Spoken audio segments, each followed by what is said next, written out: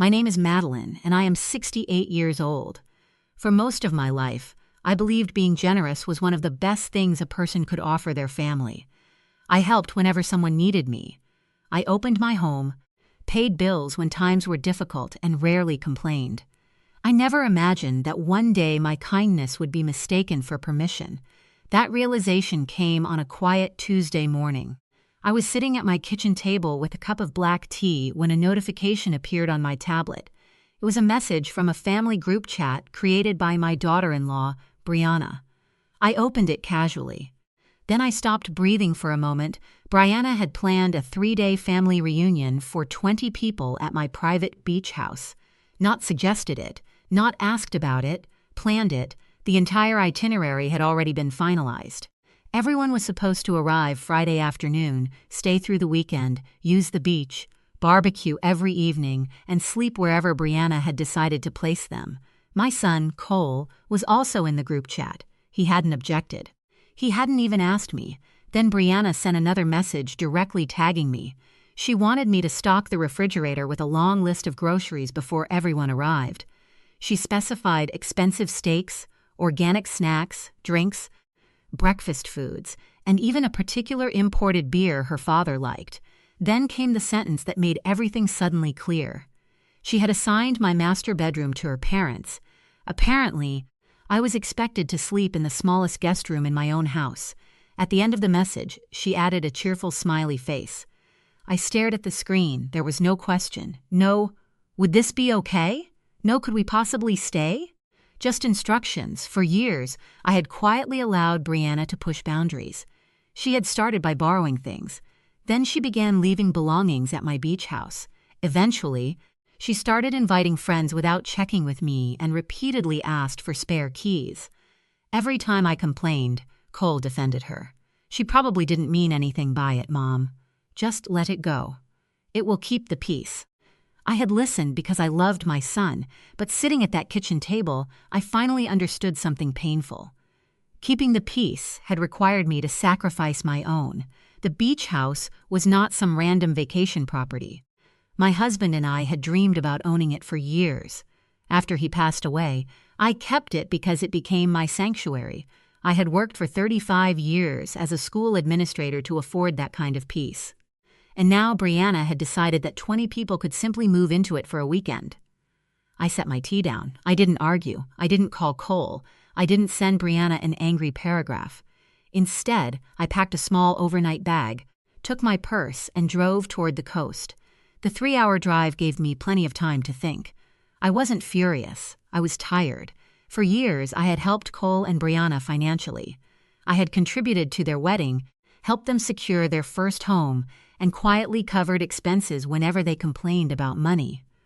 Only recently, Brianna had complained about their expensive phone plans and streaming services while repeatedly looking at me across the dinner table. I had understood the hint. I had paid them. That evening, I realized my generosity had become an expectation. At a highway rest stop, I opened my banking app. I canceled the automatic payments for their streaming services. Then I removed Cole as an authorized user from my primary credit card. My hands were surprisingly steady. This wasn't revenge, it was a boundary. A few minutes later, my phone buzzed. Brianna had already texted me. "Have you left for the grocery store yet? My dad really needs that imported beer." I stared at the message, then I turned my phone face down. For the first time in years, I wasn't preparing to make someone else's life easier. I was preparing to protect my own. And when I finally reached the beach house, I knew the next step would be even simpler. They had planned to enter my home without permission. I was going to make sure they couldn't. I arrived at the beach house just before noon. The coastal air was crisp, carrying the familiar smell of salt and pine. I unlocked the front door and stepped inside. Immediately, I noticed the evidence of Brianna's last uninvited visit. A pair of sandals had been kicked beneath the entryway table. 3 empty sunscreen bottles covered the bathroom counter, and a beach towel was still hanging over a chair. She had treated my home like a hotel. There had never been a checkout time because, in her mind, there had never been a need for one. I walked into the kitchen and set down my bag.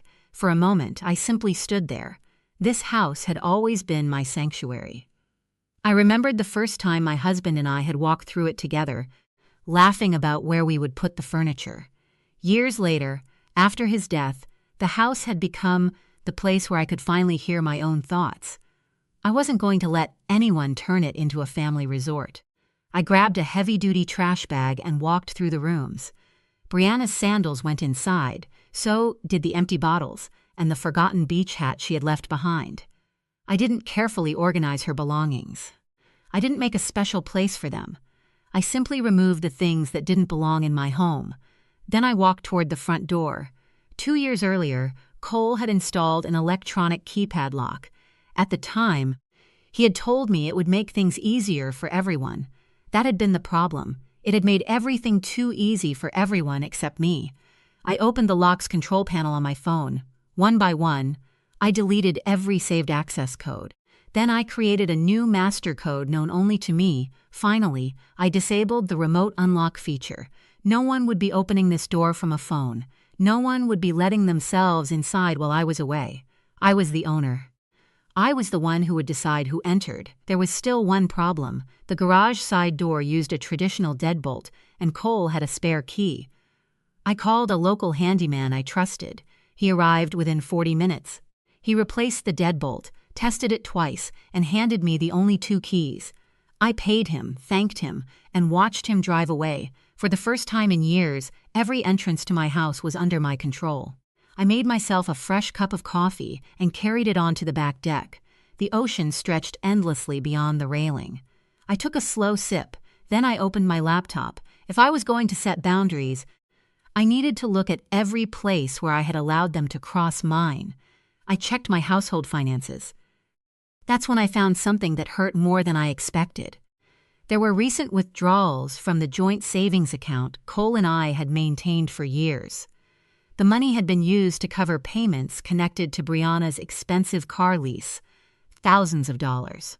I stared at the transactions for several seconds. Cole hadn't asked me. He hadn't mentioned them. He had simply taken money from an account we had built together. I felt the familiar sting behind my eyes, but I didn't cry. Crying wouldn't change what had happened. So I acted. I transferred the remaining balance into an individual account under my name. I left exactly $5 in the joint account. The account could remain open. But the money would no longer be available for someone else's lifestyle. My phone buzzed. The family group chat was filling with photographs. Brianna had sent pictures of premium steaks, drinks, and bags of groceries she expected me to buy. Her mother replied with a message thanking me in advance for my hospitality. I almost laughed.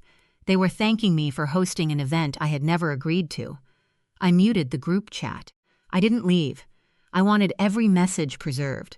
I wanted the record of their demands. Most importantly, I didn't want them to know how quiet the house had become.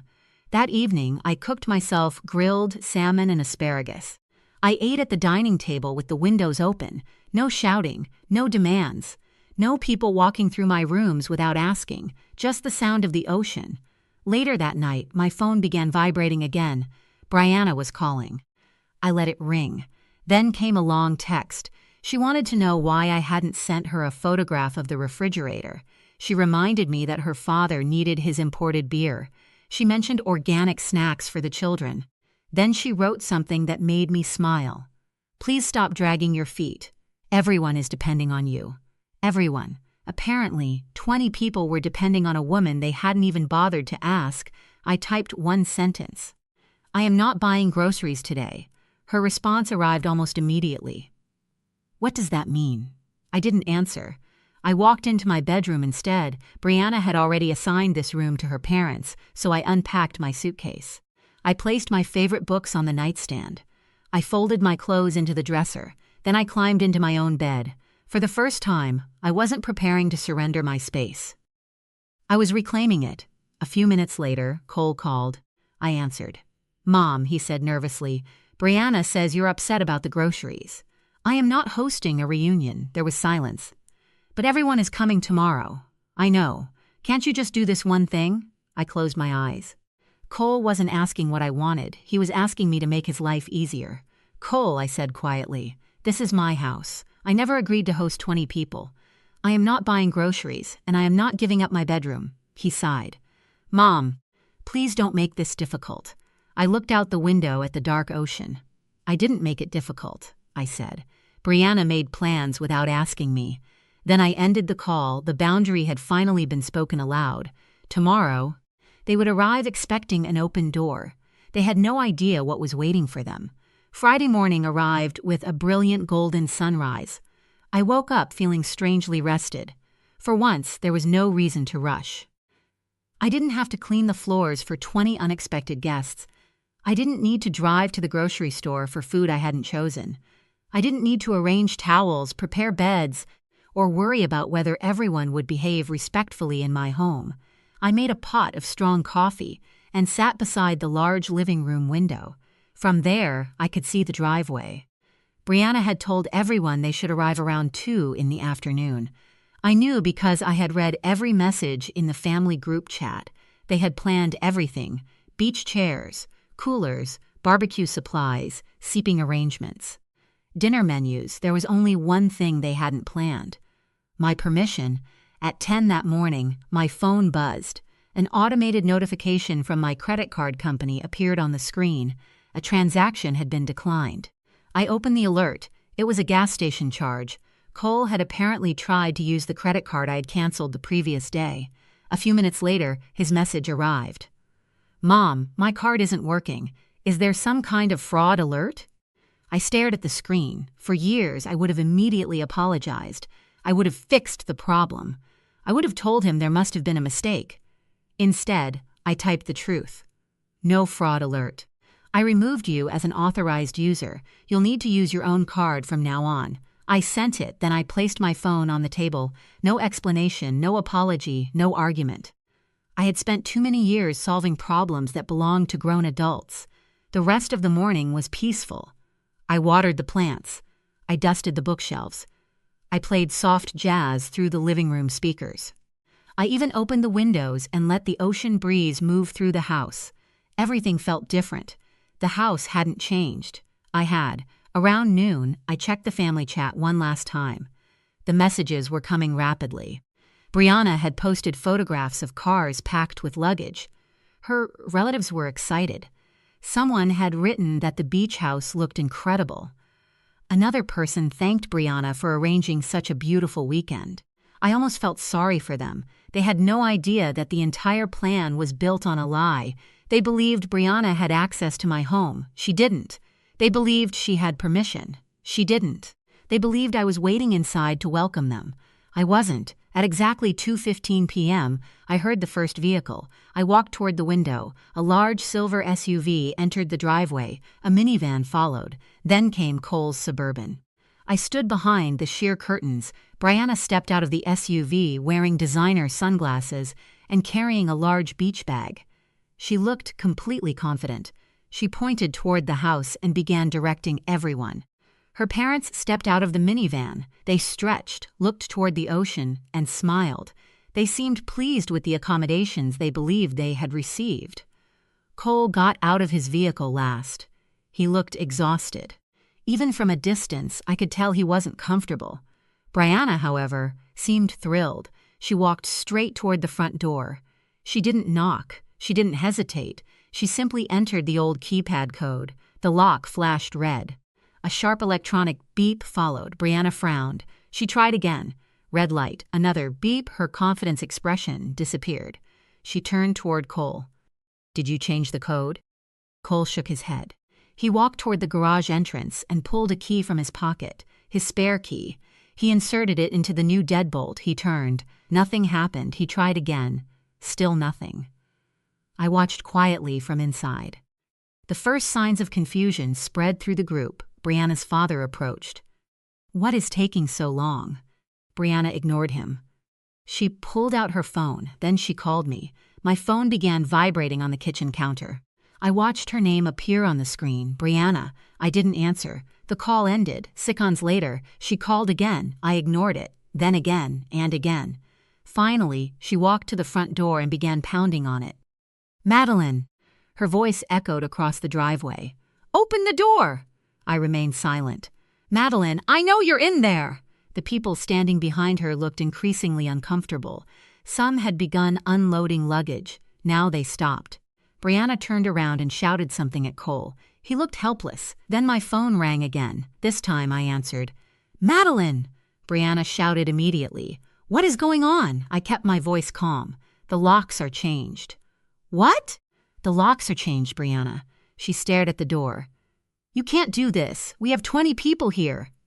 "You planned a reunion at my house without asking me." There was silence. Then she raised her voice. "My family drove for hours." "I understand. Where are we supposed to stay?" "That isn't my responsibility." "You knew we were coming." "No," I said. "I knew you were planning to come." I never agreed. She began shouting again. I listened for several seconds. Then I said the words I had been waiting years to say. "Brianna, you do not own this house." Silence. "You don't control me," I continued. "And you don't get to decide who stays here." She breathed heavily into the phone. "Open the door." "No, Madeline." "No, Brianna." I looked through the window. 20 people were standing outside the home they had assumed belonged to them for the weekend. Then I said quietly, "Have a safe drive home." And I ended the call. The moment I ended the call, the house became completely silent. Outside, however, everything had changed. Brianna stood frozen on the porch, staring at her phone as if she couldn't understand what had just happened. Her parents were asking questions. Her siblings were looking at each other. The children had stopped running toward the beach.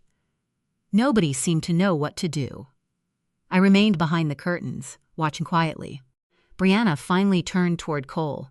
"What did your mother do?" Cole didn't answer immediately. He looked toward the locked door, then back at his wife. "She changed the locks. I know that." "Then what do you want me to do?" Brianna's face tightened. "You're her son. Make her open the door." Cole looked defeated. For years, he had been able to persuade me to give in. He had relied on my love for him. But this time, there was nothing left to negotiate. The door was locked. The decision was made. Brianna's father stepped closer. "Wait," he said. "You told us this house was available." Brianna turned toward him. "It is." He pointed at the door. "Then why can't we get inside?" She opened her mouth. Nothing came out. Her mother looked confused. "You said your mother gave you permission." I thought she would. Her father's expression changed. "You thought?" The embarrassment on Brianna's face was obvious. She had invited 20 people based entirely on an assumption that my silence meant agreement. Her father shook his head. "This is unbelievable." Brianna immediately tried to shift the blame. "She is being difficult." I almost laughed when I heard that. Difficult. That was what people called you when you finally stopped doing what they wanted. Cole's mother was difficult because she refused to surrender her bedroom. Difficult because she wouldn't buy groceries for 20 people. Difficult because she expected to be asked before someone used her property. I walked away from the window. I didn't need to watch every second. The truth was already doing the work for me. A few minutes later, I heard engines starting. I returned to the window. The family was packing everything back into their vehicles. Beach chairs disappeared into trunks. Coolers were loaded. Suitcases were dragged across the driveway. Brianna's mother looked furious. Her father barely spoke to her. The people who had arrived expecting a luxurious free weekend now had to find somewhere else to stay. The first vehicle slowly backed out, then another. Finally, Cole's Suburban remained. Brianna stood beside it with her arms crossed. She looked toward my house one last time. I could see the anger on her face even through the glass. Then she got into the passenger seat. Cole started the engine. Before leaving, he looked toward the house. For a moment, our eyes met through the window. I couldn't tell whether he looked angry, ashamed, or simply exhausted. Then the car disappeared down the road. I closed the curtain, and that was it. No shouting, no police, no lawyers, no dramatic confrontation, just a locked door. For the first time in years, I felt completely peaceful. The weekend passed quietly. I read 3 books. I took long walks along the shoreline. I cooked simple meals. I slept better than I had in months. There were no unexpected guests. No one demanded anything. No one told me where I should sleep in my own home. The silence wasn't lonely. It was freedom. By Monday morning, I finally turned my phone back on. There were dozens of missed calls. Most were from Brianna, several were from Cole. I ignored Brianna's messages and opened Cole's. His first message was short. "Mom, I'm sorry." I kept reading. He admitted that he had known Brianna was planning the reunion. He admitted that he had never asked me because he knew I might say no. That sentence hurt more than anything else. He hadn't misunderstood. He had avoided asking because he already knew the answer. Another message followed. "I should have stopped her." Then another. "I let you down." I placed the phone on the table. For years, I had told myself that Cole was simply caught between his wife and his mother. Now I understood the truth. He had made a choice. He chose silence because silence was easier. His silence had allowed Brianna to become bolder, and my silence had allowed both of them to believe I would always give in. That was the part I needed to change. I picked up the phone again. I wrote one message. "I accept your apology, but things will not go back to the way they were." I stopped, then added, "You will need to earn my trust again." I sent it. For several minutes there was no response, then the phone buzzed. "I understand, Mom." I read those 3 words twice. They weren't enough to repair everything, but they were a beginning. I walked outside with my coffee and sat on the deck. The morning sun reflected across the ocean. The house was quiet. My house, my rules, my peace. And for the first time, I understood that setting a boundary hadn't destroyed my family. It had simply revealed who respected me enough to stay. The days after the reunion were quieter than I expected. Cole didn't visit. Brianna didn't call me directly. For nearly a week, there was only silence. At first, I thought the silence meant they were angry. Then I realized something else. They were finally learning that I wasn't going to chase them. For years, whenever there was tension, I had been the one to call first. I had apologized when I wasn't wrong. I had offered money when nobody asked politely. I had invited them over even after being treated poorly. I had convinced myself that keeping everyone happy was the same thing as keeping everyone close. It wasn't. Sometimes keeping everyone happy only teaches them that your feelings don't matter. One afternoon, I sat at my desk and reviewed my finances again. I wanted everything completely separate. The joint account had already been reduced to $5. My credit cards were secure. The automatic payments were canceled. But there was one more thing I needed to address. I had been paying several household expenses for Cole and Brianna for years. Their streaming subscriptions, a phone bill, a few insurance payments, even occasional grocery deliveries. None of these payments were large enough to feel important individually. Together, they had become another invisible obligation. I canceled everyone. There was no anger behind it. I simply decided that 2 adults with jobs should manage their own household expenses. That evening, Cole finally called. I almost didn't answer, but I did. "Hi, Mom." "Hi, Cole." There was a long pause. "How are you?" "I'm fine." "I've been thinking about everything." "So have I." He exhaled. "Brianna is still angry." "I expected that." "She says you embarrassed her in front of her family." I looked out the window. "She embarrassed herself when she invited 20 people to someone else's house."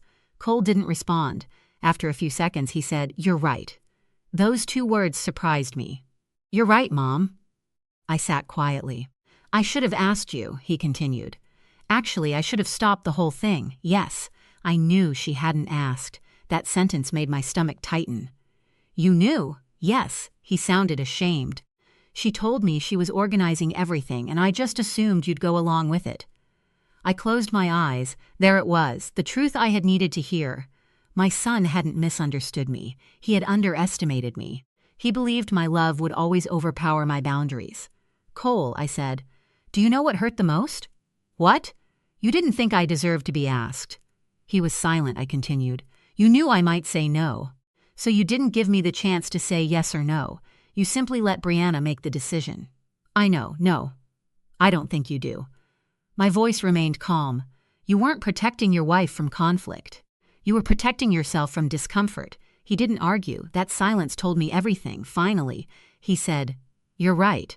I appreciated that he didn't make excuses, but an apology wasn't enough. "I love you," I said. "That hasn't changed." "I love you too, Mom. But loving you doesn't mean I will keep allowing this." "I understand." "Good. We ended the call a few minutes later. I thought that would be the end of it. It wasn't. 2 days later, there was a knock at my front door. I looked through the window. It was Cole, alone. I opened the door but didn't step aside immediately. He looked nervous. "Can I come in?" I nodded. He walked inside slowly. The first thing he did was look around. The house was exactly as it had been before the reunion, clean, quiet, peaceful. He looked toward the hallway. "This is really beautiful." It always was. He lowered his eyes. "I know." We sat in the living room. For several minutes, neither of us spoke. Then Cole reached into his jacket pocket and pulled out a small object. He placed it on the coffee table. It was his spare key. "I don't want this anymore," he said. I looked at it. "You don't have to give it back because you're ashamed." "I'm not." He looked directly at me. "I'm giving it back because I understand now." I picked up the key. For years, that little piece of metal had represented trust. Now it represented something different, a boundary. "I appreciate this," I said. Cole nodded. Then he asked, "Do you think someday I can bring Brianna here?" I considered the question carefully. "Someday, perhaps." His expression softened. "But only when I invite you." He nodded. "And no one else comes without asking." "Exactly." He smiled faintly. "Fair enough." After he left, I stood at the front door for a long time. The house was quiet again. But this time, the quiet felt different. It no longer felt like distance. It felt like control. I had spent years believing boundaries would push my family away. Instead, they were forcing everyone to finally see me clearly. Not as a wallet, not as a free hotel, not as someone who would always surrender to avoid conflict. I was their mother. I was a grandmother. I was a person. And my kindness was something I chose to give.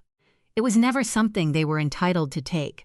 Several weeks passed after Cole returned the spare key. Life settled into a rhythm I hadn't experienced in years. I spent my mornings walking along the shoreline. I read in the afternoons. Sometimes I sat on the deck with coffee and watched the waves until sunset. The beach house felt different now. Not because the furniture had changed, not because the locks were new. Because I finally understood that peace wasn't something I needed to earn from other people. It was something I was allowed to protect. Cole slowly began rebuilding our relationship. He called before visiting. He asked instead of assuming. When he wanted to bring something to the beach house, he checked with me first. Small things, but important things. Brianna remained distant. I didn't chase her. I didn't demand an apology. I didn't send angry messages. If she needed time, she could have it. One Saturday morning, however, Cole called with an unexpected question. "Mom, can I ask you something?" "Of course. Would you be willing to meet Brianna?" I looked toward the ocean. "Where? She wants to apologize." I was quiet for a moment. "Does she understand why?" "Yes, or does she just want the situation to go away?" "I think she understands. I didn't promise anything." "Let me think about it." A week later, I agreed to meet them at a small cafe near my home. Brianna was already seated when I arrived. She looked different, not physically. Emotionally, the confidence she usually carried was gone. She stood when she saw me. "Madeline." I nodded. "Brianna." We sat across from each other. For several seconds, neither of us spoke. Then she finally said, "I owe you an apology. I waited. I was wrong about the beach house." "That isn't quite enough," I said. She swallowed. "You're right." I leaned back. "You didn't just make a mistake. You made a decision about my property without asking me." "I know. You told 20 people they could stay there." "I know. You assigned my bedroom to your parents." Her eyes lowered. "I know. And you expected me to buy the food." I was entitled. "The honesty surprised me," she continued. "I had gotten used to you helping us. Every time we needed something, you said yes. I stopped seeing your generosity as a gift. I didn't interrupt. I started seeing it as something I could count on. There it was. The truth." I nodded slowly. "That is exactly what happened." She looked at me. "I am sorry." This time, I believed her, but forgiveness didn't mean forgetting. "Brianna," I said, "I forgive you." Her shoulders relaxed slightly. "But things will be different." She nodded. "I understand. You will never use the beach house without my permission." "I won't. You won't have access codes." "I understand. And you won't make financial decisions for me." "I would never do that again." I smiled faintly. "I hope not." For the first time, she smiled too. It wasn't a perfect reconciliation. It didn't erase everything. But it was honest. Sometimes honesty is a better foundation than pretending nothing happened. After the meeting, Cole drove me home. Before I got out of the car, he said, "I'm proud of you, Mom." I laughed softly. "Why? Because you finally stood up for yourself." I looked at him. "No, Cole," he frowned. "What?" "I finally stopped being afraid of disappointing people." He smiled. "I think that's better." It is. That evening, I returned to the beach house. I walked through every room slowly, the living room, the kitchen, the hallway, my bedroom. Everything was quiet. I stepped outside onto the deck. The sunset painted the ocean in shades of gold and orange. I thought about the day 20 people had stood outside my locked door. At the time, I had believed the lock was the solution. Now I understood it wasn't. The lock had simply been a symbol. The real change had happened inside me.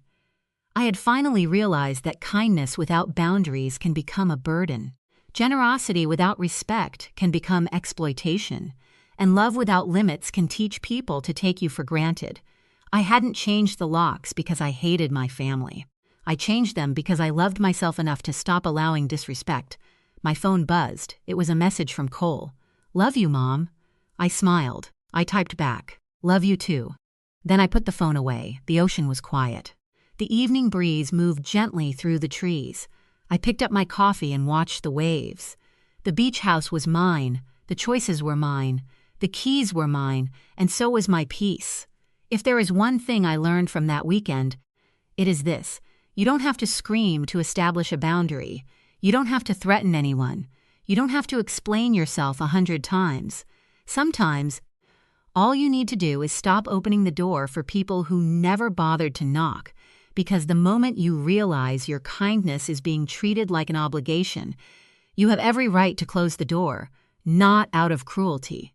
Not out of revenge, but out of self-respect. And sometimes, a locked door teaches a lesson that years of polite words never could. Margaret Dawson had always believed that respect within a family was built through kindness, patience, and quiet sacrifice. For years, she had opened her home and her heart without asking for much in return. After losing her husband, she continued living in the cozy 3-bedroom house they had spent decades paying off together.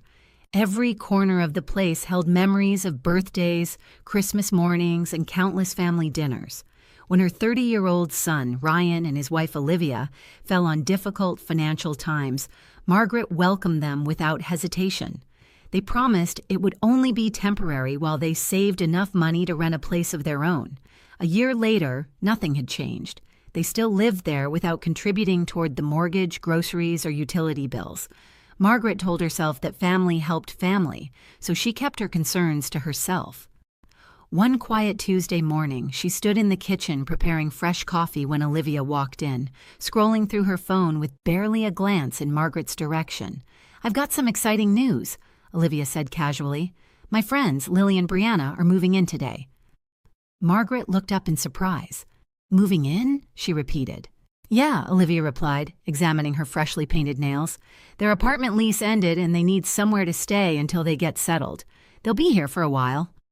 Margaret waited for Ryan to explain that his wife was joking, but he remained silent near the refrigerator, avoiding eye contact.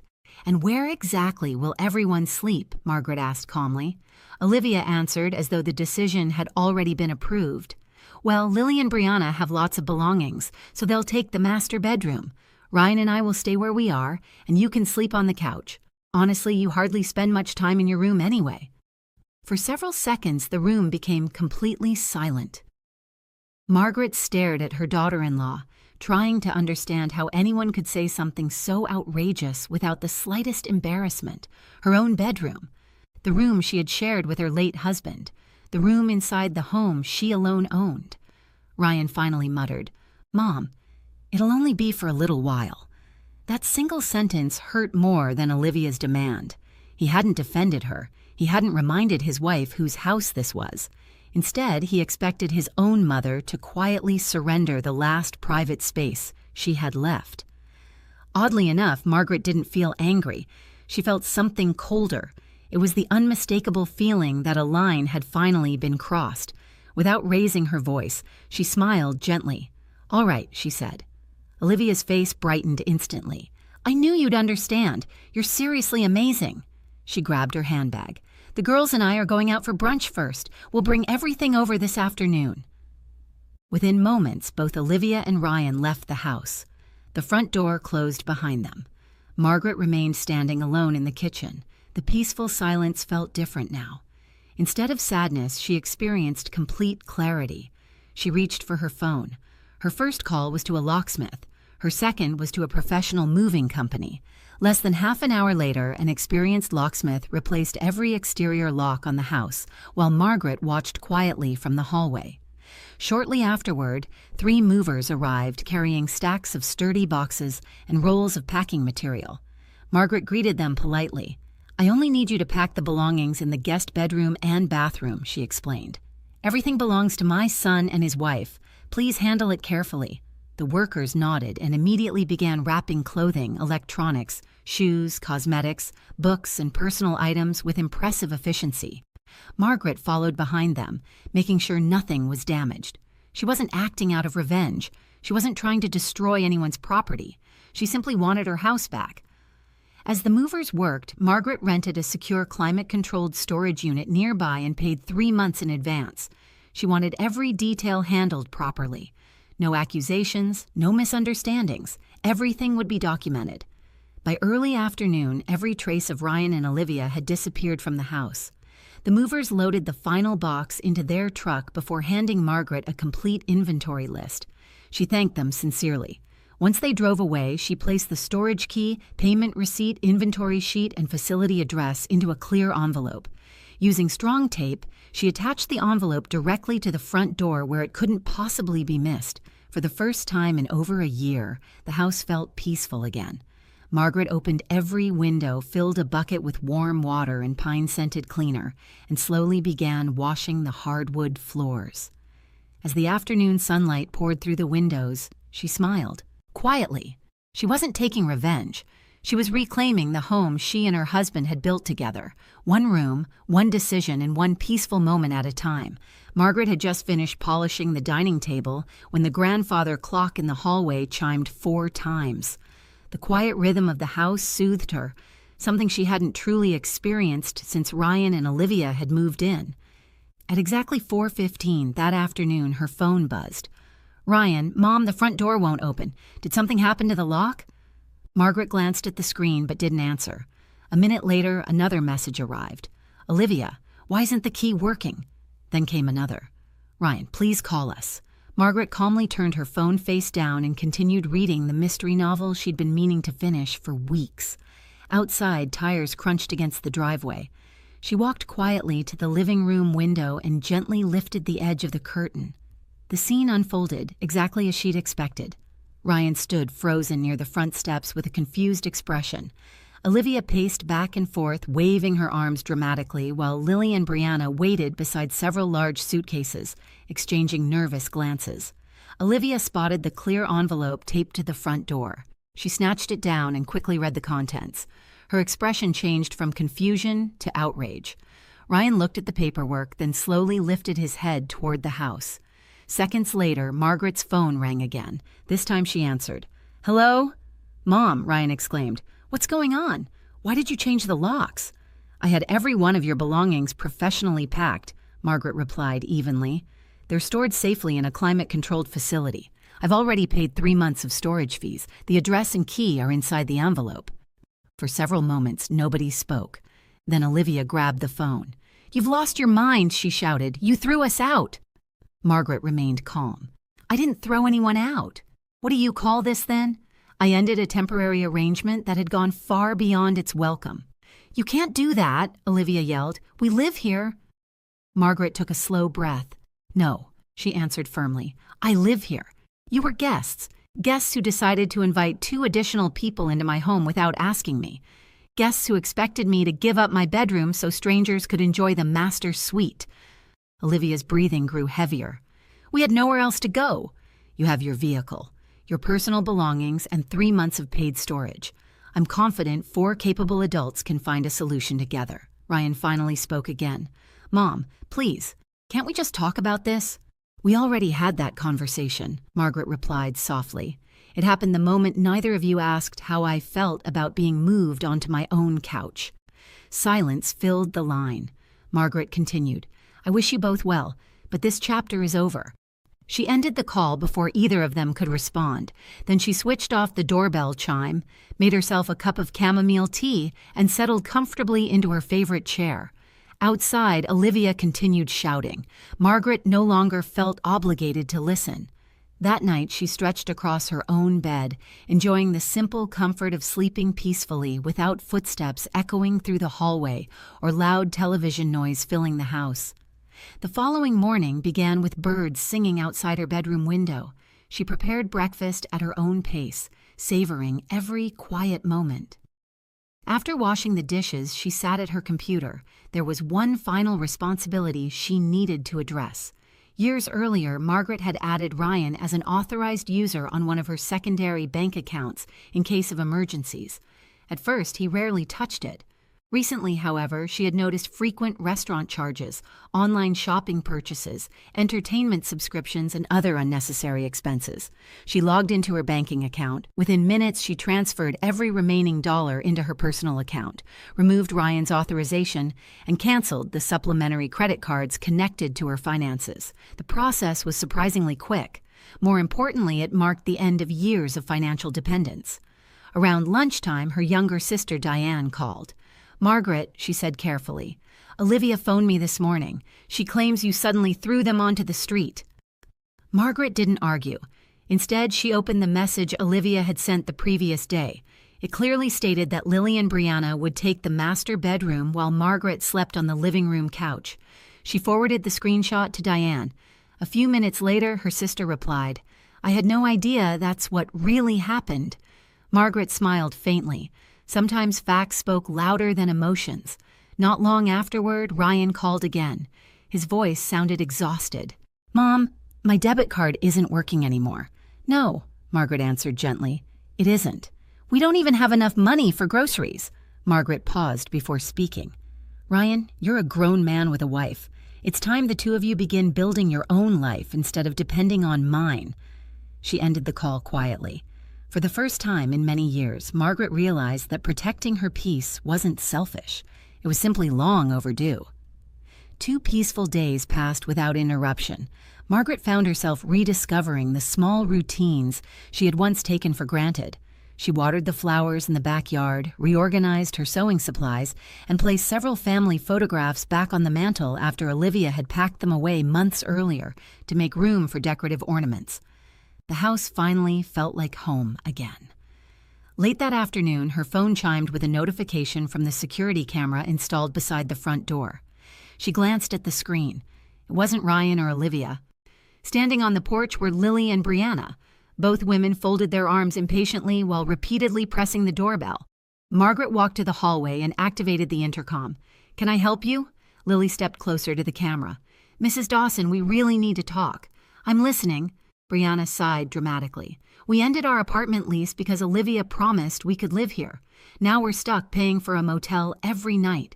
This whole situation isn't fair. Margaret listened without interrupting. When they finished, she spoke calmly. I'm sorry you're dealing with this, but I never invited either of you to stay here. Olivia said it wasn't a problem, Lily insisted. Olivia doesn't own this house. The women exchanged frustrated looks. You have plenty of room, Brianna argued. Why can't you just let us stay for a while? Margaret smiled politely. Because this is my home, and I decide who lives here. Lily's patience disappeared. So you're just going to leave us homeless? No, Margaret answered. The person who made that promise is responsible for finding you another place to live. Brianna shook her head. You're being incredibly selfish. Margaret remained perfectly composed. I believe asking a 65-year-old widow to give up her bedroom for strangers was selfish. Neither woman had an answer.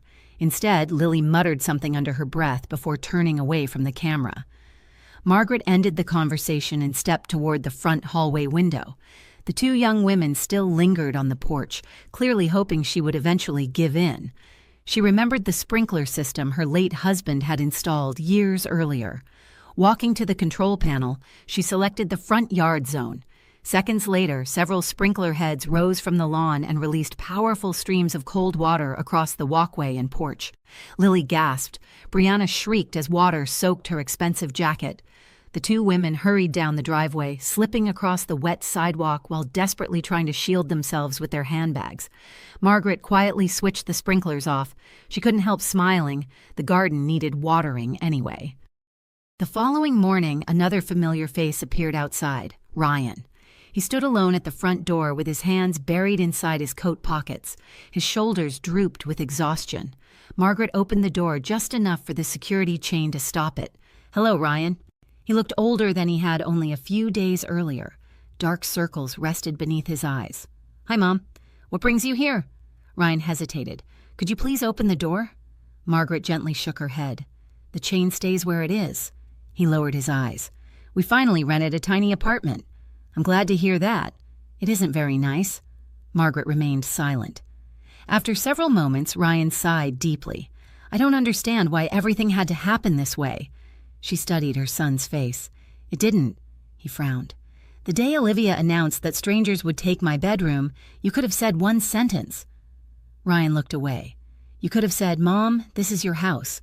We'll figure something else out.'" "I know. But you didn't." "I didn't want another argument." Margaret nodded slowly. "And avoiding an argument was more important than protecting your mother." Ryan's voice became almost a whisper. "I thought you'd go along with it." "I always have," Margaret replied. "That's exactly why you expected me to." Neither of them spoke for several seconds. Finally, Margaret stepped away from the door and returned carrying a small cardboard box. She carefully passed it through the opening. Ryan opened it. Inside lay several childhood photo albums along with his late father's wristwatch. His eyes filled with emotion. "I couldn't send these to storage," Margaret said softly. "They belong with you." Ryan held the watch in both hands. "I don't deserve this." "No," Margaret answered honestly, "but your father would have wanted you to keep it." Tears gathered in Ryan's eyes. "I'm sorry, Mom." Margaret believed he meant it. Still, forgiveness didn't erase consequences. She offered him a gentle smile. "I hope you build a good life, Ryan, one that stands on your own feet." He nodded silently. As he walked back toward the sidewalk, Margaret closed the door and locked it once more. For the first time, she sensed that her son had finally begun learning the difference between entitlement and gratitude. Ryan's visit lingered in Margaret's thoughts for only a short while. She'd spent too many years putting everyone else's needs ahead of her own, and she wasn't willing to return to that life. The following afternoon, she stood in the middle of her living room, studying the oversized gray sectional sofa. Olivia had insisted on buying it months earlier, claiming it would make the house feel more modern. Ironically, it was the very couch she had expected Margaret to sleep on after giving away her bedroom. Margaret smiled to herself. "It has served its purpose," she murmured. She picked up her phone, snapped a few clear photographs, and created an online listing. Practically new sectional sofa. Excellent condition. $75. First buyer takes it today. Within an hour, a young couple arrived in an old pickup truck. They admired the sofa with excitement. "We've been searching for something exactly like this," the husband said with a grin. Margaret helped them move it through the patio doors. As they drove away, she folded the $75 and slipped it into her wallet. The empty space in her living room felt surprisingly refreshing. That same afternoon, she visited a local furniture store. Instead of another oversized sofa, she purchased a comfortable olive green reading chair with a matching footstool. It was elegant, cozy, and perfectly sized for one person. When the delivery crew placed it beside the living room window, Margaret settled into it with a novel and a warm cup of tea. It felt like the perfect symbol of her new beginning. That evening, her phone notified her of a new email. The sender was Olivia. Margaret hesitated before opening it. The message began with an apology, but the further she read, the less sincere it sounded. Olivia claimed everything had been misunderstood. She insisted that suggesting the couch had only been a joke. She wrote that Margaret had overreacted because she was lonely, and explained that if Margaret truly cared about family, she would help them pay the security deposit on their new apartment. Margaret quietly laughed, not because the situation was amusing, but because she finally recognized the pattern. The apology wasn't about regret, it was about money. Without replying, she marked the email as spam and permanently deleted it. Some conversations no longer deserved a response. A few days later, another challenge arrived.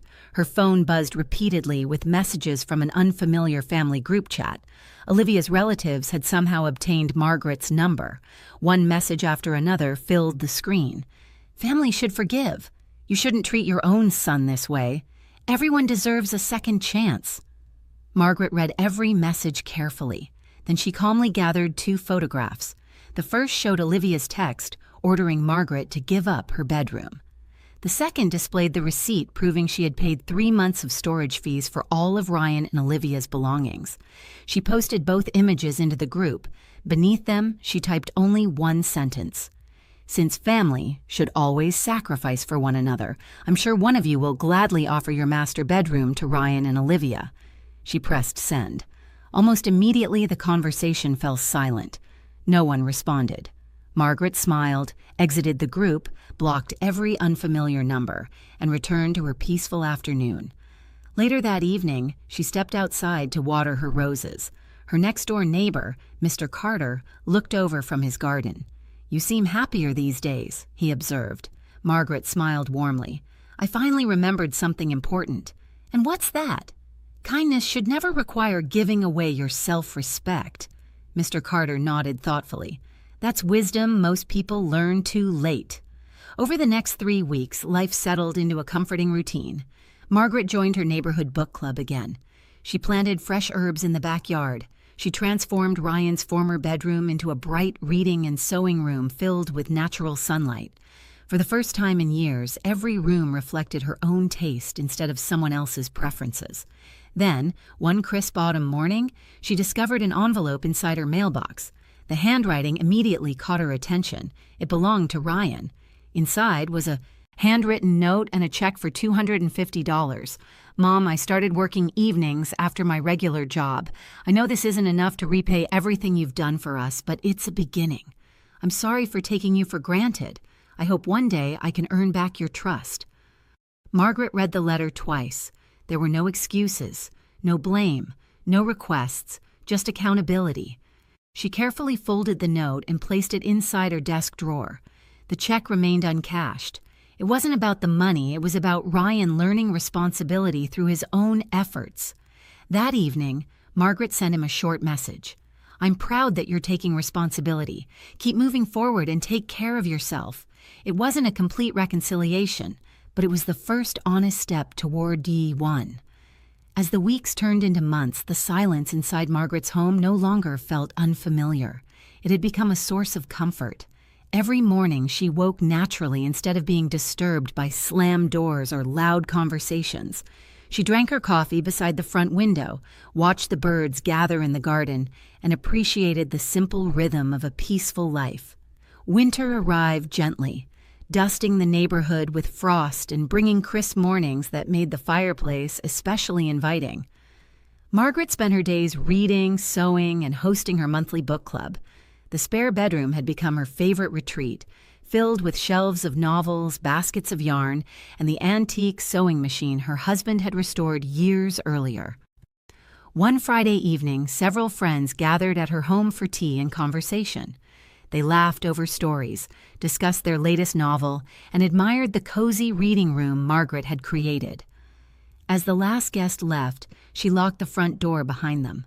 The solid click of the deadbolt brought an unexpected smile to her face. Months earlier, that sound had symbolized the painful end of one chapter. Now it represented safety, independence, and peace. A few days later, Ryan called. His voice sounded stronger than it had in months. "Hi, Mom." "Hello, Ryan. I wanted to tell you something. I'm listening." "I received a promotion at work." Margaret smiled.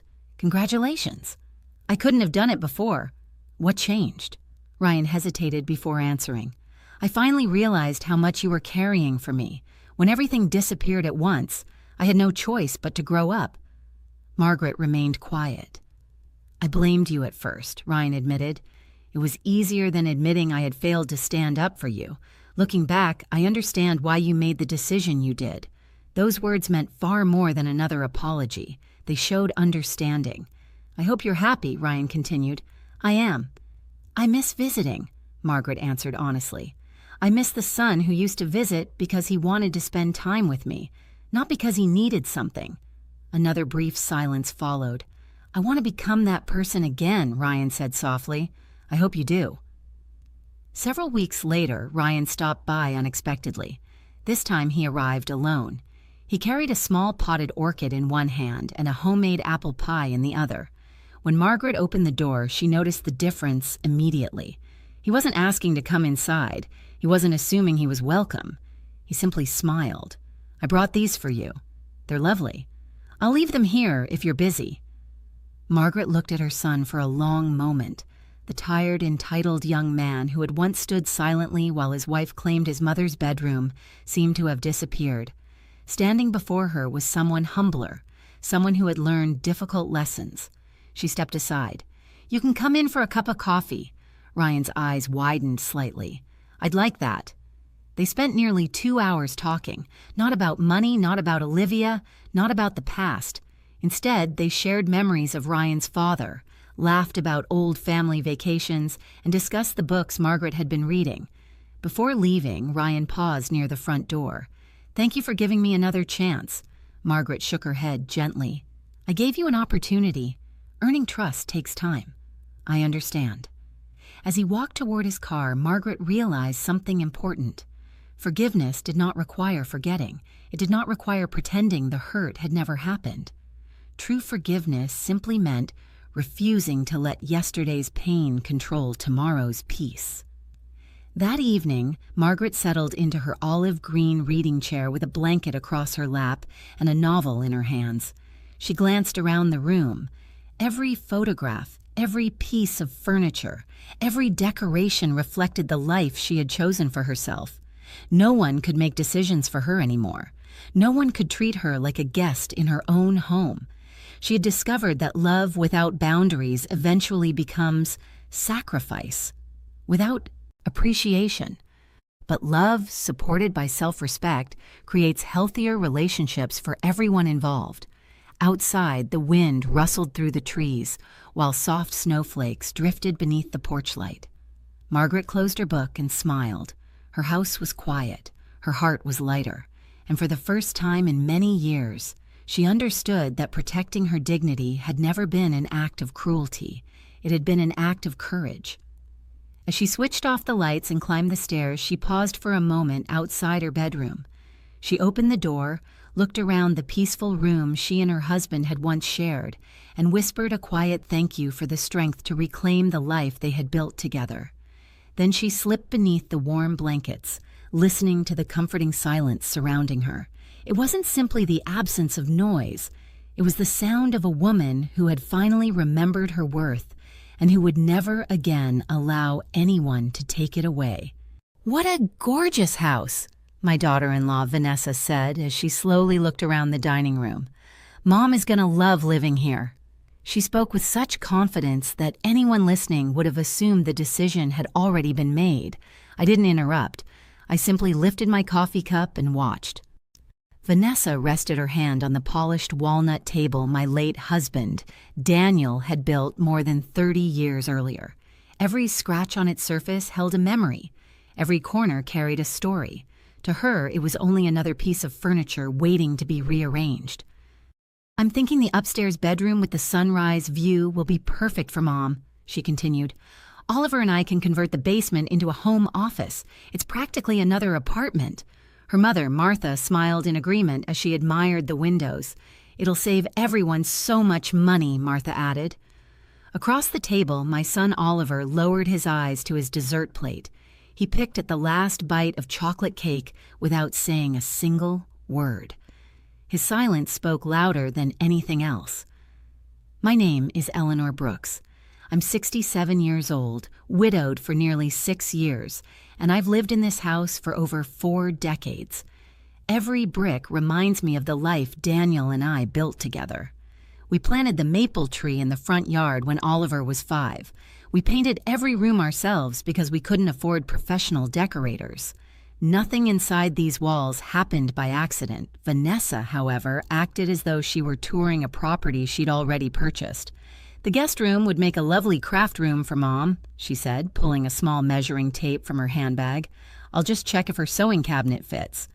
She actually began measuring, without asking, without hesitation. I placed my cup onto its saucer. The soft clink echoed through the dining room. Then I looked directly at her. No. Only one word, nothing more. The room became perfectly still. Vanessa blinked twice before forcing a laugh. "I'm sorry? My answer is no." She stared at me, waiting for a smile that never came.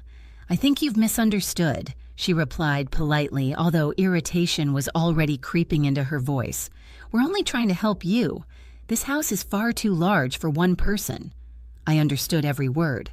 I folded my hands calmly on the table. "What I don't understand is why you're assigning bedrooms in a house that doesn't belong to you." Oliver shifted uneasily. "Mom?" I raised my hand gently. "I'm speaking." He fell silent again. Vanessa's smile tightened. "We've discussed this for months." "You may have discussed it," I answered. "You simply forgot to include the homeowner." Martha cleared her throat. "I wouldn't be any trouble." "I never said you would." I turned toward her. "But that doesn't change the answer." Vanessa leaned forward. "Eleanor, we're family." "Exactly. Families help each other. They also respect each other's boundaries." Oliver finally found his voice. "Mom, those stairs are getting harder for you." I almost smiled. "I swim every morning." "I know. I mow my own lawn." "I know. I shovel my own driveway." He looked embarrassed. "I think I'm managing just fine." Vanessa sighed dramatically. "We already ended Mom's apartment lease." That caught my attention. "You what?" "She's moving next month." "And whose decision was that?" She hesitated. "Well, ours." I nodded slowly. "So you created a problem and expected me to solve it." "It's not like that." "It sounds exactly like that." For a few moments, nobody spoke. Finally, I stood and began gathering the empty dessert plates. "I'm sure you'll find a wonderful place for Martha," I said calmly as I carried the dishes toward the kitchen. "There are several lovely retirement communities nearby." Vanessa's voice sharpened. "She's not going to one of those places." "Then you'll need another plan." She followed me into the kitchen. "You can't seriously expect her to start over." I rinsed a plate beneath warm water. "I expect everyone to make decisions about their own lives. You have all this extra space. And I also have the right to decide who lives in it." Her expression changed completely. The pleasant smile disappeared. "You'd really choose an empty house over your own family?" I dried my hands with a towel before answering. "This house isn't empty." She frowned. "I live here." Neither of us spoke again. A few minutes later, Oliver quietly thanked me for dinner while avoiding eye contact. Vanessa barely said goodbye. Martha offered me a small, apologetic smile before following them outside. I watched through the front window as they climbed into Oliver's SUV. Vanessa talked with animated gestures while Oliver kept both hands tightly on the steering wheel. He never looked back. I closed the curtains. The silence that settled over the house felt peaceful. For the first time that afternoon, I poured myself another cup of black coffee and sat beside the living room window. Daniel used to tell me that people reveal their true intentions the moment someone tells them no. Until then, everyone assumes they deserve a yes. As the evening sun filled the room with warm golden light, I realized something important. That single word hadn't ended the conversation. It had only begun. The following Tuesday, my doorbell rang just after 10 in the morning. When I opened the door, Vanessa stood on my porch with 2 large cardboard boxes stacked in her arms. She smiled as though nothing unpleasant had happened a few days earlier. "Good morning, Eleanor," she said cheerfully. "These are just a few of Mom's things. They'll only stay here for a little while." Before I could answer, she stepped past me and carried the boxes into my hallway. She placed them beside the staircase as though she belonged there. "There," she said proudly. "We'll organize everything once the move is finished." I folded my arms. "What move?" She paused. "Ours." "I believe I already answered that." She waved a dismissive hand. "Oh, you'll come around." Without another word, she walked back outside, climbed into her car, and drove away. She never asked permission. She simply assumed possession would become acceptance. I stood in the hallway for a long moment looking at the boxes. They weren't mine. Neither was the decision behind them. I walked into the garage, wheeled out my old hand truck, and carefully loaded both boxes onto it. They were heavier than they looked, filled with dishes, blankets, and framed photographs. I rolled them straight back onto the front porch beneath the covered entrance, where they would stay dry if it rained. Then I sent Oliver a short message. "Vanessa left Martha's belongings here. They're waiting outside. Please collect them before tonight." Nothing more. No anger, no lecture, just facts. Less than an hour later, my phone rang. Oliver. "Mom," he said wearily, "you didn't have to leave the boxes outside." I certainly did. Vanessa was only trying to get organized. In my house. He sighed. "You're making this harder than it needs to be." "No, Oliver," I spoke gently. "I'm making my boundaries clear." He remained silent. "If someone stores belongings in a house without permission," I continued, "they're assuming ownership they don't have. They're just boxes. They're the beginning." Another long pause followed. "I'll come after work," he finally said. "I'll be home." That evening, he arrived alone. Without saying much, he carried both boxes back to his vehicle. He looked tired, older, as though he were caught between two worlds and belonged to neither. I almost invited him inside for coffee, almost. Instead, I wished him a safe drive. He nodded quietly and left. I believed the matter might finally be over. I was wrong. 2 mornings later, I heard someone unlocking my front door. My cleaning service wasn't due until Friday. I stepped into the hallway just as the door swung open. Vanessa walked in carrying 2 shopping bags. She smiled confidently. "I thought I'd start clearing out the basement." She headed toward the stairs. "We'll need room for Mom's sewing equipment." I stepped directly into her path. "Stop." She looked surprised. "What? Where did you get that key?" "Oh." She laughed lightly. "Oliver gave me one ages ago in case something happened to you." "I see." She reached for the basement door. I caught her wrist, not roughly, only firmly enough to stop her. "Give me the key." Her smile vanished. "Seriously?" "Now." She crossed her arms. "You're being unreasonable." "No, I'm protecting my home." "Eleanor, this is family. Family doesn't enter someone's house after they've been told no." She stared at me for several seconds before digging into her purse. With obvious frustration, she slammed the key onto the hallway table. "There." Then she pointed a finger toward me. "One day you'll regret pushing everyone away." "I don't push people away." I picked up the key. "I simply refuse to be pushed." She spun around and stormed out, letting the front door slam behind her. The sound echoed through the house. I stood quietly for a moment. Then I picked up my purse. Within the hour, a locksmith had replaced every lock on the front door.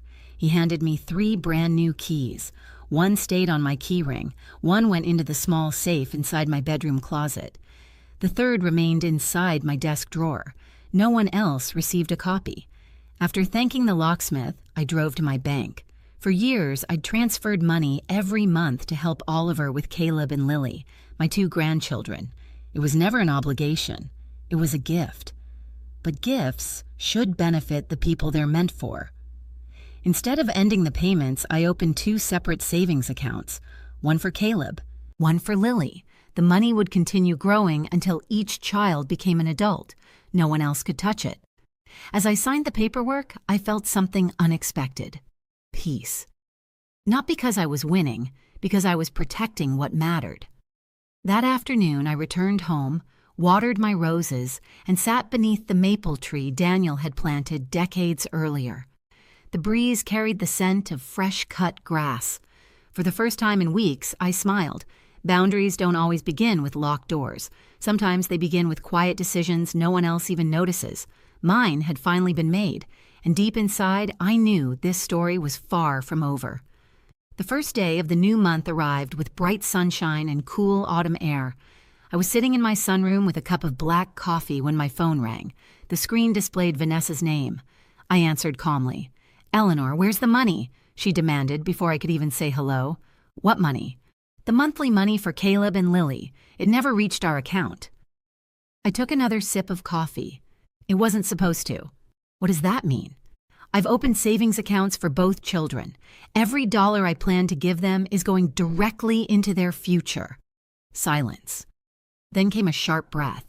We needed that money. I know. We already paid deposits for summer programs. I'm sure you'll find a way. Her voice became louder. You had no right to change it without asking. I smiled faintly. It has always been my gift, Vanessa. A gift isn't an entitlement. You're punishing us. No, I'm protecting my grandchildren. They're our children. And they're my grandchildren. When they turn 18, they'll receive every dollar I've saved for them. She let out an angry laugh. So this is revenge. It isn't revenge. It is responsibility. She lowered her voice. We're family. Family doesn't spend another person's money before receiving it. The conversation ended a few moments later. For the first time since all of this had begun, I hung up without feeling guilty. Instead, I felt free.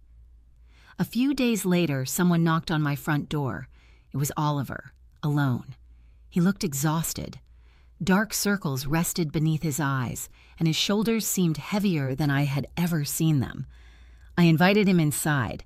This time we sat across from each other in the kitchen, the same place where he had once done homework while Daniel grilled hamburgers in the backyard. "So," I said softly, "what brings you here?" He stared into his untouched coffee. "Vanessa's upset." "I know. She thinks you're trying to divide the family.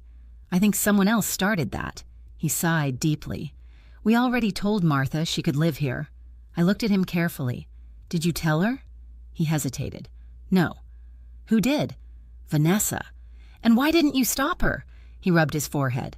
"I didn't want another argument." "There it is." He frowned. "What?" "The real problem." He looked confused. "You've spent years avoiding arguments. I just wanted everyone happy. You can't keep everyone happy when one person ignores everyone else's wishes." He remained silent. I continued gently. "Oliver, this house isn't just property." "I know. It's where your father spent the last years of his life." He nodded. "I remember. It's where we celebrated every birthday." "I know. It's where I learned how to live without him." His eyes filled with regret. "I never thought about it like that." "I know you didn't." Another long silence settled between us. Finally, he whispered, "Vanessa says if you don't change your mind, she'll stop bringing the children here." I looked directly into his eyes. "Is that a threat?" "No. It sounds like one." He lowered his head. "I don't want to lose either side. You already are." He swallowed hard. "I love those children more than anything." "I know. And nothing will ever change that. But listen carefully." He looked up. "If someone uses children as bargaining tools, the problem isn't the grandparent refusing to surrender her home." He didn't answer, because he couldn't. Before leaving, he stood near the front door for a long moment. "I'm sorry." Those were the only words he spoke. I watched him drive away, hoping they were the beginning of something better. 2 peaceful weeks passed. The roses continued blooming despite the cooler weather. I played cards every Wednesday with my lifelong friend Grace, and spent quiet evenings reading in Daniel's favorite armchair. The silence no longer felt lonely. It felt earned. One afternoon, I noticed a familiar sedan parked across the street. Martha stepped out slowly. She didn't come to the front door. Instead, she stood by the white picket fence, running her fingers across the wood as though searching for answers. After several minutes, I opened the front door. "Hello, Martha." She turned, looking almost startled. "I hope I'm not bothering you." "Not at all. Would you like some tea?" She smiled weakly. "I'd appreciate that." We sat together in my kitchen. Steam drifted gently from our cups. After a long silence, Martha finally spoke. "Vanessa told me you invited me to live here." I shook my head. "No." Her shoulders dropped. "I was afraid of that." "I never made such an offer." She looked down into her tea. "I sold my apartment." "I'm sorry." "I thought everything had already been arranged." It hadn't. Tears gathered in her eyes. "I don't know where I'll go now." I reached across the table and gently placed my hand over hers. "I know a wonderful retirement community only a few miles away." She looked surprised. "You'd still help me?" "I won't give away my home." I smiled kindly. "But I won't turn my back on someone who is misled." Martha squeezed my hand. For the first time since we met, we weren't standing on opposite sides. We were simply two mothers trying to understand how everything had gone so terribly wrong. News of Martha's visit spread faster than I expected. 3 days later, just after lunch on Sunday, my doorbell rang. When I opened the door, Oliver stood beside Vanessa. Caleb and Lily waited behind them, while Martha remained quietly near the driveway. Vanessa held a thick folder against her chest. "We need to settle this," she announced. "I'm not discussing property today," I replied. "This won't take long." "It already has." She tried to step inside, but I remained firmly in the doorway. "If you've come as family, you're welcome for coffee," she lifted the folder. "If we've come with legal paperwork, then today's visit is over." Vanessa's expression hardened. "You should at least hear us out." Against my better judgment, I allowed them into the living room. The children sat quietly on the sofa while Oliver remained standing. Vanessa opened the folder and removed several neatly printed documents. "I spoke with an attorney," she said confidently. "If you transfer ownership of the house to Oliver now, there will be fewer taxes later. You'll still have the right to live here for the rest of your life." I stared at the papers. "And where, exactly, would I live?" She smiled. "The basement apartment." I almost laughed. "The basement? It makes perfect sense. This house has 3 bedrooms upstairs. Oliver and I would need those." "I see." She nodded as though the matter had already been settled. I turned toward my son. "Did you agree to this?" Oliver looked at the floor. I thought it might be practical." "For whom?" Neither of them answered. I folded the papers and placed them back on the coffee table. "When Daniel and I bought this house," I said quietly, "we worked 2 jobs each. We skipped vacations, repaired everything ourselves, and counted every dollar." No one spoke. "We didn't build this home so someone else could move us into the basement while we were still alive." Vanessa crossed her arms. "You're making this emotional." "Because it is emotional. It's only a house." "No." I looked around the room. "It's 40 years of memories." I pointed toward the hallway. Oliver took his first steps there, then toward the fireplace. My husband read bedtime stories beside that chair. Finally, I looked out the window. "We planted that maple tree together before Oliver even started school." The room fell silent. "This isn't just property. It's my life." Vanessa sighed impatiently. "If you don't plan ahead, everyone loses." "I already planned ahead." She frowned. "What do you mean?" "My will has been completed for years." Oliver looked surprised. "You never told me." "I didn't need to." Vanessa leaned forward. "So the house comes to Oliver?" "It will." Her face brightened. "After I'm gone." The smile disappeared instantly. "And if anyone continues trying to force me out of my own home," I added calmly, "I'll change every document tomorrow morning and donate this house to a foundation that supports widows." Oliver's eyes widened. "You wouldn't?" "I absolutely would." Vanessa stood abruptly. "You'd punish your own family?" "No, I'm protecting myself from people who mistake kindness for weakness." For several long seconds, no one moved. Then something unexpected happened. Martha stood. She walked quietly toward her daughter. "That's enough, Vanessa." Vanessa turned in disbelief. "Mom? You never told me Eleanor said no from the beginning." You let me believe she invited me." Vanessa searched for words that never came. Martha looked at me. "I'm sorry. You have nothing to apologize for." She nodded gratefully. Then she faced her daughter again. "We're leaving." Without another argument, Martha walked toward the front door. Oliver followed silently. Caleb and Lily hugged me before leaving, unaware of everything that had happened around them. Vanessa remained standing alone in the middle of the living room. For the first time since this all began, she looked uncertain. She picked up the folder, avoided my eyes, and walked outside without another word. I closed the front door gently behind them. The house became wonderfully quiet again. Over the next several months, life slowly returned to normal. I spent mornings tending my garden and afternoons volunteering at the local library. The monthly deposits continued growing inside Caleb's and Lily's savings accounts. Occasionally, Oliver called to ask how I was doing. Our conversations were short but honest. Vanessa never called. One chilly November evening, another knock sounded at my door. When I opened it, only Oliver stood there. He looked thinner than before, older somehow. "May I come in?" he asked softly. I stepped aside. As he entered, I sensed that something important had changed. Whatever battle had been raging inside him was finally coming to an end. Oliver stepped inside quietly, closing the front door behind him. He looked around the living room as though he hadn't truly seen it in years. His eyes rested on the framed family photographs, the old grandfather clock, and the bookshelf Daniel had built with his own hands. "I've missed this place," he admitted. I motioned toward the kitchen. "Coffee?" He smiled faintly. "I'd like that." A few minutes later, we sat across from each other with steaming mugs between us. For a long while, neither of us spoke. Finally, Oliver took a deep breath. Vanessa and I separated. I wasn't shocked. The sadness in his face had been telling me that story long before his words did. When did it happen? About a month ago. He stared into his cup. Everything became a fight. It wasn't just about this house anymore. It was about money, control, and always wanting more. I listened quietly. "She wanted me to challenge your will." I raised my eyebrows. "She even spoke to another lawyer." "And what did you say?" Oliver finally looked me in the eyes. "I told her I would never take my mother's home away from her." A gentle smile crossed my face. "I'm proud of you." He lowered his head. "I should have said it much sooner." "You finally said it." "That's what matters." He nodded slowly. "Martha moved into the retirement community you recommended. Is she happy there?" "Very."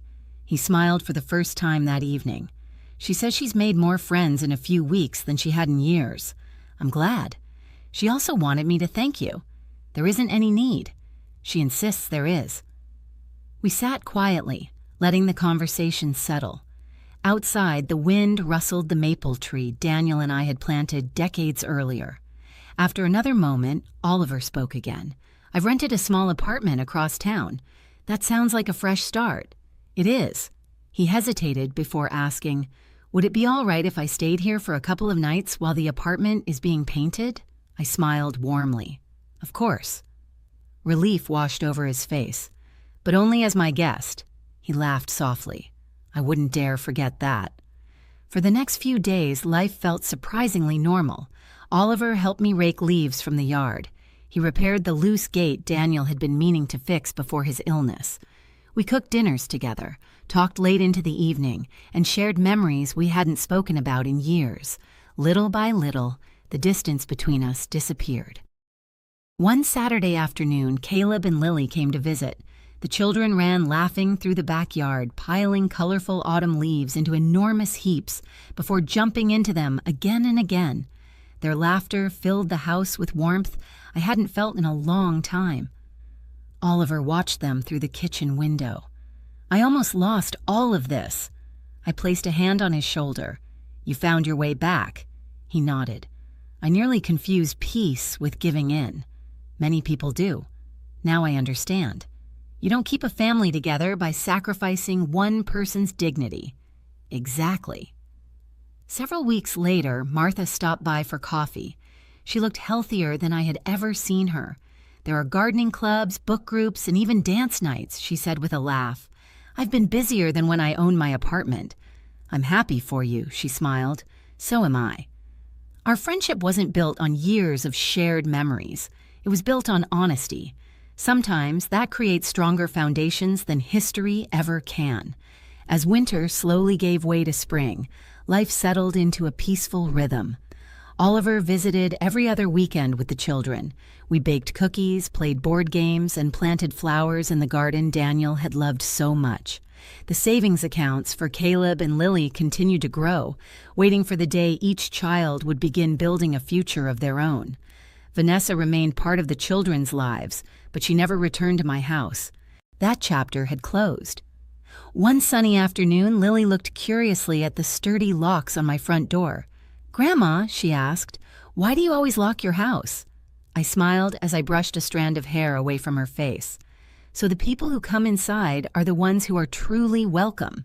She considered my answer before giving me a hug. "I like coming here. I like having you here." As evening settled over the neighborhood, I sat alone on the backyard bench Daniel and I had built together years ago. The golden light filtered through the maple leaves, casting gentle shadows across the lawn. This house had witnessed birthdays, celebrations, tears, loss, forgiveness, and second chances. It had stood through every season of my life. People often believe strength is measured by how loudly someone argues or how forcefully they demand their way. They are mistaken. Real strength is remaining calm when others pressure you to surrender what matters most. One respectful but unwavering no protected everything Daniel and I had spent a lifetime creating. I still drink my coffee black every morning. I still sleep on the left side of the bed. Some evenings, the silence reminds me that I miss my husband. But it also reminds me that every room, every photograph, every window, and every memory remains exactly where it belongs. Home is more than walls and a roof. Home is the place where your dignity is safe, and mine always will be. She stood at my dinner table with a smile that made me uneasy. "I have a surprise," Brianna announced. "We're moving into Mom's house tomorrow." Glasses clinked. Someone laughed. My son, Caleb, looked proud, as though he had just solved a problem for everyone. I slowly folded my napkin and placed it beside my plate. "That's perfect," I said. Brianna's smile remained for half a second before fading. "Because tomorrow at 8 in the morning," I continued, "I'm handing these keys to the new owners." The room went silent. Caleb's face drained of color. Brianna stared at me as if I had spoken another language. What neither of them understood was that the house they had already divided between themselves was no longer mine to give them. But before I tell you how that happened, let me take you back. My name is Eleanor Hayes. I'm 67 years old, and until recently, my life was quiet. For 42 years, I had lived in the same red brick house on Maple Ridge Drive. A massive oak tree stood in the front yard, and wind chimes hung beside the porch. Every morning at 6:15, I made coffee with 2 scoops and a little cinnamon. Sometimes I still reached for 2 mugs. My husband had been gone for 8 years. Grief doesn't always arrive with tears. Sometimes it hides inside habits. That house held everything I had survived. My husband's laughter, Caleb's childhood, birthday candles, Christmas mornings, school projects spread across the kitchen table. The marks on the basement wall where we had measured Caleb's height. It wasn't simply a house. It was the evidence of a life. Caleb married Brianna 5 years ago. At first, I welcomed her warmly. She was polished, confident, and always perfectly dressed. After my husband's funeral, she began visiting every Wednesday. She brought banana bread, lemon muffins, and little expressions of concern. But eventually, one sentence began appearing in almost every conversation. "It's such a big house for one person." At first I laughed. I managed just fine. Then Caleb started saying it. "Mom, wouldn't something smaller be easier?" "I'm fine here." "You wouldn't have all this maintenance." "I'm fine." The words were gentle, but they became more frequent. Then came the brochures, condominiums, retirement communities, small houses. One Sunday, Brianna brought my favorite lamb dish for dinner. After dessert, she leaned back and exchanged a glance with Caleb. "We sold our condo," she said. "That's exciting." "We're thinking about our next step," Caleb added. Brianna looked around my living room. "Actually, we realized we may not need to buy another place." I knew what was coming. Caleb reached across the table and took my hand. "We could move in here, Mom, just temporarily. We'd help with the house, save money, and be close to you." His words sounded loving, but something underneath them felt calculated. "I'm not planning to sell," I said. "Oh, we're not talking about selling," Brianna replied quickly. Yet after that evening, the language changed. 3 bedrooms is a lot. The market is incredibly strong. You have so much equity sitting there. Equity. That was when I noticed the difference. They had stopped talking about my home. They were talking about an asset. 2 weeks later, Brianna arrived carrying a thick folder. "We ran some projections," she said. "Inside were property comparisons, mortgage calculations, estimated sale prices, and condominium listings. If this house sells for around $400,000, she explained, you could buy something smaller and still have a very comfortable amount left." "And that money?" I asked. She smiled. It could help us get something permanent. I looked at Caleb. He nodded. It's practical, Mom. I closed the folder. And if I don't want to move? Caleb sighed. Mom, you're being stubborn. That word stayed with me. Protecting the home I had spent 42 years building was suddenly called stubbornness. A few days later, Brianna sent me a message. We've decided to move in temporarily. We'll be there Saturday. Not can we? Not. Would you mind? Just a decision. I called Caleb. You can't simply decide to move into my house. We're family, he replied. Then came the sentence that hurt more than anything else. If you won't support us now, don't expect us to be around later. After we hung up, I stood alone in my kitchen.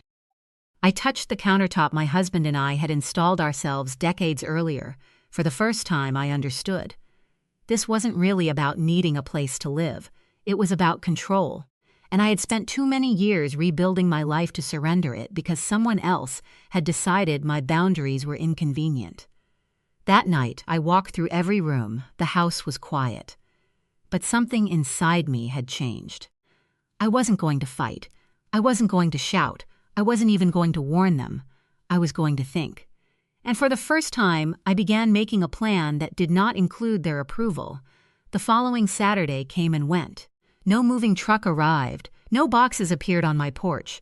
No message came from Caleb or Brianna. They were waiting for me to change my mind, waiting for loneliness to weaken me. But I had already started seeing things differently. At 6:15 the next morning, I made my coffee as usual. 2 scoops. A little cinnamon. Then I opened the hallway closet. Caleb's old winter coat was still hanging there, navy blue, worn at the cuffs. He had worn it during his final year of high school. I remembered buying it after he complained that his old coat was embarrassing. I took it down for several seconds. I held it against my chest. Then I folded it carefully and placed it inside a donation box. It wasn't an act of anger. It was a realization. For years, I had kept physical space for my son. But somehow, he had stopped leaving space for me in his decisions. That night, I couldn't sleep. Around 2 in the morning, I walked into the living room and stood beside the dark window. After my husband died, this house had become my comfort. I used to sit on the back steps at sunset and whisper, "We did good, didn't we?" Now I wondered whether keeping the house meant protecting my memories or simply being afraid to begin again. The thought of moving frightened me. But there was an important difference. If I moved because I wanted a new life, that was my decision. If I moved because Caleb and Brianna pressured me, they were making the decision for me. I needed to know which one I was facing. The next morning, I called my sister, Ruth. She answered immediately. "Eleanor, what's wrong?" I told her everything. The folder, the money, the planned move, the message telling me they were coming. She listened without interrupting. When I finished, there was a long silence. Then she said, "They're not asking for help." I waited. "They're asking for access." That sentence stayed with me. Access to my house, access to my savings, access to the security I had spent decades building. "I don't want to lose my son," I whispered. Ruth's voice softened. "You might already be losing yourself." I didn't answer, but I knew she was right. Over the next several days, Caleb barely contacted me. The silence felt intentional. It was the kind of silence that makes you wonder whether you have done something wrong. I refused to chase him. Instead, I opened my financial records, my pension, my savings, the rental income from the small shop attached to the house, the property's estimated value. I calculated everything carefully. For the first time, I stopped thinking about what Caleb wanted and started thinking about what I needed. The numbers surprised me. I wasn't helpless. I wasn't dependent. I had choices. That realization gave me more confidence than any argument could have. A few evenings later, Caleb finally appeared. He didn't knock loudly. He simply stood at the door looking exhausted. "Mom, we're struggling." I stepped aside and let him enter. He explained that their expenses had increased. Their car needed repairs. Rent had risen. Then he said the number, $50,000. I stared at him.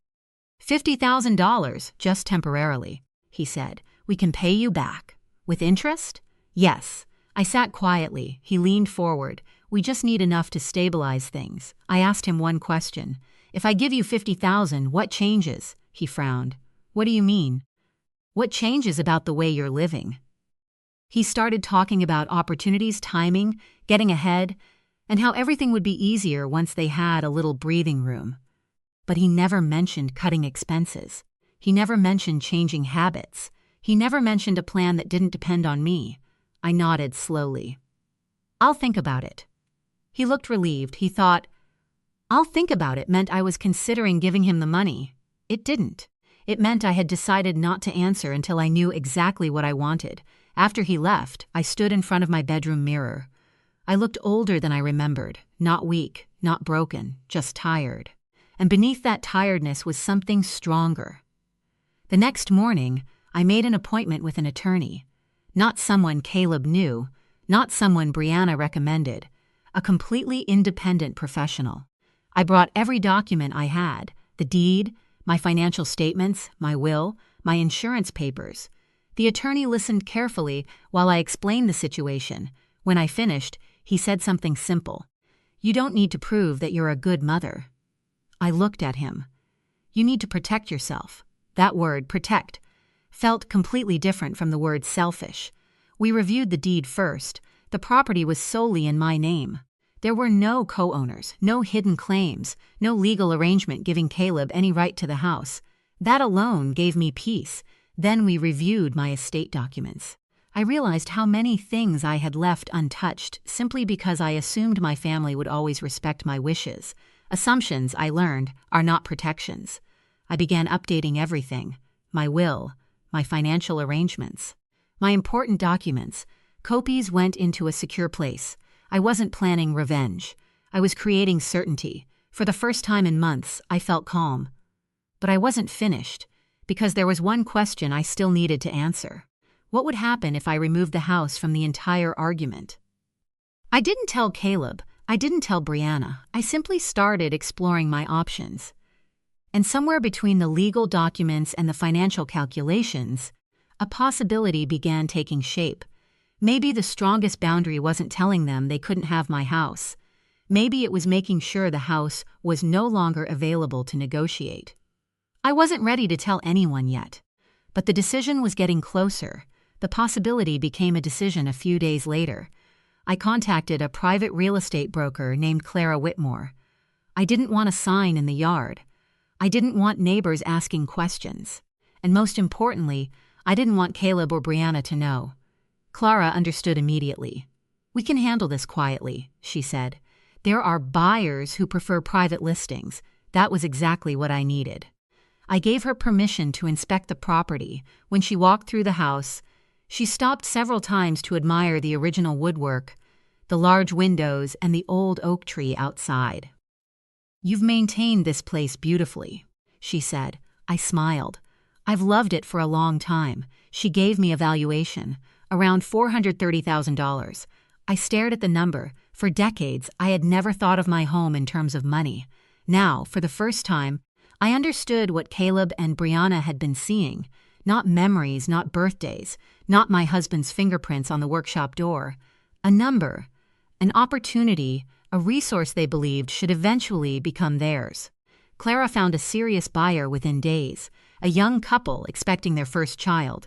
They loved the house exactly as it was, the oak tree, the porch, the quiet street. They offered $430,000 in cash with a 30-day closing. I read the offer twice. Then I signed. My hand didn't shake. There was no dramatic feeling, no rush of revenge, just certainty. The house was sold. Meanwhile, Caleb and Brianna continued planning their future as if nothing had changed. Brianna sent me a message one afternoon.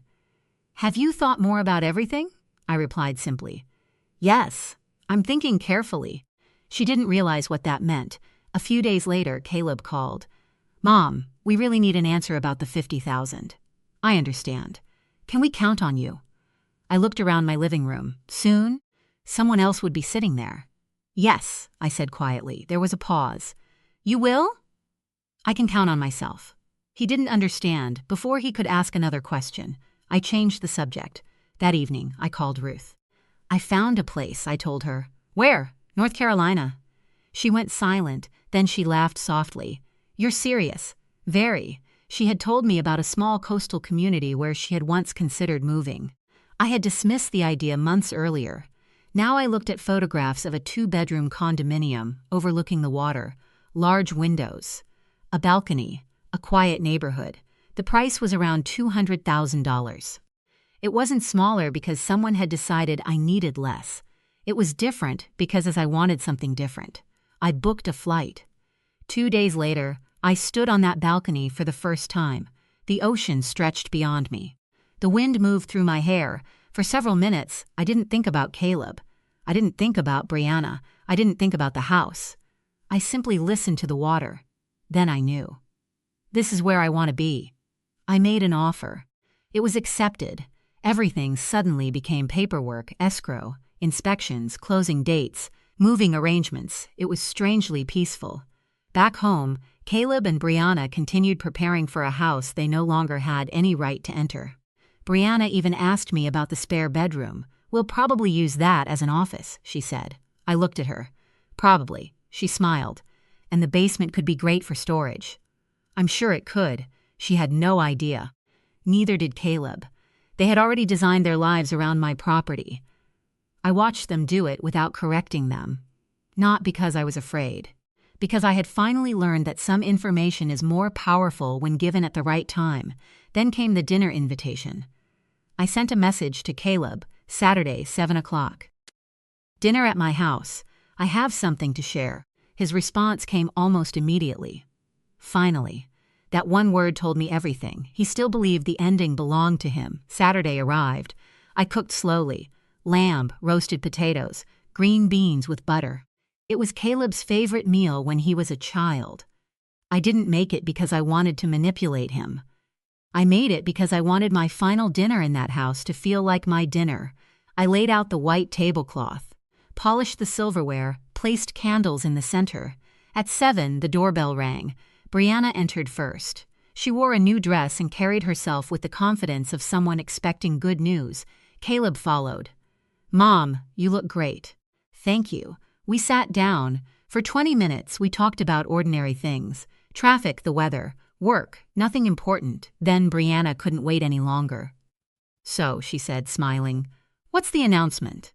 I took a sip of water, set the glass down, and looked directly at both of them. "I've decided to sell the house." Caleb leaned back, relief spread across his face. "I knew it," he said. Brianna smiled. "I knew you'd eventually understand." I raised one hand. "I'm not finished." Their smiles disappeared. "I've decided to sell the house," I repeated. "And I already have." The silence was immediate. Caleb blinked. "What?" "The house has been sold." Brianna stared at me. "When?" "The closing was completed last week." Caleb slowly shook his head. "But we were supposed to discuss this." "No," I said calmly. "You assumed we would." He looked toward Brianna. She looked back at him. For the first time, neither of them knew what to say. Then Brianna asked the question I expected. "How much?" I answered honestly. $430,000. Her expression changed instantly. "That means you can." "No." One word. "Quit final." "I am not lending you the money." Caleb stared at me. "Not even the $50,000? Not even $500? And for the first time, they realized that the conversation they thought they were controlling had ended before they even sat down. Caleb remained standing beside the table. "You sold it?" "Yes." He looked genuinely stunned. "But why didn't you tell us?" I held his gaze. "Why would I tell you about a decision you had already made for me?" He opened his mouth, then stopped. "Brianna wasn't finished. You knew we were planning to move in."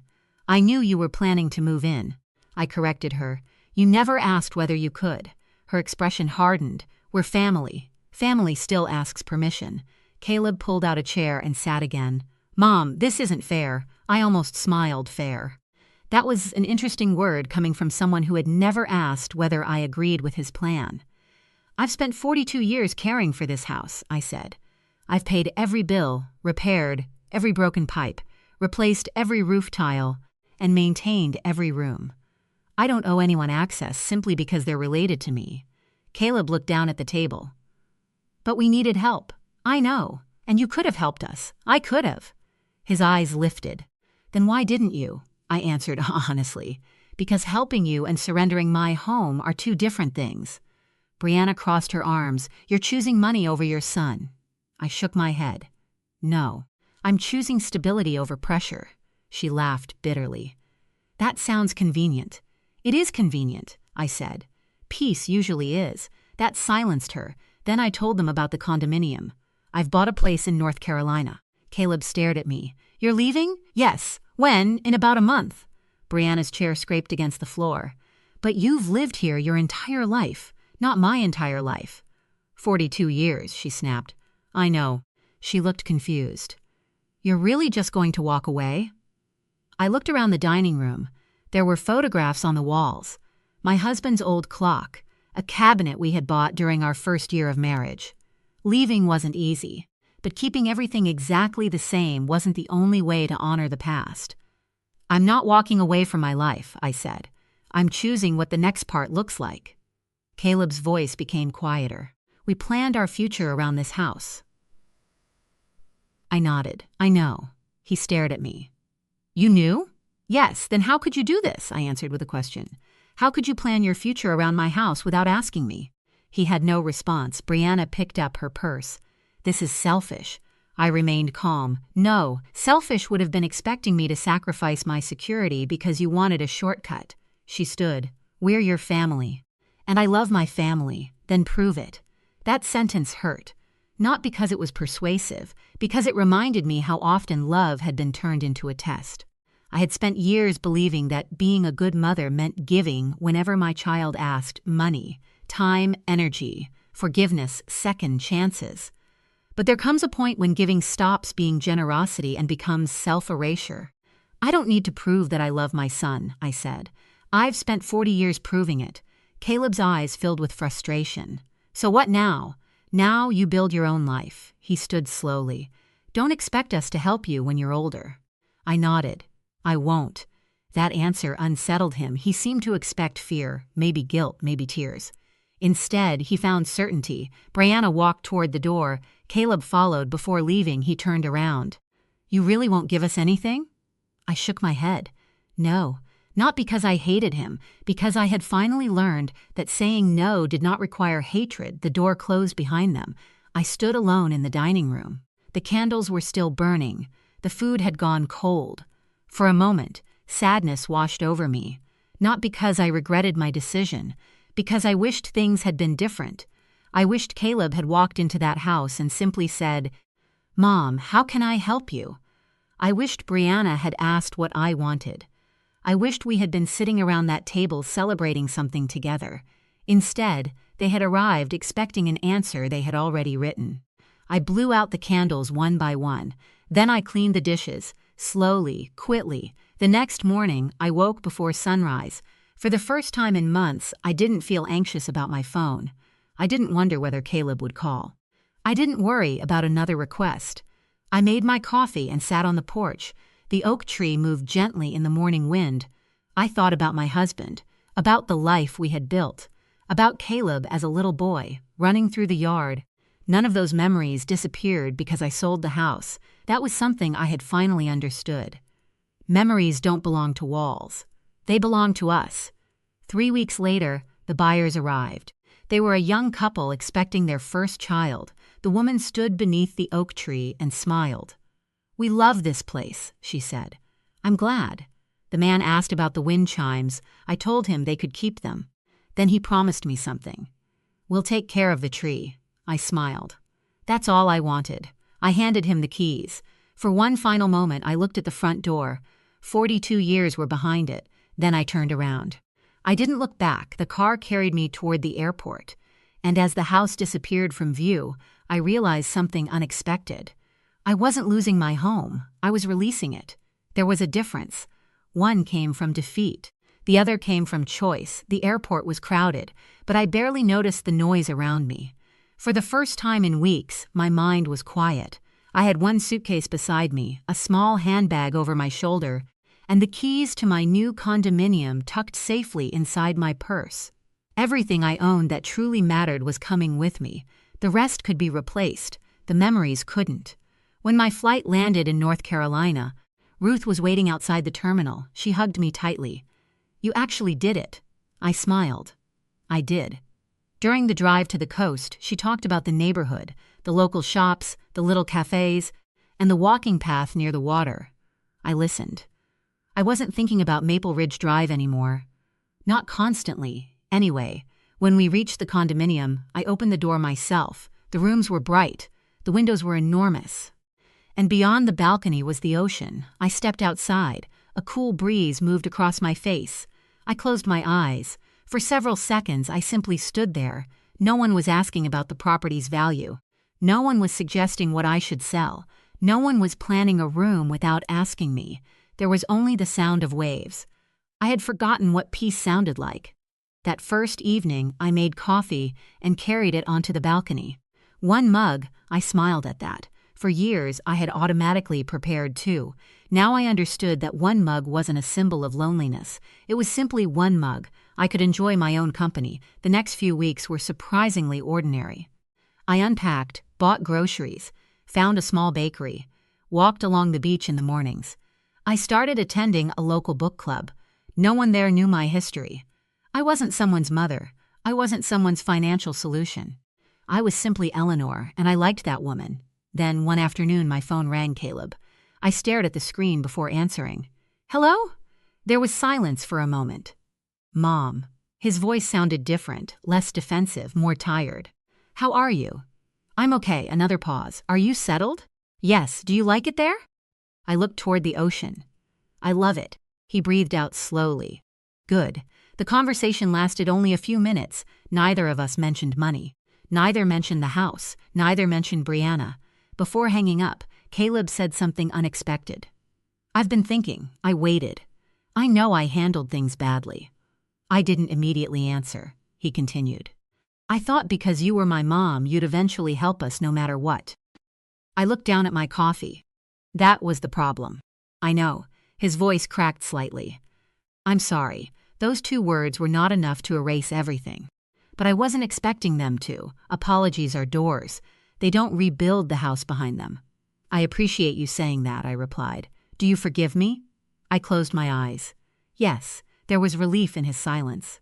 But I added something important. Forgiveness doesn't mean everything goes back to the way it was. I understand. I hoped he did, because I didn't want revenge. I didn't want my son to suffer. I wanted him to become responsible for his own life. That was different. Over the following months, Caleb called occasionally. Sometimes we talked for 10 minutes, sometimes 20. The conversations became easier. But there were boundaries. He didn't ask for money. I didn't offer it. He didn't ask about my finances. I didn't discuss them. We were slowly learning how to have a relationship without transactions. Brianna never apologized. For a while, I wondered whether that bothered me. Eventually, I realized it didn't. Not everyone will understand the boundary they crossed. Sometimes the boundary exists whether they agree with it or not. One morning, I walked to the beach before sunrise. The sky was beginning to brighten. I sat on a bench and watched the horizon. I thought about the woman who had stood in that old kitchen months earlier, holding a folder filled with calculations. She had been afraid of disappointing her son, afraid of being called selfish, afraid of starting over. I wished I could go back and tell her something. You're not selfish. You're not cruel. You're not abandoning anyone. You're allowed to choose peace. The ocean stretched endlessly ahead of me. I smiled. At 67, I had discovered something I should have known much earlier.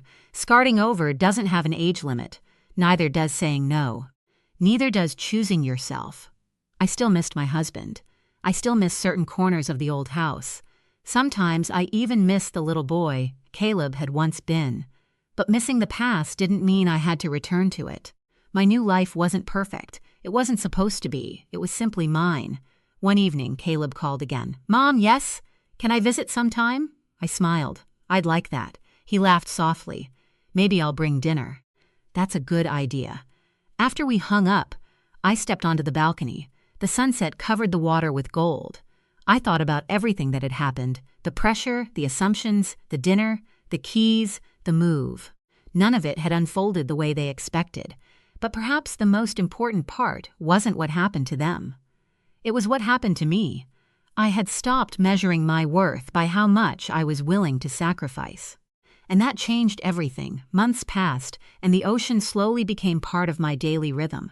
I woke before sunrise, opened the balcony doors, and made coffee, one mug. Sometimes I laughed at myself for noticing that, for years, I had believed an empty chair meant someone was missing. Now I understood that an empty chair could simply mean there was room for peace. Caleb and I continued talking. Not every day, not even every week, but enough. Our conversations were different now. There was no pressure hidden beneath his questions, no discussion about property, no request for money. He told me about his work. I told him about the book club. Sometimes we laughed about childhood memories. Slowly, carefully, something began to heal. Not the old relationship. A new one. One afternoon, Caleb called and asked whether I remembered the basement workbench. I smiled. Of course. You still have the picture of me standing beside it? Yes. I thought you threw everything away. I didn't throw away my memories. He was quiet, then he said, I miss that house. I do too sometimes. I wish we'd handled things differently. So do I. There was no need to say more. We both understood. The house was gone, but the lesson remained. I had spent years believing that love meant saying yes, yes to family, yes to requests, yes to inconvenience, yes to sacrifices. I had thought that refusing someone I loved made me a bad person, but that wasn't true. Love without boundaries can become resentment. Giving without limits can become exhaustion. And helping someone who refuses to change can sometimes prevent them from learning how to stand on their own. I didn't sell the house because I wanted to hurt Caleb. I sold it because I realized my home could not remain a bargaining chip in someone else's future. That distinction mattered. Some people might say I should have given my son the money. Others might say I should have confronted him sooner. Maybe they're right. Maybe they're wrong. But they weren't sitting at my kitchen table. They weren't hearing the words I heard. They weren't carrying 42 years of memories inside those walls. I was. And ultimately, I was the one who had to live with the decision. One evening, I sat on my balcony watching the sunset. My phone rang. It was Caleb. Mom? Yes. I just wanted to say thank you. I smiled. For what? For making me figure things out myself. I didn't expect that. What happened? We cut our expenses. I found a better job. We're renting a smaller place. It's not perfect, but we're managing. That sounds good. It does. He paused. Brianna finally understands too. I raised an eyebrow even though he couldn't see me. She does? She said you were right about one thing. Which thing? That family doesn't mean having access to everything someone owns. I smiled. That is a good lesson. It was an expensive one. We both laughed. For the first time, the memory of that terrible dinner didn't feel painful. It felt distant, almost like a story that had happened to another woman. After we ended the call, I remained on the balcony. The sky had turned dark. The first stars appeared above the water. I thought about the moment Brianna had stood at my dinner table and confidently announced that they were moving into my house. She had believed the decision was already made. She had mistaken assumption for authority. But I had learned something too. Sometimes you don't need to argue with people who have already decided what you're going to do. You simply need to make your own decision. Quietly, legally, completely. And then let reality speak for itself. I didn't need to embarrass them. I didn't need to punish them. I didn't need to make a dramatic speech. I simply sold my house. I moved. And I chose peace. That was enough. If there is one thing I want you to remember from my story, it's this. You are allowed to protect what you built. You are allowed to say no. You are allowed to change your mind. You are allowed to begin again at 60, 70, or 80. And you are allowed to love someone without giving them control over your life. Forgiveness doesn't require surrender. Love doesn't require unlimited access. And family doesn't erase boundaries. I still love my son. I always will. But I no longer believe that loving him means sacrificing myself. My life on the coast isn't perfect. There are lonely mornings. There are difficult days. There are moments when I miss the old house so much that my chest aches. But when the sun rises over the ocean, I step onto my balcony with my coffee and breathe. No one is waiting to tell me what I should sell. No one is calculating my equity. No one is deciding where I should live. I made that decision. For myself. And perhaps that is the real ending to my story. Not that I sold a house. Not that I refused to give my son $50,000. Not that I moved hundreds of miles away.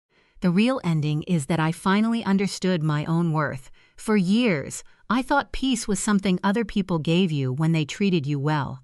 Now I know better. Sometimes peace is something you choose.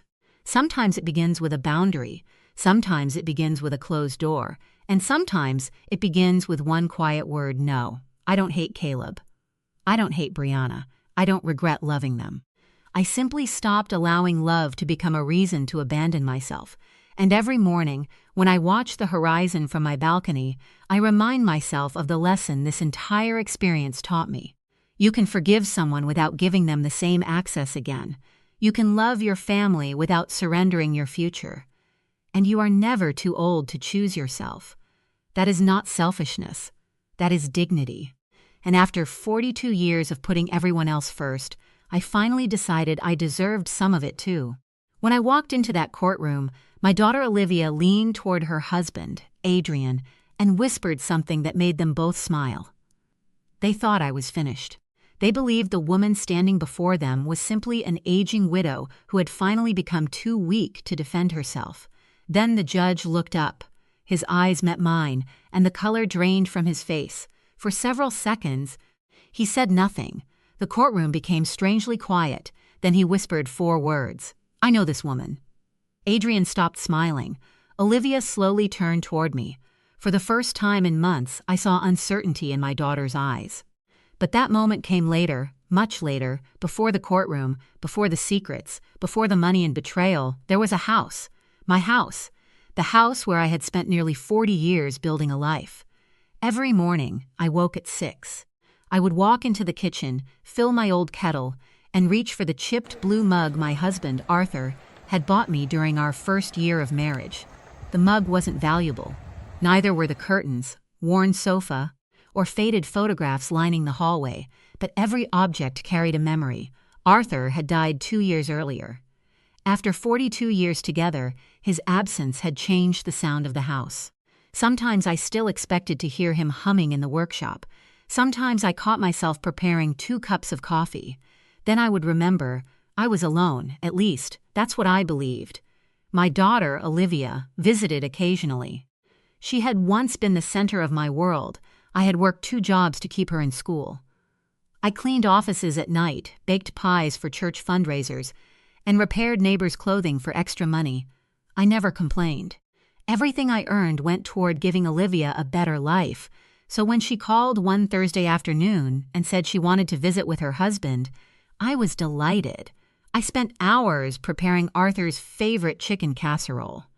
I placed fresh flowers on the table and brought out the embroidered tablecloth I had made when Olivia was 16. When they arrived, however, something felt wrong immediately. Adrian didn't greet me warmly. He walked into the living room, sat in Arthur's old chair, and turned on the television.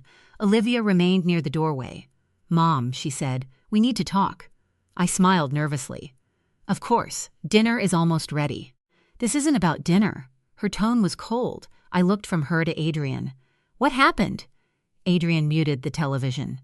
"We've been thinking about your situation." "My situation?" "Your house," he said. My stomach tightened.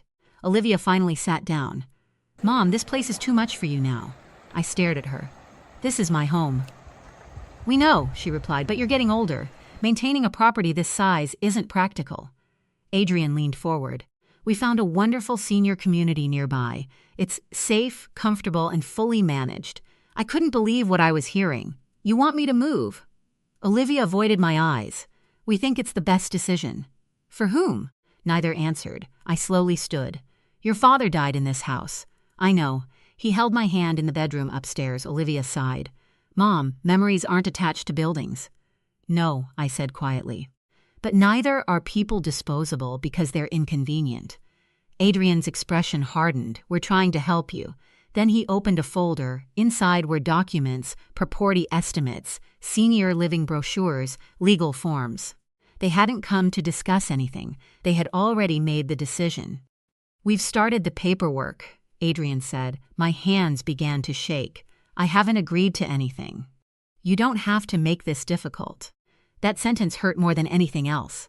I looked at my daughter. Olivia, do you really want me out of my own home? She hesitated, only for a second, then she nodded. I think it's necessary. That night, after they left, I sat alone in Arthur's chair.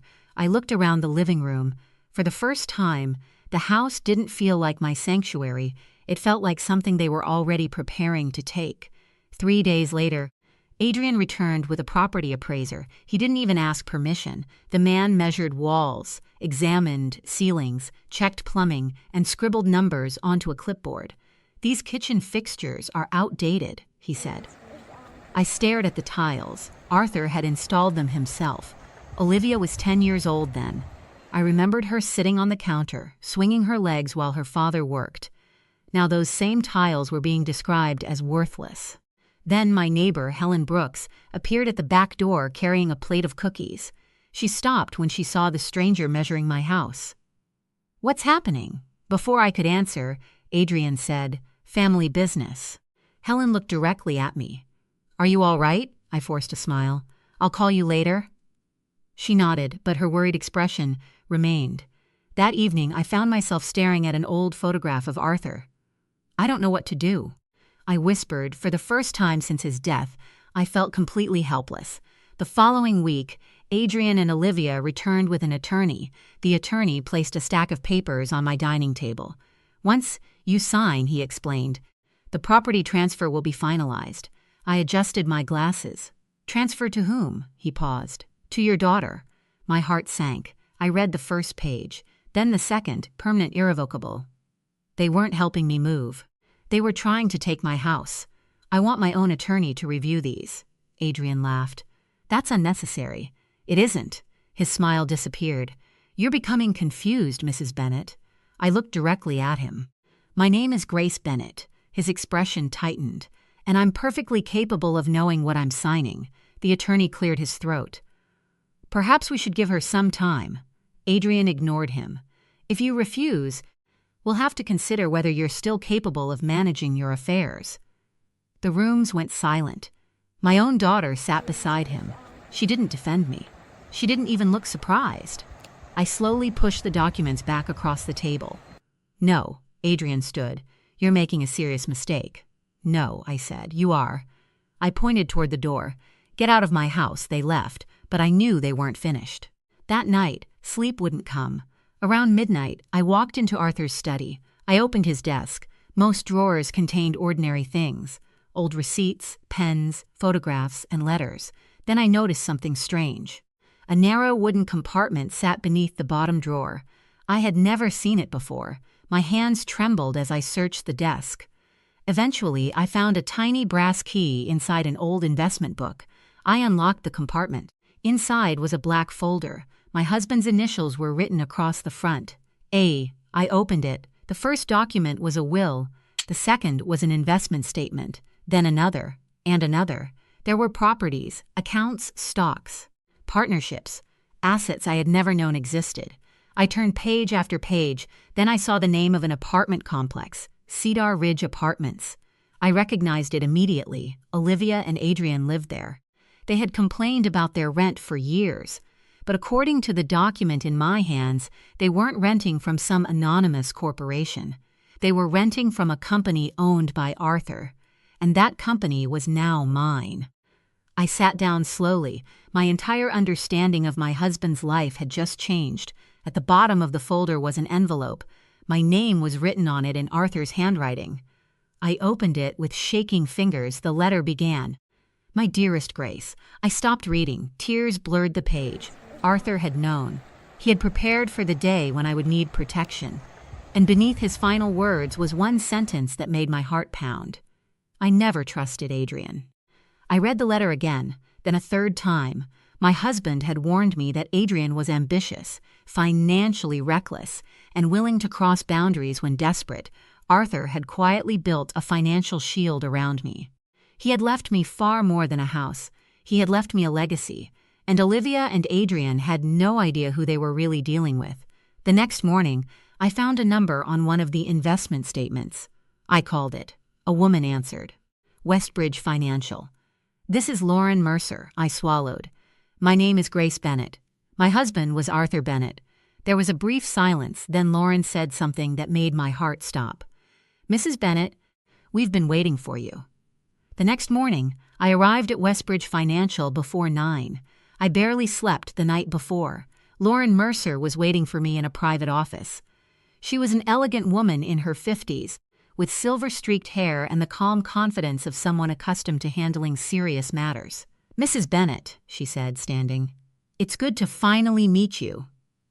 Please call me Grace, she smiled. Grace, then. I placed Arthur's folder on her desk. I found this yesterday. Lauren looked at the documents and nodded slowly. Arthur intended for you to find them eventually. You knew? I worked with your husband for more than 20 years. She opened her computer. He was extremely careful. He told us that you would never spend $1 on yourself if you believed someone else needed it more. A painful smile crossed my face. That sounds like me. He also told us to wait until you came to us voluntarily. Lauren turned the monitor toward me. Now, let me show you what Arthur actually left you. For the next hour, my understanding of my life changed completely. There were investment accounts I had never seen, commercial properties, apartment buildings, land outside town, stock portfolios, trusts, savings accounts, and then Lauren opened the records for Cedar Ridge Apartments. You own this entire complex, she said. I stared at the screen. All of it, 12 units, fully occupied. My throat tightened. Olivia and Adrian live there. I know. Do they know? Lauren shook her head. They believe they're renting from a property management company. I sat back. How much are they paying? She gave me the figure. I almost laughed. Not because it was funny, because the irony was overwhelming. For years, Adrian had complained about rent while unknowingly sending his payments directly into an account controlled by his wife's mother. Then Lauren became serious. There is something else. What? Arthur asked us to investigate Adrian before his death. My heart stopped. Why? He was concerned about his financial history. Lauren opened another file. Adrian had substantial gambling debts before he married Olivia. There were also failed investment ventures and several unresolved financial disputes. I remembered Adrian's expensive suits, his confident speeches, the way he always talked about opportunities. Suddenly, it all looked different. He's in trouble now, Lauren continued. How much trouble? His employer has been downsizing. According to our information, Adrian's position is unstable. I closed my eyes. That explained everything. The urgency, the paperwork. The pressure, the sudden concern about my age. They weren't trying to protect me. They were trying to access my house. What about Olivia? I asked. Lauren's expression softened. She appears to have followed his direction rather than planned this herself. That hurt almost more because it meant my daughter had trusted him more than she trusted me. What should I do? Lauren leaned back. That depends on what you want. I want to keep my home. You can. I want them to stop. You can do that too. I looked at her. And if I want to make sure they never have the power to do this again? Lauren smiled faintly. Then we begin by securing every asset and documenting every attempt they've made to pressure you. For the first time in weeks, I felt something other than fear. I felt control. Before leaving, Lauren gave me copies of several documents. Don't confront Adrian yet, she warned. Why? Because desperate people become unpredictable when they realize their plan is failing. I nodded. On my way home, I stopped at the grocery store. Helen Brooks was choosing oranges near the produce section. The moment she saw me, she hurried over. Grace, I've been worried about you. I smiled. I've had a difficult week. Is your daughter really trying to move you out? I looked at her. She tried. Helen studied my face. And now things are different. She raised an eyebrow. You look different. How? Stronger. I smiled. Maybe I finally remembered who I am. That evening, I returned home and placed Arthur's folder inside a locked drawer. Then I watered his violets. For years, those flowers had reminded me of what I had lost. Now they reminded me of what Arthur had left behind. The next morning, I was drinking coffee when I heard vehicles outside. I looked through the window. A moving truck had stopped in front of my house. Behind it was another car. Olivia and Adrian stepped out. Several movers followed them. My heart began pounding. They hadn't called. They hadn't asked permission. They had simply arrived. I watched Adrian point toward the front door. The movers started carrying boxes. I set down my mug, then I walked toward the living room.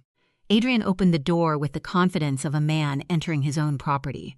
"Good morning, Mrs. Bennett." I stared at him. "What are you doing?" "We're helping you relocate." Olivia stepped inside behind him.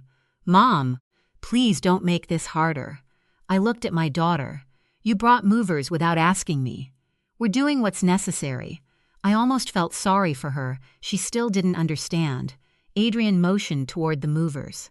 "Start with the upstairs rooms." "No," he turned. "What?" I said no. His expression hardened.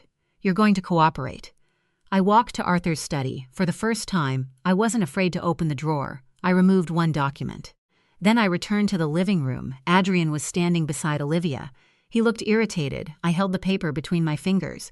"Before anyone moves another box," I said, "there's something you should know." "What now?" Adrian snapped. I looked directly at him. "The apartment you're living in belongs to me." Olivia's face went blank. Adrian laughed. "That isn't possible." "It is." I handed him the document. His smile disappeared as he read it. Then he looked at me. "This has to be some mistake." "No," I said calmly. "It isn't." Olivia grabbed the paper from his hand. Her eyes moved across the page. Then she looked at me. "Mom," I took a breath, "you came here to take my home." I pointed toward the door. "But you forgot to ask who owned yours."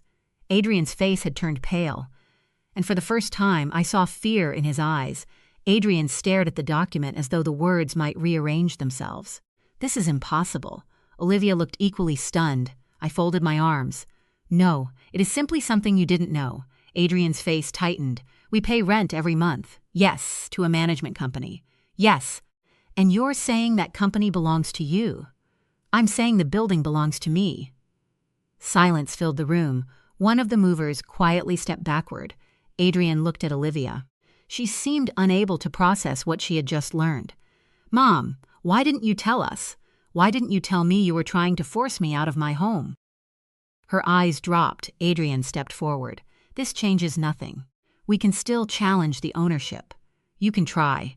His jaw tightened. "You think money makes you untouchable?" "No," I replied. "I think truth makes me difficult to manipulate." The movers began gathering their things. Adrian turned toward them. "Wait." I looked at him. "They're leaving." He glared at me. "This isn't finished." "I agree." I picked up another document. "You have 30 days to vacate Cedar Ridge." Olivia's face went pale. "Mom, please." "You wanted me to leave my home." "I didn't know. You didn't ask." Her eyes filled with tears. Before she could say anything else, Adrian interrupted. "This is ridiculous. Olivia, tell her she can't do this." Olivia looked at him. Then at me. For the first time, she seemed caught between the husband she had defended and the mother she had betrayed. "I don't know anymore," she whispered. Adrian grabbed her arm. "We're not leaving." I immediately stepped forward. "Take your hand off my daughter." He released her, then Olivia suddenly placed a hand over her stomach. "Mom." I noticed the tears running down her face. "What is it?" She took a shaky breath. "I'm pregnant." The words stunned me. For several seconds I couldn't speak. A grandchild. After all the anger, all the betrayal, all the pain, that tiny piece of news broke through everything. "Why didn't you tell me?" "I wanted to," she whispered. Adrian looked annoyed rather than happy. That was the moment something inside Olivia changed. She looked at him. "You don't even seem happy." "Of course I'm happy," he snapped. But his attention immediately returned to the property documents. I noticed so did Olivia.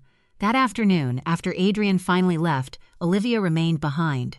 She sat at the kitchen table with both hands wrapped around a cup of tea. "I don't know what happened to us," she whispered. I sat across from her. "Then tell me the truth." She stared at the table. "He lost his job 6 months ago." My heart sank. "What?" "He told me the company was restructuring. He said he was working from home." "Was he?" She shook her head. "He was hiding everything. Credit cards, loans, gambling losses, failed investments." Olivia confessed that Adrian had convinced her my house could solve their financial problems. "He said we'd sell it, pay our debts, and start over." "And you agreed?" I believed him. She wiped her eyes. I thought he was trying to save us. I reached across the table. Why did you believe I was incapable of taking care of myself? Because he kept telling me you were becoming confused. I stared at her. Did you believe that? She hesitated. I wanted to, but at least it was honest. Then Olivia revealed something even worse. Adrian had me sign papers. What kind? Power of attorney documents, medical forms, property-related documents. I felt cold. Did you understand what you were signing? No, she began crying. He told me they were standard forms to help manage your affairs. I stood. Where are those papers? I don't know. We need to find them. The next morning, Olivia and I went to Cedar Ridge. The property manager, Marcus Hale, met us in the lobby. His expression was grim. There was an incident last night. What happened? Adrian came here. My stomach tightened. He was angry. He damaged one of the units. Olivia covered her mouth. Was anyone hurt? No. Police arrived before things got worse. Marcus handed me a key. His apartment is a mess. We went upstairs. The scene inside was shocking. A lamp had been smashed. A picture frame lay broken. Papers covered the floor. Olivia slowly walked through the wreckage. Then she stopped. There. She pointed toward Adrian's desk. A locked drawer had been forced open. Inside was a thick folder. She pulled it out. The label read, By Manette Property. Sale plan. Her hands began shaking. She opened it. There were renovation estimates, property photographs, projected sale prices, and brochures from senior communities. They had planned everything, my forced relocation, the house renovation, the sale, even the amount they expected to make. Then Olivia found another envelope. She opened it. Her face went white. What is it? She handed me the papers. They were documents claiming I was mentally incapable of managing my finances. But there was something else, a signature, my signature, except I had never signed them. Olivia stared at the page. Mom, it's forged. She covered her mouth. I never knew. I believe you. We took everything. That evening, Lauren Mercer came to my house. She examined the documents carefully. This changes the situation, she said. How? Frauds, attempted fraud, financial exploitation, and potentially more. Olivia looked terrified. Can he go to prison? If the evidence is confirmed, yes. I looked at my daughter. She was carrying my grandchild. She was frightened. And despite everything, she was still my child. What do we do now? She asked. Lauren closed the folder. We protect you first. Then she looked at Olivia. And we make sure Adrian can never control you again. Olivia nodded. For the first time since this nightmare began, my daughter wasn't defending her husband. She was standing beside me. But none of us knew that Adrian had one final move planned, and it would force us into a courtroom. The morning after we discovered the forged documents, I woke before sunrise. I walked into the kitchen and made coffee in Arthur's old blue mug. For years, that simple routine had comforted me. That morning, it reminded me that I had survived worse things than fear. Olivia was still asleep upstairs. She had barely rested since discovering what Adrian had done. I was washing the coffee pot when my phone rang. It was Marcus Hale. Mrs. Bennett, I'm sorry to call this early. What happened? There was an attempt to break into your house last night. My heart stopped. Did anyone get inside? No. A neighbor saw someone near the back door and called the police. Did they identify him? Marcus hesitated. They believe it was Adrian.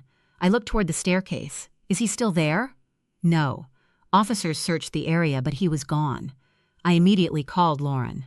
She arrived less than an hour later with a private investigator named Daniel Foster. Daniel was a quiet man with sharp eyes and a thick file under his arm. You need to understand something, he told us. Adrian is desperate. He opened the file. His financial problems are much worse than we thought. Olivia sat beside me. How bad? His gambling debts go back years. He also had problems at his previous company. What kind of problems? I asked. Daniel looked at me. Missing money. Olivia's face went pale. You mean he stole? There were unexplained withdrawals from accounts he managed. The company avoided prosecution at the time, but he left under suspicious circumstances. Olivia covered her mouth. He told me he resigned. He lied. Daniel continued. The property he called an investment cabin is also in trouble. Olivia frowned. What cabin? The one he purchased without telling you. Her eyes widened. He took out a second loan against it. I looked at Lauren. So he planned to use my house to cover his debts. That appears to be the case. Olivia slowly stood. I can't believe I married this man. I reached for her hand. You married the person he pretended to be.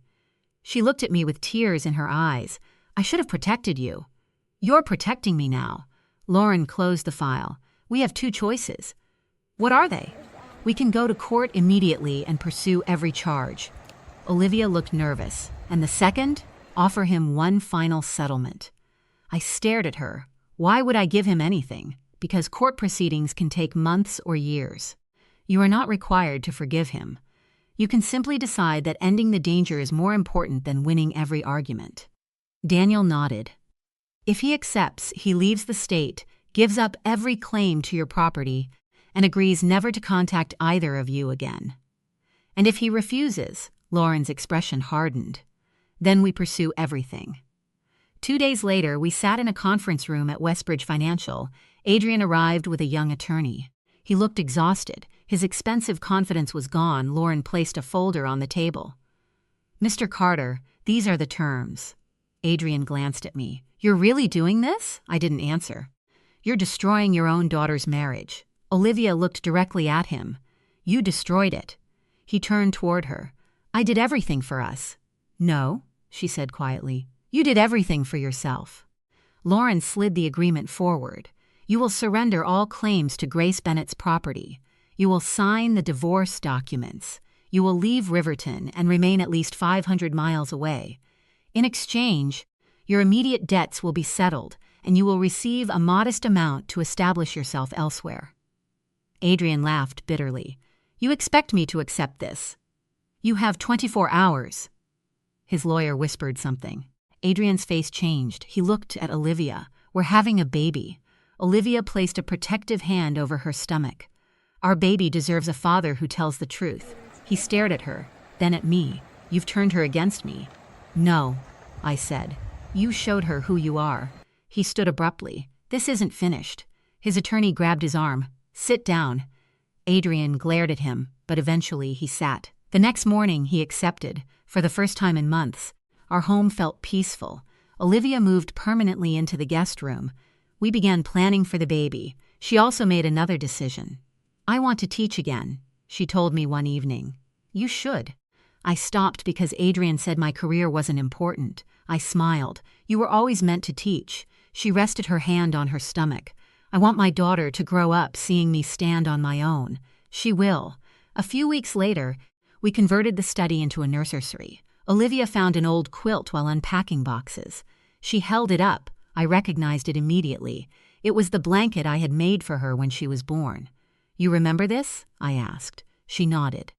You wrapped me in it whenever I was afraid. I touched the faded stitching. Then your daughter can have it. Olivia smiled through her tears. What should we name her? I thought of Arthur. Then I thought of everything we'd survived. Something that means new beginnings. She smiled. I was thinking Willow. My eyes filled with tears. Because of Dad? She nodded. A little piece of him. I hugged her. I think he'd love that. For the first time in years, my daughter and I felt like mother and child again. But peace didn't last. 2 months after Adrian left, Daniel called. His voice sounded different. Grace, he's back. My stomach dropped. What? He's been asking questions about you. What kind? Your assets, Arthur's investments, the foundation of your estate. Olivia had gone pale. He knows, she whispered. Knows what? That there's more money than he realized.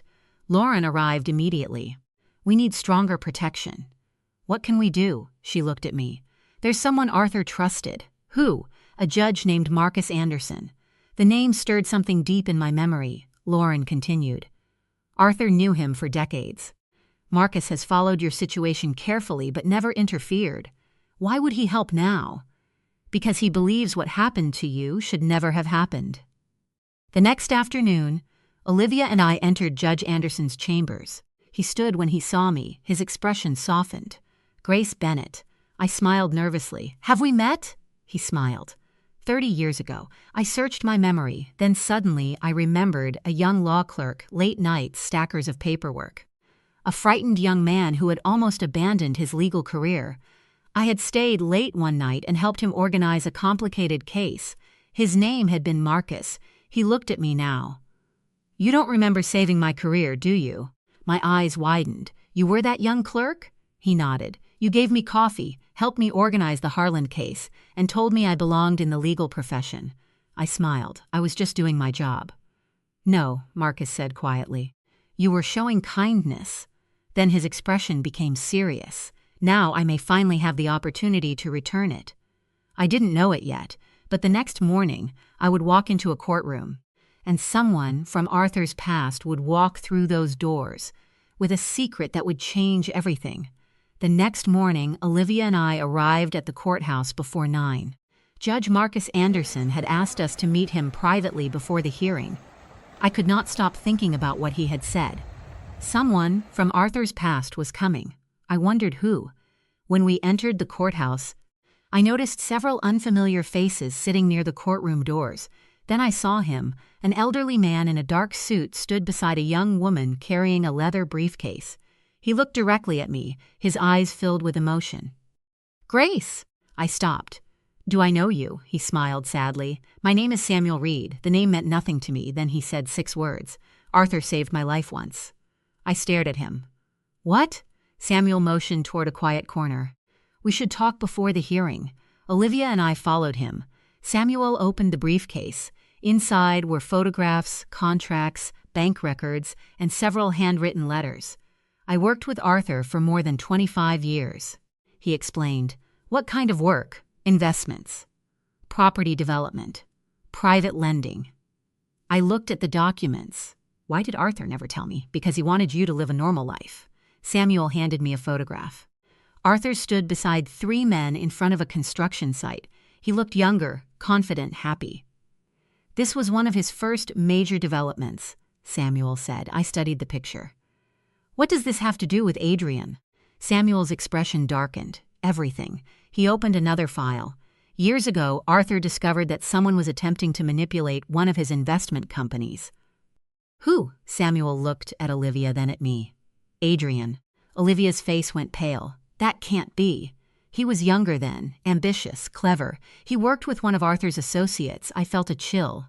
"So Arthur knew him before he married Olivia?" "Yes, and he never told us. He hoped Adrian would change." Samuel handed me another document. He didn't. The document showed several suspicious transactions. Money had been moved through different companies. Property had been purchased under false names, and one company had been used to conceal gambling debts. I looked at Olivia. She was trembling. "Why didn't Dad stop him?" "Arthur tried." Samuel sighed. "He gave Adrian a chance to walk away. Instead, Adrian disappeared. Then he met me," Olivia whispered. "Yes, and Dad knew." Samuel nodded. "He was afraid that if he told you everything, you would defend your husband and destroy your relationship with your father." Tears filled Olivia's eyes. "That sounds like Dad," Samuel continued. "Arthur spent years preparing for the possibility that Adrian might return." I looked at him. "What exactly did he prepare?" Samuel reached into the briefcase and removed a sealed envelope. "Your husband instructed me to give you this only if someone tried to take control of your estate." My hands shook as I opened it. Arthur's handwriting appeared immediately. "Grace, if you are reading this, someone has tried to take from you what I spent my life protecting." I pressed the letter against my chest. The next sentence made my heart race. "Do not fight them with anger. Fight them with facts." Arthur had attached instructions for everything: the investment accounts, the property records, the trusts, the companies, and one final document. A complete record of every financial transaction Adrian had made involving Arthur's businesses. Samuel looked at me. "Arthur didn't want revenge. What did he want?" "To make sure you were never helpless." I wiped my tears. Then the courtroom doors opened. Everyone inside. Olivia took my hand. We entered together. Adrian was already there. He looked different. His attorney sat beside him. Across the room sat Lauren, Daniel, Marcus, and Samuel. Adrian's eyes widened when he saw Samuel. "You." Samuel didn't respond. The judge entered. Everyone stood. Judge Anderson took his seat. He looked at me, then at Adrian. "This hearing concerns allegations of financial exploitation. attempted property fraud, forgery, and unlawful interference with Mrs. Bennett's estate. Adrian's attorney immediately stood. Your Honor, my client denies these allegations. Marcus nodded. Understood. Lauren presented the first evidence, the forged documents, then the property transfer forms, then the records from Cedar Ridge, then the surveillance footage showing Adrian attempting to enter my home. Each piece of evidence made the room quieter. Finally, Samuel stood. Adrian stared at him. You can't do this. Samuel looked at the judge. I can. He described Adrian's earlier financial dealings with Arthur. He explained how Arthur had discovered the fraudulent transactions. Then he produced the original records. Adrian's attorney requested a recess. The judge denied it. We have waited long enough. Adrian suddenly turned toward Olivia. Tell them you knew about the property. She stared at him. I didn't. You knew your mother had money. I knew she owned her house. You knew about the investments. No. Adrian's voice became desperate. You're lying. Olivia stood. No. Her voice shook, but she continued. I lied to myself because I loved you. The courtroom fell silent. But I will not lie for you anymore. Adrian looked at her as though she'd become a stranger. The judge turned toward me. Mrs. Bennett, do you wish to make a statement? I stood slowly. I looked at Adrian, then at Olivia, then at the judge. My husband spent his life protecting our family. I paused. I never understood how much until now. My voice strengthened. I don't want revenge. Adrian looked surprised. I want accountability. The judge nodded, then he said something I never expected. Mrs. Bennett, there is one additional matter. He lifted a document. This court has received evidence that your husband established a charitable trust shortly before his death. I stared at him. A charitable trust? Yes. Judge Anderson looked at Samuel. Samuel nodded. It was Arthur's final project. The judge continued. The trust contains assets valued at more than $30 million. The courtroom erupted in whispers. Olivia looked at me. I couldn't breathe. $30 million. Arthur had never told me. But the judge wasn't finished. The trust names Grace Bennett as its sole controlling beneficiary during her lifetime. Adrian's face went completely white. He had spent months trying to steal one house. He had never realized that the woman he considered powerless controlled an empire, and now everyone in that courtroom knew it. But there was one final clause in Arthur's trust, a clause that would determine what happened next. The courtroom became completely silent. Judge Anderson held the trust document in his hands. There is one final condition, he said. I felt my heart pounding. What condition? The judge looked directly at me. Arthur required that if anyone attempted to unlawfully obtain control of your property, a portion of the trust would immediately be transferred into a protective foundation. I frowned. A foundation? Samuel smiled. Yes. Judge Anderson continued. The foundation is designed to provide housing, legal assistance, and financial support for elderly people facing exploitation by family members. I couldn't speak. Arthur had thought of everything. Even after death, he had found a way to turn our pain into protection for others. I looked toward the ceiling. Arthur, I whispered. Olivia squeezed my hand. The judge turned toward Adrian. Mr. Carter, the evidence presented today establishes a serious pattern of misconduct. Adrian's attorney lowered his head. The judge continued. This court will refer the allegations of forgery, financial fraud, and attempted exploitation to the appropriate authorities. Adrian stood. Your Honor, please. The judge raised his hand. You have had opportunities to resolve this matter peacefully. Adrian looked toward Olivia. Olivia, please. She stared at him through tears. I wanted to believe you. I love you. You loved what you thought I could give you. He shook his head. That isn't true. She took a breath. You tried to take my mother's home. I was desperate. You lied to me. I was protecting us. No, Olivia said. You were protecting yourself. Adrian had nothing left to say. Officers approached him. As they escorted him from the courtroom, he looked back at me. For a moment, I expected anger. Instead, I saw defeat. The doors closed behind him. And just like that, months of fear were over. Not immediately. Healing never happens that quickly. But the danger was gone. Outside the courthouse, Olivia and I stood beneath the afternoon sun. She looked exhausted. "So what happens now?" she asked. I smiled. "Now we go home." She laughed softly. "Your home. Our home." She hugged me. "I don't deserve you. Maybe not." She pulled away and looked at me. I smiled. "But you're still my daughter." That evening, we returned to the house. I opened the front door. Everything looked exactly as it had before. Arthur's chair, the old photographs, the blue mug, the flowers. But something had changed. The house no longer felt like a place I had been defending. It felt like a place I had reclaimed. Olivia walked into the kitchen. "Mom?" "Yes? I want to ask you something." "What?" "Would you let me stay here until the baby is born?" I smiled. "Of course." She looked relieved, then she touched her stomach. "I want Willow to know this house." I looked around. Your father would have liked that. Weeks passed. The legal process continued. Adrian's debts were investigated. The forged documents were examined. His financial records revealed far more than we had expected. Eventually, the authorities confirmed what we already knew. He had been manipulating accounts for years, but the most important thing was that Olivia was finally free. She filed for divorce. She returned to teaching. And slowly, she became the woman I remembered from before Adrian entered her life. Then, one rainy morning, her labor began. I drove her to the hospital.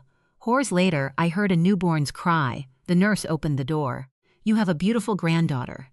My legs nearly gave way. When I entered the room, Olivia was holding the baby. She looked exhausted, but she was smiling. "Mom," she whispered. I approached the bed. She carefully placed the baby into my arms. I looked down, tiny fingers, soft cheeks, a little tuft of dark hair. "Hello, Willow," I whispered. Tears filled my eyes. For a moment, I imagined Arthur standing beside me. He would have been overwhelmed with joy. Olivia watched me. Dad would have loved her. He would have spoiled her. We both laughed. Then Olivia said something I'll never forget. "Mom, I understand now." "Understand what?" "Why Dad protected you." I looked at her. "He knew I needed protecting.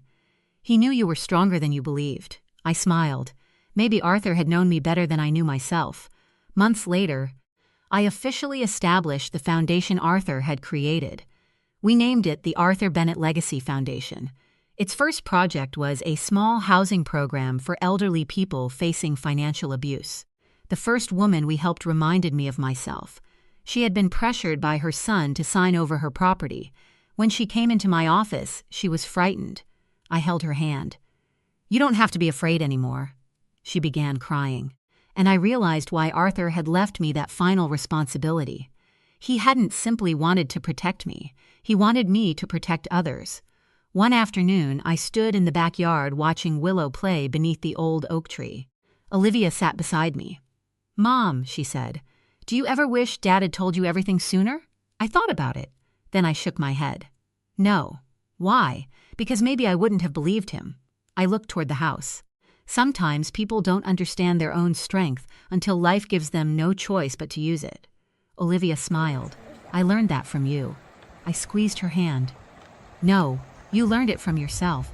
The sun began setting behind the trees. The same house Adrian had tried to take stood quietly behind us. The same walls, the same memories. But now there was laughter inside. A baby's laughter. My daughter's laughter. And mine. Arthur was gone.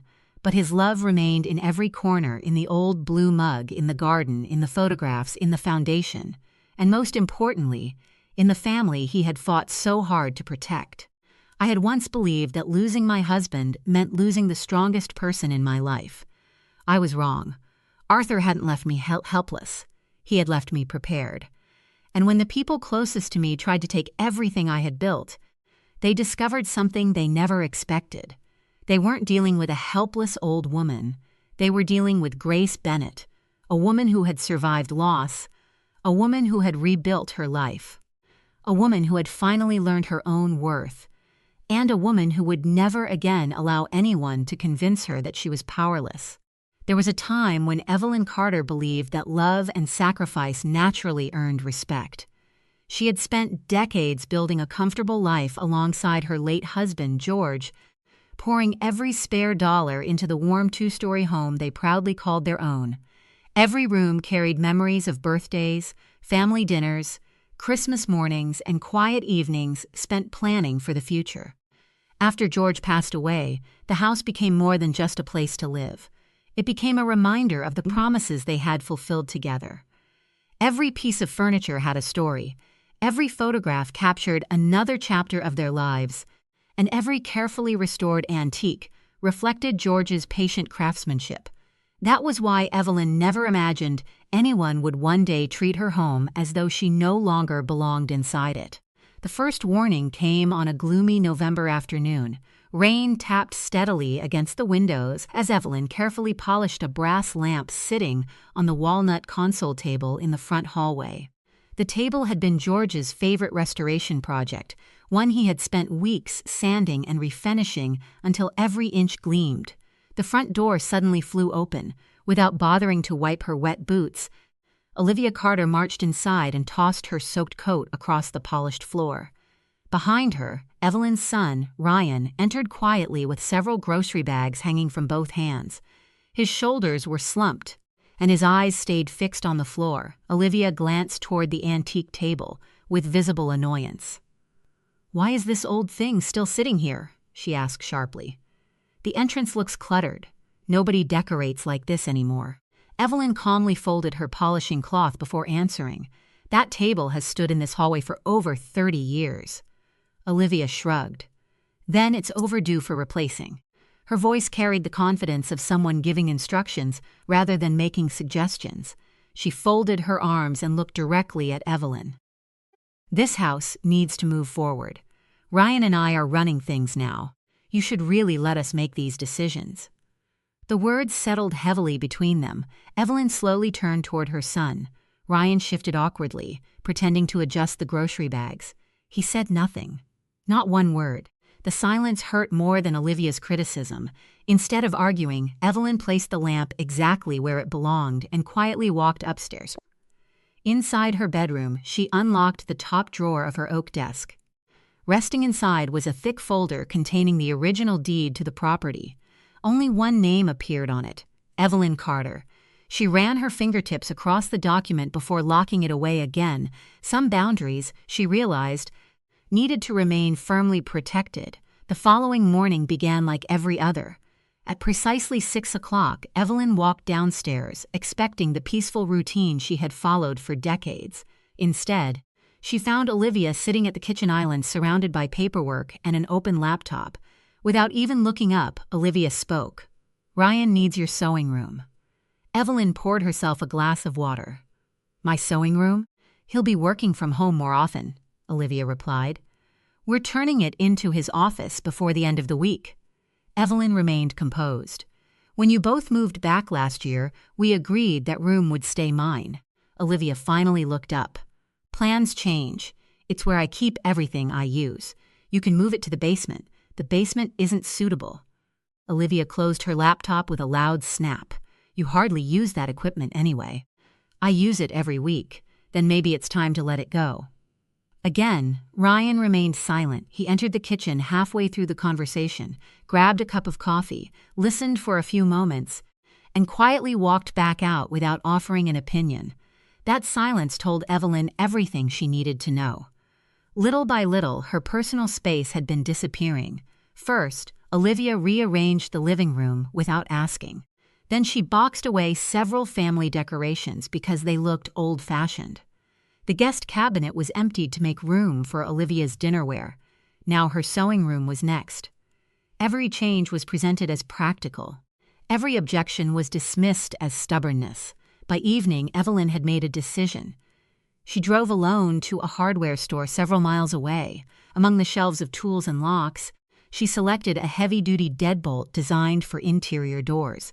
Back home, she spent nearly 2 hours installing it on her bedroom door. She tested the lock twice before slipping the key into her pocket.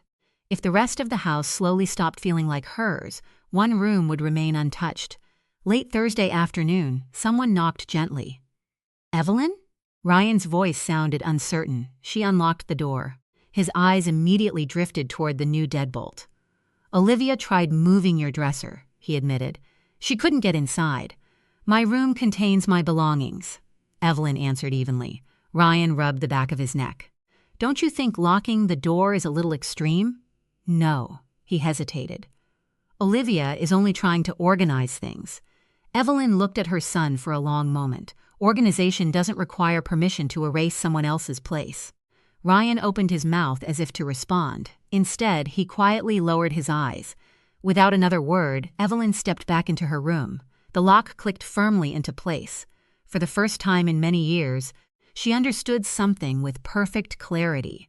The greatest threat to her home wasn't coming from strangers. It was already living under her roof. Winter settled over the neighborhood with icy mornings and long, quiet evenings. Frost coated the lawn each day, and the furnace hummed constantly, filling the house with a comforting warmth that contrasted sharply with the growing tension inside. Evelyn had begun keeping to herself. She prepared her own meals, cleaned only her personal spaces, and spent more time reading in her bedroom than sitting in the family room. The distance wasn't created out of anger. It was simply the only way she could preserve her peace. One Thursday morning, she walked into the kitchen to organize the monthly utility bills. For decades, she had handled every household payment without fail.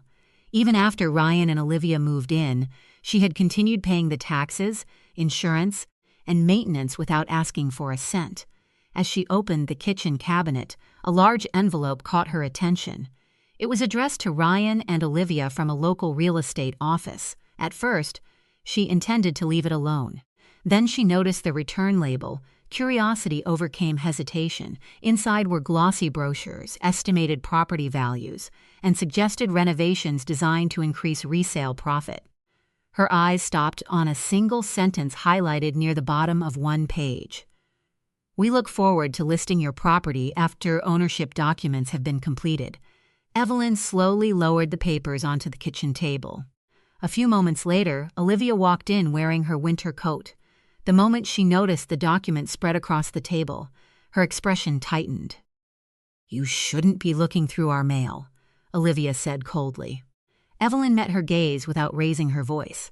"I wasn't searching for your personal business." She tapped one of the pages. "This concerns my home." Olivia stepped closer. "It's only planning.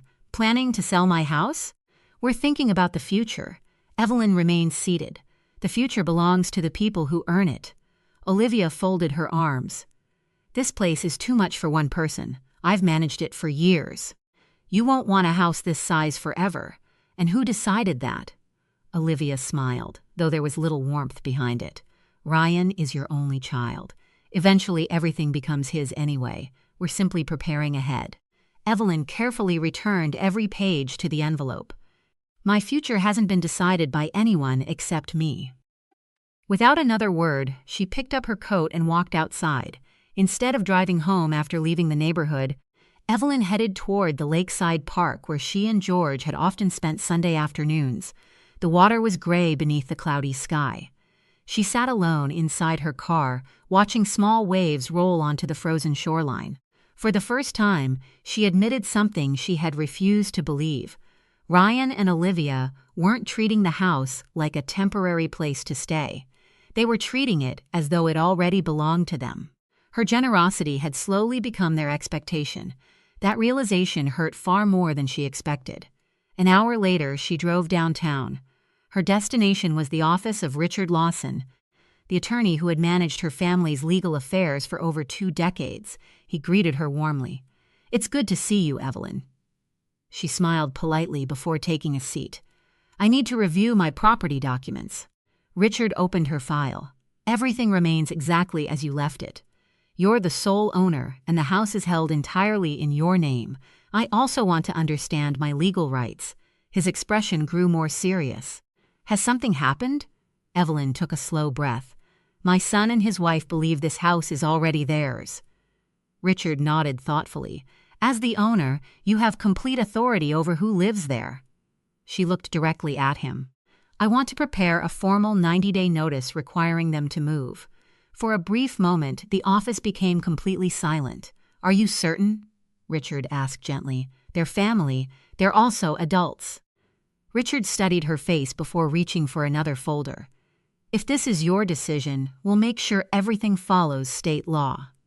For the next hour, they reviewed every document carefully. Nothing would be rushed. Nothing would be emotional. Everything would be handled legally and respectfully. When Evelyn finally left the office carrying a sealed envelope, she felt something she hadn't experienced in months. Relief. During the following weeks, her routine changed completely. She joined a local gardening volunteer group that met 3 mornings each week. She reconnected with old friends she hadn't seen in years. On Friday evenings, she attended a neighborhood book club instead of spending another awkward dinner at home. The more she invested in her own life, the less control Olivia seemed to have over her emotions. Ryan eventually noticed. One evening, he stopped her near the front door. "You're hardly home anymore. I've been busy. We miss having dinner together." Evelyn smiled gently. "I wasn't aware anyone noticed." Ryan looked uncomfortable. "We're still family." She adjusted her coat. "Families show appreciation." He hesitated before speaking again. "We were hoping to stay here another year or 2 while saving money." Evelyn nodded. "I assumed that was always the plan." Ryan forced a nervous laugh. "Actually, Olivia thought maybe we could eventually take over the house." Evelyn looked directly into her son's eyes. "There is nothing to take over." His smile disappeared. "You mean? I mean, this home isn't changing ownership." Ryan stood speechless. For the first time, uncertainty replaced confidence. Evelyn quietly opened the front door. "I hope both of you begin making other arrangements." She stepped outside into the crisp evening air, leaving Ryan standing silently behind her. Inside the pocket of her coat rested the sealed legal notice. She prayed she would never have to use it. But if respect continued disappearing from her home, she already knew exactly what would happen next. By the end of January, the atmosphere inside the house had become impossible to ignore. Conversations were brief, meals were eaten separately, and silence had replaced the warmth that once filled every room. Olivia no longer tried to hide her intentions. She rearranged furniture without asking, replaced framed family photographs with abstract artwork, and spoke openly about renovations as though the property already belonged to her and Ryan. Evelyn refused to argue. Instead, she quietly removed her treasured photographs from the hallway, wrapped them carefully in protective paper, and stored them safely inside her locked bedroom. If they couldn't be respected on the walls, they would remain protected until the right time came. One Sunday afternoon, Olivia invited her parents over for lunch. The aroma of roasted chicken drifted through the kitchen as guests arrived carrying bottles of sparkling cider and homemade desserts. Evelyn greeted them politely before making herself a cup of tea. As she stood near the kitchen counter, she overheard Olivia leading her parents through the house like a proud homeowner showing off a recent purchase. "We're planning to open this wall next spring," Olivia said confidently, pointing toward the dining room. "An open-concept layout will make everything brighter." Her father nodded thoughtfully. "It would certainly modernize the place." Olivia smiled. "Exactly. Most of the house feels outdated anyway." Her mother glanced toward Evelyn. "And where will Evelyn stay while all this work is happening?" Olivia answered without hesitation. "We've been looking into retirement communities nearby. She'll be much more comfortable somewhere designed for seniors." Evelyn slowly lifted her teacup. She wasn't offended. She was disappointed. Walking a few steps closer, she smiled politely. "It's remarkable how many plans you've made for a house that doesn't belong to you." The room fell silent. Olivia's smile disappeared. "What did you say? You heard me." Evelyn's voice remained calm. "I hope everyone enjoys lunch." Without another word, she carried her tea upstairs. Later that evening, after Olivia's parents had gone home, the tension finally erupted. Olivia waited in the hallway, with her arms crossed. Ryan stood several feet behind her, looking exhausted. "You embarrassed me today," Olivia snapped. "I answered a question honestly. You've been difficult ever since we moved in." "I've been respectful." Olivia laughed bitterly. "You've been passive-aggressive." Evelyn folded her hands. "I've simply stopped allowing people to make decisions for me." Olivia stepped closer. "This house needs to move forward. It already has." "No." Olivia shook her head. "You refuse to let go." Evelyn looked toward Ryan. He avoided her eyes. "Agan, you've had years to enjoy this place," Olivia continued. "Ryan and I are trying to build a future. Instead of helping us, you're standing in the way." Ryan shifted uneasily. "Olivia," she interrupted him immediately. "No, I'm tired of pretending." Turning back to Evelyn, she spoke with complete certainty. "This isn't really your family anymore." The words echoed through the hallway. Olivia continued. "Ryan and I are building the future here. You're just making everything harder." Evelyn remained perfectly still. Then Olivia delivered the sentence that changed everything. "I think it's time for you to move out." Ryan closed his eyes. Still, he said nothing. Not one word. Evelyn studied her son's face. She searched for the young man she had raised, the boy who once defended classmates from bullies, the teenager who promised he would always look after her. She couldn't find him. Only silence stood where courage should have been. Finally, Evelyn nodded once. "Wait here." She calmly climbed the staircase. Inside her bedroom, she unlocked the desk drawer and removed 2 envelopes. The first contained the original deed to the house. The second held the legal documents Richard Lawson had prepared weeks earlier. She paused briefly before walking downstairs. Every step felt lighter than the last. When she entered the hallway, Olivia wore a confident smile, clearly expecting an apology. Instead, Evelyn placed both envelopes on the entry table. "What's this?" Olivia asked. "The first document," Evelyn replied, "is the deed showing who owns this property." Olivia frowned while opening it. Ryan leaned closer. Neither of them spoke. "My name is the only one listed," Evelyn continued quietly. She then rested her hand on the second envelope. "And this is your official 90-day notice to vacate the premises." Olivia's face drained of color. "What? You have until the end of April to move. This has to be some kind of joke." "It isn't." Ryan stared at his mother in disbelief. "Mom," Evelyn finally looked directly at him, "I welcomed both of you into my home because you needed help saving for your future."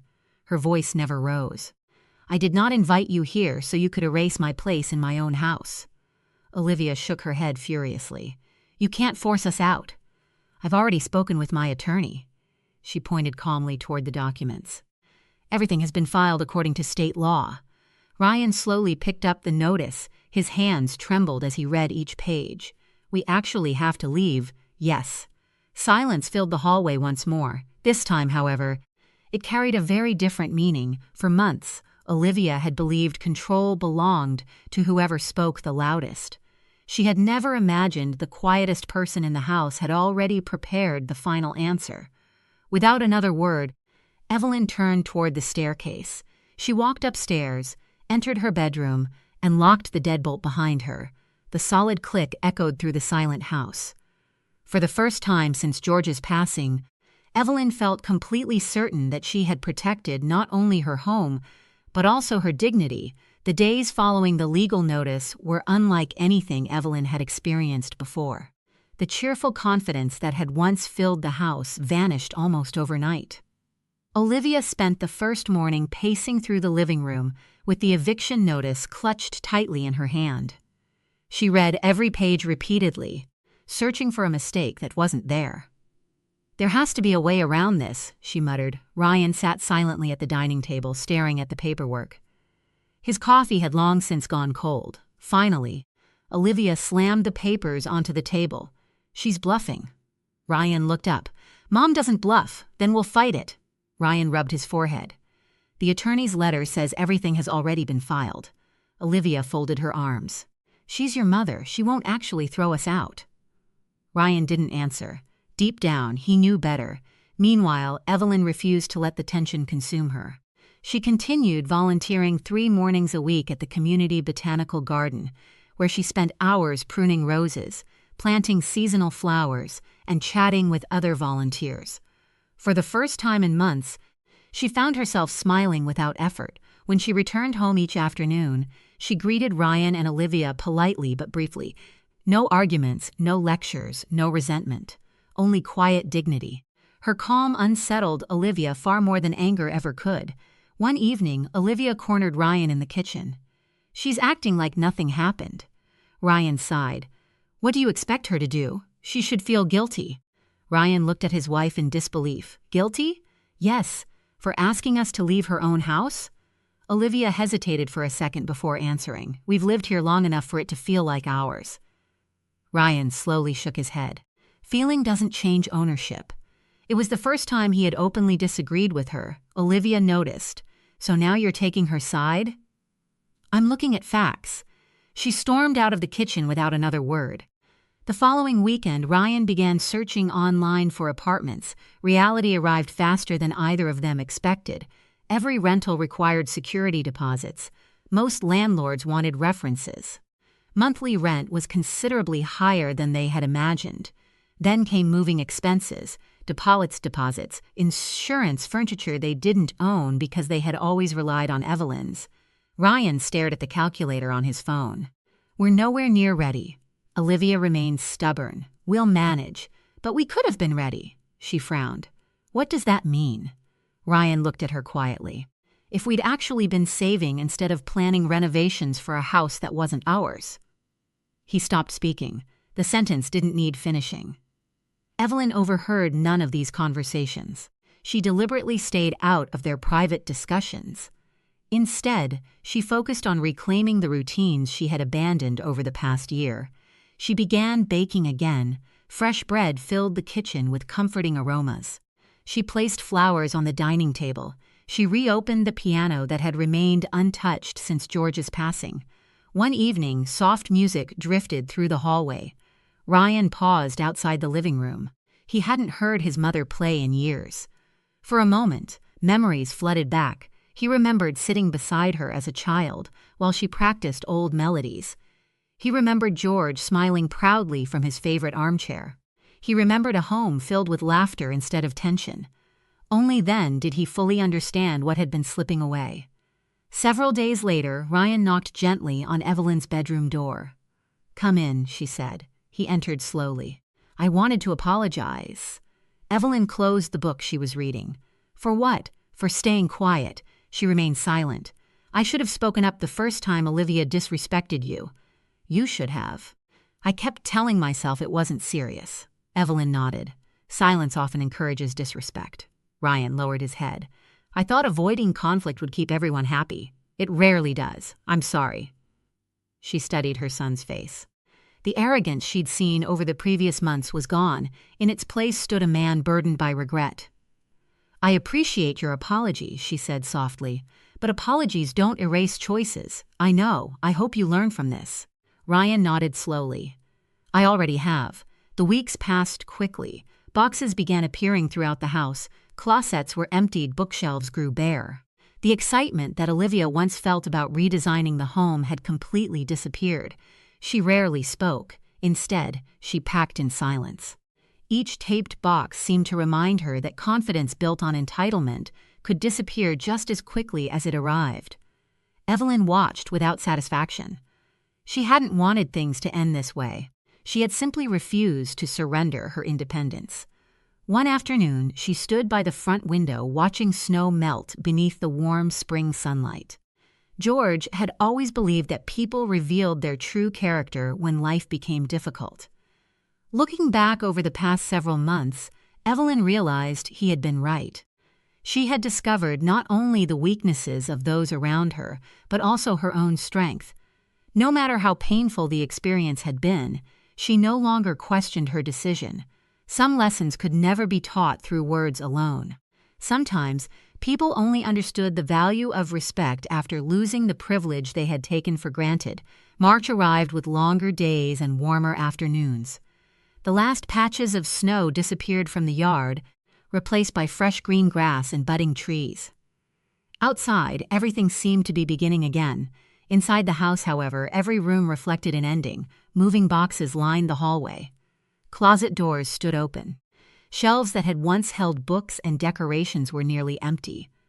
The home felt strangely quiet, not because anyone had asked for silence, but because there was little left to say. Ryan spent every evening carrying boxes to the garage, while Olivia searched online for affordable furniture and household essentials. Reality had become far more expensive than either of them had imagined. The apartment they had rented was modest, a 2-bedroom unit on the opposite side of town. It was clean and comfortable, but much smaller than the spacious home they had taken for granted.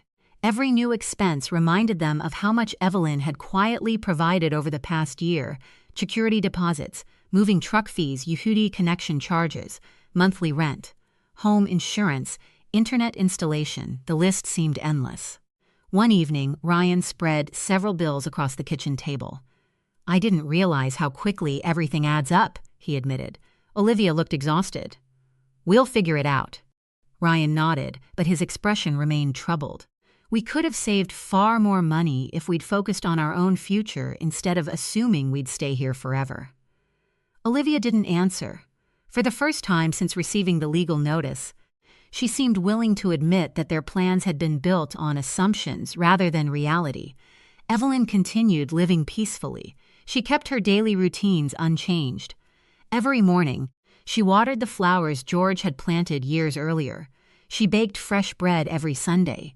She attended her book club twice a month and volunteered regularly at the botanical gardens. The house slowly began feeling like home again. Without arguments echoing through the rooms, she could once again hear birds singing outside the kitchen window and the grandfather clock chiming in the hallway.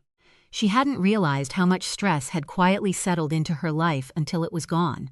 One afternoon, Ryan found an old photo album while packing a storage cabinet. Curious, he opened it.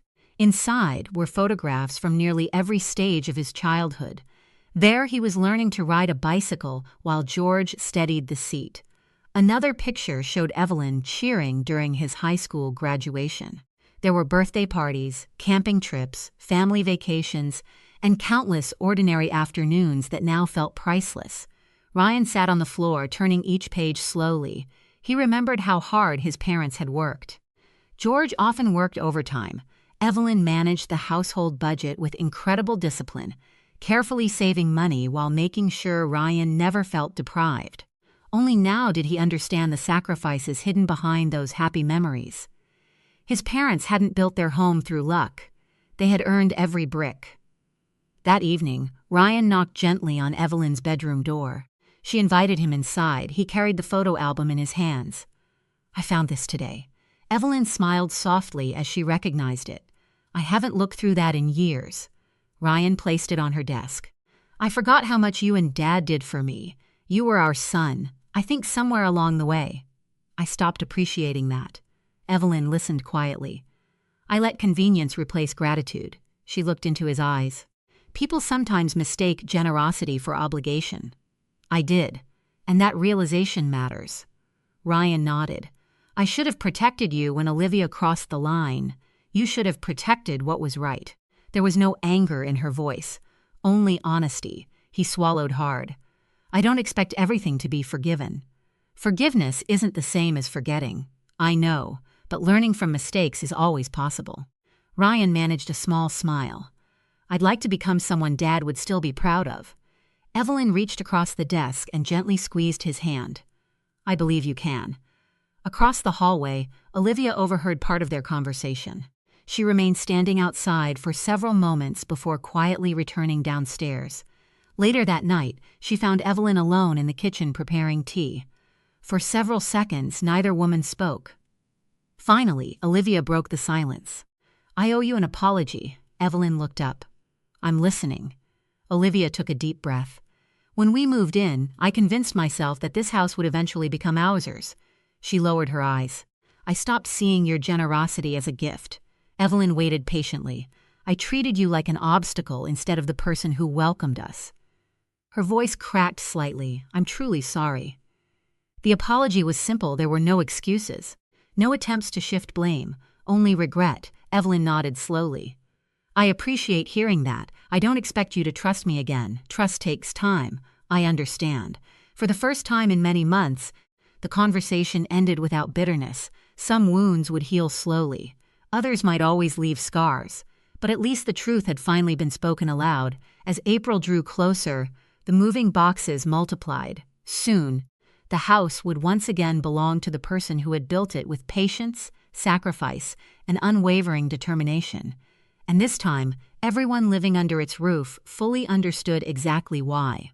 April arrived with gentle sunshine and blooming flowers. The maple tree in the front yard was covered with fresh green leaves, and colorful tulips lined the walkway that George had planted years before. The house looked peaceful again. as though it had quietly waited for spring to restore its warmth. Inside, the final stages of moving were underway. Cardboard boxes filled the foyer one last time. Furniture was wrapped in blankets, and the sound of tape sealing moving cartons echoed through the rooms. The house that had once felt crowded now seemed to breathe again with every item carried outside. Ryan worked steadily from sunrise until late afternoon. He loaded boxes into the moving truck without complaint, stopping only long enough to wipe the sweat from his forehead. The past few months had changed him more than he ever expected. He had learned that providing for a family required more than dreams. It demanded responsibility, planning, and respect. Olivia remained unusually quiet throughout the day. Gone was the confidence that had once led her to redesign rooms and make decisions without permission. She packed the last of their belongings carefully, avoiding unnecessary conversation. Every empty shelf reminded her of how badly she had misjudged the woman who had opened her home without asking for anything in return. By early evening, only a few boxes remained. The moving truck stood in the driveway, nearly full. Ryan carried the final carton to the front porch before walking back toward Evelyn, who stood beside the flower bed watering newly planted roses.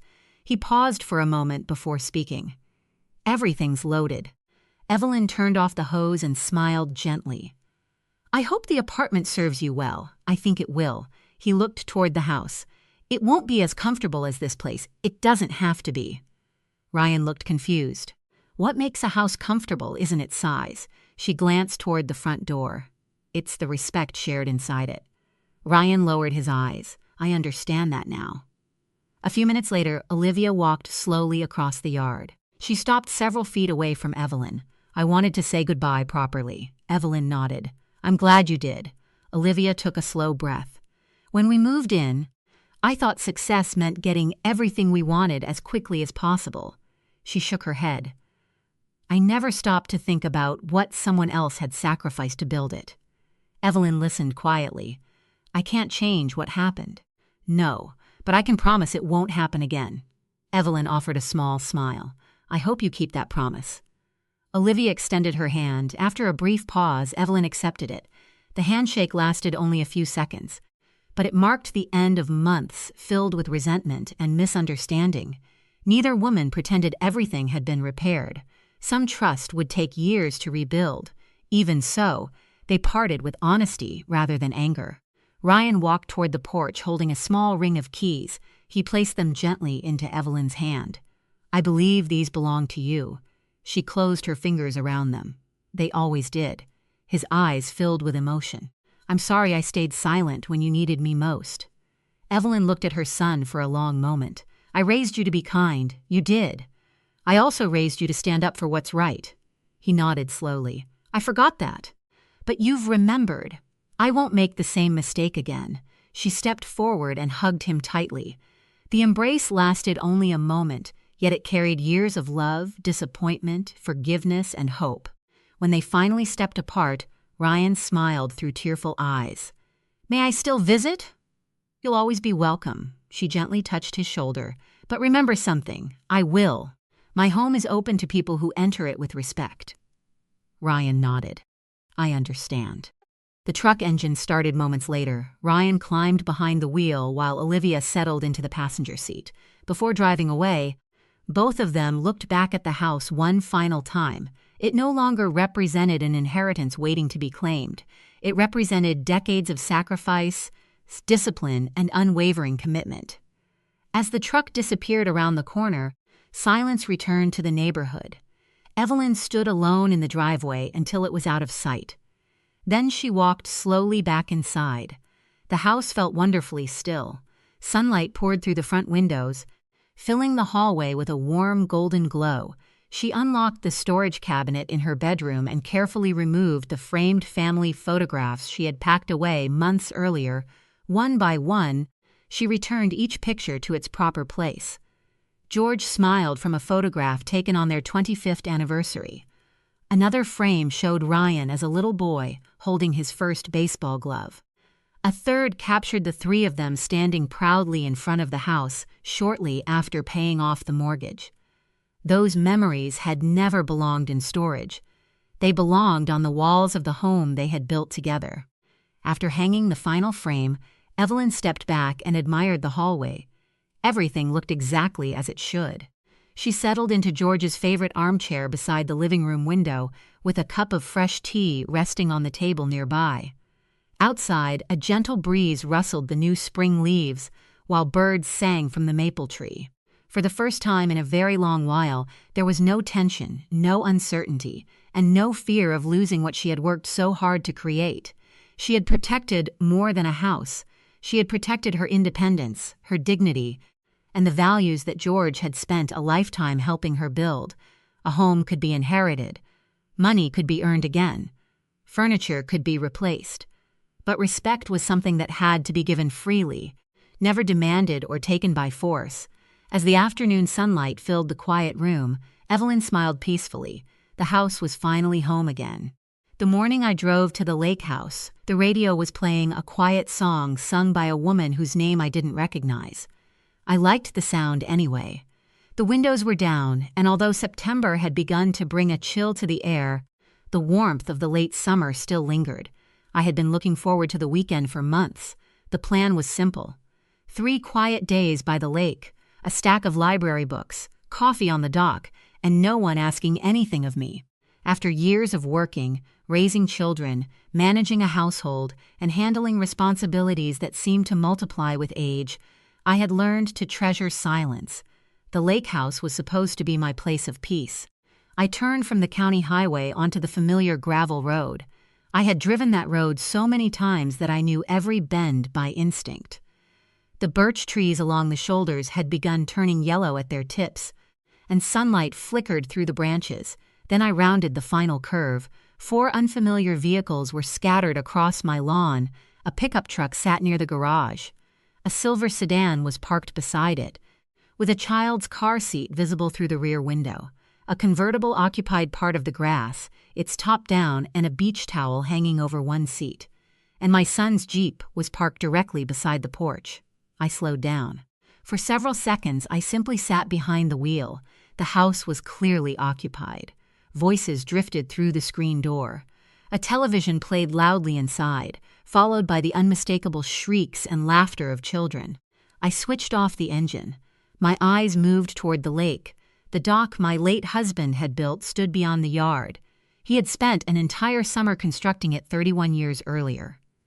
After working his shifts at the plant, he would come home, change clothes, and head straight down to the water.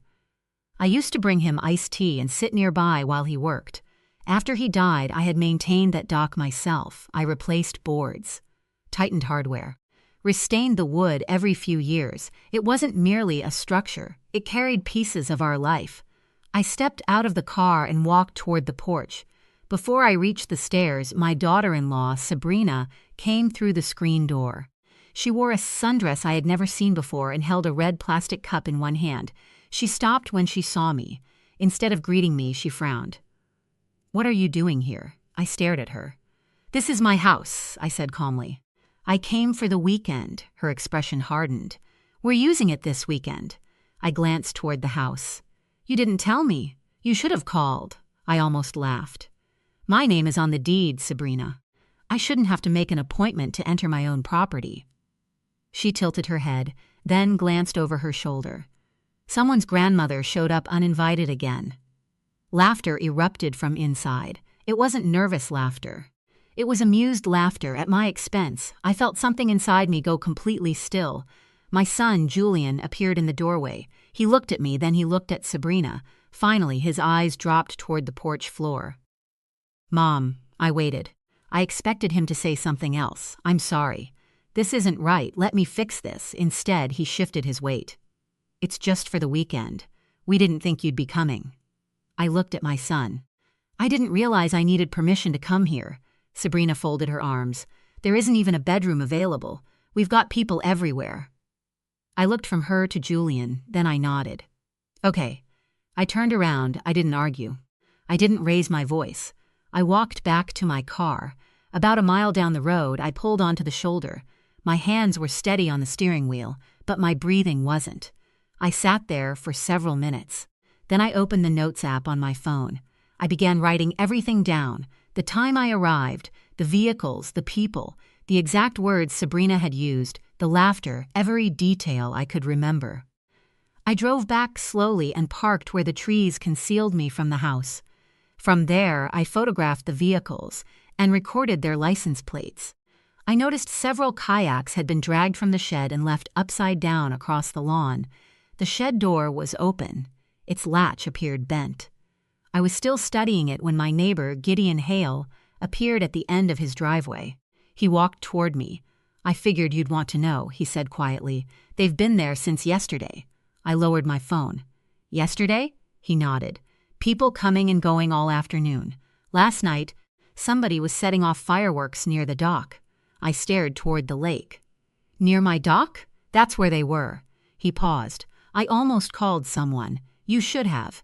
He gave me a sympathetic look. "You're welcome to stay at my place tonight." I thanked him, but I already knew what I needed to do. I drove into town and checked into a small motel. That evening, sitting alone in the quiet room, I opened my notes again. I read everything I had written, then I added one final sentence. Something about this wasn't right. I didn't know yet how serious it was, but I intended to find out. I barely slept that night. Not because of the confrontation with Sabrina, though I replayed that scene more times than I wanted to admit. What kept me awake was the house itself. Something had changed. It wasn't simply that my son and his wife had invited people without telling me. It wasn't even the disrespect of being laughed at on my own porch. It was the condition of the property, the bent shed latch, the kayaks scattered across the lawn, the fireworks near the dock. Those things suggested carelessness. But carelessness was different from something deliberate. I woke before 7 the next morning, dressed, and drove back to the lake house. The property was quiet. Most of the vehicles were still there, but the house had none of the previous night's energy. I parked along the road rather than in the driveway. When I approached the porch, Sabrina's younger sister answered the door. She looked surprised to see me. Unlike Sabrina, she didn't seem angry. She simply stepped aside. I walked in. The disorder was worse than I had expected. Cups and plates covered the kitchen counters. Clothing was piled over furniture. Children's toys were scattered across the hallway. Someone had left food, sitting uncovered on the dining table. My reading chair had a stranger's jacket thrown across it. I said nothing. I went directly to the bathroom and retrieved my medication. Then I walked upstairs. I had another reason for being there. 6 weeks earlier, I had placed an envelope in the drawer of the nightstand in the main bedroom. Inside were copies of important property and estate documents, along with a handwritten letter my father had written to me many years ago. The letter wasn't legally important. To me, it was priceless. I had planned to move everything into my fireproof box at home. I simply hadn't gotten around to it. I opened the bedroom door. My belongings had been moved. Not packed carefully, swept aside. The top of the dresser was covered with a messy pile of my personal things. I opened the nightstand drawer. Empty. I checked it again. Nothing. I searched the second drawer. Nothing. Then I checked beneath the bed, the closet, and even between the mattress and box spring. The envelope was gone. I stood in the middle of the room, staring at the empty drawer. That was when my feelings changed. The humiliation from the day before disappeared.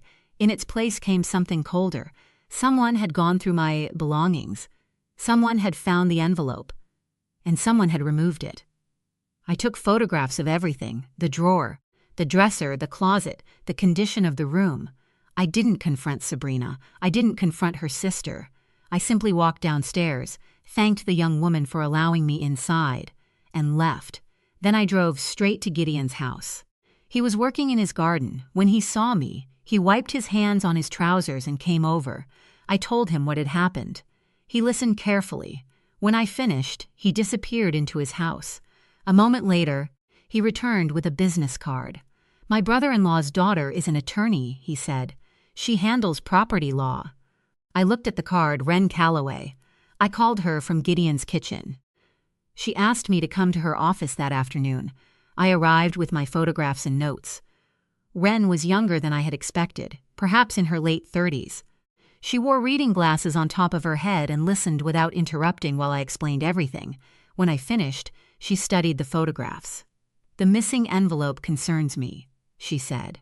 "It was only copies." "Even so, someone removed your property without permission." She explained that the actual deed was recorded with the county, meaning nobody could simply steal my copy and take ownership of the property. That was reassuring, but it didn't make the missing documents harmless. "What should I do?" I asked. "Document everything," she said, "and we should report the missing materials." I nodded.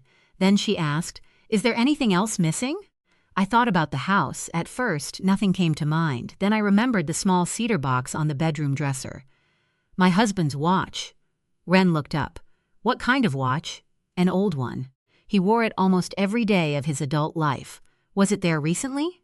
"Yes." "Then check." We returned to the lake house together. This time we were accompanied by Deputy Marcus Bell. When Sabrina opened the door and saw the deputy, something flashed across her face. Alarm. It disappeared quickly. Marcus explained that there had been a complaint concerning property removed from the home and that he needed to verify the situation. Sabrina immediately began explaining. She said she had permission to use the house. She said I had always treated the property as a family place. She said there had been a misunderstanding. Marcus listened patiently. Then he asked one question. "Is Clara Bennett permitted to enter her own property?" Sabrina hesitated. "Yes." "Then we'll proceed." We went upstairs. I walked to the dressers. The cedar box was still there. I opened it, empty. My husband's watch was gone. For several seconds, nobody spoke. Then Sabrina said quietly, "He probably moved it somewhere for safekeeping." Marcus looked at her. "Who?" She didn't answer. My son wasn't there. I closed the cedar box. I didn't cry. Not then. I simply stood there and understood that this had become something far more serious than a ruined weekend. Someone had crossed a line, and I was finally ready to stop pretending they hadn't. Deputy Marcus Bell completed his report before we left the bedroom. He asked me several questions, writing down my answers without adding commentary. When had I last seen the watch? Where had I kept it? Who had access to the house? Had I given anyone permission to remove my belongings? My answers were simple: no, no, and absolutely not. Ren remained beside me, quietly observing everything. Downstairs, Sabrina was still trying to explain the situation. She said she hadn't taken anything. She said people had moved things around. She said perhaps Julian had handled the watch. I listened from the staircase. There was something strangely comforting about hearing her explanations become less convincing with every sentence. For months, I had wondered whether I was imagining the distance between my son and me. Now I understood that I wasn't. Julian had allowed this to happen. Maybe he hadn't planned it. Maybe he hadn't understood everything Sabrina intended. But he had known she was bringing people to the house. He had known I hadn't been invited. And when I arrived, he had stood in that doorway and watched me leave. That was enough. Ren spoke with Marcus outside. I remained near the dock. The water was calm that afternoon.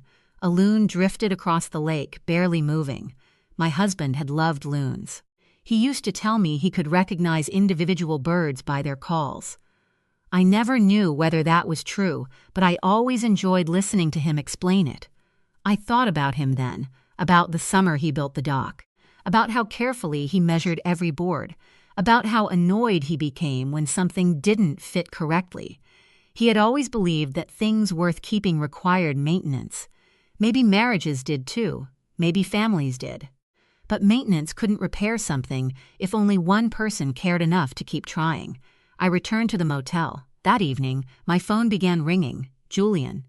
I watched his name appear on the screen, then disappear.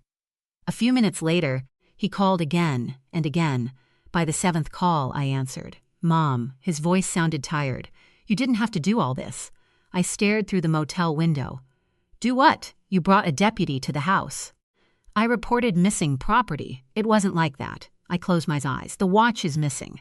Silence. Then he said, "I didn't know about the watch." I believed him. That was the worst part. "I believe you," I said. "Then why are you doing this?" "Because believing you doesn't mean I should ignore what happened." He sighed. We were only using the house for the weekend. You were using my house without asking me. We thought you'd be okay with it. No, you thought I'd accept it. He didn't respond, I continued. There's a difference. Another silence, then Julian said, Sabrina didn't mean anything by what she said. I remembered standing at the bottom of the porch steps. The laughter, the words. She called me somebody's grandmother. She was joking. It wasn't funny. I know. His voice became quieter. I know, Mom. For the first time, I heard regret, but regret wasn't the same as responsibility. I told him I wasn't ready to discuss anything else. Then I ended the call. The following week became surprisingly orderly. Ren filed the necessary paperwork to protect my rights to the property and begin formal trespass proceedings. Marcus kept the report open regarding the missing belongings. The guests who had been staying at the house left quickly once they learned there was a property dispute. I didn't blame them. They had apparently believed they were visiting a family vacation home. They hadn't known the truth. Sabrina left the next morning after the order was served. She carried a bag over one shoulder and walked toward her car without looking at me. For a moment, I wondered whether she would say something, an apology, an explanation, anything. She didn't. The car disappeared down the road. And suddenly the house became quiet, not peaceful yet, just quiet. I walked through every room, I opened windows, collected abandoned cups, folded blankets, moved furniture back into place. I found a child's toy beneath the sofa and placed it in a box near the front door. Then I went upstairs. The bedroom still looked disturbed. I didn't try to fix it immediately. Instead, I sat on the edge of the bed. For the first time since arriving, I allowed myself to cry, not because Sabrina had insulted me, not because strangers had taken over the house.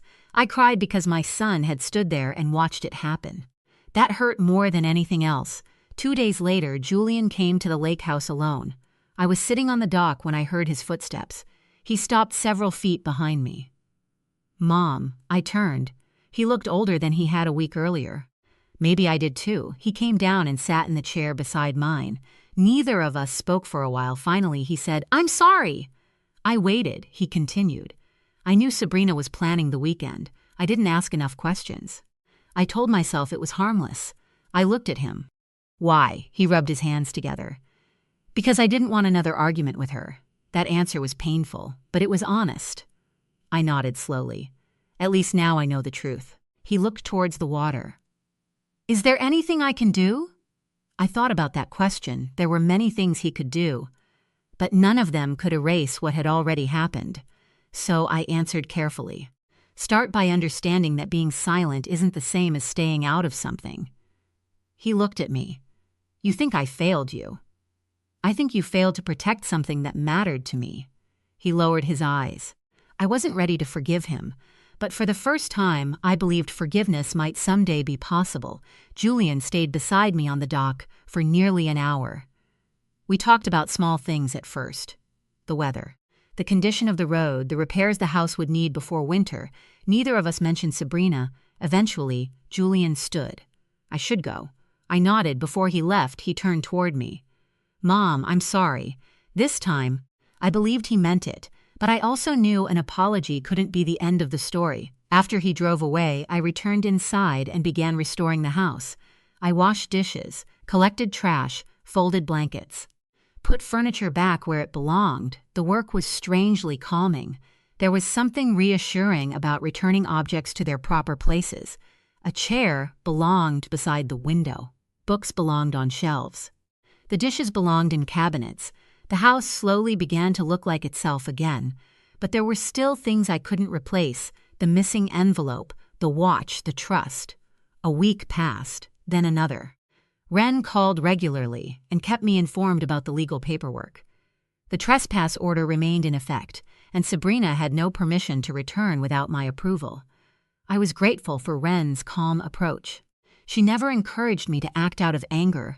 Let the facts speak, she told me, so I did. I kept every document, every photograph, every message, every report. I wrote down dates and times.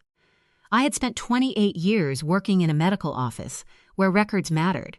A missing signature could cause a problem. A wrong date could create confusion. Documentation had always been part of my life. Now it became my protection. One afternoon, Ren called. "We have an update." I sat at my kitchen table. "What kind?" "The watch." My heart immediately tightened. Did they find it? Not exactly. Sabrina's sister contacted me. I waited.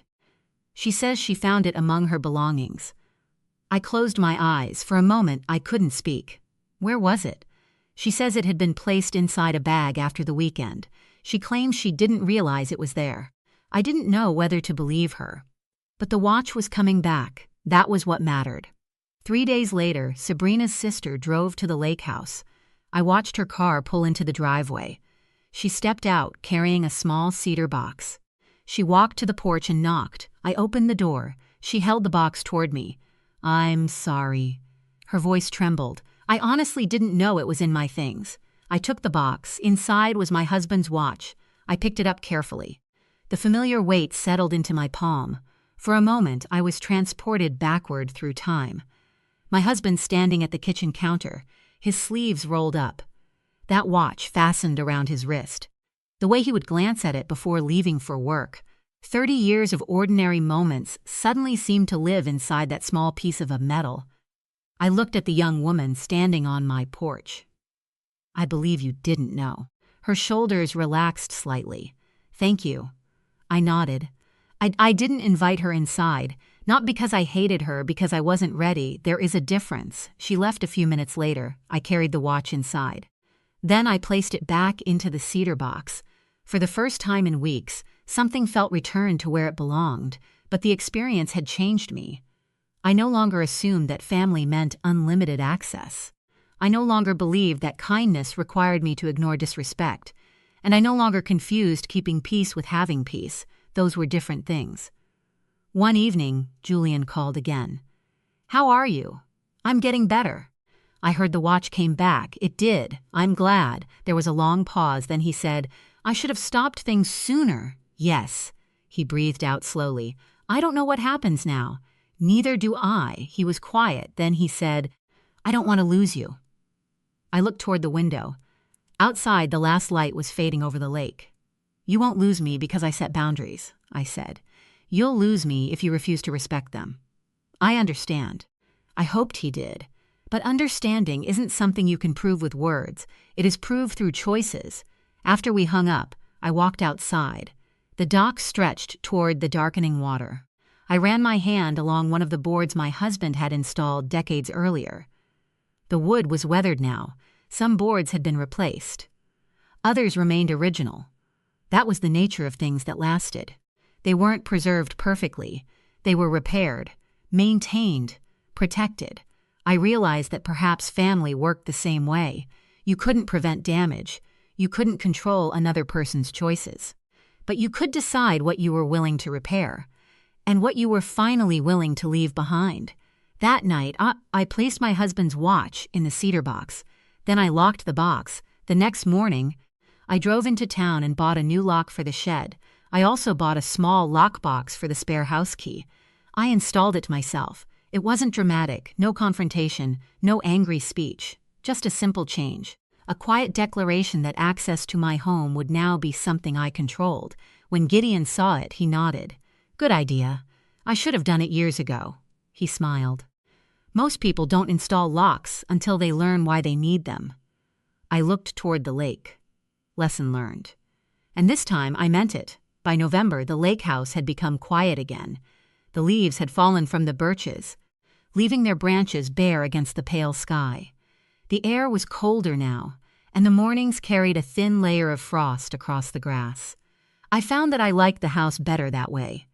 There were no unfamiliar cars in the driveway, no loud music, no strangers leaving cups on the porch, no children running across the lawn. Only wind, water, and the occasional call of a bird somewhere beyond the trees. Gideon stopped by often. Sometimes he brought coffee. Sometimes he brought nothing at all. We had reached the stage of friendship where conversation wasn't required.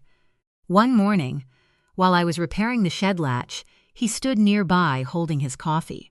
"You sure you don't want me to do that? I've got it." He smiled. "I know." I tightened the final screw. The new latch held firmly. I tested it twice, then I stepped back. "There." Gideon nodded. "Better." I walked toward the porch. He followed. "I've known you for more than 20 years, he said. I looked at him. "That's a long time." "It is." He took a sip of coffee. "I've been thinking about what happened. So have I. You handled it better than most people would." I laughed quietly. I didn't always feel like I was handling it well. Wanting to make a scene isn't the same as making one. I smiled. He was right. There had been moments when I wanted to shout. I wanted Sabrina to understand exactly how much she had hurt me. I wanted Julian to feel the same humiliation I had felt standing on that porch. I wanted everyone who had laughed that afternoon to understand that they had been laughing at the wrong person, but I hadn't done those things. Instead, I had documented what happened. I had asked for help. I had protected my property. I had allowed the consequences to speak for themselves. That realization mattered more to me than I expected. I had spent years believing that being strong meant enduring things quietly. I no longer believed that. Strength wasn't silence. It was knowing when silence had stopped serving you. My relationship with Julian remained uncertain. He called regularly. Sometimes we talked for 10 minutes, sometimes for an hour. He told me little pieces of what was happening in his marriage. I listened. But I didn't tell him what decision to make. That wasn't my place. I had spent enough time trying to solve problems that belonged to other people. If his marriage survived, they would have to rebuild it themselves. If it ended, that would also be their responsibility. I could be his mother without becoming his rescuer. That distinction took me a long time to understand. One Saturday morning, Julian came to the lake house again. He helped me carry several boxes from the garage. When we finished, he stood beside the porch. "Mom? Yes? Do you still want me here?" I looked at him. Of course. His eyes became wet. "I thought maybe you didn't. I was angry with you. I know. But anger isn't the same as not loving someone." He nodded, then he hugged me. It was a long hug. Not the quick embrace people give because they think they're supposed to. For a moment, I felt the little boy I remembered, the child who used to run down the dock without looking back. The teenager who once called me from a friend's house because he had forgotten his keys. The young man who had left home believing he understood the world. And now the adult standing in front of me, finally beginning to understand that choices have consequences. When he released me, neither of us spoke. We didn't need to. Some things don't need to be explained. That afternoon, I walked down to the water alone. The dock was rough beneath my shoes. I ran my fingers across the railing. My husband had built it for the future. At the time, I don't think either of us understood what that meant. He had simply wanted something solid. Something that would remain after the summer ended, after the children grew up, after life changed, after he was gone. I sat at the end of the dock. The water was dark beneath the gray sky. I thought about everything that had happened. The humiliation, the missing documents, the stolen watch, the legal papers, the arguments, the apology, the boundaries, the quiet. It had all happened in a matter of weeks. Yet somehow, I felt as though I had lived through several years. I had learned something uncomfortable. Sometimes the people closest to you know exactly which doors you will leave unlocked. They know which excuses you will accept. They know how badly you want to avoid conflict. And sometimes, without even realizing it, you teach them how far they can go. I had taught my family that I would tolerate too much because I valued peace. Now they knew something different. I valued peace enough to protect it. That evening, I placed my father's letter, the property documents, and the estate records into my fireproof box. The box was locked, the key was with me. My husband's watch sat safely inside its cedar case. Everything important was finally where it belonged. I stood in the center of the room and looked around. The house felt different, not because the walls had changed, because I had. I returned to the lake house for the long weekend in October, just as I had originally planned months earlier. This time, I came alone. There were no unexpected vehicles waiting on the lawn, no voices behind the screen door. No strangers occupying the rooms. The house was exactly as I had left it years ago, except for the small changes I had made since everything happened. The new shed latch, the lockbox beneath the porch, the repaired furniture. The cedar box sitting safely in my bedroom. I carried my bags inside and placed them beside the bed. For a few minutes, I simply stood there. I thought about the first time I had walked into that room after discovering the missing envelope. I remembered the empty drawer, the displaced belongings, the feeling that something familiar had suddenly become unsafe. Now the same room felt peaceful again, not because I had forgotten what happened, because I had stopped being afraid of it. I made tea and carried the cup outside. The afternoon light was turning golden across the lake. I walked down the dock and sat at the very end. The water was nearly still. Across the lake, the trees had changed completely. Red, gold, orange, and brown covered the shoreline. For years, I had thought of this place as something my husband had left behind. Now I understood that wasn't quite right. He hadn't left me the house. We had built it together. He had built the dock. I had maintained it. We had filled the rooms with holidays, arguments, birthdays, Christmas mornings, summer evenings, and ordinary days that seemed unimportant until they became memories. The house belonged to me. But more than that, it belonged to the life we had created. I thought about Julian. Our relationship wasn't magically repaired. I didn't expect it to be. Trust doesn't return because someone says sorry. It returns slowly, through consistency. Through choices, through time. Julian had begun making those choices. He called. He visited. He listened. He stopped assuming that my boundaries were negotiable. That was enough for now. As for Sabrina, I had stopped waiting for an apology. Perhaps one would come someday. Perhaps it wouldn't. Either way, I had reached a place where I didn't need one to move forward. That was another lesson I hadn't expected to learn. Sometimes closure doesn't come from the person who hurt you. Sometimes you create it yourself. The missing envelope was safely stored in my fireproof box. The documents had been protected. My husband's watch had been returned. The house was mine, the dock was standing, and I was still here. I looked across the water. A loon surfaced several yards away. It floated quietly for a moment before disappearing beneath the surface. My husband had always loved their calls. He used to insist that every loon sounded different. I smiled. I still wasn't sure he had been right, but I understood why he loved them. Their calls carried across the water without demanding anything in return. I sat there until the sun disappeared. Then the loon called. One long, wavering sound traveled across the lake. The echo came back from the opposite shore. Then everything became quiet again. I thought about the weekend that had started all of this. I had driven to the lake house expecting 3 peaceful days.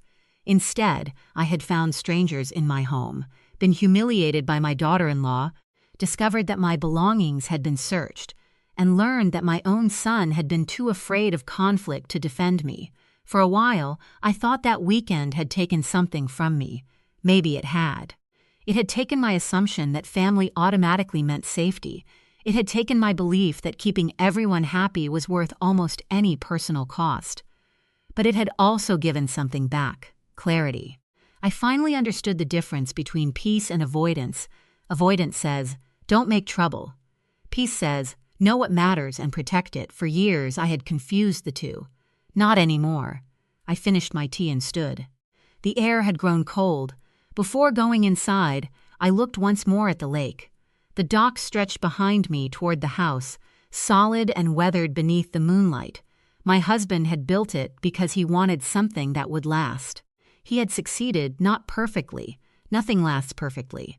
Boards rot, paint fades, hardware rusts, people change, families break and sometimes rebuild. Life rearranges everything. But some things can be repaired if you are willing to recognize the damage and do the work. I locked the door behind me. Inside, the house was warm and quiet. I placed my husband's watch on the nightstand. Then I turned off the lights. For the first time in a long while, I didn't feel like I was waiting for something bad to happen. I felt finished. Not finished with my family. Not finished with life. Finished with the idea that I had to surrender my dignity to keep other people comfortable. I had paid for this peace with difficult conversations, uncomfortable decisions, and the loss of an illusion I had carried for years. But the peace was mine now, chosen, protected, real, and as I lay in the dark listening to the wind move through the trees, I realized something simple. There is a difference between being alone and being abandoned. I was alone that night, but I was not abandoned. I had myself, I had my memories, I had the house, I had the dock, I had the lake, and, perhaps most importantly, I had finally learned that protecting my own peace wasn't selfish. It was necessary. Outside, the water moved gently against the shore. And for the first time since that terrible September morning, I slept without wondering who might walk through my door. The message arrived just after sunrise while Margaret Collins was pouring herself a second cup of coffee. She glanced at her phone, expecting a reminder from the pharmacy, or perhaps a note from one of her old coworkers. Instead, she found a text from her daughter-in-law, Olivia Parker. "Margaret, we've decided to keep this year's family gathering very small. It'll just be Daniel, the kids, and me. We figured you'd enjoy a quiet weekend at home instead. Hope you understand." Margaret stared at the screen for several seconds before setting the phone face down on the kitchen table. At 65, she'd learned not to waste tears on people who had already made up their minds. Life had taught her that disappointment wasn't always loud. Sometimes it arrived quietly, wrapped in polite words that hid far uglier intentions. Outside her dining room window, the maple trees swayed gently in the autumn breeze. The house had been her sanctuary for more than 30 years. Every room carried memories of birthdays, Christmas mornings, and evenings spent laughing with her late husband, Richard. Since Richard's passing nearly 4 years earlier, however, the atmosphere had slowly changed, not inside the house, inside the family. Olivia had gradually become the decision-maker in every conversation.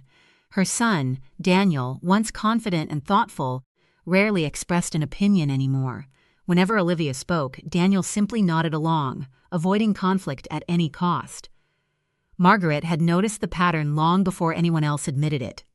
She wasn't angry about missing one gathering. She was hurt by what the invitation, or rather, the lack of one, actually meant. She had helped make their comfortable life possible. Years earlier, when Daniel and Olivia struggled to qualify for their mortgage, Margaret quietly stepped in. She contributed a large portion of the down payment from her retirement savings, and later continued helping with insurance bills, home maintenance, unexpected repairs, and countless temporary emergencies. Temporary had somehow turned into permanent. Every month money left her account without hesitation. Every month gratitude became a little smaller. Now she wasn't even considered important enough to share dinner with. Margaret walked into her study and unlocked a tall oak filing cabinet. She pulled out a thick blue folder labeled Family Expenses. Unlike most people, she never relied on memory, she relied on numbers. Page after page documented every transfer she'd made during the past 8 years. Mortgage assistance, property taxes, roof repairs, school tuition, medical bills. Even expensive patio furniture, Olivia insisted, was essential for entertaining clients. Margaret slowly added the totals. The final figure made her shake her head. Over $50,000, money she'd never expected back. Money she'd gladly given because she believed family supported one another. She closed the folder. Something shifted inside her, not anger, clarity. If she had become unnecessary as family, perhaps it was time to become unnecessary as their financial safety net as well. An hour later, Margaret parked outside the community bank she'd used for nearly 40 years. The branch manager, Linda Brooks, greeted her warmly. "Good morning, Margaret. What can I do for you today?" "I'd like to stop every automatic transfer connected to Daniel's household." Linda looked surprised. "All of them?" Margaret smiled politely. "Every single one."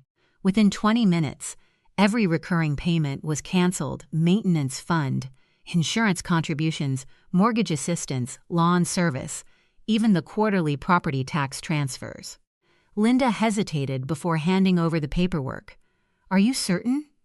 "I've never been more certain." As Margaret walked back to her car, she felt strangely peaceful. She hadn't started a fight. She had simply stopped financing one. That afternoon, Daniel appeared unexpectedly at her front door. His expression carried the nervous smile of someone sent to gather information without revealing too much. "Mom." She invited him inside and poured tea. Neither spoke immediately. Finally, he cleared his throat. I heard you canceled some payments. I did. Olivia's worried something's wrong. Margaret stirred her tea slowly. She's right. Daniel leaned forward. What happened? Margaret looked directly into his eyes. For years I believed I was helping my family build a secure future. You were no, she answered quietly. I was funding people who no longer wanted me around. Daniel's shoulders stiffened. Mom, the family dinner isn't personal. She almost laughed. When someone tells you there's no room for you at the family table, Daniel, it's always personal.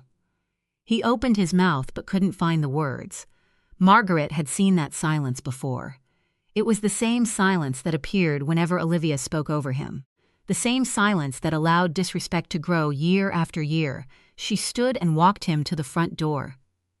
I think it's time you and Olivia learn what life costs when someone else stops paying for it. Daniel frowned. You wouldn't actually leave us struggling. Margaret smiled gently. I won't make you struggle. She paused before adding, I'm simply going to let you stand on your own. As Daniel drove away, Margaret noticed him checking his phone repeatedly. No doubt Olivia was waiting for answers. She hoped they found some, because she had finally found hers. The following morning, Margaret woke earlier than usual. For the first time in years, her schedule wasn't built around solving someone else's problems.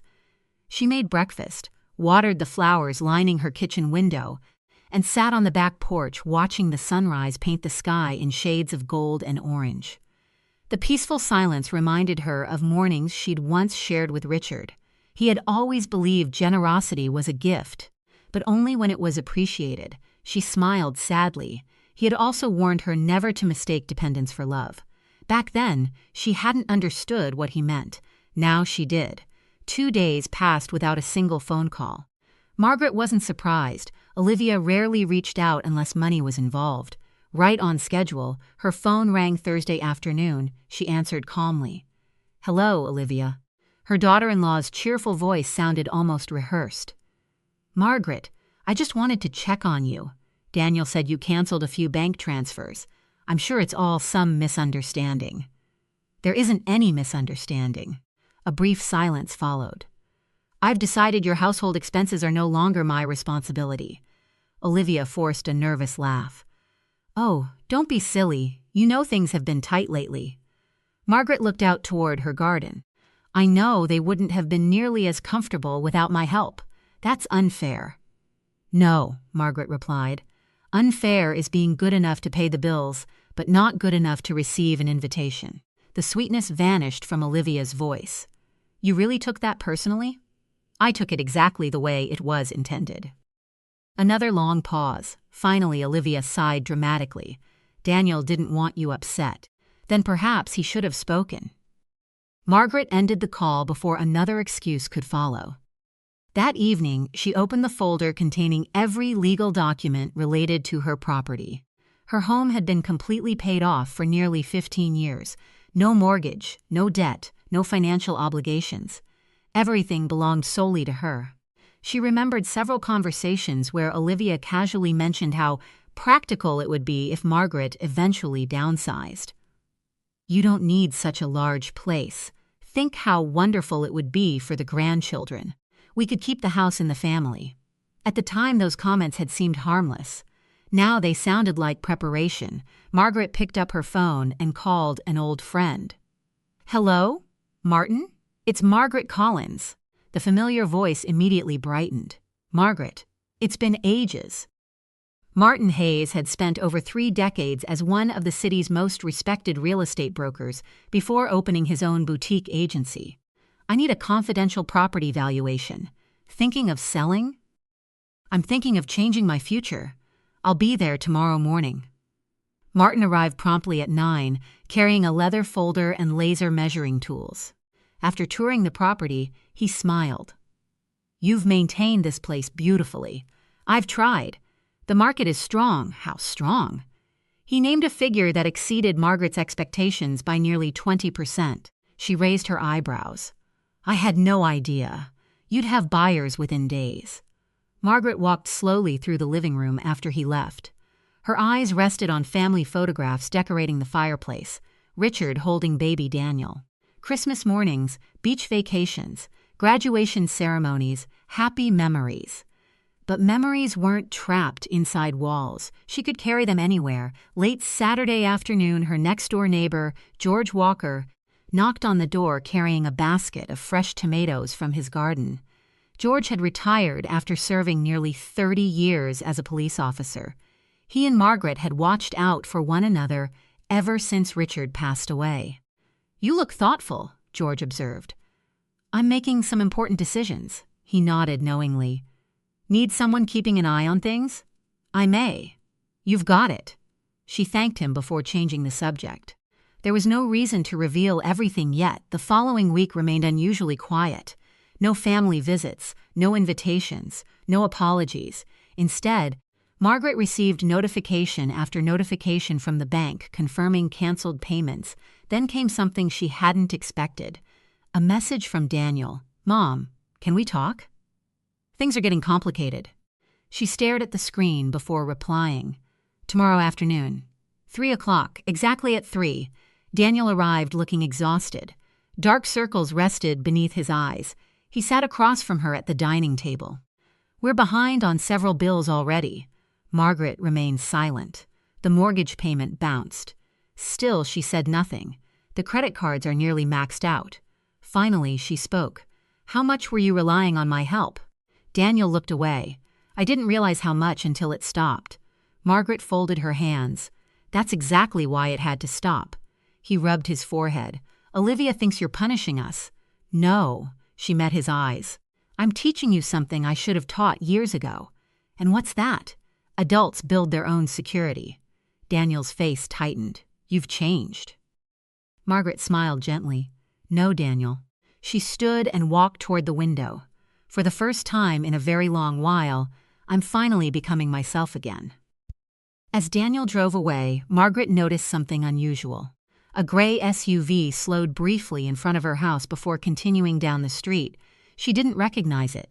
At first, she dismissed it as coincidence. She had no idea that within days, strangers would appear at her property with measuring equipment and clipboards, setting in motion a confrontation that would change everything. 3 mornings later, Margaret was enjoying breakfast on her back patio when unfamiliar voices drifted through the quiet neighborhood.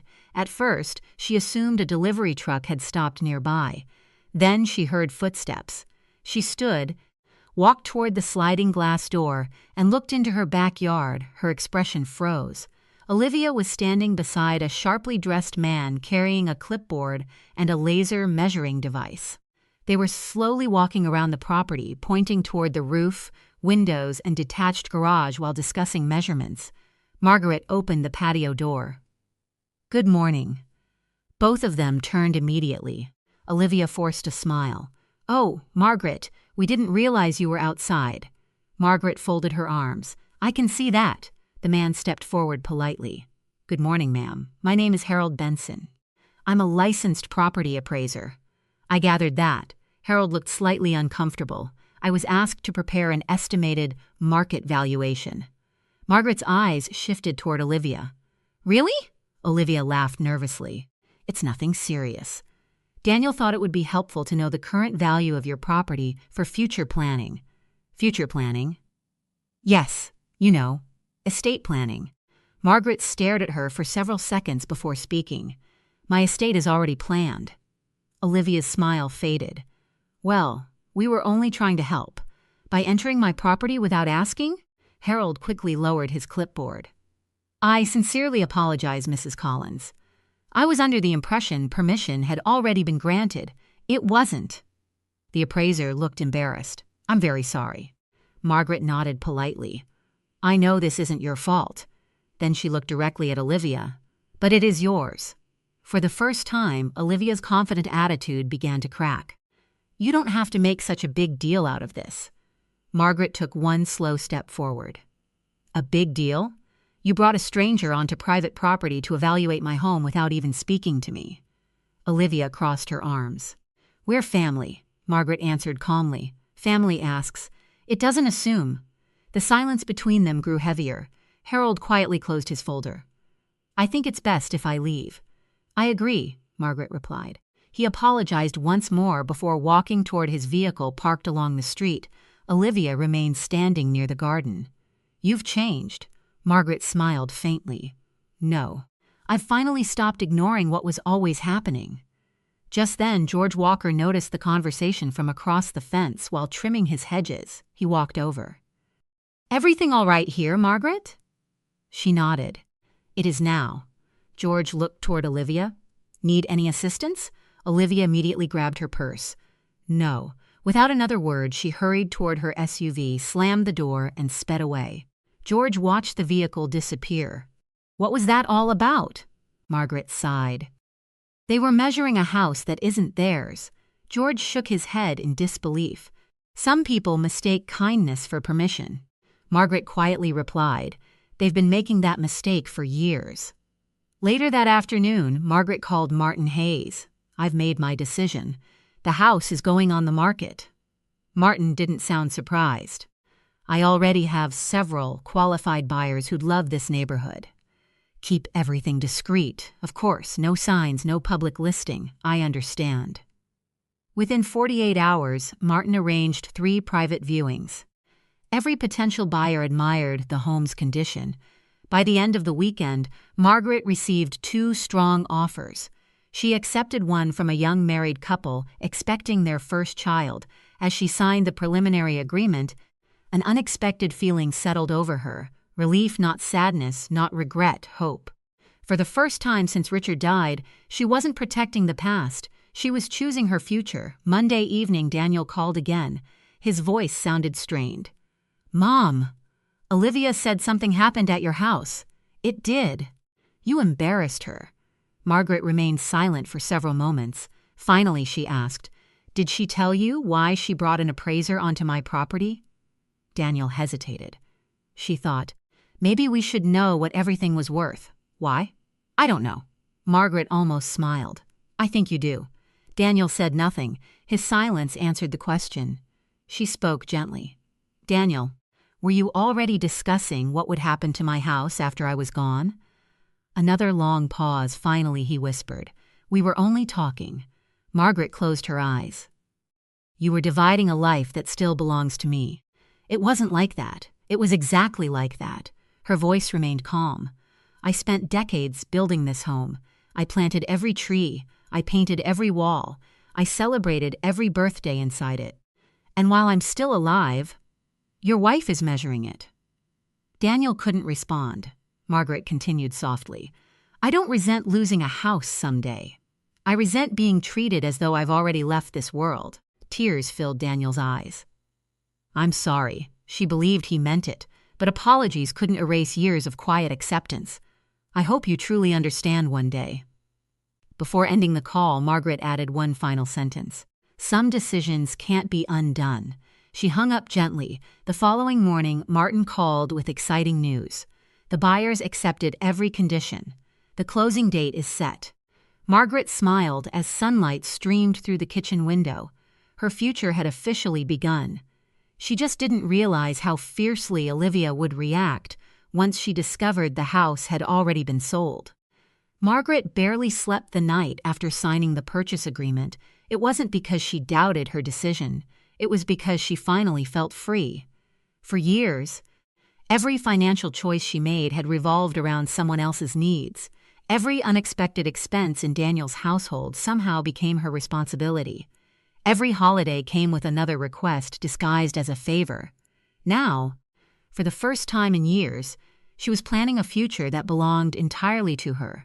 Early Monday morning, she met Martin Hayes at the title office to complete the final paperwork. The buyers, Noah and Claire Bennett, were a young couple expecting their first child. They fell in love with the house the moment they walked through the front door. "It's exactly what we've been looking for," Claire said with a bright smile. "We promise we'll take good care of it." Margaret looked around the living room one last time. "I know you will." Within an hour, the documents were signed. The sale was official. Martin handed her a copy of the completed paperwork. "Congratulations," he said warmly. "A new chapter begins today." Margaret smiled. "I think it's been waiting for me for a long time." The peace didn't last. Late that afternoon, A moving truck backed into her driveway. Margaret had hired a professional company to clear the basement storage area. For years, Daniel had used nearly half the space to store inventory for his online business without paying rent or utilities. She had reminded him several times to remove it. Nothing ever changed. This time, she had mailed him a written notice giving him 10 days. The deadline had passed. The workers carefully packed shelves, boxes, and equipment before transporting everything to a secure storage facility rented in Daniel's name. Margaret had prepaid the first month's fee. After that, the responsibility would be his. As the final boxes were being loaded, a familiar black SUV screeched to a halt outside the house. Daniel jumped out first.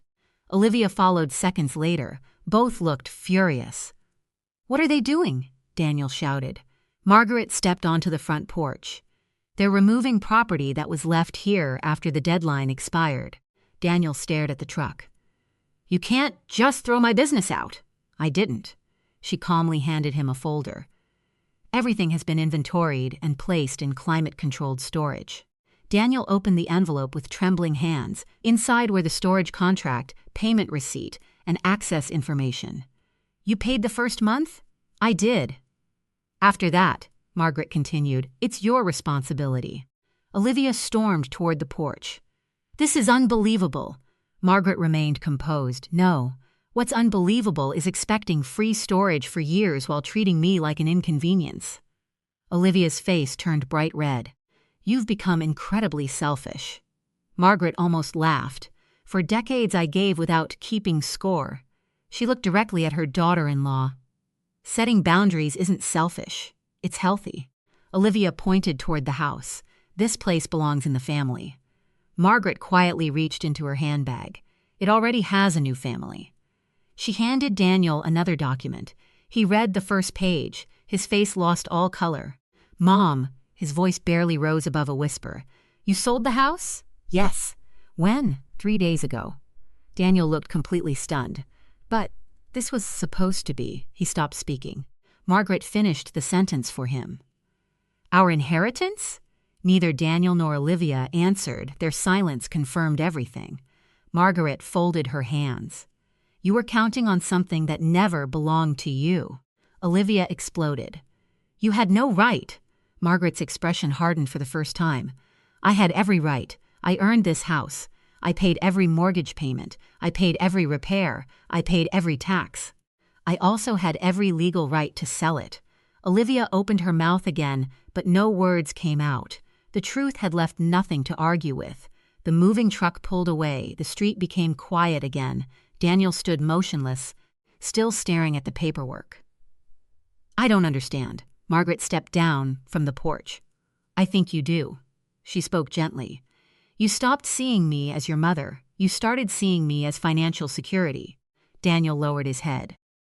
"I never meant. You didn't have to mean it," she interrupted softly. "You allowed it to happen." Tears filled his eyes. "I should have stood up for you." "Yes, I should have invited you, yes." "I should have told Olivia she was wrong." Margaret nodded. "Yes." For several moments neither of them spoke. Finally she placed a hand on his shoulder. "I still love you, Daniel, but love without respect eventually becomes painful." He quietly wiped his eyes. "I'm sorry. I hope one day you'll prove it." She walked back toward the front door. Before going inside, she turned once more. "The new owners take possession in 2 weeks. I suggest using that time wisely." Without another word, she entered the house and closed the door behind her. Standing by the living room window, Margaret watched as Daniel remained frozen in the driveway while Olivia angrily argued beside him. For the first time, he didn't answer her. He simply stood there, staring at the home that was no longer theirs to dream about. Margaret quietly drew the curtains. Some chapters didn't end with shouting, some ended with silence. And sometimes silence spoke louder than anything else.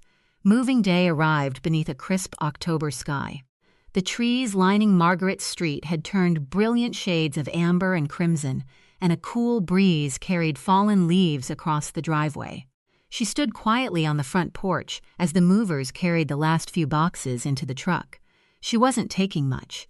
A handful of family photographs, Richard's favorite reading chair, several boxes of books, a small oak desk. Everything else would stay with the house. The memories belonged to her, not the furniture. Before locking the front door one final time, Margaret slowly walked through each room. She paused in the hallway where Daniel had taken his first steps. She smiled at the kitchen where countless holiday dinners had filled the house with laughter. Then she stepped into the backyard, looking at the maple tree Richard had planted on their 10th wedding anniversary. She gently rested her hand against its trunk. "Thank you," she whispered, not to the house, to the life she had lived there. Then she walked away without looking back. Her new home overlooked the shoreline of Lake Superior, tucked inside a peaceful lakeside community nearly 3 hours away. It wasn't large, it didn't need to be. The cozy condominium featured one spacious bedroom, a bright kitchen, and a balcony where she could watch sailboats drift across the water each evening. For the first time in years, every inch of her home reflected only her choices. No one expected anything from her. No one demanded explanations. The silence wasn't lonely, it was healing. Margaret spent her mornings walking along the shoreline, afternoons volunteering at the local community center where she helped young entrepreneurs understand budgeting and bookkeeping, and evenings reading novels with a cup of tea beside the fireplace. Life became wonderfully simple. About a month after settling in, her sister Helen came to visit. As they sat on the balcony watching the sunset, Helen smiled. "You look younger," Margaret laughed. "I feel lighter. They've been calling me." "I figured they would. Olivia still insists you overreacted." Margaret wasn't surprised. "And Daniel?" Helen looked toward the lake before answering. "He's different." "How so?" "He moved into a small apartment." Margaret raised an eyebrow. "And Olivia?" "They separated." Margaret remained silent. Helen continued. "Apparently, once the financial pressure started, all the cracks in their marriage became impossible to ignore." Margaret felt no satisfaction, only sadness, not because she regretted her decision, because it had taken losing everything for Daniel to finally recognize what truly mattered. Winter arrived early that year. Snow covered the shoreline and the harbor froze into a sheet of glittering white. One afternoon, Margaret received a handwritten letter. The familiar handwriting immediately caught her attention. "Daniel," she opened it slowly. There were no requests for money, no excuses, no attempts to blame anyone else. Instead, the letter spoke honestly. He admitted that he had allowed Olivia to make decisions he should have challenged. He admitted that he had confused his mother's generosity with obligation. Most importantly, he accepted responsibility without expecting forgiveness. The final sentence stayed with Margaret long after she finished reading. "I don't expect you to trust me again soon. I only hope that one day I'll become someone worthy of earning it." Margaret folded the letter carefully. For the first time in years, she believed her son had begun to grow. Nearly 6 months later, spring returned to the lakeshore.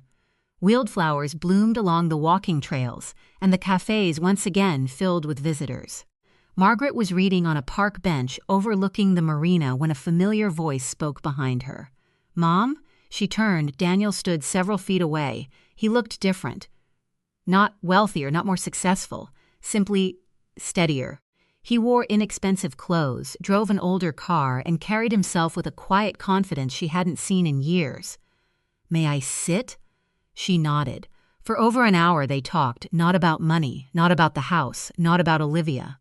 Instead, Daniel spoke about rebuilding his life. He had found a better job, created a realistic budget, paid off several debts, and learned to live within his means. "I never realized how dependent I'd become," he admitted. "I thought someone would always rescue me." Margaret smiled gently. "Sometimes the greatest act of love is refusing to rescue someone." Daniel lowered his eyes. "I understand that now." As they walked along the shoreline together, neither tried to erase the past. Some wounds needed time. Some trust had to be rebuilt one choice at a time. Before leaving, Daniel hugged his mother. It wasn't dramatic. It wasn't perfect. It was honest. "I love you, Mom." "I love you, too," Margaret replied. "But remember something." He looked at her. "Respect keeps a family together." Money never does. Daniel nodded quietly before walking back toward his car. Margaret watched him drive away until he disappeared around the bend. Then she turned toward the lake, where gentle waves shimmered beneath the afternoon sun. She had lost a house. She had lost comfort. She had even lost the family she once believed she knew. Yet, in the process, she had gained something far more valuable: her independence, her peace, and the confidence to protect both. Sometimes, the strongest foundation isn't the one beneath a house. It's the one you finally build within yourself. The burning sting across my cheek lingered long after the slap landed. It wasn't just the pain. It was the silence that followed. Inside the spacious living room of the home my late husband and I had spent decades building, nearly 50 guests stood frozen with drinks in their hands, staring at me as though they had just witnessed the ending of a stage play. Only moments earlier, my daughter-in-law, Lydia, had confidently extended a decorative wooden box toward me and demanded the keys to my master bedroom. According to her, the room now belonged to her mother, who would be moving into my home permanently. When I quietly refused, she responded by striking me across the face. My son, Connor, stood only a few feet away. He lowered his eyes. He said nothing. I didn't argue. I didn't touch my cheek or ask anyone for sympathy. I simply turned around, walked through the sliding patio doors, and stepped into the cool evening air. The chatter behind me faded as I pulled my phone from my pocket. I typed 4 simple words to my daughter, Rachel. Start now. I pressed send. Less than a minute later, a terrified scream echoed from upstairs. Then another. Soon, the peaceful anniversary celebration dissolved into complete chaos. But none of those people understood why. To them, everything had fallen apart in seconds. For me, it had taken 8 long months.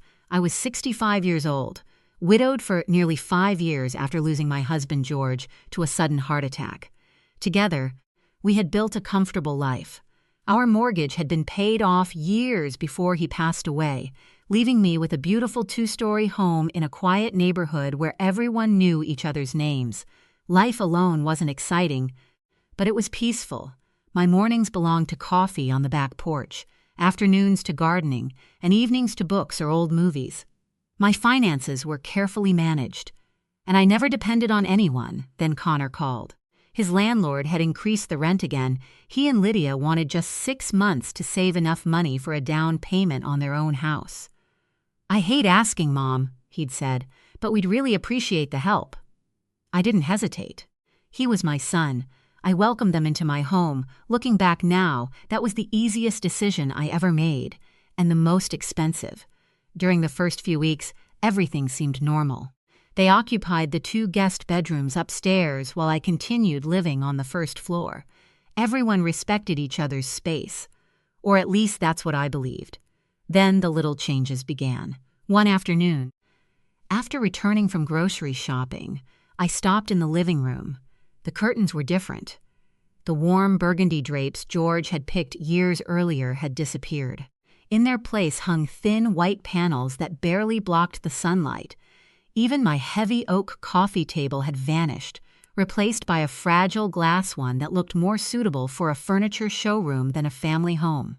Lydia sat comfortably on the sofa, scrolling through her phone. Without looking up, she smiled. I thought the room needed a fresher look. I quietly examined the space before asking, "Where are my curtains?" "They're upstairs," she answered casually. "These make the room feel younger. Younger, as though my home had suddenly become hers to redesign." I climbed upstairs, found my curtains folded inside the guest room closet, carried them back down, and rehung them before dinner. I said nothing. Lydia watched from the hallway. Neither of us smiled. The following week, several of my favorite coffee mugs disappeared. George had collected them during our travels over nearly 40 years of marriage. Everyone carried a memory. When I asked Connor whether he'd seen them, he shrugged. Lydia answered instead. They didn't really match the kitchen anymore. Hours later, I discovered every mug inside a donation box sitting in the garage. I washed each one carefully before placing them back inside the cabinet. The next morning, I installed a small lock on one pantry cupboard where I kept sentimental items. Connor frowned. "Mom, Isn't that a little extreme? I looked directly at him. No, his expression fell. Throwing away someone else's belongings is extreme. He opened his mouth, then closed it again. That was when I realized something painful. My son wasn't cruel. He was simply unwilling to confront his wife. Every disagreement ended the same way. Connor remained silent.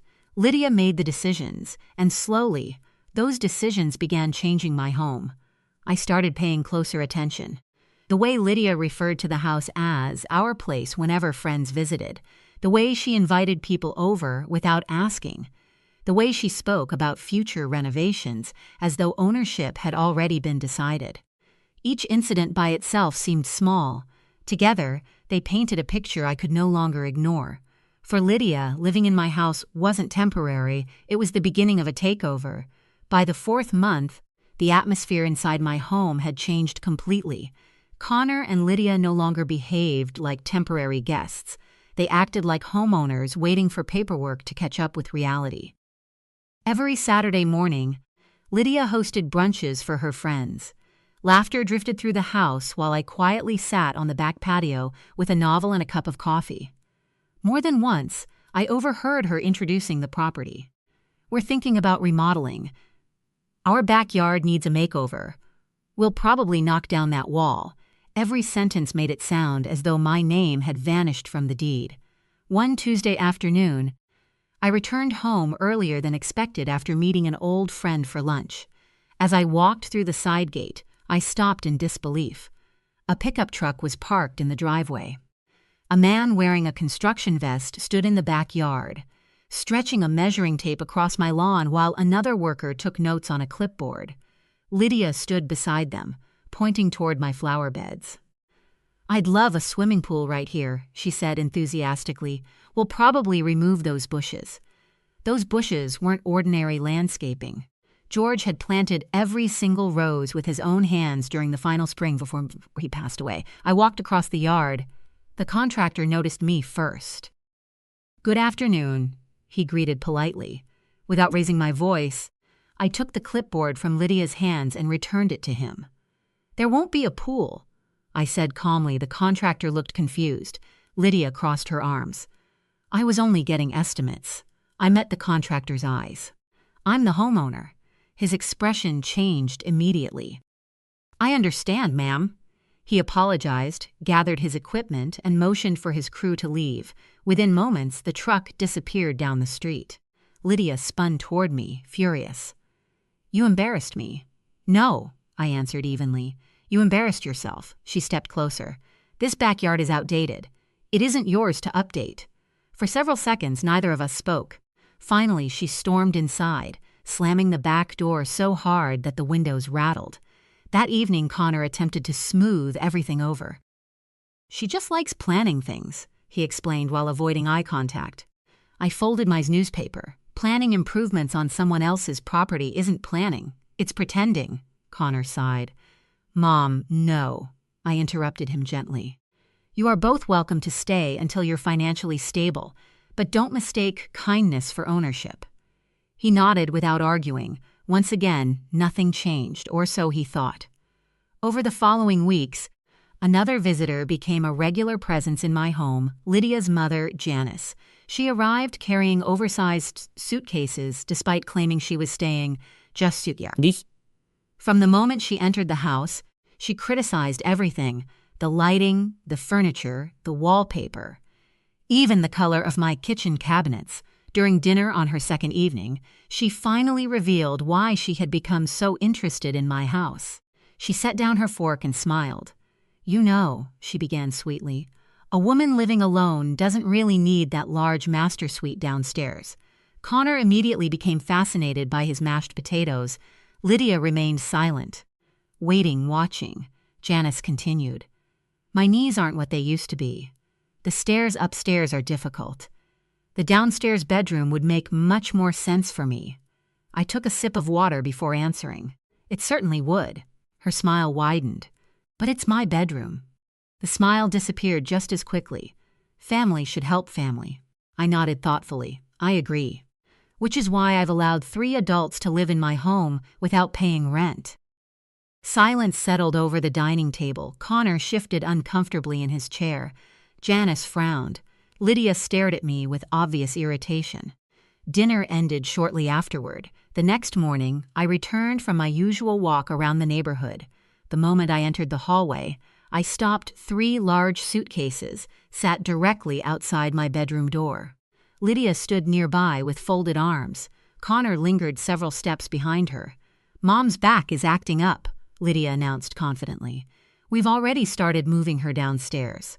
I glanced at the luggage, then at the closed door to my bedroom. No one asked. They had simply decided.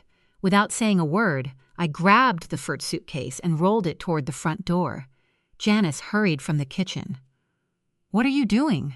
I ignored the question. One by one, I carried every suitcase outside and placed them neatly on the front porch. Lydia's face turned bright red. "You can't do that." I finally looked at all 3 of them. "If the guest room upstairs isn't comfortable," I replied calmly. "There's a lovely hotel less than 10 minutes away," Janice gasped. "You'd throw family out?" "No, I'd protect my home." Connor finally stepped forward. "Mom, can't we compromise?" I looked directly into my son's eyes. "The compromise," I answered quietly, "is that you've lived here rent-free for 8 months. My bedroom isn't part of that agreement." Without another word, I unlocked my door, stepped inside, and locked it behind me. Outside, I could hear Lydia complaining, Janice grumbling, Connor apologizing. But none of it mattered anymore. For the first time since they moved in, they had discovered something important. I wasn't giving up my home, not today, not ever. After the confrontation over my bedroom, the atmosphere inside the house became unbearably tense.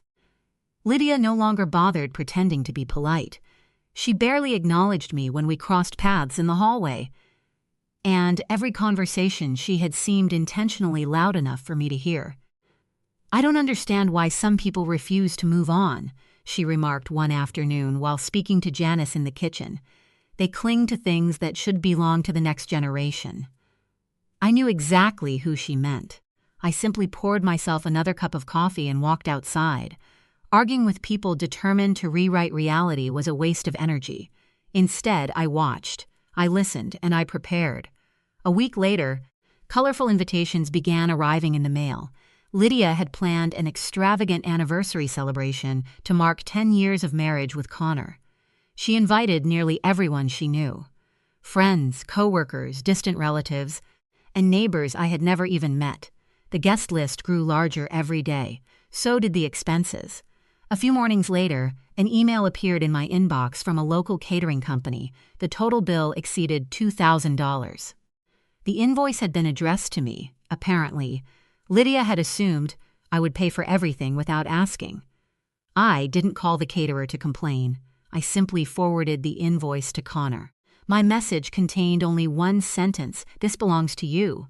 Please handle it today." Less than 5 minutes later, Lydia burst into the kitchen. "You embarrassed us," she snapped. I continued slicing vegetables for lunch. "I haven't embarrassed anyone. You refused to pay the caterer. I wasn't asked." She folded her arms. "You know we're trying to save money." I finally looked up. People paying for their own party isn't a hardship. It's called responsibility. She glared at me before storming out of the room. The house shook as another door slammed. That weekend, my daughter, Rachel, stopped by for lunch. Unlike her brother, Rachel had inherited her father's ability to recognize trouble before it became a disaster. She watched Lydia directing furniture deliveries through the front window before lowering her voice. "Mom," I nodded. "I've noticed." Rachel leaned closer. "I spoke to Connor yesterday." My attention shifted toward her. "They aren't saving for a house." I remained silent. "They've maxed out several credit cards. They took an expensive vacation last month. They don't have enough money for a down payment." She paused. "They're planning to stay here." I calmly stirred my iced tea. "I know." Rachel blinked. "You already knew?" "I've known for weeks." "Then why are you allowing that anniversary party?" A faint smile crossed my face. "Because sometimes people reveal their true intentions when they think they've already won." Rachel studied me for several moments. "You have a plan." "I do," she smiled. Tell me what you need." Over the next 5 days, while Connor and Lydia were at work, Rachel arrived every morning shortly after breakfast. Together, we quietly began preparing. We purchased dozens of heavy-duty black storage bags. Then we walked upstairs. Everything inside Connor and Lydia's rooms was carefully packed. Every shirt, every pair of shoes, every framed photograph, every kitchen appliance they had purchased, every decorative item Lydia insisted belonged in their future home. Nothing was damaged. Nothing was thrown away. Everything was neatly sealed inside labeled bags. By Friday evening, both upstairs bedrooms were nearly empty. The bags filled the attic storage area above the second floor. Rachel looked around. "I've never seen anyone organize an eviction this neatly." I laughed softly. "Your father always said preparation beats confrontation." She smiled. He was right. While Rachel packed upstairs, I handled another responsibility downstairs. For years, I had quietly helped Connor financially. Without telling anyone, I paid part of his car insurance. I covered their cell phone plan. I guaranteed one of his vehicle loans when he was younger. I even paid several automatic household subscriptions every month. Those payments ended one by one. I contacted my bank. I removed myself as guarantor. I canceled automatic transfers. I closed every financial doorway they had quietly depended upon. None of it required an argument. Only paperwork. By Friday night, every document had been finalized. When Connor returned home that evening, he noticed nothing unusual. Neither did Lydia. They were too busy discussing seating arrangements and party decorations. From the upstairs hallway, Rachel watched them laughing together. "They have no idea," she whispered. I quietly folded another empty storage bag. "No, they don't." Saturday finally arrived. The anniversary celebration would begin at 6 o'clock. By noon, caterers filled the kitchen. Florists decorated every table. Music equipment lined the living room walls. Guests would soon arrive, believing they were attending a joyful celebration. None of them realized they were about to witness the end of an 8-month occupation. Rachel came downstairs dressed for the party. She glanced toward me. "Everything's ready." I nodded. "So am I." Saturday evening arrived with clear skies and a warm breeze drifting through the open patio doors. By 6 o'clock, my once peaceful home had transformed into the setting for an extravagant celebration. Music echoed through every room. Crystal glasses clinked together. Guests admired the decorations while waiters circulated with trays of expensive appetizers. Lydia floated through the crowd wearing a sparkling navy blue dress. Greeting everyone as though she were the lady of the house, Connor remained close beside her, smiling politely but looking exhausted. Janice entertained a group of relatives near the fireplace, enthusiastically describing the neighborhood. "I've always loved this area," she announced proudly. "I'll finally be living here soon." Several people congratulated her. I simply sipped my coffee and observed from across the room. Rachel had already slipped upstairs unnoticed nearly half an hour earlier. Everything was in position. Now all we needed was the right moment. Around 8 o'clock, Lydia gently tapped her champagne glass with a spoon. The music faded. Conversation stopped. Nearly every guest turned toward her with expectant smiles. "My friends," Lydia began cheerfully, wrapping one arm around Connor, "thank you for celebrating this special day with us." Applause filled the room. She waited until the noise settled before continuing. "Tonight isn't just our anniversary. We also have exciting family news." Several guests exchanged curious looks. Janice stepped forward. Grinning from ear to ear, Lydia raised her glass. "Beginning next week, my mother will officially be moving into this house permanently." More applause followed. Several relatives even cheered. Then Lydia turned toward me. Her smile remained, but her eyes hardened. "And because Margaret has graciously agreed to give us the downstairs master suite, Mom will be perfectly comfortable." The applause slowly faded. Confused expressions spread through the crowd. Every pair of eyes shifted toward me. I calmly placed my coffee cup on the kitchen island. "I never agreed to that." The room became silent. Lydia laughed awkwardly, pretending I was joking. "Oh, don't tease." She walked toward me carrying a small decorative wooden box. "Go ahead." She held it out. Just drop the keys inside." I looked at the empty box, then back at her. "No." Her smile disappeared. "Everyone is waiting. I don't care." Janice suddenly stepped beside her. "Don't be selfish," she snapped loudly. "A woman your age doesn't need that much space." Several of Lydia's relatives nodded in agreement. Someone muttered that family should support family. Another whispered that I was being unreasonable. Connor stood perfectly still. I searched his face for even the smallest sign that he intended to stop what was happening. There was none. He simply stared at the floor. The realization hurt more than the slap that would come later. My own son had known exactly what they planned.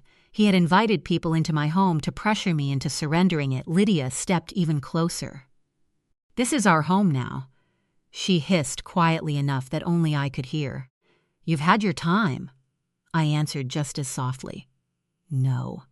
She suddenly reached toward my cardigan pocket. She knew exactly where I kept my house keys. Her fingers grabbed the fabric, trying to tear the pocket open. Before she could reach inside, I caught her wrist. My grip was firm. "Don't touch me." For a brief moment, she struggled against my hand. Then I released her wrist and stepped backward. Connor finally spoke.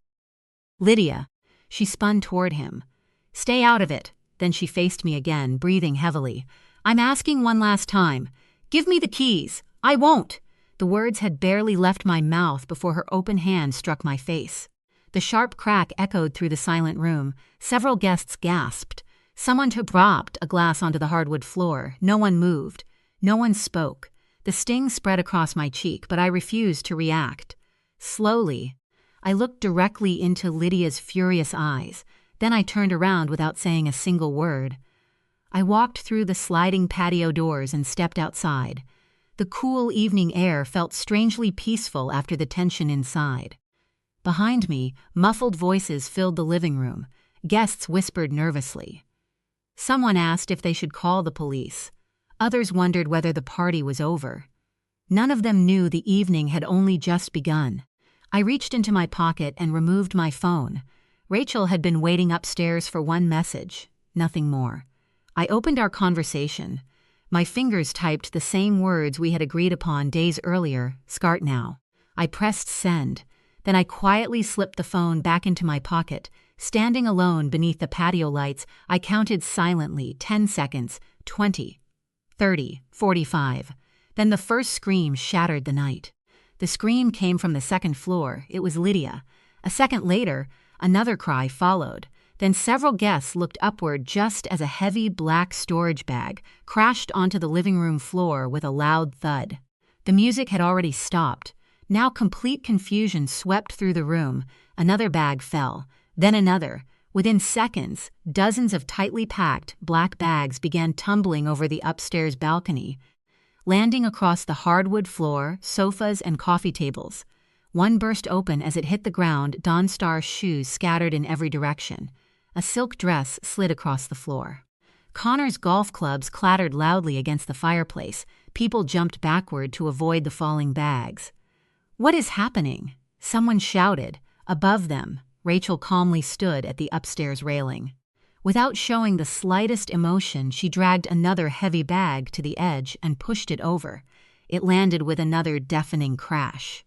"Your party is over," Rachel announced clearly enough for everyone to hear. "Take your belongings and leave my mother's house." Gasps echoed through the room. Lydia stared in disbelief as another bag split open, spilling handbags, framed photographs, cosmetics, and neatly folded clothes onto the expensive decorations she had spent weeks arranging. "My things!" she screamed. She dropped to her knees, desperately trying to gather everything, while guests stepped around her. Janice looked toward the staircase. "Stop her!" No one moved. Rachel continued dropping the remaining bags one after another until the attic storage area was completely empty.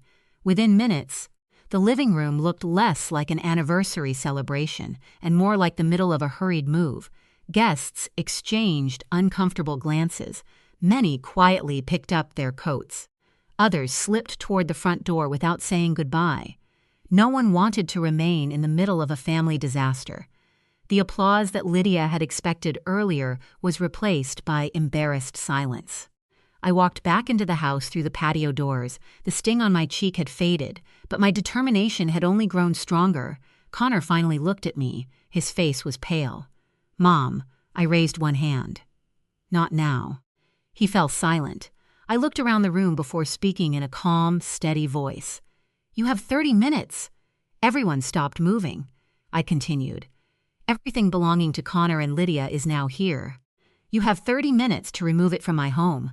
Anything left behind after that will be donated." Lydia looked up from the floor.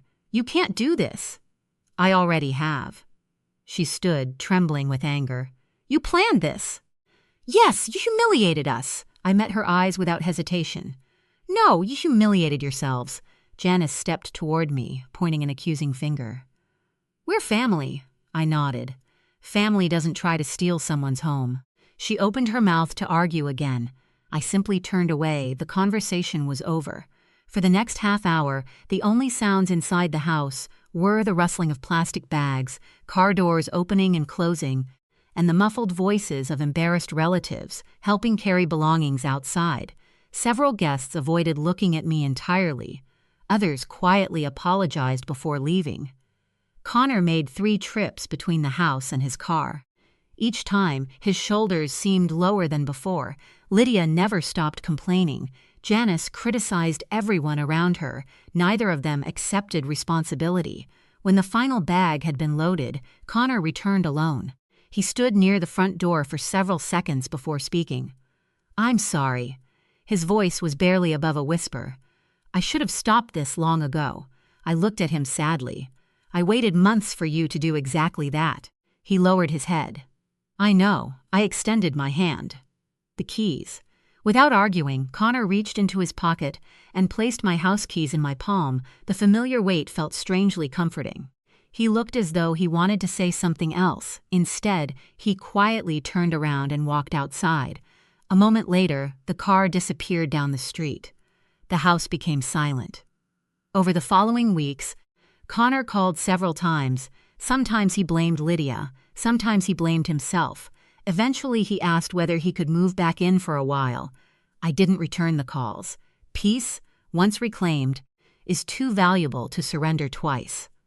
I contacted my bank one final time and confirmed that every financial connection had been permanently removed. The automatic payments remained canceled. The guarantees remained withdrawn. Every responsibility that belonged to grown adults had been returned to them. A professional cleaning crew restored the upstairs bedrooms. Fresh paint covered the walls. The guest rooms became bright and welcoming once again. Rachel visited often after that. We spent afternoons tending George's rose garden, exactly as he had taught us years earlier.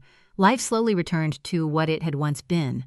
These days, my mornings begin with coffee in my favorite travel mug while sunlight fills the kitchen.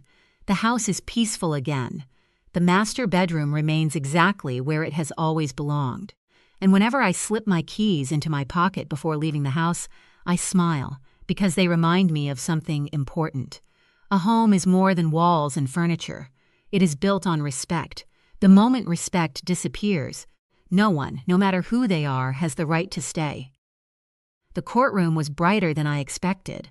White light poured through the tall windows and reflected off the polished floor, making everything look colder than it really was.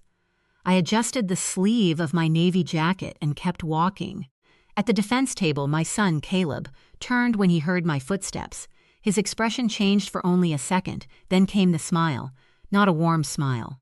Not the smile of the little boy who used to run toward me whenever he scraped his knee. This one was controlled, practiced, almost satisfied. Beside him sat his wife, Brooke. Her red-painted nails tapped lightly against the table. She leaned toward Caleb and whispered something. They both laughed. The bailiff called my name. "Judith Parker, responding party." I walked forward. My heels echoed across the courtroom as I took my seat. I placed my hands neatly in my lap and looked toward the judge. Judge Mercer opened the file. He read the first page, then the second, then he stopped. His expression tightened. He looked toward Caleb's attorney. "She is the person you're asking this court to place under conservatorship?" The lawyer cleared his throat. "Yes, Your Honor." Judge Mercer looked directly at me. Mrs. Parker, how old are you? 66. And you live independently? Yes. Are you employed? I retired 3 years ago. Before that, I worked in the city's finance department for 32 years. The judge nodded. And you currently manage your own finances. I have always managed my own finances. Something shifted in the room. Brooke stopped tapping her nails. Caleb adjusted his tie. Judge Mercer turned another page. I've read the allegations, he said.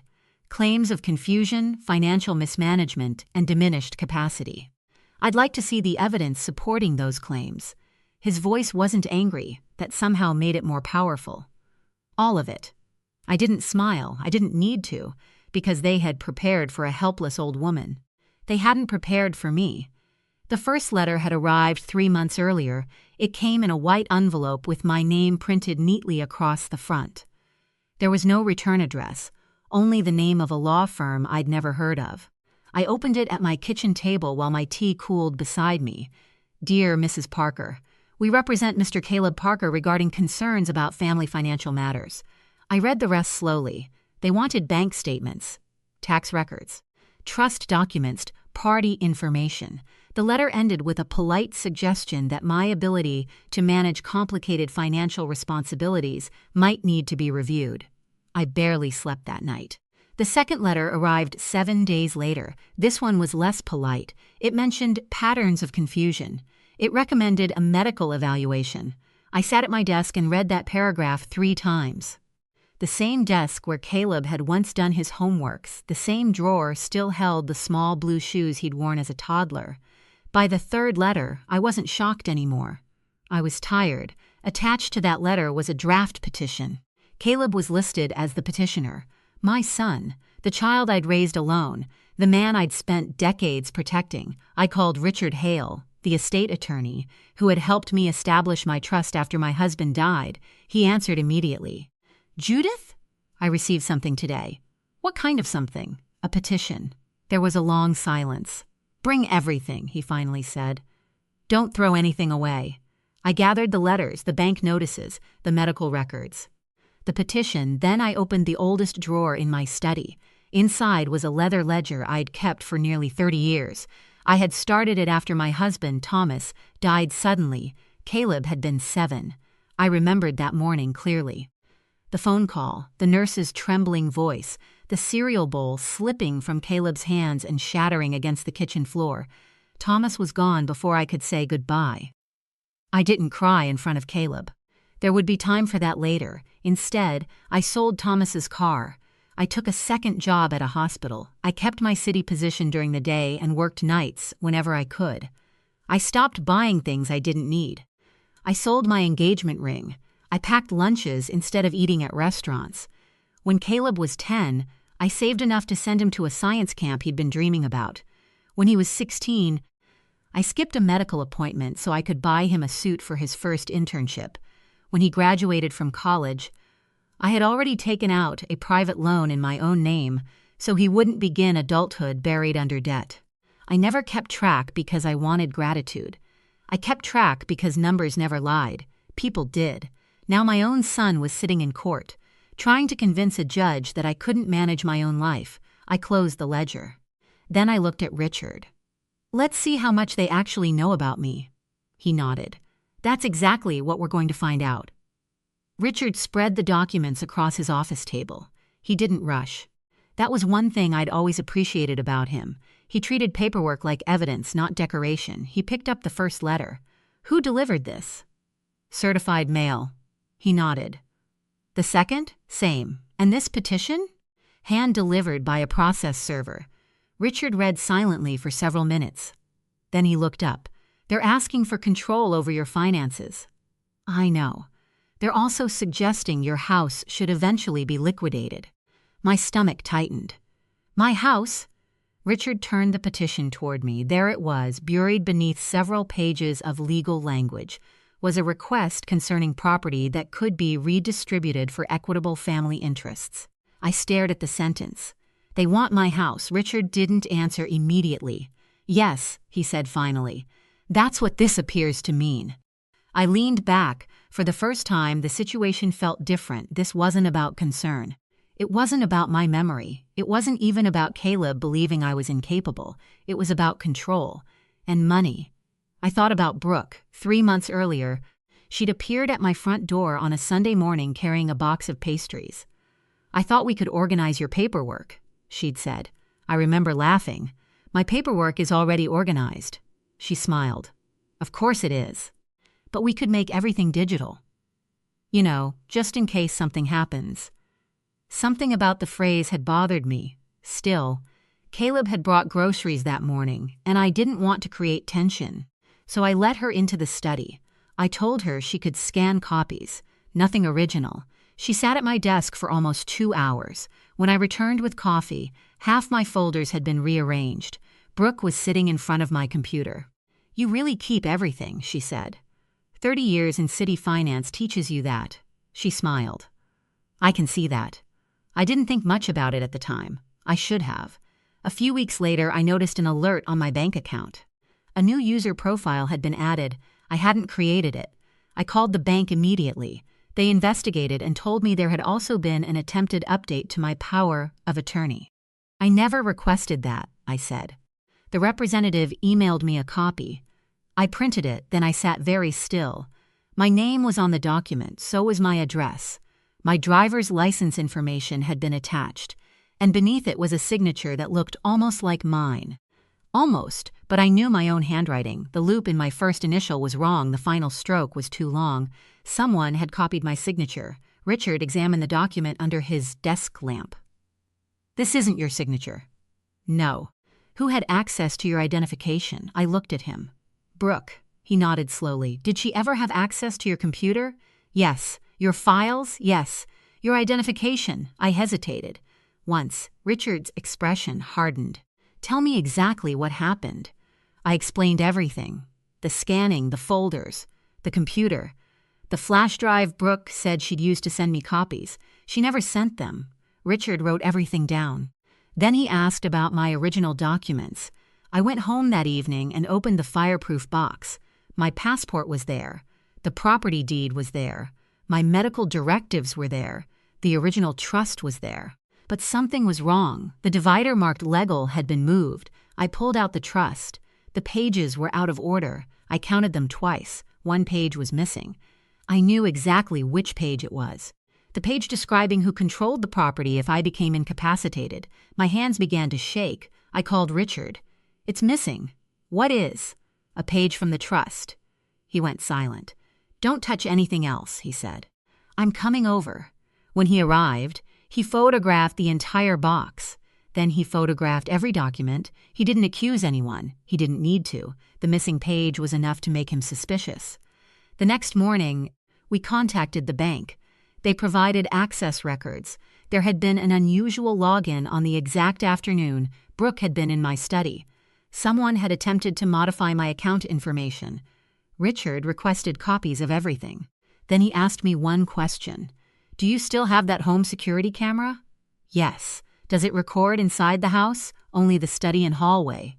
"Why?" "After someone broke in 5 years ago." He nodded. "Let's check it." We watched the footage that night. Most of it was ordinary. Me carrying groceries, me watering plants, a delivery driver leaving a package. Then Brooke appeared. She sat at my desk. She opened a drawer. She removed my identification. I stopped breathing. She placed it beside the scanner. Then she opened my computer, my own computer. She typed for several minutes. A phone rang. Brooke answered quietly. "Yes," she said. She paused. "I'll get it today." Then she looked directly toward the camera. For half a second, her smile disappeared. Richard leaned closer to the screen. "That's enough." I stared at the frozen image. My daughter-in-law had been in my home, at my desk, using my identification. And now my son was telling a judge I couldn't take care of myself. Richard copied the footage to a secure drive. Then he opened another folder. "There's something else." He showed me a medical affidavit. It had been signed by my doctor 3 weeks before the evaluation Caleb had submitted to the court. The statement was clear. I was mentally competent. I understood my finances. I understood my property. I was fully capable of managing my affairs. Richard looked at me. They built their entire petition around a medical report. Yes, and we have evidence that contradicts it. I nodded. What happens now? He closed the folder. Now we stop defending your dignity and start proving their deception. The next hearing was scheduled for Friday. I didn't sleep much that week. Not because I was afraid, because I kept asking myself the same question. How could my son do this? Caleb had been the boy who waited on the porch for his father's car, the boy who cried when Thomas didn't come home, the boy who held my hand at the funeral, the boy I'd promised I'd protect. And now he was sitting across from me in court, not as my son, as the man trying to take control of everything I'd spent a lifetime protecting. On Friday morning, I walked into the courtroom carrying one blue binder. I didn't know it yet, but inside that binder was enough evidence to change everything. The courtroom was nearly full when I arrived. I carried the blue binder against my chest and followed Richard toward our table. Caleb was already there. Brooke sat beside him, whispering to their attorney. When Caleb saw me, his expression changed. For a moment, I saw the little boy again, then it vanished. The bailiff called the court to order. Judge Mercer entered, and everyone stood. Once we were seated, he looked through the petition. "Counsel," he said, "we are here to determine whether there is sufficient evidence supporting the requested conservatorship." Caleb's attorney stood. "Yes, Your Honor." He spoke calmly. Too calmly. He described me as increasingly confused. He claimed I'd made financial mistakes. He mentioned a duplicated check, a missed appointment, a voicemail where I supposedly confused a date. Each example sounded harmless by itself. Together, he wanted them to sound dangerous. Then he said something that made my hands tighten. "Mrs. Parker's family believes she is no longer capable of making responsible decisions regarding significant assets." Family, he said the word as though it included everyone except me. Judge Mercer looked toward Richard. "Your response?" Richard stood. "My client has managed her own financial affairs for decades. She spent 32 years working in municipal finance. She has no documented history of incapacity." Caleb's lawyer interrupted. "We have a medical evaluation." Richard looked at him. "You have one medical report." The judge raised his hand. "Enough. We'll address the evidence one piece at a time." Caleb was called to testify. He walked to the witness stand. I watched him raise his right hand. "Do you swear that the testimony you give will be truthful?" "I do." His voice was quiet. Richard remained seated. Caleb's attorney began. "Mr. Parker, why did you become concerned about your mother's ability to manage her affairs?" Caleb looked at me. His eyes were wet. "I noticed changes." "What kind of changes?" "She forgot things." Specific examples, he gave them. A check supposedly written twice, a missed date, a voicemail, a grocery purchase he said I couldn't explain. Richard wrote something down. I stared at my son. I knew every example. The duplicated check had been a bank error, corrected the same day. The appointment had been rescheduled online. The voicemail had been left months before, when I was speaking about a completely different date. Nothing was evidence of incapacity, but Caleb presented it as though it were. His attorney asked one final question. "Did you believe your mother was vulnerable?" Caleb swallowed. "Yes." Richard stood. "Mr. Parker, you submitted a medical evaluation from Dr. Levin?" "Yes." "And that evaluation says your mother lacks capacity?" "Yes." Richard nodded. "Did you personally attend that evaluation?" "No." "Did you arrange it?" Caleb hesitated. "Brooke helped." Richard looked toward Brooke, then back at Caleb. "Did your mother authorize the evaluation?" I believed it was necessary. That wasn't my question. Caleb's jaw tightened. "I don't know." Richard opened the blue binder. "Let's discuss the documents you submitted." The courtroom became quiet. He handed the first document to the judge. My client's physician, Dr. Patel, examined her 3 weeks before the evaluation submitted by the petitioner. Judge Mercer read the affidavit. His eyebrows rose slightly. "Dr. Patel states Mrs. Parker is fully competent?" "Yes, Your Honor." Richard handed over another document. "This is the doctor's notarized statement." Then another, bank access records, then another, the attempted power pour of attorney modification. Caleb shifted in his chair. Richard continued. "And this is the signature used on that document." He placed a copy before the judge. "Mrs. Parker disputes signing it." Judge Mercer looked at me. "Did you sign this?" "No, Your Honor." "Are you certain?" Completely? Richard turned toward Caleb. Mr. Parker, were you aware of this power of attorney request? Caleb looked at his lawyer. I don't remember. Richard didn't react. Were you aware that your wife accessed your mother's computer? I don't know. Were you aware that your wife had access to your mother's identification? Silence. Caleb looked at Brooke. Brooke stared at the floor. Richard returned to the table. Your Honor, we'd like to introduce surveillance footage. The judge nodded. A screen was brought forward. The lights dimmed, the footage began. There was Brooke sitting at my desk, opening my drawer, taking my identification, placing it beside the scanner, then accessing my computer. The courtroom remained silent. Brooke's face had gone pale. Richard paused the footage. Then he played the audio. Brooke's voice came through clearly. I'll get it today. The judge leaned forward.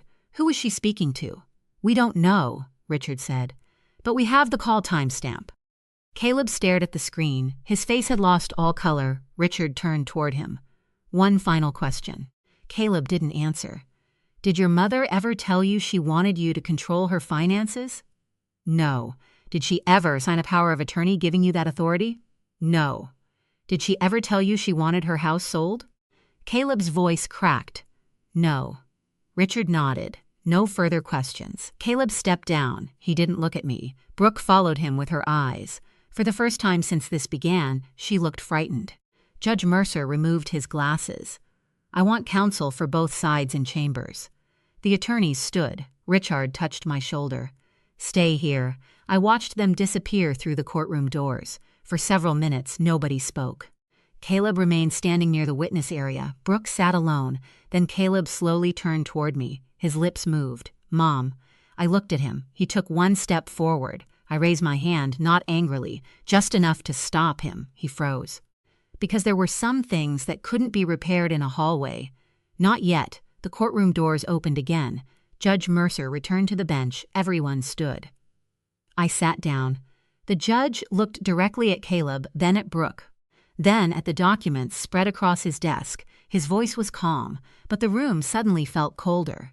Before this court makes a ruling, there are several matters concerning the authenticity and origin of the submitted documents that require immediate attention.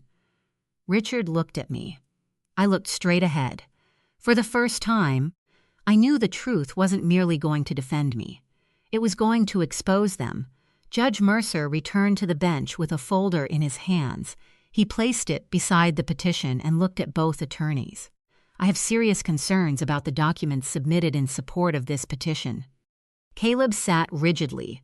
Brooke had stopped moving altogether. The judge continued. Specifically, the alleged power of attorney, the medical evaluation, and the circumstances surrounding their submission. Richard stood. Your Honor, we'd like to address those concerns with additional evidence. Proceed. Richard opened the blue binder again. This document is my client's original trust. He handed it forward. The version submitted by the petitioners appears to omit a page. The judge compared the copies. His expression hardened. Which page? The provision governing management of Mrs. Parker's property if she became incapacitated. The courtroom became completely silent. Richard continued. That provision is significant because the petition requests control over Mrs. Parker's financial assets and property. Judge Mercer looked at Caleb. Mr. Parker, did you possess an original copy of your mother's trust? No. Did your wife? Caleb hesitated. I don't know. Richard turned toward Brooke. Mrs. Parker's daughter-in-law was in possession of copies of several financial documents. Brooke's attorney stood. Your Honor, possession of copies proves nothing. Richard nodded. Agreed. He opened another folder. That's why we have access records. He placed them before the judge. These records show that an unauthorized user attempted to modify Mrs. Parker's banking information shortly after Mrs. Parker's daughter-in-law visited her home. The judge read the dates. Then he looked at Brooke. Do you dispute that you were at Mrs. Parker's residence on this date? Brooke's attorney answered. She was there. Did she access the computer? The attorney hesitated. I don't know.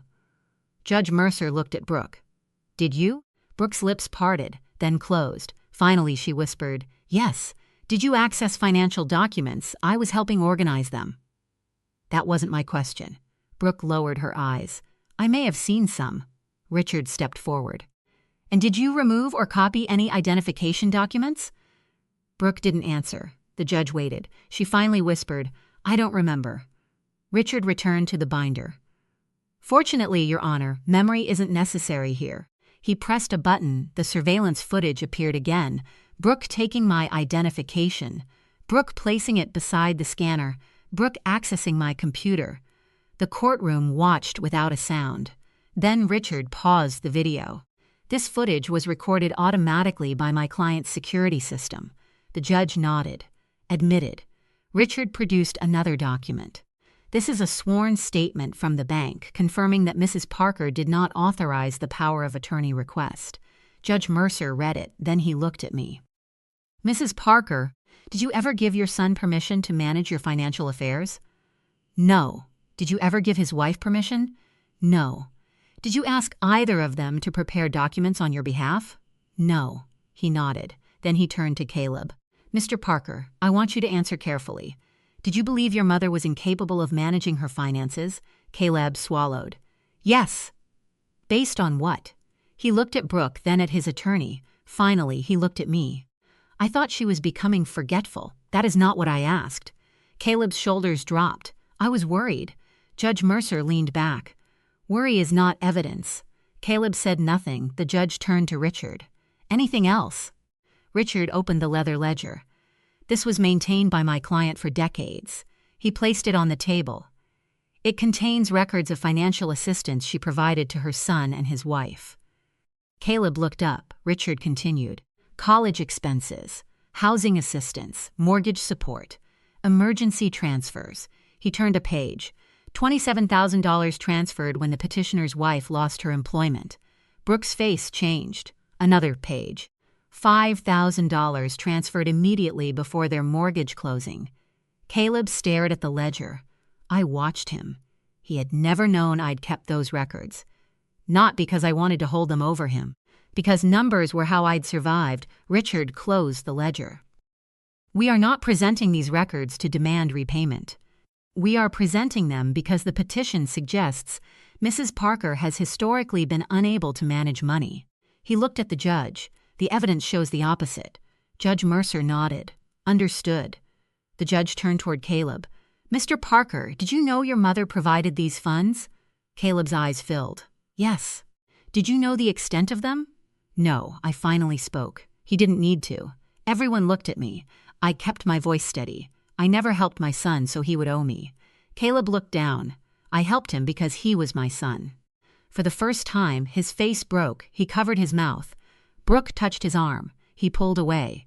Judge Mercer allowed the silence to remain. Then he addressed both attorneys. This petition was presented as a protective action. He paused.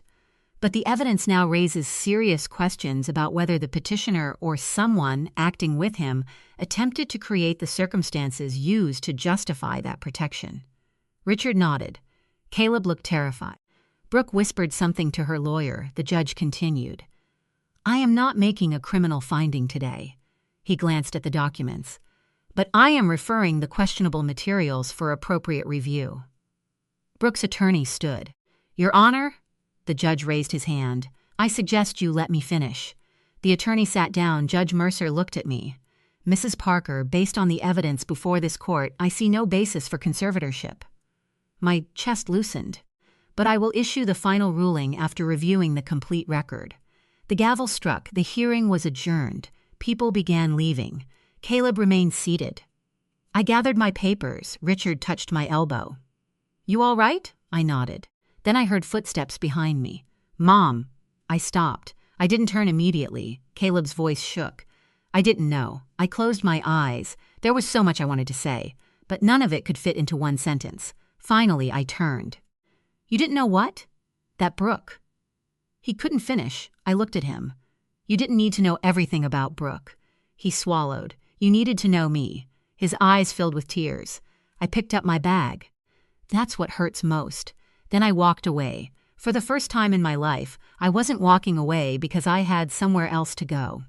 I was walking away because I finally understood that protecting my son could no longer mean protecting him from the consequences of his own choices.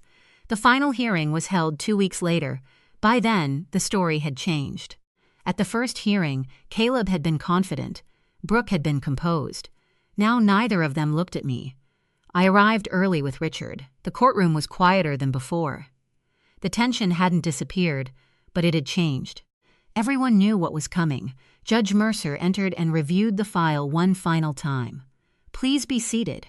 We sat. He began by summarizing the evidence, the disputed power of attorney, the unauthorized banking activity, the surveillance footage, the conflicting medical evaluations, the missing page from my trust. The judge spoke slowly, carefully. "There is insufficient evidence establishing that Mrs. Parker lacks the capacity to manage her personal or financial affairs." My fingers tightened around the edge of the table. Judge Mercer continued. "The evidence presented by the petitioner contains significant inconsistencies." Caleb lowered his head. Brooke stared straight ahead. "The court also finds credible evidence indicating that documents may have been obtained or submitted without Mrs. Parker's authorization." Richard remained perfectly still. I listened. For months, I had imagined this moment. I thought I would feel victorious. I didn't. I felt tired. The judge looked toward Caleb. "Mr. Parker, your petition is dismissed." The gavel struck once. The sound was surprisingly small. That was it. No dramatic announcement. No celebration. Just a wooden block touching a desk. The case that had threatened my home, my independence, and my relationship with my son was over. But Judge Mercer wasn't finished. He ordered that the questionable documents be preserved and referred for appropriate review. He also stated that any future attempt to interfere with my financial affairs would be treated seriously. Then he turned toward me. "Mrs. Parker, you are free to leave." I nodded. "Thank you, Your Honor." I gathered my bag. Richard stood beside me. We walked toward the exit. "Mom." Caleb's voice stopped me. I turned. He stood several feet away. Brooke was behind him. He looked smaller than I remembered. Not physically. Something else, maybe certainty, maybe pride, maybe both had disappeared. "Can we talk?" I looked at Richard. He didn't say anything. I turned back to Caleb. "Not here." He nodded. "Okay." Outside, sunlight covered the courthouse steps. I walked toward the parking lot. Caleb followed. "Mom, I swear I didn't know Brooke was doing all of that." I stopped. "Then why did you file the petition?" He looked down. "I thought I was helping." "You never asked me. I was afraid." "Of what? That you'd lose everything." I stared at him. "I already lost something." He looked up. "You." His face crumpled. I wasn't trying to hurt him. I was telling him the truth. "You decided I was incapable before you decided to speak to me." He wiped his eyes. "I made a mistake." "No." He looked confused. "That wasn't one mistake, Caleb." I pointed toward the courthouse. "You filed papers." I raised one finger. "You submitted a medical report." Another, "You allowed someone else to question my finances." Another, "You tried to gain authority over my property." He couldn't answer. "That isn't one mistake," he whispered. "I'm sorry. I believed he was sorry. That didn't mean everything was fixed." "I'm going home," I said. "Can I come?" I shook my head. "Not today." He nodded slowly. I walked to Richard's car. He drove me home. For several minutes, neither of us spoke. Then Richard asked, "Do you want me to stay?" I looked out the window. "No, you sure?" "Yes." He nodded. When we reached my house, I sat in the driveway for a moment. The house looked exactly the same. The white porch, the old maple tree, the flower pot beside the front door. But I wasn't the same woman who had left that morning. I unlocked the door. The familiar smell of the hallway greeted me. For a moment, I stood still. This house had been my life for decades. It had held birthdays, funerals, Christmas mornings, school projects, arguments, quiet dinners. Thomas's boots had once sat beside that back door. Caleb had once learned to ride his bicycle across that driveway. And now, for the first time, I understood something. A home wasn't only the place where memories happened. It was also the place where you learned what you would no longer tolerate. I walked into the study. The blue binder was still on my desk. I opened it. Then I opened the bottom drawer. The leather ledger was there. I lifted it carefully. The pages were worn. I began turning them. There was the science camp, the college loan, the internship suit, the mortgage payment, the emergency transfer, $27,000 for Brooke's lost job, $5,000 before their mortgage closed, page after page. I had forgotten some of the amounts, but the ledger hadn't. I smiled sadly. I had spent decades believing love meant giving without keeping score, and perhaps it still did. But I had learned something else. Love without boundaries could become permission. I closed the ledger. I didn't write anything about the court case. I didn't write anything about Caleb's betrayal. Some things didn't belong in a financial record. They belonged somewhere deeper. That evening, I made tea. I sat on the porch.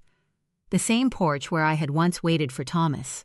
The same porch where I'd carried a sleeping 7-year-old Caleb inside after he fell asleep waiting for his father. The street was quiet. A car passed. A dog barked somewhere nearby. My phone rang. I looked at the screen, Caleb.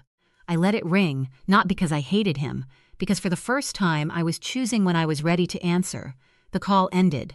A minute later, a message appeared. I didn't open it. I simply placed the phone beside my tea. Then I looked toward the sunset. For years, I'd believed my greatest responsibility was protecting my son. Now, I realized something I should have understood much earlier. I had spent my whole life protecting everyone else. It was finally time to protect myself. Part 6. The life that was still mine. The house was quiet that night, not empty. Yet, there was a difference. For years, I'd mistaken silence for loneliness. After Thomas died, every quiet room had reminded me of what was missing. After Caleb moved away, the house had felt larger. After the court case, I thought the silence would feel unbearable. Instead, it felt like breathing room. I woke early the next morning. Sunlight slipped through the bedroom curtains and landed across the floor. For the first time in weeks, I didn't wake thinking about court documents. I didn't think about signatures. I didn't think about bank records. I didn't think about whether someone had entered my home while I was asleep. I made coffee. Then I opened the back door. The morning air was cool. I walked into the garden and began pulling weeds around the rose bushes. Thomas had planted those roses during our first year in the house. He'd told me they would outlive us. I had laughed at him. Now I understood. Some things did. Around noon, I finally checked my phone. There were 3 messages from Caleb. The first was an apology. The second asked if I was safe. The third said he understood if I never wanted to speak to him again. I read them twice. Then I put the phone down. I didn't answer immediately, not because I wanted to punish him, because forgiveness wasn't the same thing as pretending nothing happened. That afternoon, Richard called. "The review has begun," he said. I knew what he meant. The questionable documents had been referred for further investigation. Will it affect Caleb? I don't know. I sighed. I don't want revenge. I know. I just want the truth. You have that already. He was right. The truth was no longer something I had to prove to myself. I knew who I was. I knew what I'd built. I knew what I'd sacrificed, and I knew what I would never allow again. A week later, I finally invited Caleb to the house. He arrived alone, no Brooke, no attorney, just my son standing on the porch with his hands in his pockets. He looked nervous. "Come in," I said. He stepped inside. For a moment, neither of us spoke. His eyes moved around the hallway. He looked at the old photographs, at the staircase, at the framed picture of Thomas. Then he whispered, "I remember this place." "I know." He swallowed. "I remember Dad carrying me up those stairs." He did that every night for months. Caleb smiled faintly, then his expression collapsed again. "Mom, I'm sorry." I sat across from him. He remained standing. "You can sit." He did. "I believed Brooke," he said. "I know. She told me you were forgetting things." I said nothing. She showed me things that made it seem real. "What things?" He looked down. Bank alerts, notes, documents. Documents she had taken from my house. His eyes closed. "Yes, I waited. I should have asked you. Yes, I should have come to you. Yes, I should have trusted you." I looked at him. "Yes," he nodded. "I don't expect you to forgive me." I leaned back. "Good." He looked surprised. "I can forgive you someday," I said. "But forgiveness doesn't mean you get the same access to my life." He nodded slowly. "I understand. I hope you do." We sat in silence. Then he said something unexpected. "Do you remember the science camp?" I smiled. You were terrified on the first day. I thought everyone would be smarter than me. You were 10. I know. You came home knowing how to build a model rocket. He laughed softly. I blew up the mailbox. You did. For a few seconds, we were simply mother and son again. Then reality returned. Caleb stood. I'll give you space. I nodded. At the door, he stopped. Mom? Yes, thank you. I looked at him. For what? For everything. I didn't answer because there were some debts no apology could settle, but perhaps acknowledging them was the beginning. After he left, I stood on the porch for a long time. Then I went inside. I opened the bottom drawer. The leather ledger was still there. I ran my fingers across its worn cover. For decades, I'd recorded every expense, every sacrifice, every payment. But I realized I didn't need to keep proving that I'd been a good mother. I knew. So I took a blank page and wrote one final entry. Not a dollar amount, not a receipt, just a sentence. I wrote, I choose my life now. Then I closed the ledger. I didn't lock the drawer. I simply walked away. The following months were different. I joined a local gardening group. I started volunteering at the community library. I traveled to the coast for a week. I replaced the old kitchen curtains.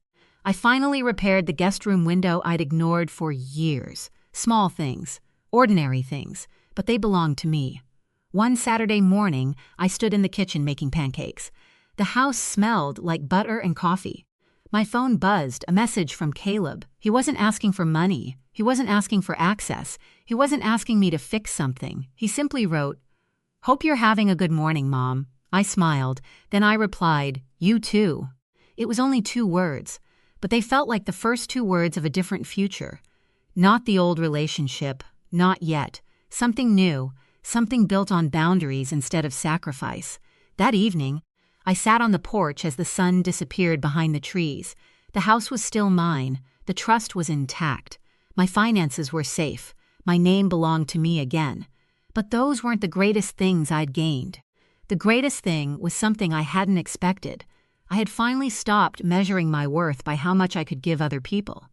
For most of my life, I'd been someone's wife, someone's mother, someone's provider, someone's safety net.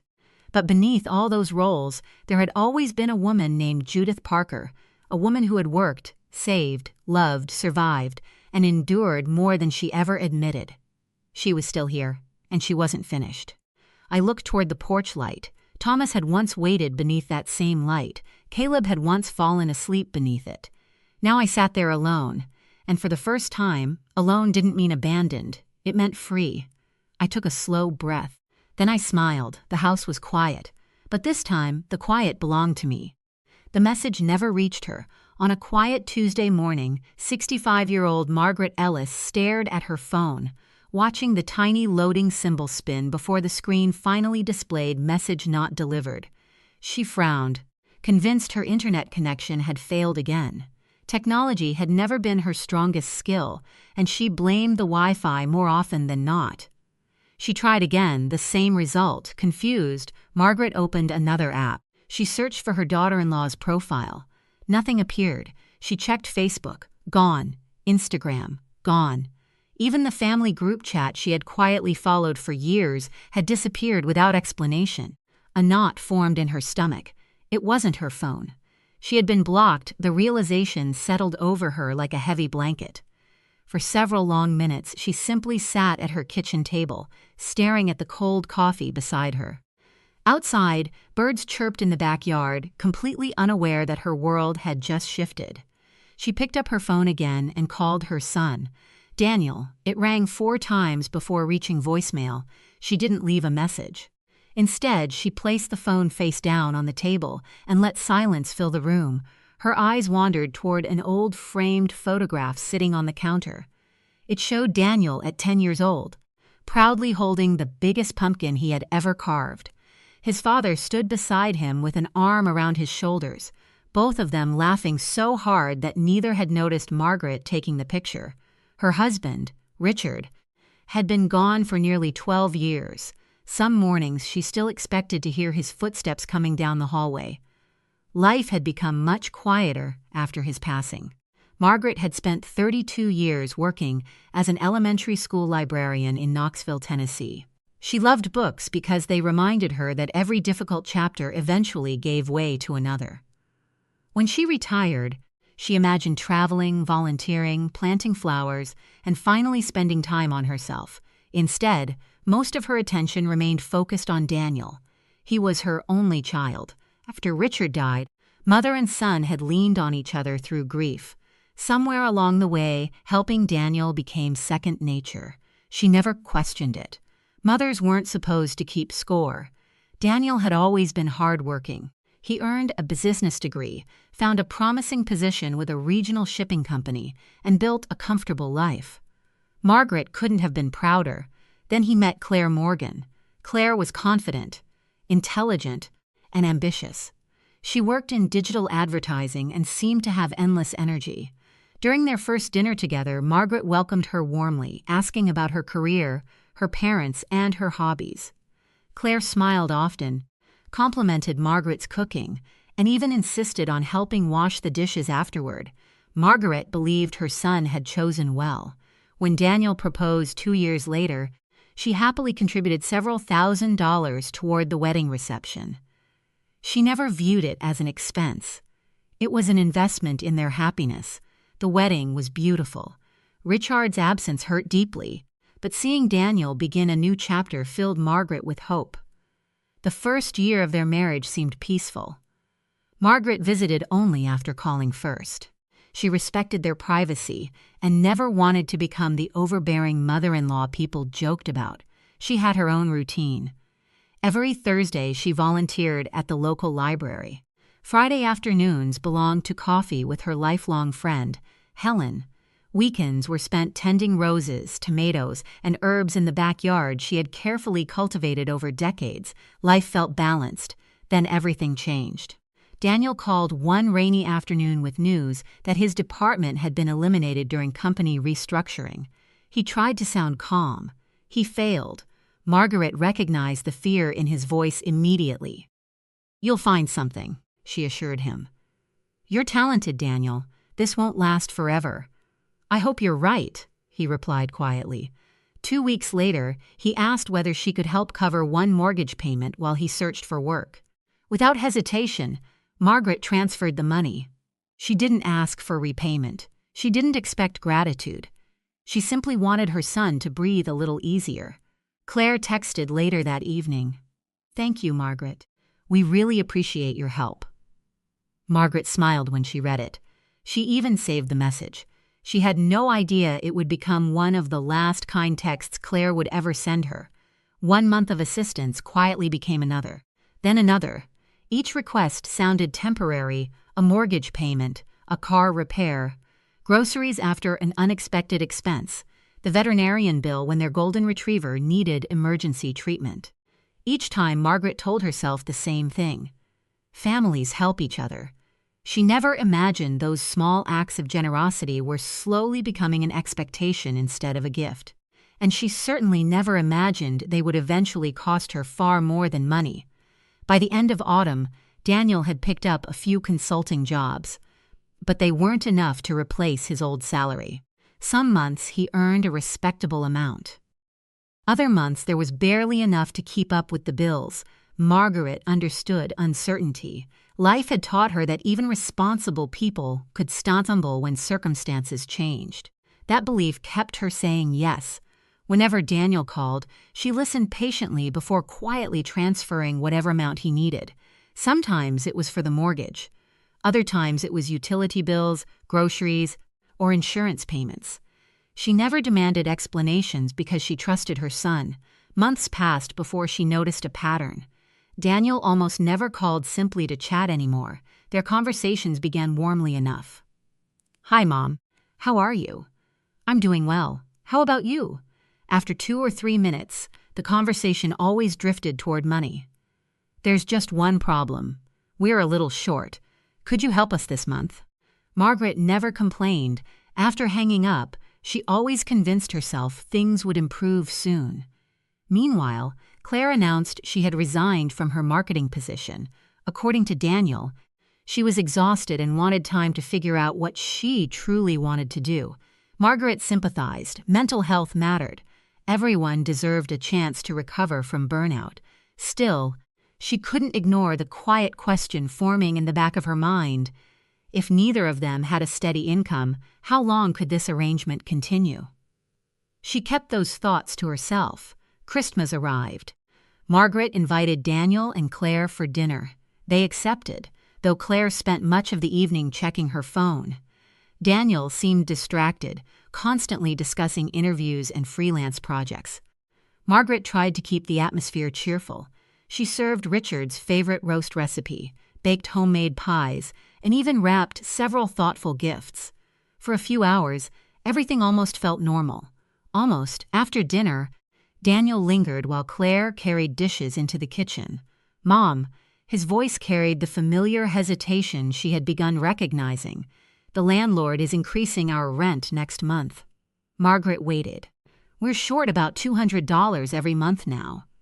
She looked at him carefully. "What are you asking?" "I was hoping.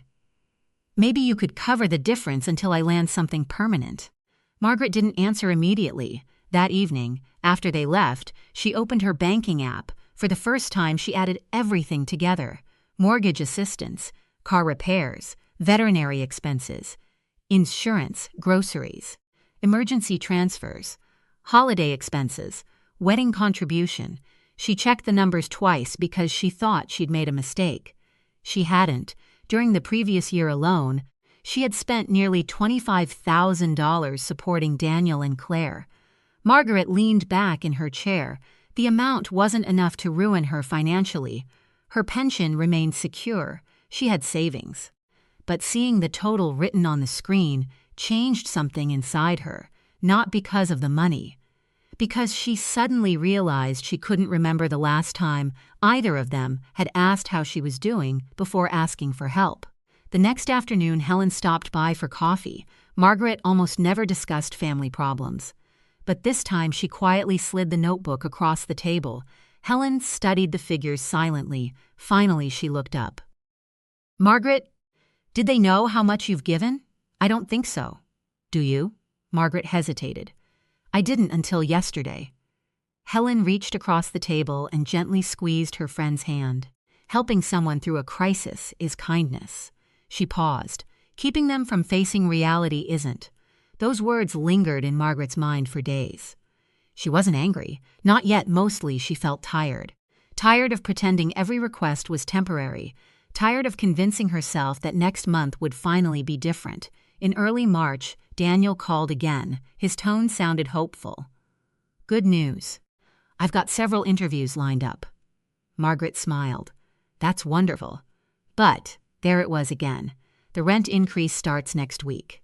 He explained that they needed another monthly contribution, only $200. "It doesn't sound like much," Daniel said, "but it would really help." Margaret closed her eyes for a moment. She loved her son more than anything. That hadn't changed. But something inside her finally whispered a truth she could no longer ignore. If she continued solving every financial problem, Daniel would never be forced to solve one himself. She took a slow breath. "Daniel?" "Yes?" "I can't keep doing this." Silence. "I've helped because I wanted to," she continued gently, "but I think it's time for you and Claire to figure out another solution." More silence, then his voice became flat. "So, that's it? It isn't about love. It feels like it." "No," Margaret answered softly. "It's about believing you're capable." Daniel ended the conversation less than a minute later. The following afternoon, Claire sent Margaret a message unlike any she had received before. It accused her of abandoning family during difficult times. It suggested she cared more about protecting her savings than helping the people she supposedly loved. Margaret read every word. Then she quietly placed her phone on the kitchen table. She typed several responses, deleted every one of them. Some arguments cannot be won because the other person has already decided the ending. 2 days later, Margaret discovered Claire had blocked her on every platform. Daniel never called to explain. The silence between them had officially begun.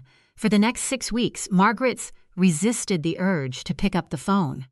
Every morning she glanced at Daniel's contact in her phone, wondering whether she should call first.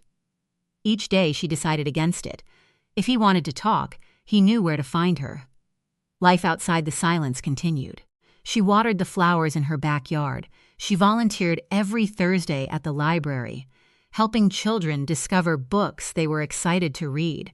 Friday afternoons were still reserved for coffee with Helen, who never pushed Margaret to discuss family matters unless she brought them up herself. Little by little, Margaret noticed something unexpected. Her days felt lighter.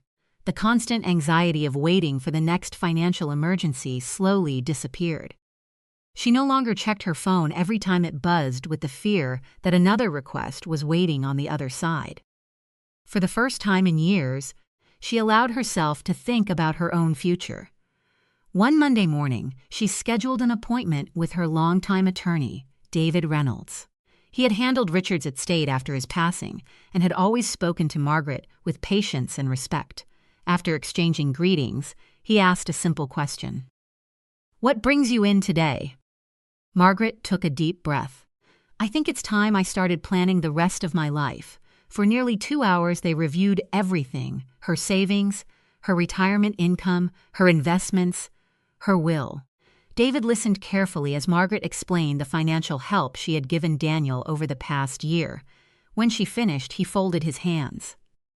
"Margaret," he said gently, "you've spent decades building financial security." She nodded. "You deserve to enjoy it." Those words struck her harder than she expected. Enjoy it. She couldn't remember the last time she'd thought about what she actually wanted. David pointed to another document. "There's something else. What is it?" "This house." Margaret looked around his office thoughtfully. She had lived in the same 3-bedroom home for over 30 years. Every room carried memories. Richard painting the nursery before Daniel was born, birthday parties, Christmas mornings, graduation photographs. But now, 3 bedrooms, 1 person, a large yard that required endless maintenance. She quietly admitted something she'd been afraid to say aloud. "It's too much house." David smiled. "Then maybe it's time to find something that fits the life you're living now." The idea stayed with her all week. By Saturday, she contacted a local real estate agent. Within days, professional photographs had been taken. A for sale sign appeared in the front yard. Margaret watched from her kitchen window as strangers walked through the house, admiring hardwood floors, spacious bedrooms, and the beautiful garden Richard had once helped plant. Instead of sadness, she felt peace. She wasn't leaving memories behind. She was carrying them with her. Nearly 2 months after Claire blocked her, Margaret's phone finally rang. Daniel, her heart skipped. She answered immediately. "Hello." His voice sounded exhausted. "Mom, can we talk?" "Of course." He hesitated before continuing. "We're in trouble." Margaret listened quietly. Claire's freelance work had slowed. His consulting contracts had nearly disappeared. They had fallen behind on rent. The landlord had given them one final deadline before beginning eviction proceedings. "We need $5,400, Daniel admitted. "If we can pay it this week, we'll be okay." Margaret closed her eyes. Months earlier, she would have opened her banking app before the conversation even ended. This time was different. She had spent weeks thinking about this exact moment, not with anger, not with resentment, with clarity. She spoke slowly. "I'm not going to be able to do that." Silence. Then Daniel whispered, "You're really going to let us lose our apartment?"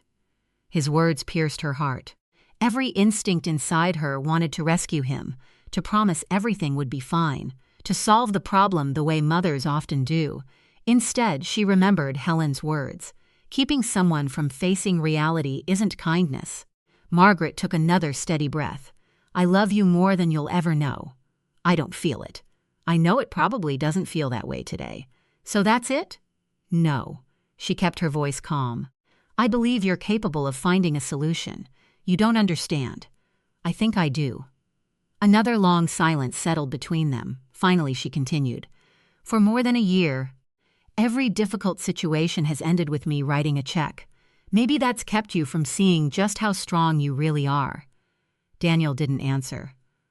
"I'll always listen if you need someone to talk to," she said softly. "I'll always be your mother, but I can't keep solving financial problems that belong to you and Claire." A few seconds later, the line went dead.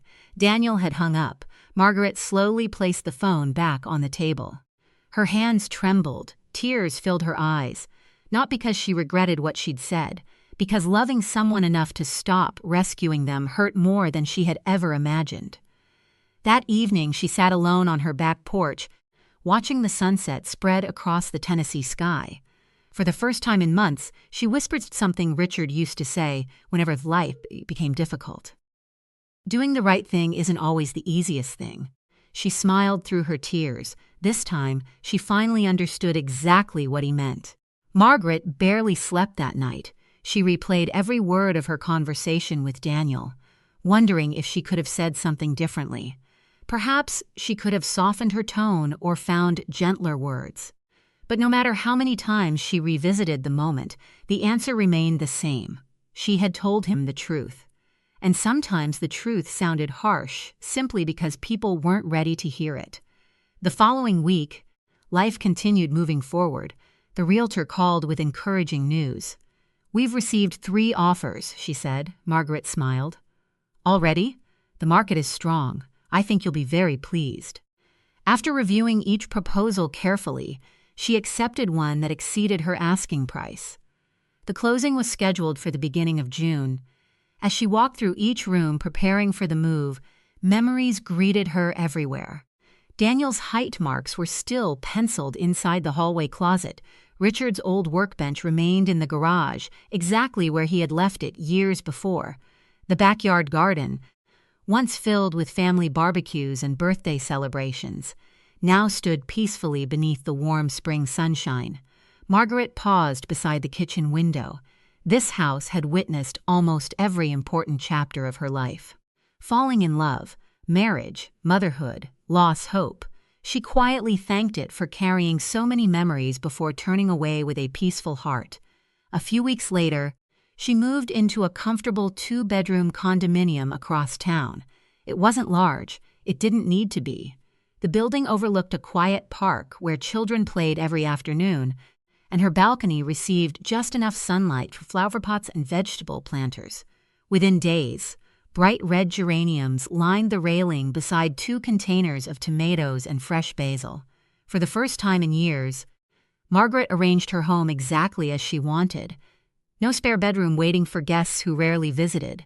No oversized dining room that stayed empty most of the year. Everything felt manageable. Everything felt peaceful. Nearly a month passed without hearing from Daniel. Margaret never reached out. She kept the promise she had silently made to herself. If their relationship was going to heal, both sides would have to walk toward each other. Then one Saturday afternoon, Helen arrived carrying sandwiches and iced tea. The 2 friends sat on the balcony watching families stroll through the park. "You seem different," Helen observed. Margaret smiled. "In a good way?" "In the best way." Margaret laughed softly. "I finally realized something." "What?" "I spent years believing love meant fixing every problem." Helen nodded. "And now?" "Now I think love sometimes means trusting people enough to solve their own." Helen raised her glass. "That's wisdom." Margaret gently tapped her own glass against it. "Maybe it's just experience." Meanwhile, through a mutual family friend, Margaret occasionally heard small updates about Daniel and Claire. They had left the expensive apartment before the eviction process was completed. Instead of borrowing more money, they rented a much smaller place on the edge of town. Claire accepted a full-time marketing position with a growing company. Daniel continued interviewing, while taking temporary consulting assignments whenever possible. For the first time in over a year, they were living entirely on their own income. Margaret felt relieved. Not because they were struggling, because they were finally standing on their own feet. She never celebrated being right. She simply hoped they would eventually recognize their own strength. Late one afternoon in July, Margaret checked her mailbox after returning from the grocery store. Among advertisements and utility bills sat a plain white envelope. Her name had been written by hand. She recognized the handwriting immediately. Daniel. Her hands trembled slightly as she carried the letter inside. She made herself a cup of tea before carefully opening the envelope. Several pages rested inside. Not printed handwritten. She began reading slowly. Mom, I've started this letter at least 10 times because I wasn't sure how to say everything that needed saying. Margaret continued reading through tears. Daniel admitted that somewhere along the way he had stopped appreciating her generosity. What had once felt like an incredible gift had gradually become something he expected. He confessed that every time she rescued them, he convinced himself they needed just one more month, then another, then another. He also revealed something Margaret never expected. He had started seeing a therapist. During one session, the counselor asked him a simple question. If your mother disappeared tomorrow, how would you solve your problems? Daniel admitted. He had no answer. That realization shook him. The therapist encouraged him to rebuild his confidence instead of depending on someone else to rescue him. For the first time, Daniel saw the situation from his mother's perspective. Near the end of the letter, one sentence made Margaret stop reading for a moment. You weren't abandoning me when you said no. You were finally treating me like the man I should have been acting like all along. Tears rolled quietly down her cheeks. Not tears of victory, tears of relief. She folded the letter carefully and held it against her heart. Months of silence had finally given both of them something endless conversations never could: perspective. Margaret placed Daniel's letter inside the top drawer of her desk, beside the last birthday card Richard had ever given her. She didn't answer immediately, not because she was angry, not because she wanted to make Daniel wait. She simply believed some words deserved careful thought before they were returned. For several days, she reread the letter every morning with her coffee. Each time she noticed something new. Not in Daniel's handwriting, but in herself. The hurt she had carried for months no longer felt as heavy. It hadn't disappeared. It had simply lost its power. One quiet afternoon, Margaret sat at her dining table with a sheet of stationery and her favorite fountain pen. She began writing. Dear Daniel, thank you for your letter. It means more to me than I can put into words. She paused, choosing each sentence carefully. Being your mother has always been the greatest privilege of my life. Nothing that happened over the past year has changed how deeply I love you. But love doesn't always look like saying yes. Sometimes it looks like believing someone is strong enough to stand on their own, even when they don't believe it themselves. She told him how proud she was that he had asked for professional help instead of pretending everything was fine. She praised him for accepting responsibility instead of making excuses. Most importantly, she reassured him that the door to her life had never been closed. It had simply needed healthier boundaries. At the end of the letter, she wrote one final sentence. Whenever you're ready, you're welcome to come over for coffee. No expectations, no discussions about money. Just mother and son. She sealed the envelope and mailed it the next morning. 3 days later, her phone rang Daniel, this time when she answered. Neither of them spoke for several seconds. Finally, he whispered, Hi, Mom. Margaret smiled. Hello, sweetheart. I got your letter. I'm glad. I've missed you. Those 4 words carried more honesty than any apology could have. I've missed you too, Margaret admitted. Their conversation lasted nearly an hour. They talked about ordinary things, the tomatoes growing on her balcony, a neighbor's energetic puppy, the new mystery novel Margaret had just finished. Daniel shared that he had accepted a full-time management position with a transportation company. The salary wasn't as high as his previous job, but it offered stability, and for the first time in a long while, he felt hopeful about the future. Claire had remained at her new marketing position as well. Together, they had created a strict budget, paid off several overdue bills, and even started a small emergency savings account. It isn't much, Daniel said with a laugh, but it's ours. Margaret couldn't have been happier. Several weeks later, Daniel asked if he could visit.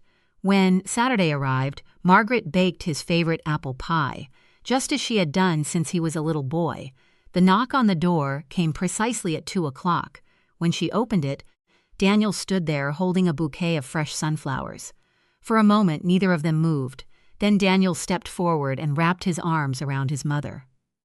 I'm sorry, he whispered. Margaret hugged him tightly. I know.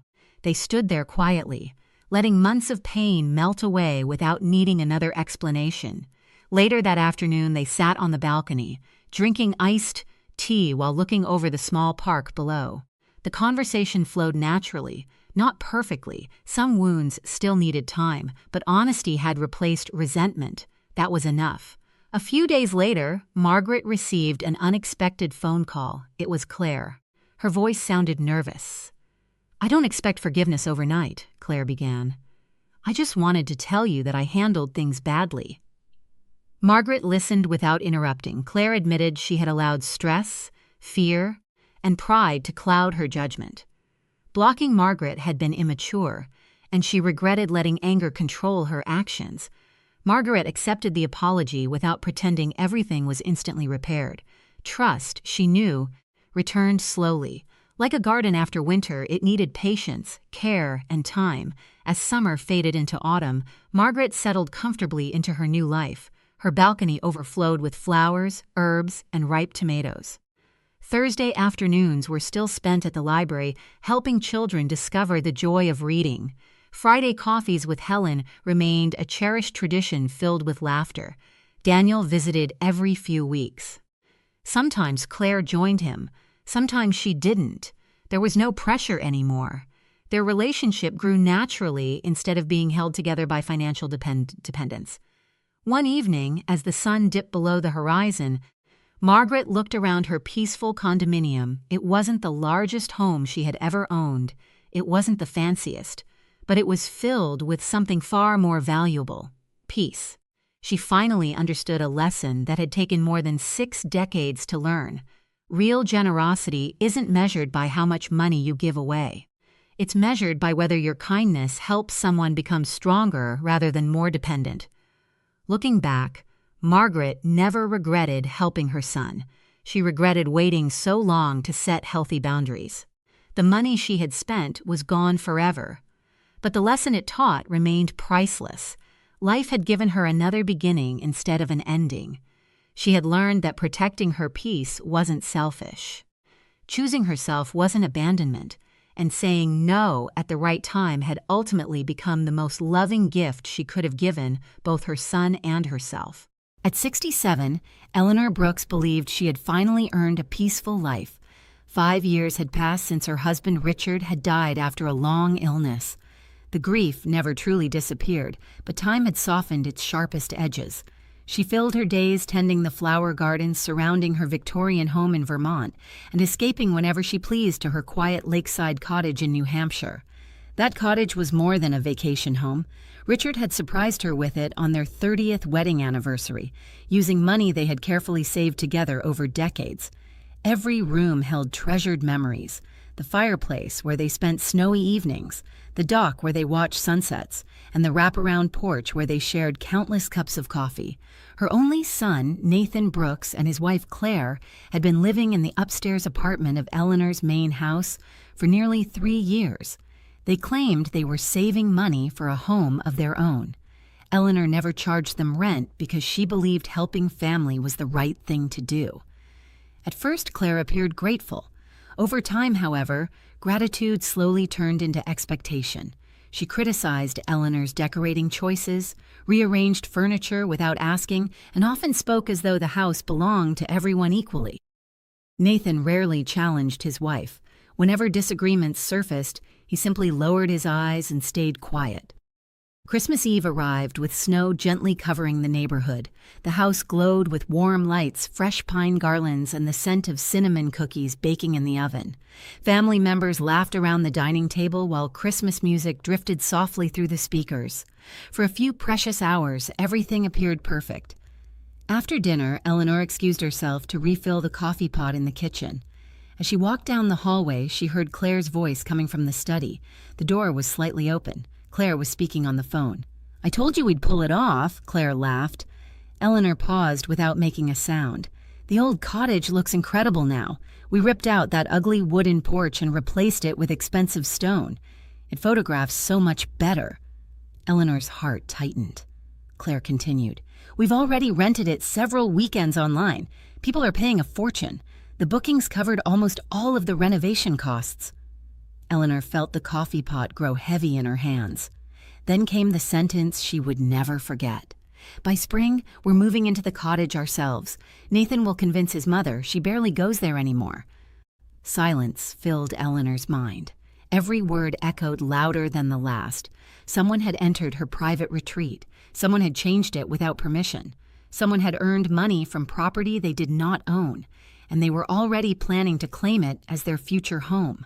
She inhaled slowly, refusing to let emotion control her.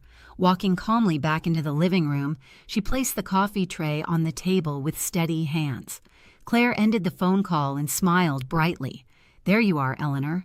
We were wondering where you'd gone." Eleanor smiled politely. "I needed a moment." Nathan accepted a mug of coffee without meeting his mother's eyes. The conversation drifted toward holiday movies and gift exchanges, but Eleanor barely heard a word. Instead, she watched. Claire spoke confidently. Nathan nodded along. Neither seemed worried. Neither suspected that Eleanor had overheard everything. She realized something painful that evening. This wasn't a misunderstanding. It wasn't an impulsive mistake. It was a carefully planned decision made without even considering her feelings. As the evening drew to a close, family members gathered their coats and prepared to leave. Claire hugged Eleanor as though nothing had happened. "Merry Christmas," she said sweetly. Eleanor returned the embrace with surprising calm. "Merry Christmas." After everyone had gone upstairs, Eleanor remained alone beside the fading fire. She stared into the glowing embers for a long time. Tears threatened to appear. Instead, she reached for a notebook resting on the side table. Opening it, she wrote a single sentence. "Never make decisions while angry. Make them when your mind is clear." She closed the notebook. Outside, snow continued falling quietly. Inside, Eleanor's disappointment slowly transformed into determination. She wasn't interested in shouting. She didn't want revenge. She wanted something much more powerful. She wanted every choice to have its rightful consequence. And before the first week of the new year arrived, she intended to reclaim every piece of her life, one careful step at a time. The morning after Christmas arrived, wrapped in silence. Fresh snow covered Eleanor Brooks' garden, making the world outside appear untouched. She stood by the kitchen window with a mug of tea, watching. Birds gather around the feeder Richard had built years ago. Her emotions had settled overnight. The anger was still there, but it no longer controlled her. Instead, she focused on facts. Someone had entered her lakeside cottage without permission. Someone had remodeled it. Someone had earned money from it. Someone had planned to take it over. None of that had happened by accident. After breakfast, Eleanor walked into her home office carrying a folder marked Property Records.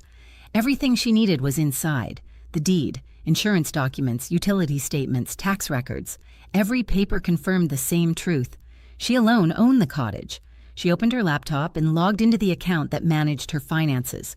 Years earlier, she had added Nathan as an emergency contact on one maintenance account in case something happened to her while traveling. She removed his access. The process took less than 2 minutes. No argument, no warning. Simply a quiet correction. Next, she searched online for the cottage. It didn't take long. There it was. Beautiful photographs displayed every room she had lovingly decorated over the years.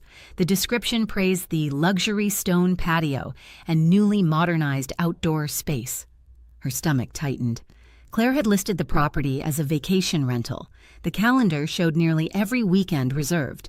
Payments were being sent to an account Eleanor didn't recognize. She printed every page. Then she placed the papers neatly into another folder labeled Evidence.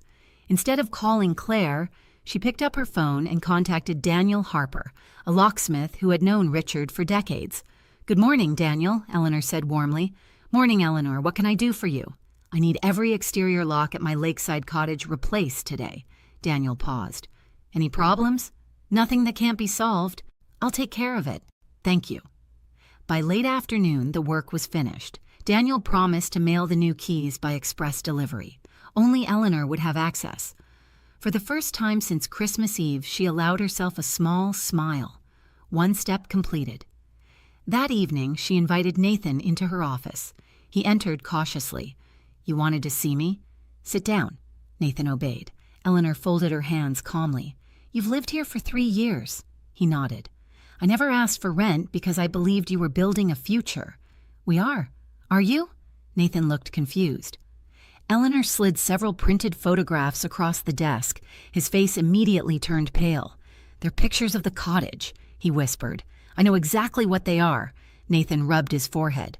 Mom, I'd like you to explain. He stared at the photographs for several seconds before speaking. It was Claire's idea. I assumed as much. She said the renovations would increase the property's value. Without asking me, Nathan couldn't answer. The rental income? He looked away. I wasn't handling the money. But you knew. Another long silence. Finally, he nodded. Yes. Eleanor's disappointment hurt more than his confession. Her son hadn't made the decisions. He had simply allowed them. I expected better from you, she said quietly. I know. No, Nathan, I don't think you do. He lowered his head. After several moments, Eleanor opened a drawer and placed a document on the desk. Beginning next month, you'll be paying rent for the upstairs apartment. Nathan blinked. What? This is a standard lease agreement. But we're family. We are. So why are you doing this? Because generosity should never be mistaken for permanent obligation. Nathan picked up the papers with trembling hands. The rent is fair, Eleanor continued. You'll also contribute toward utilities. Claire's footsteps echoed through the hallway. Nathan quickly folded the lease and slipped it inside his jacket. Please don't tell Claire yet. Eleanor looked at him carefully. Why? Because she'll explode.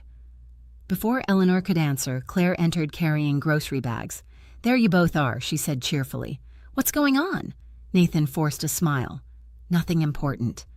Claire studied them for a brief moment before shrugging and walking back toward the kitchen. After she disappeared, Nathan whispered, I'll talk to her. Eleanor wasn't convinced. That night, she received confirmation that every lock at the cottage had been replaced. The new keys would arrive within 48 hours. She placed the confirmation email inside her evidence folder. Everything was happening exactly as planned. She wasn't rushing, she wasn't arguing. She simply refused to allow anyone else to control what belonged to her.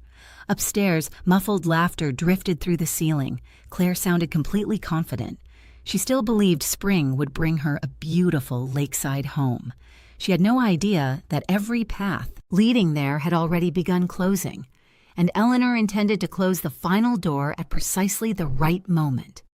January arrived with icy winds that swept across Vermont, coating the roads with frost and the trees with glittering white crystals. While the town welcomed the new year with optimism, the atmosphere inside Eleanor Brooks' home had turned noticeably colder. Claire carried herself with the confidence of someone who believed victory was already hers. She ignored Eleanor except for brief greetings, spending most of her time on her laptop. Nathan returned to work each morning looking exhausted, while Eleanor quietly continued her daily routine as though nothing had changed. The new keys to the lakeside cottage arrived by courier during the first week of January. Eleanor placed them inside a small wooden box Richard had once carved for her. She smiled gently. Now only she could enter her cottage. A few days later, she contacted the electric and water companies serving the property. Since no authorized guests would be staying there during the winter, she reduced the utilities to their minimum service level. The cottage would remain protected from freezing temperatures, but it would no longer be prepared to welcome vacation renters. Everything she did was completely legal. Everything she did was within her rights. She never informed Claire. On the evening of January 10th, Eleanor was enjoying a bowl of homemade soup when heavy footsteps thundered down the staircase. The kitchen door flew open. Claire stormed inside, her face burning with anger. Nathan hurried behind her, looking as though he wished he could disappear. "What have you done?" Claire shouted. Eleanor calmly laid her spoon beside the bowl. "What do you mean?" "Our guests are standing outside the cottage," Claire snapped. "Their key won't work, there's barely any heat, and the rental company is demanding answers." Eleanor looked at her without raising her voice. "I had every lock replaced." Claire stared in disbelief. "You what?" "It is my property." "You had no right." Eleanor folded her hands. "I had every right." Claire slammed both palms onto the kitchen table. "We spent thousands improving that place. You chose to spend that money. We renovated it for you. I never asked you to." Nathan finally spoke. "Mom, please." She turned toward him. "Did you ask my permission before changing my cottage?" He hesitated. "No." "Did you ask before renting it?" "No." "Then explain why you believe I owe either of you access to it." Nathan had no answer. Claire stepped forward again. "People paid to stay there. You accepted their money. They'll demand refunds. That responsibility belongs to whoever rented the property." Claire's confidence cracked for the first time. "You can't just ruin everything." "I haven't ruined anything," Eleanor replied.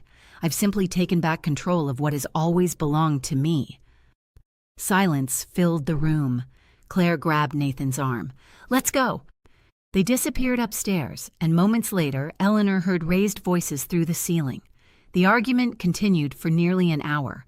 Nathan's voice remained calm. Claire's grew louder with every passing minute. The following afternoon, Nathan knocked softly on Eleanor's office door. "May I come in?" "Of course." He stepped inside, looking exhausted. Claire had to refund nearly every booking. Eleanor nodded. "I expected that." "She's furious." "I imagine she is." Nathan sighed heavily. "We've lost a lot of money." Eleanor closed the book she had been reading. "Nathan, losing money hurts." "It does. But losing integrity costs much more." He lowered his eyes. "I should have stopped this before it started." "Yes," Eleanor answered honestly. For several seconds, neither of them spoke. Finally, Nathan whispered, "I've disappointed you." Eleanor's expression softened. "You've disappointed yourself." Those words seemed to weigh even heavier. He quietly left the room. Meanwhile, Claire refused to surrender. She spent hours making phone calls, sending emails, and searching for ways to regain access to the cottage.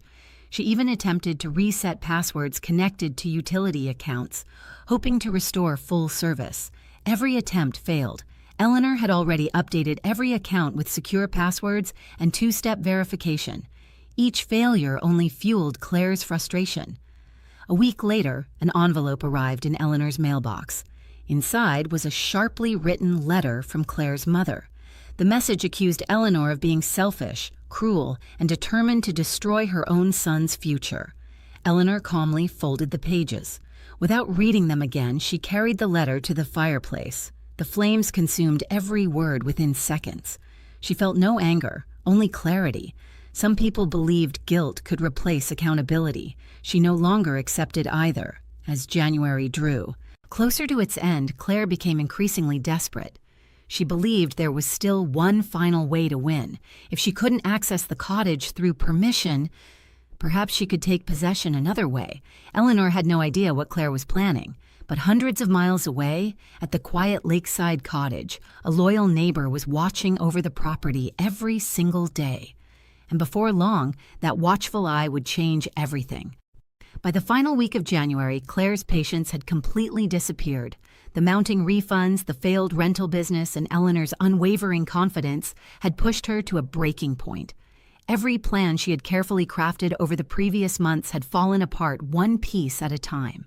Still, Claire refused to admit defeat. Instead, she convinced herself that Eleanor was bluffing.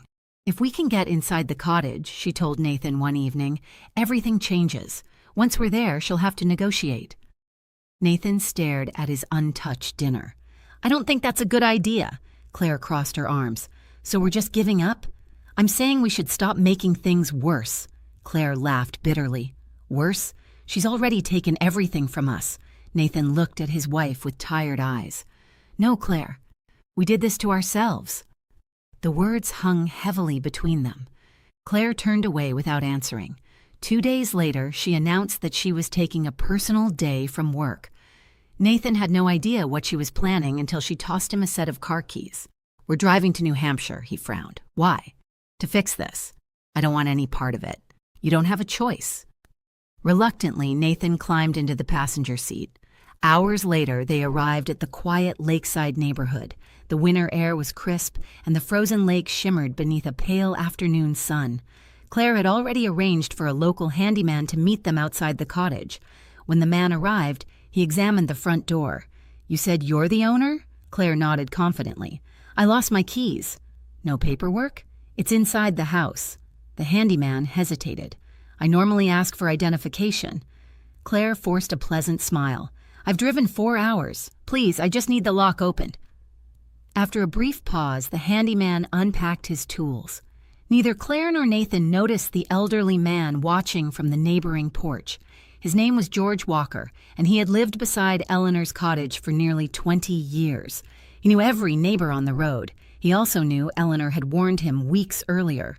"If you ever see anyone trying to enter without my permission," she had told him, "please call the police."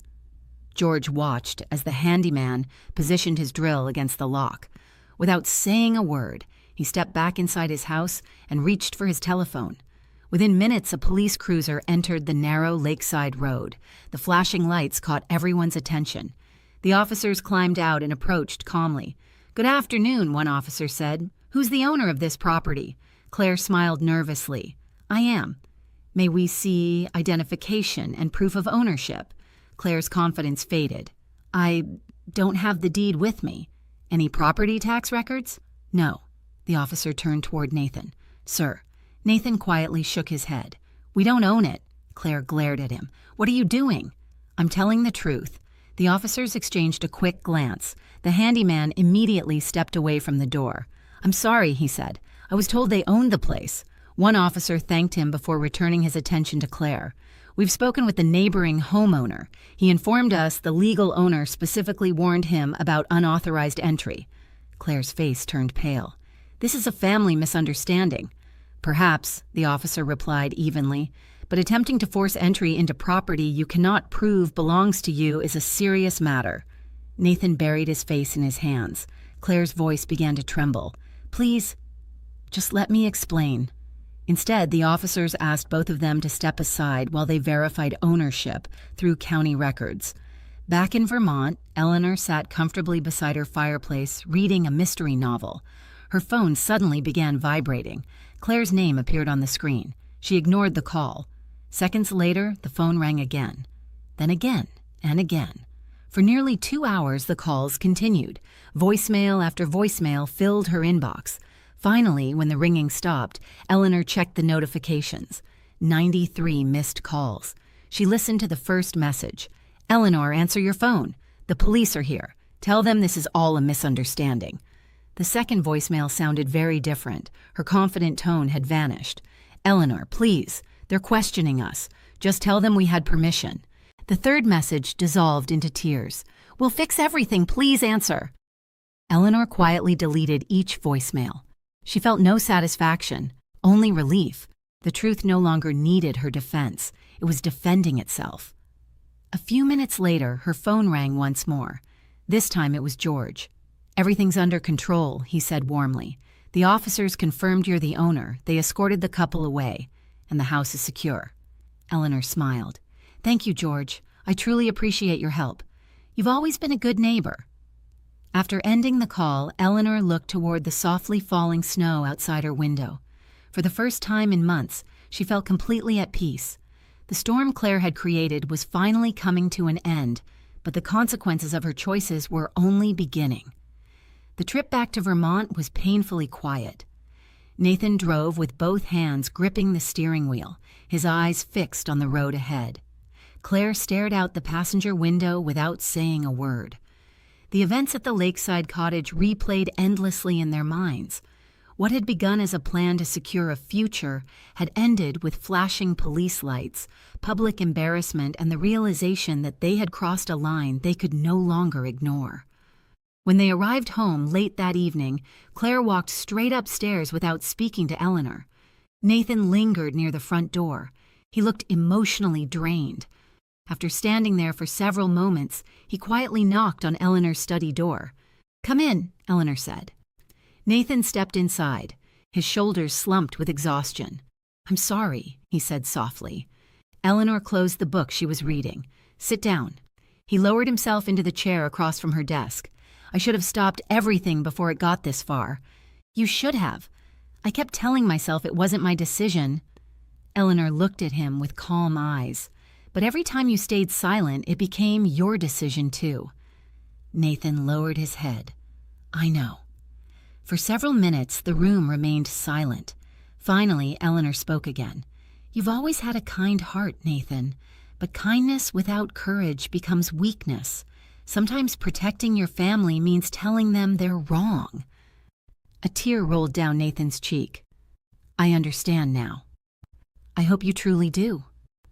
The conversation ended with a quiet embrace. It wasn't a complete healing, but it was the first honest step. The following week, Claire packed several suitcases. She announced that she would be staying with her mother for a while. Neither Eleanor nor Nathan argued. There simply wasn't anything left to say. Without the constant tension filling the house, everything felt different. Nathan returned to helping around the property. He shoveled snow before Eleanor woke each morning, repaired loose fence boards, and quietly paid his rent on the first day of every month without being reminded. He no longer expected favors. He appreciated them. Spring arrived with blooming flowers and warmer days. One Saturday morning, Eleanor drove to her lakeside cottage for the first time since the entire ordeal had begun. She unlocked the front door using her new key. The familiar scent of pine wood and fresh lake air greeted her. She slowly walked through every room. Although Claire's renovations had changed parts of the property, the peaceful feeling Richard had always loved remained. Outside, the stone patio overlooked the sparkling water. It wasn't the porch Eleanor would have chosen, but she realized something important. The house itself wasn't holding her memories. Her memories lived inside her. She sat quietly for nearly an hour, watching gentle waves reach the shoreline. Then she made a decision. It was time to let go. Over the next month, she hired a trusted real estate agent to list the cottage for sale. The updated features attracted immediate attention. Within weeks, multiple offers arrived. The final selling price exceeded every expectation. After the paperwork was completed, Eleanor thanked the new owners and wished them many happy years beside the lake. She drove away smiling instead of crying. Closing one chapter had opened another. Using part of the proceeds, Eleanor purchased a beautiful mountain condominium in Colorado. The home overlooked snow-covered peaks, peaceful forests, and quiet walking trails. Very few people knew the address. That privacy brought her comfort. The remaining money was invested carefully, ensuring she would enjoy financial security for the rest of her retirement. Nathan eventually rebuilt his life as well. He continued working, rented the upstairs apartment for another year, and gradually regained his mother's trust through consistent actions rather than empty promises. Their relationship wasn't exactly as it had once been. It was healthier, more honest, built on mutual respect instead of assumptions. As for Claire, she and Nathan eventually decided to separate. Months of resentment and broken trust had exposed problems far deeper than a disagreement over property. Their marriage quietly came to an end. Nearly 1 year after that unforgettable Christmas, Eleanor stood on the balcony of her new mountain home. Fresh snow drifted gently across the valley below. She wrapped a warm blanket around her shoulders and held a cup of hot chocolate between her hands. The silence around her felt comforting rather than lonely. She thought about everything that had happened over the past year. She had lost a vacation home. She had faced betrayal from people she loved. She had endured painful confrontations and difficult choices, yet she had gained something far more valuable. She had rediscovered her own strength. She had learned that generosity should never require surrendering self-respect. Forgiveness was possible. Trust, however, had to be earned. As the evening sky turned shades of gold and violet, Eleanor smiled peacefully. Life had taught her one final lesson. Real peace doesn't come from avoiding conflict. It comes from having the courage to protect what matters, to accept what cannot be changed, and to move forward without bitterness. With a grateful heart, she stepped back inside, closed the balcony door behind her, and welcomed another Christmas. This time surrounded, not by uncertainty, but by the quiet confidence that she would never again allow anyone to mistake her kindness for permission. I was halfway to the airport when a wave of panic hit me so suddenly that my heart nearly stopped. My passport, the one thing I absolutely needed for my 2-week vacation in Italy, was still sitting on the kitchen counter beside the coffee maker. I had placed it there the night before because I was convinced that putting it somewhere impossible to miss would guarantee I remembered it. Instead, I had walked right past it. I leaned forward and tapped the driver lightly on the shoulder. "I'm so sorry," I said, handing him an extra $20 bill. "Could you please turn around? I forgot something important." The driver nodded without complaint and made a careful U-turn. This vacation meant more than sightseeing. It was the first real trip I had planned since my husband, Richard, passed away 3 years earlier. After decades of sharing every holiday together, traveling alone felt strange, but staying home had become even harder. Every room carried memories, and every quiet evening reminded me of the life we had built together. I needed fresh air. I needed distance. Most of all, I needed to remember who I was outside of grief. When the taxi pulled into my driveway, the neighborhood was still wrapped in the silence of early morning. Dew sparkled across the lawn, and the rising sun painted everything with a soft golden glow. "I'll only be a minute," I told the driver. "Please keep the engine running." He smiled and nodded. I hurried across the damp grass toward the side entrance, hoping to grab my passport without disturbing anyone. Then I heard voices. At first, I assumed neighbors were chatting nearby, but as I stepped closer, I recognized them immediately. My daughter, Olivia, and her husband, Brandon. They were sitting comfortably on my patio furniture with steaming mugs of coffee. They each had a spare key to my house, supposedly for emergencies, though lately they treated my home more like an extension of their own. Instinctively, I stopped behind the wooden lattice hidden beneath blooming hydrangea bushes. "I think she'll sign it," Brandon muttered while scrolling through something on his phone. "She trusts you." Olivia sighed. "We just need her signature before she comes back from Italy. Once she's a co-signer, the bank can use this house as collateral." Brandon nodded. "Exactly. Since the mortgage is already paid off, it's perfect security." Olivia stirred her coffee without looking up. "We'll tell her it's an investment for the kids. She never says no when it's about her grandchildren." Brandon chuckled. "And after that, convincing her to move into one of those retirement communities shouldn't be difficult. This place is way too big for one person." "We'll manage everything," Olivia replied. "She doesn't need a house this size anymore." They clinked their coffee mugs together as though celebrating. My chest tightened. For a brief moment, I couldn't breathe. I had spent the last 3 years helping them whenever they needed support. I paid for groceries, covered unexpected bills, bought school supplies for the children, watched my grandchildren almost every weekend, whenever Brandon's business struggled. Somehow I became the solution. I believed I was helping family, standing there. Hidden behind the flowers my husband had planted years earlier, I realized something painful. They didn't see me as their mother. They didn't see me as a grandmother. They saw an opportunity. I slowly stepped backward, careful not to make a sound. There was no urge to confront them, no desire to scream, no tears came. Instead, a strange calm settled over me. Richard used to tell me that anger often gave dishonest people exactly what they wanted, a chance to twist the story and make themselves the victim. I wasn't going to give them that chance. Quietly, I entered through the front door. The familiar scent of cinnamon candles and polished oak welcomed me inside. Sunlight streamed across the hardwood floor, exactly where Richard used to read the newspaper every morning. My passport was still resting beside the coffee maker.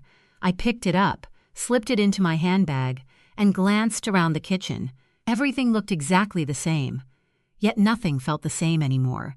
Without making a sound, I locked the front door behind me and returned to the waiting taxi. As we drove away, I looked back through the rear window. The house Richard and I had spent 40 years building slowly disappeared from view.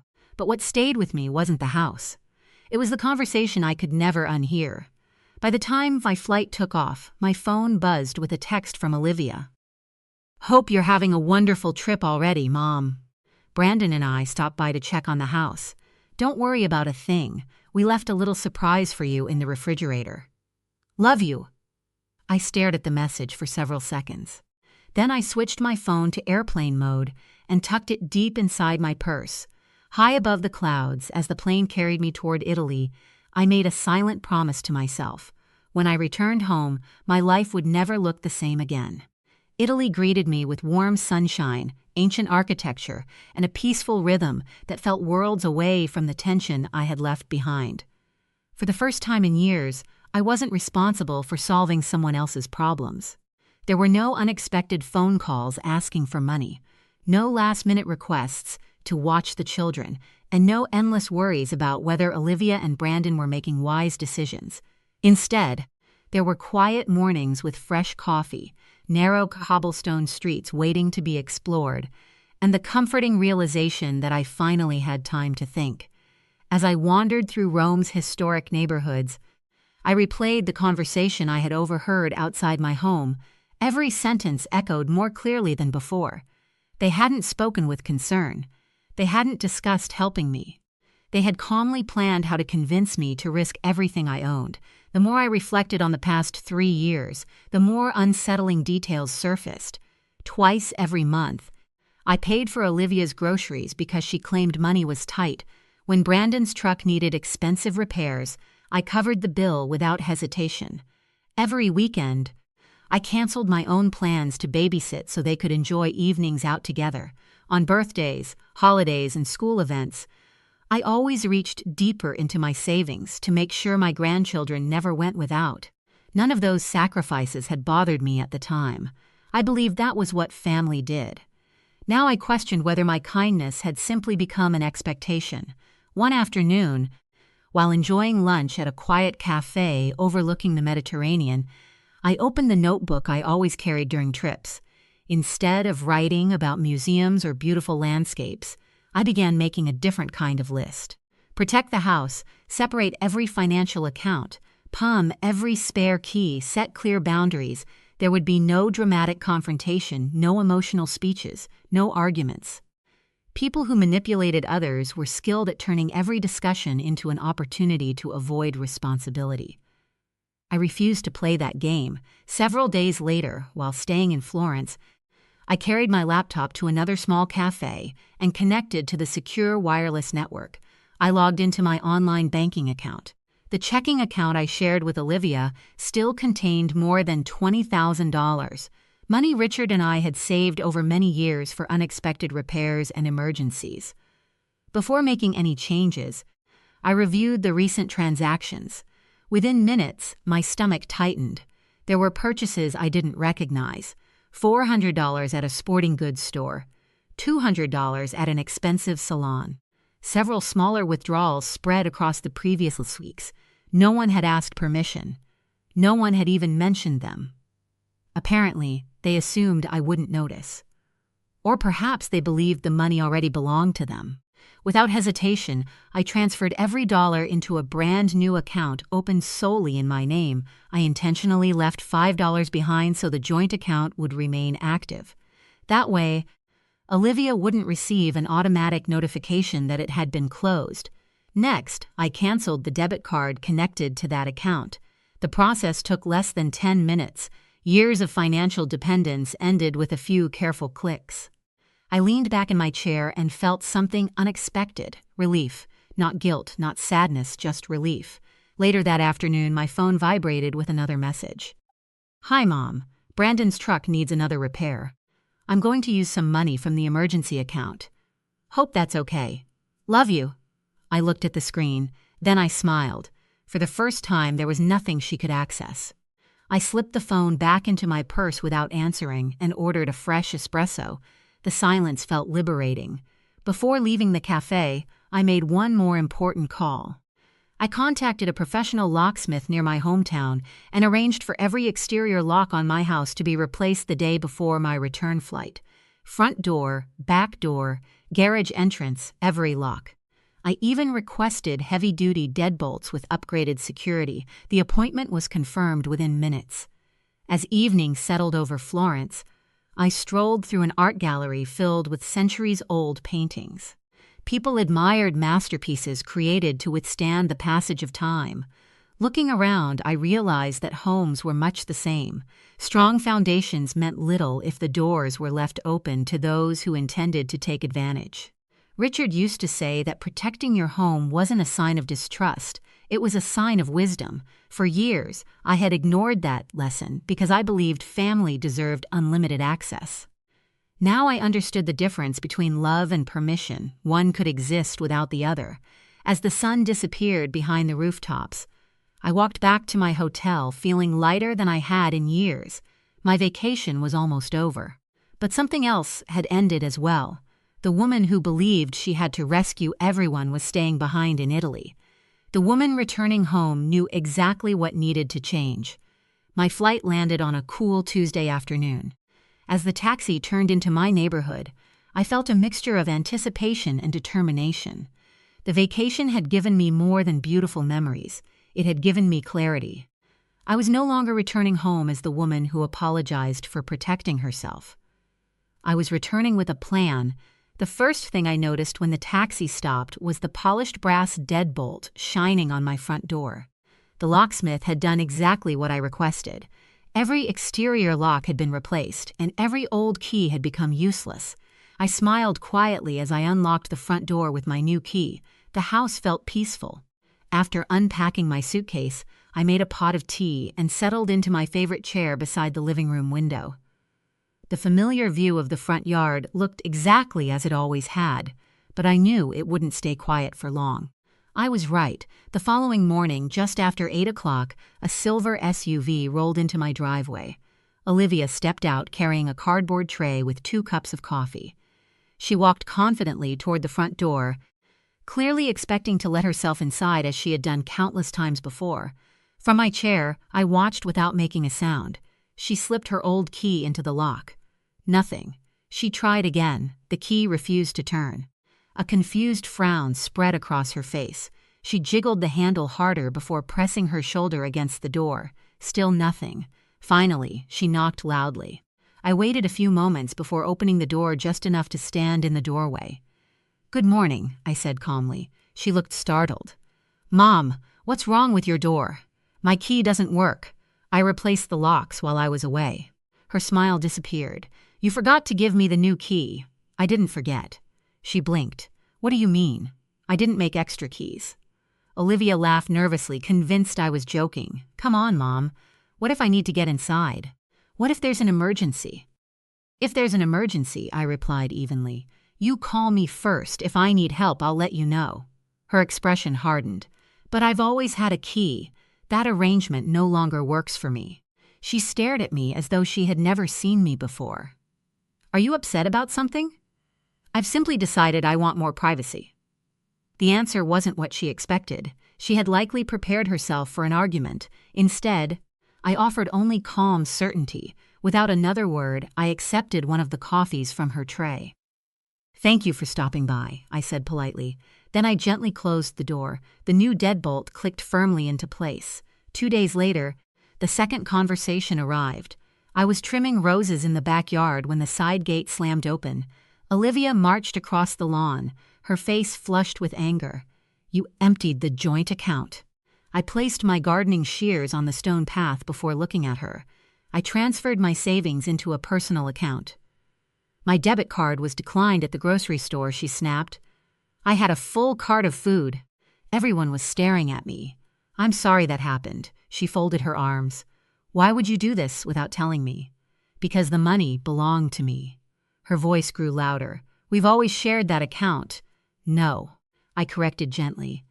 "I allowed you access to my account." She looked stunned. "There isn't a difference. There is now." She took a frustrated step forward. "Brandon's business needs help. We're behind on the mortgage. We were depending on that money." I met her eyes without raising my voice. "I've spent years helping your family, Olivia. But your mortgage, your business expenses, and your household bills are your responsibility. You've never said no before." "I know." "What changed?" For several seconds, neither of us spoke. Then I answered honestly. "I finally realized that helping someone and supporting their dependents are 2 different things." She shook her head in disbelief. "You're acting completely differently. Perhaps I should have acted this way sooner." Her patience disappeared.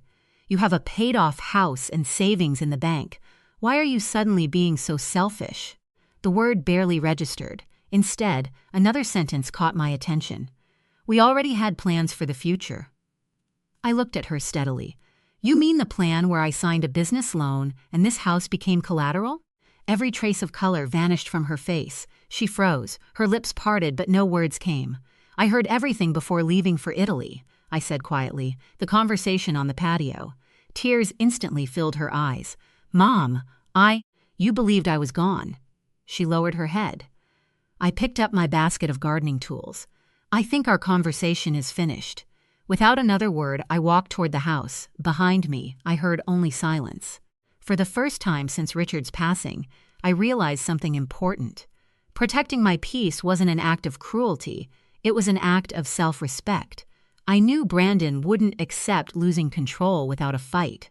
He had always believed confidence could solve every problem, even when it crossed the line into entitlement.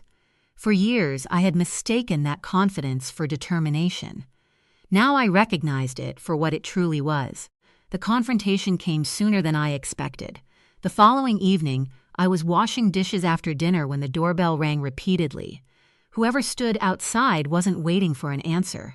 The loud, impatient presses echoed through the house. I dried my hands and walked to the front door.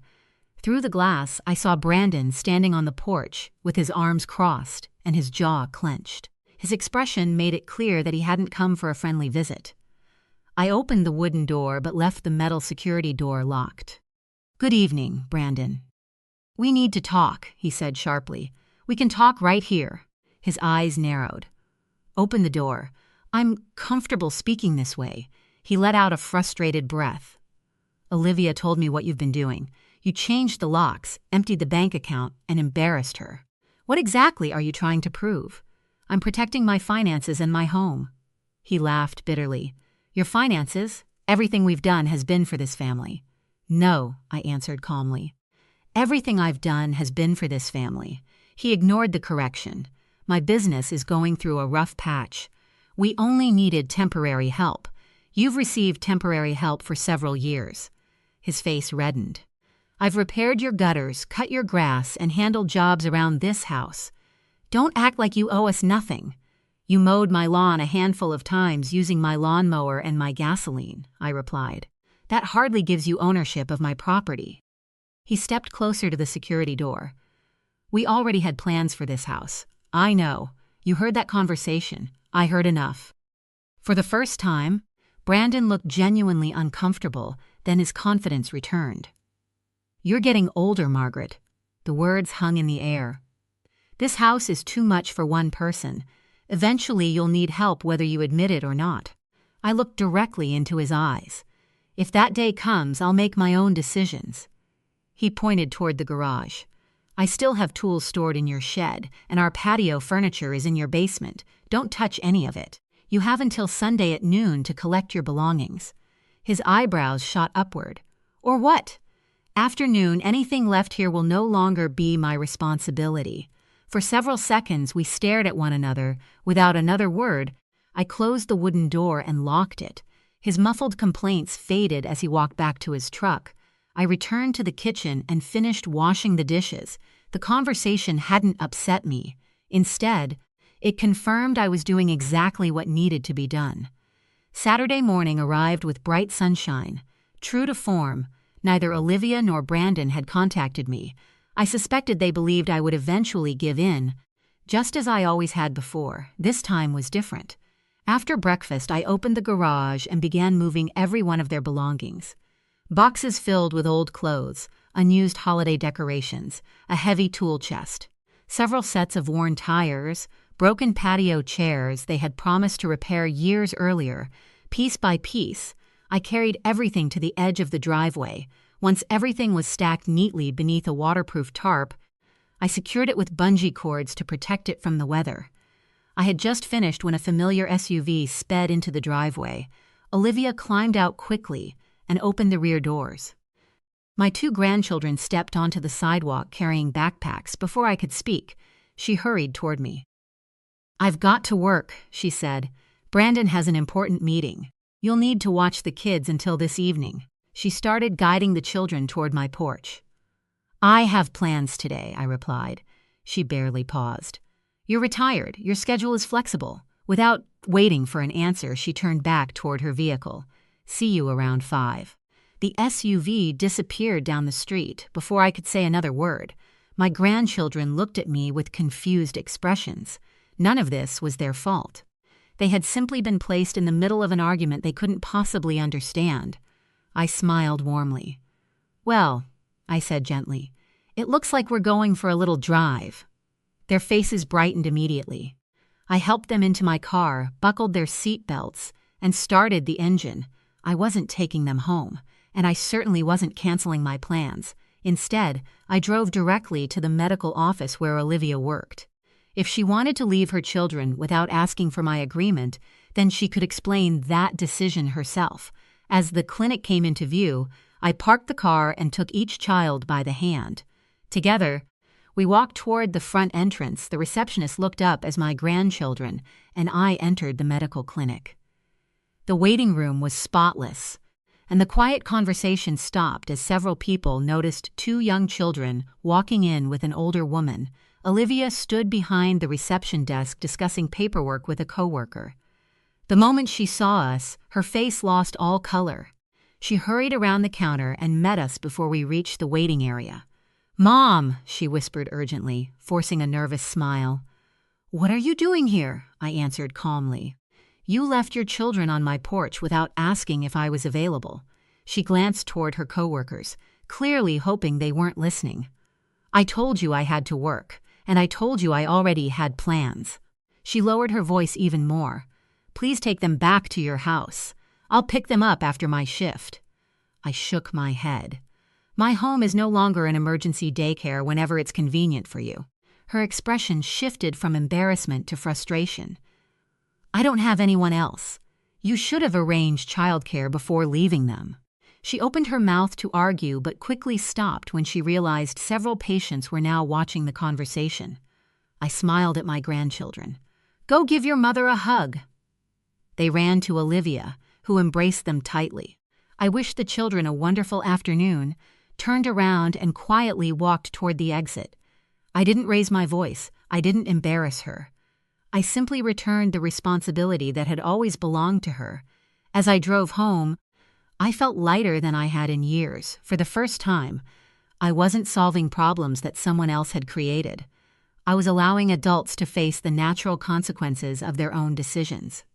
The following Monday brought another unexpected change. A traveling physical therapist named Claire arrived with 2 suitcases and a warm smile.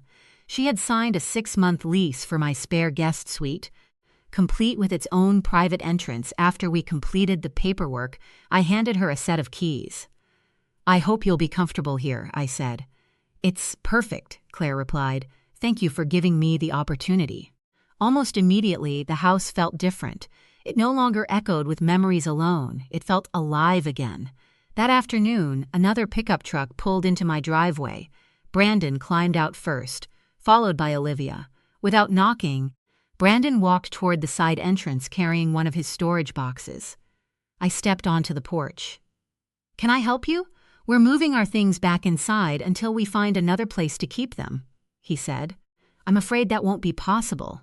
"Why not?" "Because someone already lives there." At that moment, the side door opened. Claire stepped outside wearing hospital scrubs and carrying a travel mug. She smiled politely. "Good afternoon." Brandon froze. Olivia stared in disbelief. "You rented the room?" she asked. "I did, to a stranger?" "To a tenant," I corrected gently. "She pays rent, respects my home, and contributes to the household." Neither of them spoke. "The belongings under the tarp are still yours," I continued. "Please load them before tomorrow morning." Silently, Brandon began lifting boxes into the truck. For once, there were no arguments, no threats, no demands. Only quiet acceptance that the situation had changed. Over the next 6 months, life settled into a peaceful routine. Claire became a wonderful housemate. We often shared dinner before her evening shifts, exchanged gardening tips, and occasionally watched old movies together. The extra rental income strengthened my savings and reminded me that my home could provide security without sacrificing my independence. Olivia called from time to time. At first, every conversation centered on money or favors. Each request received the same calm answer. I'm sorry, but I can't help with that. Eventually, the requests became less frequent. Instead, we began meeting twice each month at the local park or library so I could spend time with my grandchildren. Those visits were filled with laughter instead of obligation. Slowly, our relationship found healthier boundaries. Brandon rarely contacted me again. Surprisingly, I didn't miss the conflict. One warm spring evening, I sat on my back patio watching the sunset color the sky in shades of gold and lavender. Fresh flowers surrounded the garden Richard and I had planted decades earlier. Claire waved goodbye as she left for work. I smiled and waved back. The house felt peaceful, not because everything in life was perfect, but because peace finally lived inside me. Losing Richard had taught me how precious time truly was. Discovering Olivia and Brandon's plans had taught me something equally important. Love should never require surrendering your independence. Kindness should never become permission for others to take advantage of you. Healthy boundaries do not destroy families. They reveal which relationships are built on genuine respect. As the porch light illuminated the front walkway, I realized I was no longer afraid of being alone. This house wasn't simply the place where Richard and I had built our lives. It was still my home, and for the first time in many years, every key in my pocket belonged exactly where it should. I stood in the hallway of my grandson's 6th birthday party when my daughter-in-law looked me straight in the eye and said, "Stop interfering in our lives. We don't need your help anymore." I didn't argue. I didn't cry. I simply walked outside, pulled out my phone, and called my attorney. Freeze the trust fund. Those 4 words would change everything. 2 weeks later, when my daughter-in-law tried to access the account to help purchase a $1 million house, the bank told her the funds were locked. The expression on her face when she realized who controlled that money is something I will never forget. My name is Victoria Carter. I was 65 years old, recently retired, and until that birthday party, I thought protecting your family meant giving them everything you possibly could. I was about to learn that sometimes love means knowing when to say no. 4 years earlier, my life had been completely different. My husband, Richard, was dying. We were sitting together in a hospice room that tried too hard to look comfortable. There were floral curtains, soft lighting, and a little vase of artificial flowers on the windowsill. None of it could hide what was happening. Richard had battled pancreatic cancer for 11 months. His hand felt frighteningly light inside mine. "Victoria," he whispered. I leaned closer. "Promise me something. Anything." His breathing became shallow. "Don't let them waste it." I frowned. "The money," he continued. "Our life's work. Money should build futures, not buy compliance. Remember that." I promised at the time I didn't understand what he meant. I would. Richard died on a rainy Tuesday morning in March. We had been married for 43 years. He had spent his career as a software engineer, starting when computers filled entire rooms. I had spent 3 decades climbing the corporate ladder until I eventually became chief financial officer of a successful technology company. We worked hard. We invested carefully. By retirement, we had accumulated several $1 million between investments, retirement accounts, and 2 properties. We weren't interested in yachts or private jets. We wanted security. And more importantly, we wanted our children and grandchildren to have opportunities we hadn't always been given. Richard left everything to me. He trusted me completely. After the funeral, my son Caleb stood beside me at the graveside. He was 38, a civil engineer, hardworking and ambitious.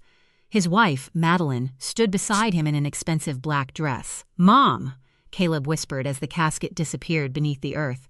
"You're not alone. We're here." I believed him. My daughter Claire had flown in from Boston with her 9-year-old son Miles. She stayed with me for 2 weeks after the funeral, helping me sort through Richard's belongings and survive the long evenings when the house felt impossibly empty. One night, while we packed Richard's clothes into donation boxes, Claire looked at me carefully. "Caleb is going to expect financial help." I stopped folding a sweater. "What makes you say that? Madeline has already been asking questions." "What kind of questions?" Claire sighed. "She asked whether Dad left you everything. She asked whether you'd be distributing the estate soon." My stomach tightened. I haven't even finished grieving. I know. Claire placed Richard's sweater into the box. Just be careful, Mom. I wanted to dismiss her concerns. Caleb was my son. I had raised him. I knew his heart. At least I thought I did. A few months later, Caleb and Madeline came to dinner. They arrived smiling. Madeline brought flowers. Caleb brought a bottle of wine. After dessert, Madeline reached across the table and gently touched my hand. Victoria, we wanted to talk about the wedding. Caleb looked embarrassed. They had chosen an extravagant venue, and the costs were already climbing. We can manage most of it, Caleb said quickly. Madeline smiled. But there are a few things we hoped you might help with. I should have asked more questions. Instead, I remembered Richard's final words about building futures. I said yes. I thought I was helping my son begin his life. I didn't realize I was teaching his wife that my generosity had no limit, and that lesson would eventually come back to destroy the trust between all of us. The wedding was beautiful. I paid the $30,000 I had promised, believing that was the end of it. I wanted Caleb to have a wonderful beginning, and when Madeline hugged me at the reception with tears in her eyes, I felt certain I had made the right decision. "Thank you, Mom," she whispered. "You made everything perfect." For a while, I believed those words meant something. Then I discovered the wedding had actually cost $55,000. Madeline had upgraded nearly everything after I agreed to my contribution. Better flowers, a premium bar, a designer dress, and an expensive destination bachelorette trip. She never asked me for the additional money. She simply assumed Caleb would find it. He drained his savings and put the rest on credit cards. I learned about it months later. When I confronted him, he shrugged. "It's fine, Mom. We'll recover." I wanted to believe him. Then, 18 months after the wedding, Caleb called me from the hospital. "Mom, you're a grandmother." I drove there immediately. When the nurse placed little Noah in my arms, I cried harder than I had at Richard's funeral. He had dark hair and his father's nose. I looked down at him and whispered, "Your grandfather would have loved you." Caleb and Madeline moved into a modest 2-bedroom house. They were both working full-time, but parenthood was expensive. Daycare alone cost nearly $4,000 a month. One evening, Caleb called me. "Mom, I don't know how we're going to manage this. How much is daycare?" $2,000 a month. I didn't hesitate. "I'll cover it." "No, Caleb. That's too much.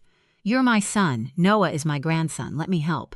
So I paid the daycare directly for 2 years, $48,000. I never called it a loan. I never reminded them of it. At the time, it felt like love. Looking back, I sometimes wondered whether I was trying to fill the empty space Richard had left behind. Being needed made the house feel less lonely. Then Lily was born. She was 4 years younger than Noah, bright-eyed and endlessly curious. But after Lily's birth, something changed. Madeline decided to leave her job and become a stay-at-home mother. "It makes financial sense," she explained one afternoon. "The daycare costs for both children would be enormous. I want to be present while they're young." I nodded. "I understand." She smiled. Then she lowered her voice. "Money will be tight, though." Caleb was working hard, but one income wasn't enough for the lifestyle they wanted. I waited. Finally, I asked, "Do you need help?" The relief on her face was immediate. Yes, that single word began another chapter of my generosity. I paid their grocery bills for several months. Then I helped with medical expenses. Then I contributed toward a newer family vehicle. Whenever they faced a problem, I solved it. And each time I helped, Madeline became slightly more comfortable asking for something bigger. Eventually, she stopped asking. She started expecting. One evening, she said casually, "Victoria, you know you have those investments sitting there." I looked at her. "What about them? You and Richard worked so hard. What's the point of having all that money if your family can't benefit from it?" I smiled politely. "My grandchildren will benefit from it." She laughed. "Of course. But they're your grandchildren now. Their needs are our needs." Something about the wording bothered me. I didn't respond. Instead, I created 2 trust accounts, one for Noah, one for Lily. The money was protected for their education, first homes, medical needs, and other approved expenses when they became adults. Madeline wasn't pleased. She wanted flexibility. I wanted security. We disagreed, but but I thought it was a minor disagreement. I was wrong. Over the next few years, Caleb and Madeline became increasingly ambitious. Their small house wasn't good enough anymore. Their neighborhood wasn't prestigious enough. Their friends were buying larger homes, driving luxury vehicles, and posting photographs of expensive vacations. Madeline began comparing their lives to everyone around them. One evening, she showed me pictures on her phone. "Look at this house." It was enormous. "How much?" "About 1.1 million. I stared at the screen. "That seems excessive," she smiled. "It has everything the children need." I already knew where this conversation was going. "Madeline, you can't afford a house like that." She looked at me strangely. "Not without help." The room became silent. I finally understood. She wasn't showing me her dream house. She was showing me what she expected me to buy. And for the first time since Richard died, I remembered his final words clearly. Money should build futures, not buy compliance. I didn't yet know how important those words would become, but I was about to find out. The conversation about the house did not end that evening. For weeks, Madeline found new reasons to mention it. The neighborhood had excellent schools. The streets were safer. The children would have larger bedrooms. Their friends were moving there. The house had a pool and a home office. Every argument ended with the same implication. I could make their dream possible. I finally told her, "If you want that house, you and Caleb need to decide whether you can afford it yourselves." Her smile disappeared. "You could afford it. That isn't the question. It is to me. You have 2 children, Madeline. Their future matters more than granite countertops." She stood abruptly. "You always make everything about money." "No," I said quietly. "You do." She left without saying goodbye. I expected Caleb to call. He didn't. Instead, he became distant. His calls became shorter. His visits became less frequent. When I asked about Noah and Lily, he gave me brief answers and changed the subject. Claire noticed. "You need to stop rescuing them," she told me during one of her visits. "I know." "No, Mom. Emotionally, you're still trying to protect Caleb from every consequence. He's my son. And Noah and Lily are your grandchildren. Protect them, too." Those words stayed with me. Then came Noah's 6th birthday. Madeline hosted a large party at their house. There were balloons, catered food, entertainers, and dozens of guests. I brought Noah a small science kit because he loved building things. When he opened it, he threw his arms around me. "Grandma Victoria!" I smiled for a few minutes. Everything felt normal. Then Madeline approached me. "We need to talk." Her voice was cold. "Now, yes." She led me into the hallway, away from the children. "You've been interfering in our family for years. I've helped your family. We don't need your help anymore." I thought she was setting a boundary. Then she added, "And you need to stop controlling money that belongs to my children." My heart sank. "The trust funds belong to Noah and Lily. That's exactly why I'm protecting them. You're keeping their money from us." "No, I'm keeping their money for them." Her eyes hardened. "You don't trust us. I trust my grandchildren. That isn't the same thing." "No," I said. "It isn't." She stepped closer. "Then maybe you shouldn't expect to see them." The words hit me harder than she could have known. "You wouldn't keep me from them." "Try me." I looked toward the living room. Noah was laughing. Lily was chasing balloons. Neither child knew what was happening. I realized Madeline had discovered my weakness. My grandchildren. She believed threatening my relationship with them would make me surrender. For the first time, I refused. "I won't argue with you here," I said. "Good, then go." I walked outside. I sat in my car with my hand shaking. I wanted to call Caleb. Instead, I called my attorney, Jonathan Reed. "Jonathan, I need you to do something." "What happened?" I explained everything. He was silent for several seconds. "Victoria, we need to review those trust accounts immediately." "Why?" "Because if they are planning to use the funds for the house, we need to make sure there is no way they can access them improperly."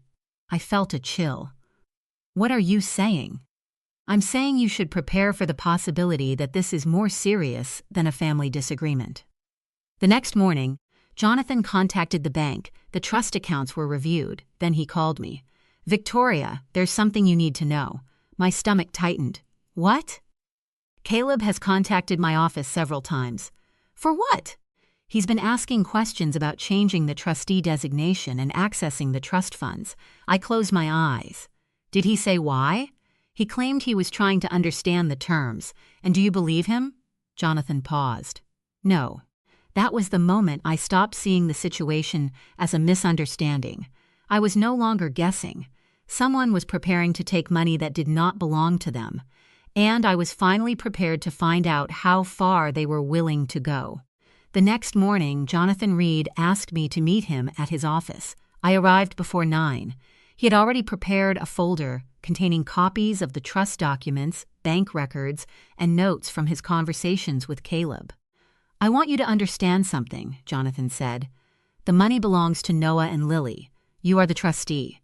Caleb and Madeline cannot simply decide to take it. I know, but they may try. I looked at the documents. How much are we talking about? Jonathan gave me the number. My stomach dropped. The combined trusts were worth more than I had realized. Enough to pay for their entire house, enough to change my grandchildren's futures, and apparently enough to destroy my relationship with my son.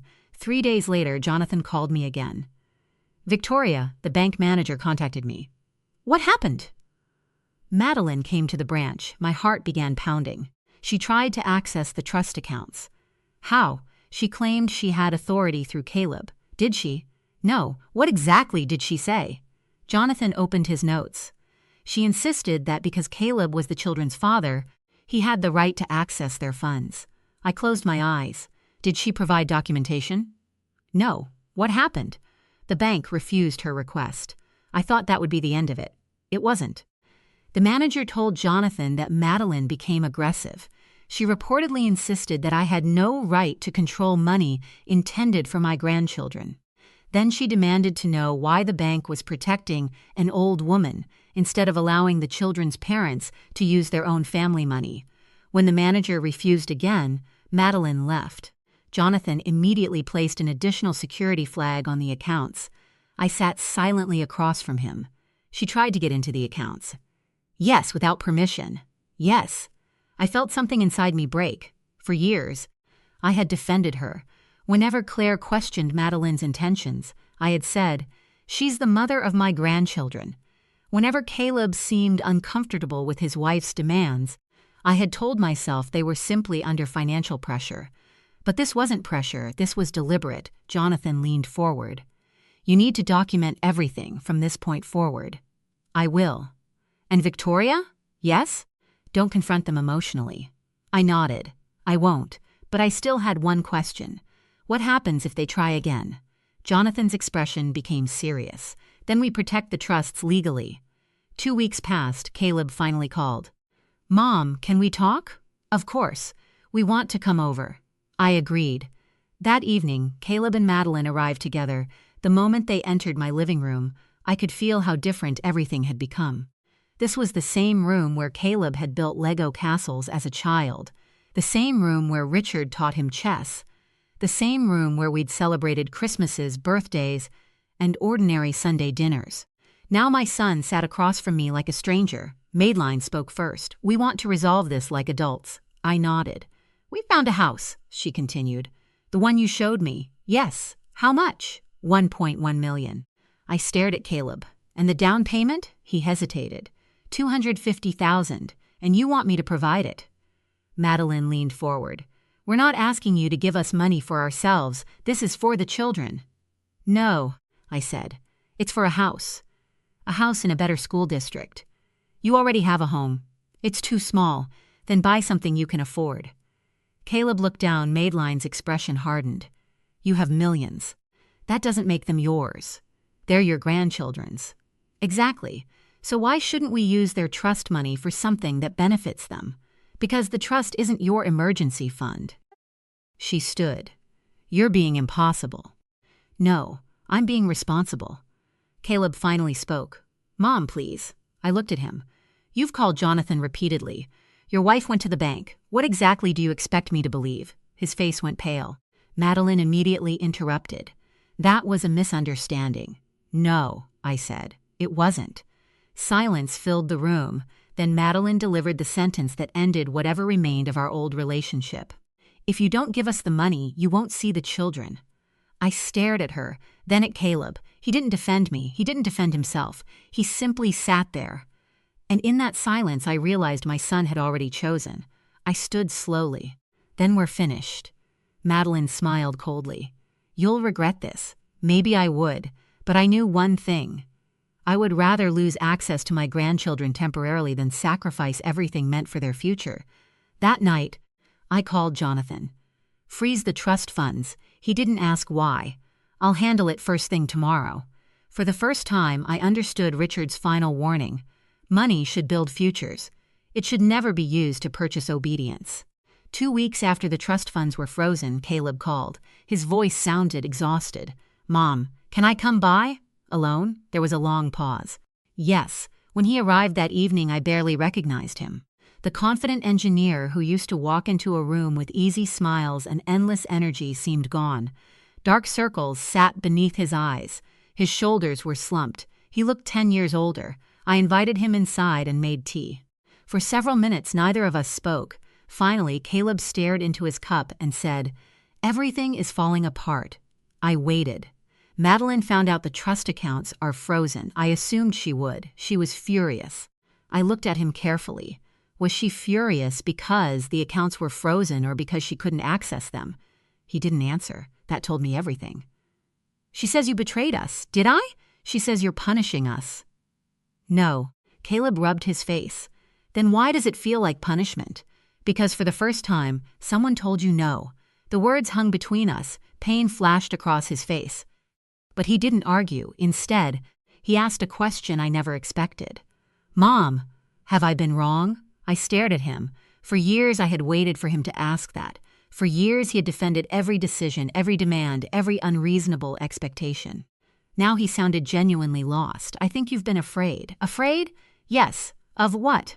Conflict. He looked away. The silence confirmed it. I continued carefully. You spent years trying to keep everyone happy. Madeline wanted something, so you agreed. She got angry, so you apologized. She pushed harder, so you gave more. He swallowed. I thought that's what marriage was. No. What is it then? Partnership. Respect. Accountability. He closed his eyes. I don't think we've had that in a long time. That conversation lasted nearly 3 hours. For the first time in years, Caleb talked honestly about the arguments, about the financial pressure, about the constant need to maintain an image of success, about how every promotion, every raise, every achievement quickly became insufficient.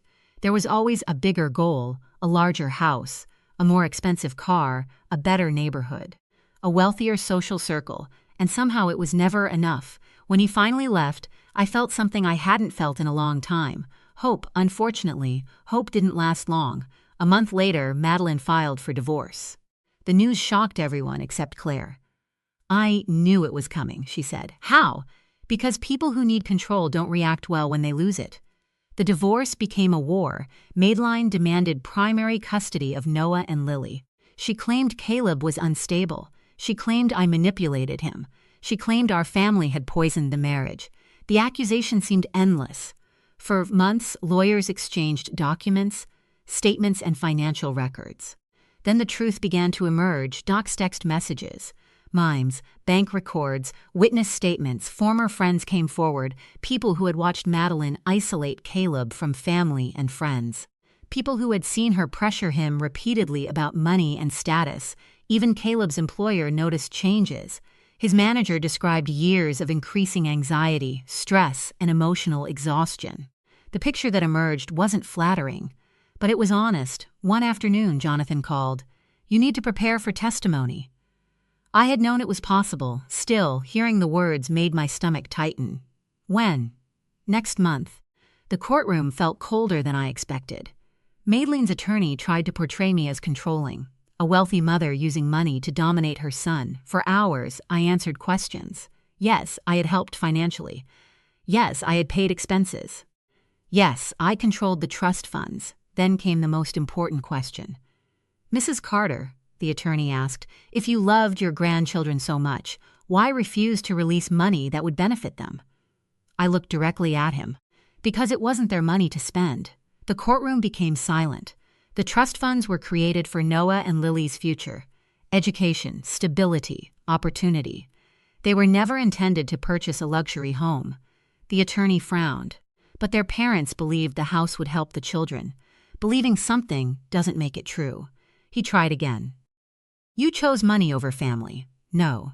I took a breath. I chose the children over the adults. For the first time, I saw several jurors nod. When my testimony ended, I walked out of the courtroom emotionally exhausted. But something else had changed.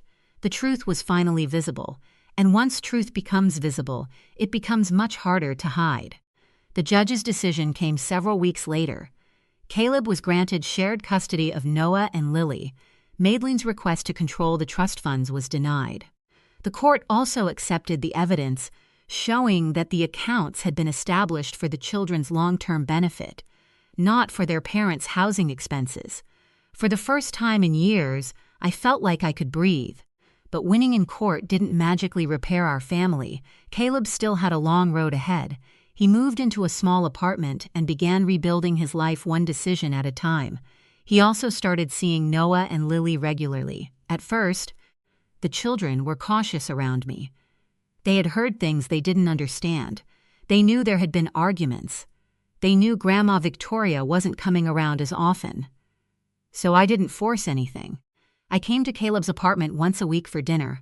On weekends, when he had the children, we went to parks, museums, and the zoo. Slowly, Noah relaxed. Lily changed even more. One Saturday afternoon, she fell at the playground and scraped her knee. Caleb was helping Noah near the swings. Lily ran straight toward me. "Grandma, it hurts."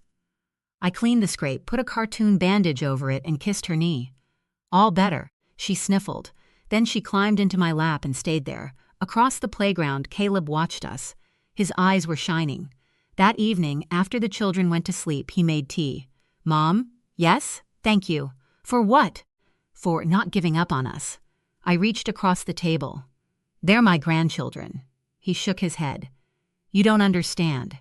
If you hadn't frozen those accounts, I would have helped Madeline spend everything. You were trying to keep your marriage together. I was being weak. No. You were being manipulated." He looked down. "I stopped protecting my children, but you're protecting them now because you showed me how." His voice cracked. "I chose her over you for years. I know. And you still fought for my kids." I squeezed his hand. There was never a choice. A few months later, Claire visited for Thanksgiving. For the first time in years, everyone sat around the same table. The turkey was slightly dry. The mashed potatoes were lumpy. The green beans came from a can. It was perfect. Noah and Miles argued over a board game while Lily tried to sneak extra dessert. For a moment, I looked around the table and thought about Richard. His chair was empty, but his words were still with me. Money should build futures, not buy compliance. I finally understood what he had meant. The trust funds weren't really about money. They were about protecting possibilities. A college education, a first home, a medical emergency, a chance to begin adulthood without carrying someone else's financial mistakes. I had spent years believing love meant saying yes. Richard taught me otherwise. Sometimes love means saying no. Sometimes it means allowing someone to be angry with you. Sometimes it means standing alone while everyone tells you that you're wrong. And sometimes protecting your family means protecting them from the people who claim to love them most. That night, after everyone left, Caleb stayed behind. "Mom, yes, do you think we can ever be normal again?" I smiled. "Maybe we shouldn't try to be who we were." He looked confused. "Why?" "Because who we were allowed this to happen." He nodded slowly. "So what do we become?" I looked toward the empty chair where Richard used to sit. "Honest." Caleb smiled. "I think I'd like that." He hugged me before leaving. I stood at the window and watched his car disappear down the street. For the first time since Richard died, the house didn't feel empty. It felt peaceful. I still had money. I still had the trust funds. But more importantly, I had my son back, and my grandchildren still had their future. That was the real inheritance. Not the millions in an account, not the properties, not the expensive things people fight over. It was the chance to leave something behind that money could never purchase. A family that finally understood what love was supposed to protect. When I unlocked the front door of my newly purchased cottage that Thursday afternoon, I expected silence. Instead, I heard the faint scrape of metal against wood coming from upstairs. At first, I assumed it was the wind nudging an old window frame. Then I heard a woman's voice quietly reading measurements into her phone. 41 inches. Maybe custom shelving would fit here. I climbed the stairs as quietly as I could. Standing inside my bedroom was my daughter-in-law, Claire. She wasn't admiring the view or looking around out of curiosity. She was measuring my walk-in closet with a tape measure while recording dimensions on her phone as if she had been hired to redesign the room. She never noticed me until I spoke. Claire. She spun around so suddenly that the tape measure slipped from her hand and clattered across the hardwood floor before sliding beneath the bed. "Oh," she exclaimed, forcing a smile. I folded my arms. "What exactly are you doing in my bedroom?" She gave an awkward laugh. "I was just trying to imagine how everything could be arranged. Ethan said you hadn't decided what to do with the rooms yet." Her answer didn't explain why she was inside a locked house. I looked directly at her. "How did you get inside?" She hesitated for only a second. "Ethan has a key." The words hit harder than I expected. My son Ethan did not have a key. Neither did my younger sister. Neither did my closest friend. In fact, only one key existed, and it usually stayed inside the zippered compartment of my handbag. I kept my voice calm. "I never gave Ethan one." Claire looked down before answering. "He copied it from your purse a few weeks ago." For several long seconds, neither of us spoke. A month earlier, I had visited Ethan and his family for Sunday dinner.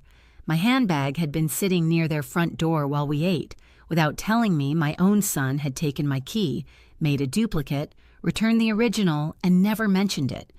I suddenly understood why Claire looked more embarrassed than surprised. She knew it was wrong. "Please leave," I said quietly. She blinked. "What?" "I want you to leave my house. Right now." She stared at me, hoping I might change my mind. I didn't. After collecting her phone and retrieving the tape measure, she walked downstairs without another word. The front door closed behind her.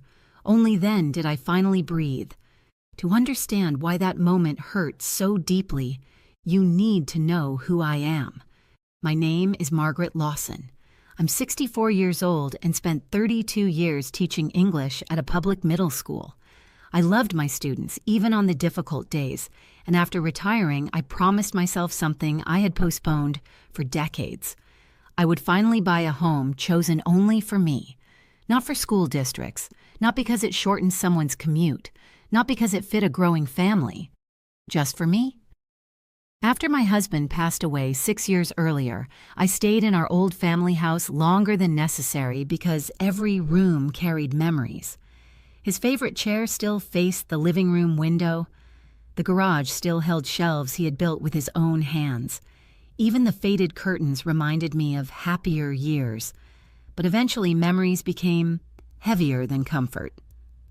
I wanted a fresh beginning. Without telling anyone, I spent months searching for the perfect place until I found a charming cottage in the quiet town of Brookhaven, about 2 hours away. The house wasn't large.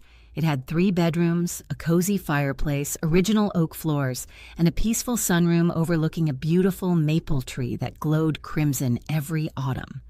The moment I stepped inside, I knew it belonged to me. I signed the papers without discussing the decision with anyone. Only after everything was finalized did I call Ethan. Instead of congratulating me, he sounded offended. "You bought a house without telling us?" I wanted it to be a surprise. A surprise.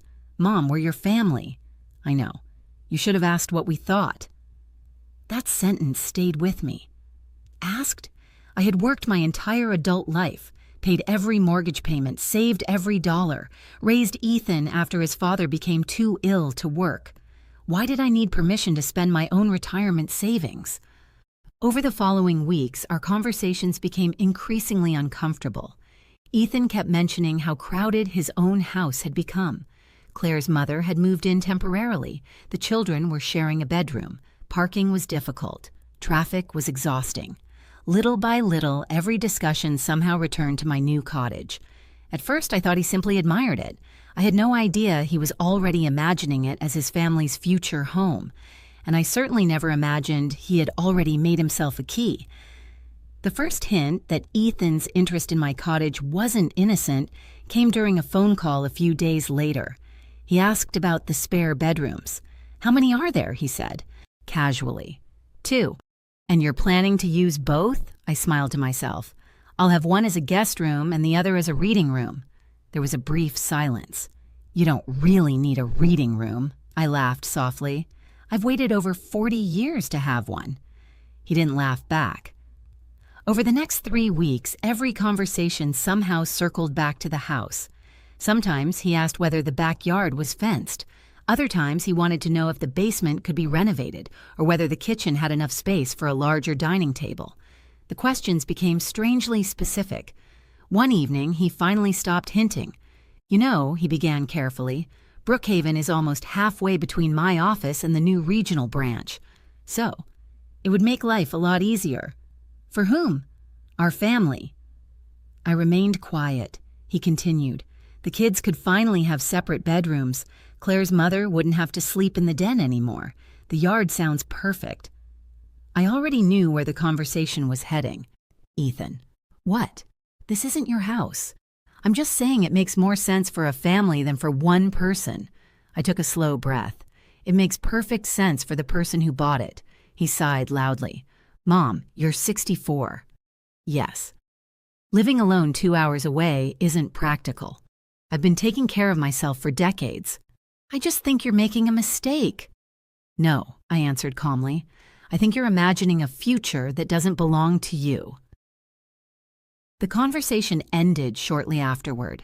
For the next week, neither of us called. I focused on moving. Each trip to Brookhaven made the cottage feel more like home. I unpacked boxes one at a time instead of rushing. I hung family photographs in the hallway, placed my favorite novels inside the built-in bookshelves, and spread my grandmother's handmade quilt across the bed. For the first time in years, every decision belonged only to me. Then came Friday. I had packed my car with more belongings, planning to spend the entire weekend settling in. As I turned onto my street, my heart sank. A dark blue SUV sat in my driveway, Ethan's. I parked at the curb and stared for several seconds before stepping out. Laughter drifted through the open kitchen window. When I entered the house, I froze. The refrigerator door stood open while Ethan filled its shelves with groceries. Claire arranged blankets in the living room. Their 2 children raced through the hallway, shouting excitedly. Claire's older sister was standing in the sunroom discussing where a television might fit. Several sleeping bags had already been unrolled on my floor. Everyone looked completely comfortable, as though they belonged there. Ethan smiled when he noticed me. "There you are." I didn't answer. "We thought we'd surprise you," he continued cheerfully. The kids were excited to help unpack. I slowly placed my purse on the kitchen counter. "How long have you been here?" "About an hour." "How long are you staying?" "The whole weekend." He answered so naturally that it sounded as if we'd discussed the plan together. "We brought food," Claire added brightly. "That way you wouldn't have to cook." I looked around the room. Cabinets were already open. Kitchen drawers had been reorganized. Someone had moved several unopened boxes into different rooms without asking me. My carefully planned weekend had disappeared before I even arrived. I walked into the sunroom. Claire's sister smiled politely. "This space gets beautiful afternoon light," she said. "It would make an amazing playroom." I looked around the room. Large windows overlooked the maple tree. A comfortable chair would fit perfectly beside the glass. "This isn't going to be a playroom," I said quietly. Claire frowned. "I was only making a suggestion. I've already decided what this room will be." An uncomfortable silence settled over the house. Back in the kitchen, Ethan closed the refrigerator. "We're only trying to help." "I never asked for help." "We're family." "I know." "Then why are you acting like we're strangers?" I met his eyes. "Because strangers usually knock before entering someone else's home." His smile disappeared. Neither of us spoke for several moments. Finally, I took a slow breath. "Ethan?" "What?" "I want all of you to leave." The room became completely silent. Even the children stopped talking in the hallway. Claire stared at me in disbelief. "You can't be serious." "I've never been more serious." "We drove 2 hours." "I understand." "The kids were looking forward to this." I'm sorry. Ethan folded his arms. So you're throwing your own family out? I nodded once. This is my home, not yours. His expression hardened. At that moment, I realized this argument had never really been about a weekend visit. It was about ownership, and I had no intention of surrendering mine. For a few seconds, no one moved. The children looked back and forth between their parents, confused by the silence. Claire's sister quietly stepped away from the sunroom doorway, sensing she had wandered into a family dispute that had nothing to do with her. Ethan stared at me as though he expected me to apologize. Instead, I stood my ground. You really want us to pack everything up and leave? He asked. Yes. After we drove all this way? Yes. Claire folded her arms. This is unbelievable. I don't think it is, I replied. What I find unbelievable is that all of you entered my home without permission. We had a key, Ethan argued. A key you had no right to make. He looked away. For the first time since I arrived, he had no answer. Without another word, Claire began stuffing groceries back into reusable bags. Ethan rolled up the sleeping bags while the children quietly collected their toys. No one argued anymore. The excitement that had filled the house only minutes earlier had vanished, replaced by an uncomfortable silence. Before leaving, Ethan stopped at the front door. You've changed. I looked at him sadly. No, Ethan. I finally started protecting what belongs to me. He shook his head, gathered the last bag, and walked outside. I watched from the front window as the SUV backed slowly down the driveway before disappearing around the corner. Only after it was gone did the house finally feel like mine again. The silence that followed wasn't lonely. It was peaceful. I carried my remaining boxes inside one by one. There was no rush, no one telling me where furniture should go or how a room ought to be used. That evening, I made the simplest dinner imaginable: scrambled eggs, buttered toast, and hot tea. Sitting alone at the small kitchen table, I listened to the sounds outside. A dog barked somewhere in the distance. Leaves rustled gently against the windows. A train whistle echoed from miles away. For the first time in years, I felt completely at ease. The next morning, I called a locksmith. By noon, every exterior lock had been replaced: the front door, the back entrance, even the old side door leading into the sunroom. When the locksmith handed me 2 new keys, I slipped one into my purse and locked the other inside a small safe at home. No one else would ever have access again unless I personally chose to give it. Later that afternoon, I called my younger sister, Helen. She listened quietly as I explained everything, from the copied key to finding Claire measuring my closet, and finally, the surprise family weekend. When I finished, she sighed. I wondered if something like this might happen. You did? I've noticed how often Ethan talks about your cottage. It stopped sounding like admiration weeks ago. I leaned back in my chair. I don't understand where this came from. Helen's voice softened. You've always helped him, Maggie. She was right. Over the years, I had paid the deposit on Ethan's first apartment when he couldn't afford it. I had co-signed his first car loan. When he and Claire bought their house, I quietly contributed $40,000 toward their down payment. I never expected repayment. I never mentioned the money again. Helping my son had always brought me happiness, but somewhere along the way, generosity had slowly become expectation. Perhaps without realizing it, Ethan had started believing that everything I owned would eventually become available whenever he needed it. My cottage was simply the latest example. Helen interrupted my thoughts. So, what are you going to do now? I've already changed the locks. Good. And I think I need legal advice. There was a brief silence. I think you're making the right decision, she replied. On Monday morning, I called the attorney who had handled my late husband's estate several years earlier. After listening carefully, she didn't sound shocked. In situations like this, she explained, it's important to document everything. Even though he's my son? Especially because he's family. She advised me to keep records of every incident, save text messages, and write down dates while they were still fresh in my memory.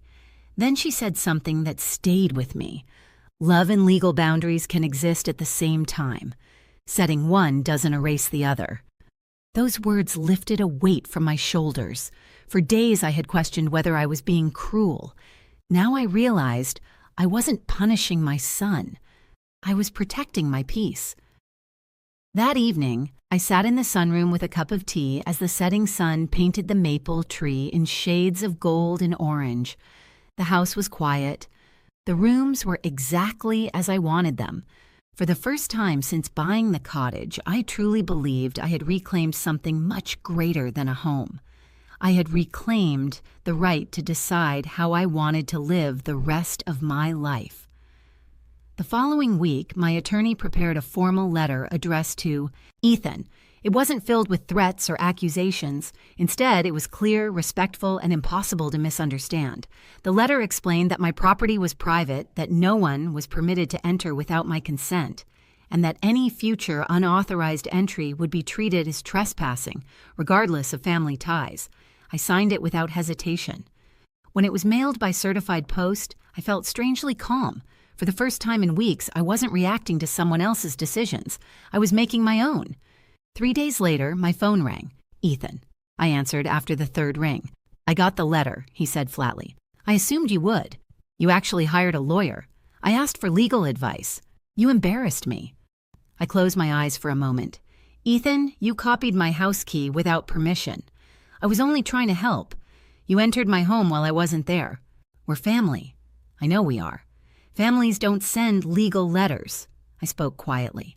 "Families also don't secretly duplicate keys and treat someone else's house as their own." Silence filled the line. When he finally spoke again, his voice had lost much of its anger. "So, what happens now?" "Now," I answered. "You call before visiting. If I say yes, you're welcome. If I say no, you respect my answer." He didn't respond. A few seconds later, the call ended. The rest of the summer passed peacefully. I settled into a comfortable routine. Every Saturday morning, I walked to the farmer's market, carrying a woven basket I had bought from a local artisan. The vendors soon learned my name. The elderly baker always saved a loaf of fresh sourdough for me.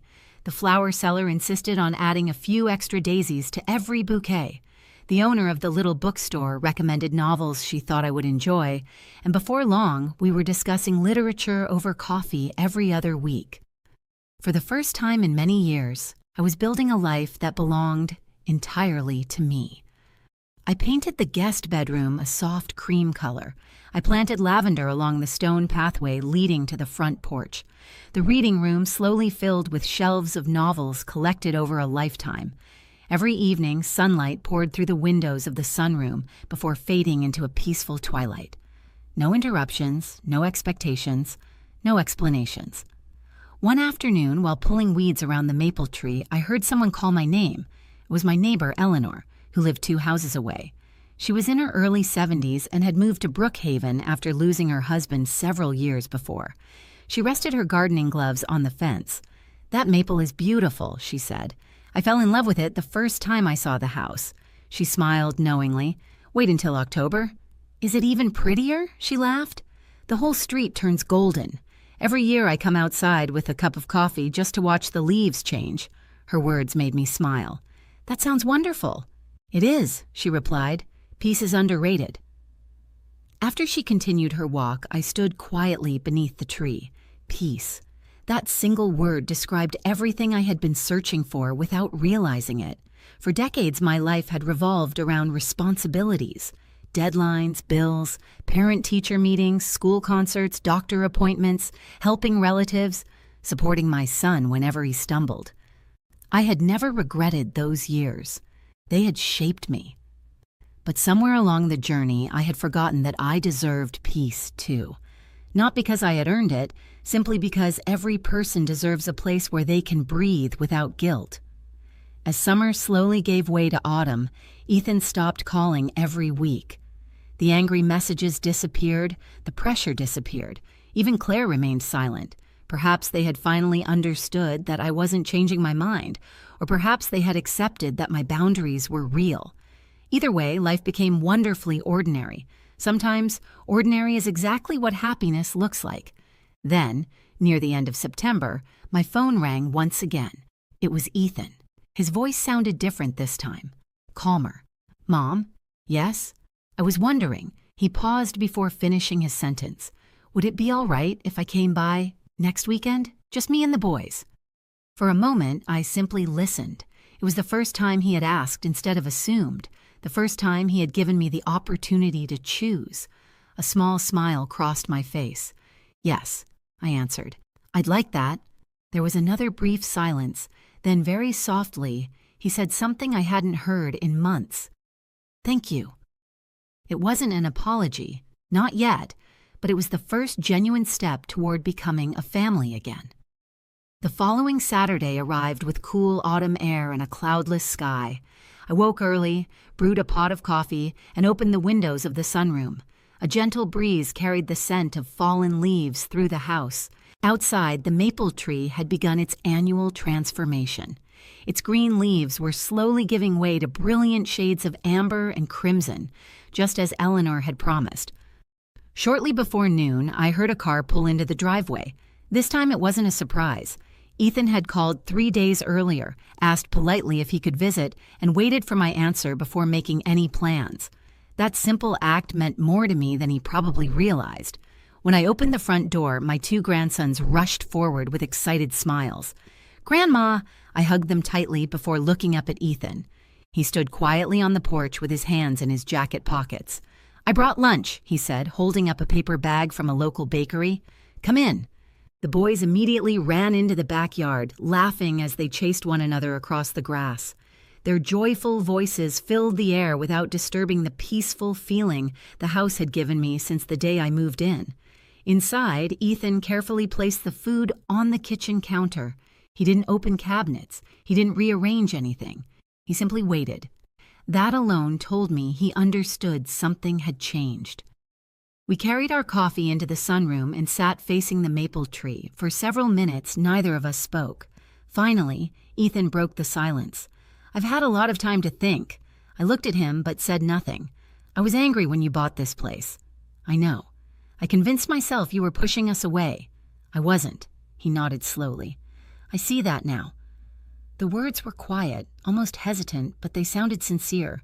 He looked around the room. "I think somewhere along the way I stopped seeing this as your home." I waited. "I started thinking about how useful it could be for us." He sighed deeply. "I never stopped to ask whether that's what you wanted." A long silence followed. Outside, the boys laughed as they tossed colorful leaves into the air. "I've spent weeks trying to understand why I acted the way I did," Ethan continued. "I don't think I even realized how entitled I sounded until you made me leave that weekend." I smiled gently. "It wasn't easy for me either." "I know." He rubbed his hands together. "When I copied your key, I told myself it wasn't a big deal. It was. I know that now." For the first time since this began, he looked directly into my eyes. "I'm sorry, Mom." There it was. Not an excuse, not a justification, just an apology. I reached across the table and rested my hand on his. "I forgive you." His shoulders relaxed as though he had been carrying an invisible weight for months.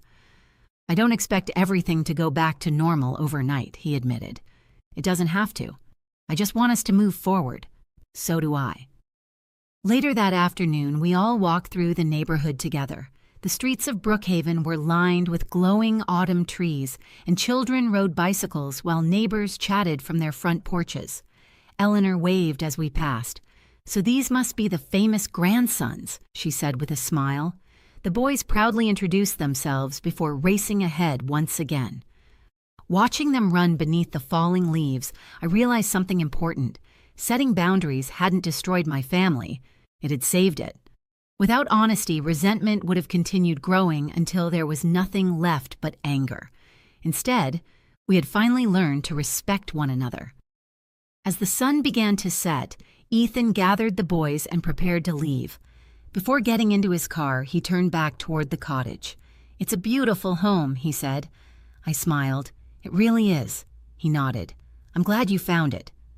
After they drove away, I remained on the front porch for several minutes. The evening breeze carried another shower of bright orange leaves across the yard. I wrapped my sweater a little tighter and looked at the maple tree glowing in the fading sunlight.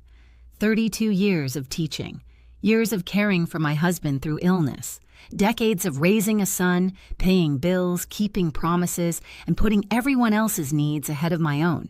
Those chapters had shaped my life, and I would never regret them. But this chapter belonged to me. Inside the cottage, my grandmother's quilt rested neatly across my bed. My books filled the shelves exactly as I had arranged them. The painting that had traveled with me through every move hung where the morning sun would find it each day. Everything around me reflected choices I had made for myself. I picked up my coffee, stepped into the quiet yard, and stood beneath the maple tree as another leaf drifted gently to the ground. For the first time in many years, I wasn't searching for peace. I was living in it. The rain had stopped just before the funeral guests drifted away, leaving behind damp stone paths and a silence that seemed to settle over every corner of the estate. Eleanor Blackwood remained in the garden long after the final car disappeared through the gates. Crushed flower petals covered the walkway, and abandoned coffee cups sat on folding tables no one had bothered to clear. 43 years of marriage had ended with polite handshakes, rehearsed condolences, and people eager to return to their own lives. No one asked if she needed company. No one even asked how she planned to get home. Her husband, Harrison Blackwood, had always joked that funerals should be loud. People should laugh through their tears, tell embarrassing stories, and remember the life instead of admiring expensive flower arrangements. Yet his farewell felt cold and perfectly organized, as though every emotion had been scheduled weeks in advance. Sabrina Cross had arranged every detail: the flowers, the music, the slideshow, even the order in which guests entered the reception hall. Everything looked flawless. Everything felt wrong. When Eleanor stepped inside the house they had built together decades earlier, Sabrina was already collecting paperwork from the dining table. She stacked folders with practiced precision without once meeting Eleanor's eyes. "We'll begin the estate procedures next week," Sabrina said calmly. Everything has already been prepared. There was no invitation to discuss it. No question about Eleanor's wishes. No acknowledgement that she had spent the previous 7 months sleeping in uncomfortable hospital chairs, feeding Harrison, helping him dress, and refusing to leave his bedside while illness slowly stole his strength. Instead, Sabrina reached into a leather briefcase and handed Eleanor a small velvet box. "Harrison wanted you to have this." Inside rested a silver tie clip. Nothing else. No handwritten letter. No final message. No explanation. Eleanor stared at it in disbelief. Her husband had filled dozens of journals over the years. He wrote birthday notes, anniversary letters, and little reminders that he slipped beneath her coffee cup every Sunday morning. Yet somehow, after more than 4 decades together, all that remained for her was an old tie clip he rarely even wore. Sabrina offered a polite smile before leaving the room. The sound of her heels echoed down the hallway. For the first time since Harrison's death, Eleanor felt like a visitor inside her own home. That evening, she wandered through the quiet rooms, touching familiar furniture as though reassuring herself it still belonged to her. Harrison's reading glasses rested beside his favorite chair. His unfinished novel remained open on the coffee table. His jacket still hung near the front door where he had left it before his final hospital visit. Everything carried his presence, yet somehow she felt erased from it all. Sleep never came. Instead, she sat alone in the kitchen watching darkness cover the windows while questions circled endlessly through her mind. 3 days later, an email arrived. Not from Sabrina, from Sabrina's executive assistant. The message contained only a meeting time, an address for the law office, and the subject line, Estate Administration Meeting. Nothing more, no sympathy, no kindness, just instructions. On Wednesday morning, Eleanor entered the downtown office 5 minutes late after sitting in her parked car wondering whether she should simply drive away. The reception area gleamed with polished marble and spotless glass walls. A young assistant escorted her into a conference room where 7 professionals waited around an enormous oak table. Sabrina occupied the seat at the head. She didn't stand, she didn't smile. She simply nodded toward the only empty chair positioned at the far end of the room. As the meeting began, documents were distributed to everyone except Eleanor. Sabrina spoke with the confidence of a corporate executive presenting quarterly results. She listed investment accounts, commercial buildings, retirement funds, company shares, vacation properties. Then she announced that Harrison had transferred primary authority over the family trust months before his death. Eleanor's heartbeat quickened. That couldn't be true. She had managed every financial decision beside Harrison for nearly 20 years. He never mentioned surrendering that responsibility. The presentation continued, name after name, asset after asset, until finally one of the attorneys interrupted. And Mrs. Blackwood's inheritance? The room became quiet. Sabrina barely looked up from her notes. There are no remaining distributions assigned to Eleanor Blackwood under the finalized estate documents. The sentence struck harder than any physical blow. 43 years, thousands of shared mornings, every hospital visit, every sacrifice, reduced to a single sentence. No remaining distributions. No explanation followed. No one questioned it. The meeting simply continued as though Eleanor had never existed. She remained perfectly still until it ended. One by one, the others left the conference room. Sabrina quietly packed her briefcase, almost expecting Eleanor to protest. She didn't. Without saying a word, Eleanor stood, adjusted her coat, and walked out of the building. The cold afternoon air hit her face as she reached the sidewalk. She still didn't cry. Not because she wasn't heartbroken, because something deeper had taken its place. Instinct. Harrison had trusted her with every important decision throughout their marriage. He would never erase her without explanation. Something wasn't right.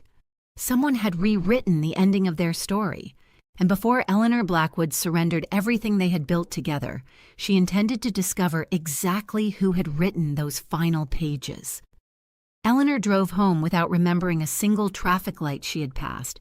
Her hands stayed firmly on the steering wheel, but her thoughts remained trapped inside the conference room. There are no remaining distributions assigned to Eleanor Blackwood. The sentence echoed louder with every mile. When she pulled into the driveway, the house looked exactly as it always had. Harrison's maple trees swayed gently in the afternoon breeze, and the porch light she always forgot to switch off still glowed against the fading daylight. Everything looked familiar. Nothing felt the same. Inside, silence greeted her like an unwelcome guest. She removed her coat, hung it carefully beside Harrison's old jacket, and walked toward his study. The room still smelled faintly of cedar wood and the coffee he had always brewed while balancing business reports across his desk. For several minutes, she simply stood there. Then, almost without thinking, she opened the top drawer. Inside lay pens, receipts, old reading glasses, and a worn leather notebook. Beneath those items rested a plain brown folder she had never noticed before. There was no label, no date, just a faded elastic band holding it closed. A strange feeling settled over her as she opened it. The first page was handwritten. She recognized Harrison's handwriting instantly despite its shaky appearance. The note wasn't addressed to anyone. It simply read, "Sabrina keeps insisting the estate documents need updating because our investments have changed. She says everything must be simplified before my treatments become more difficult.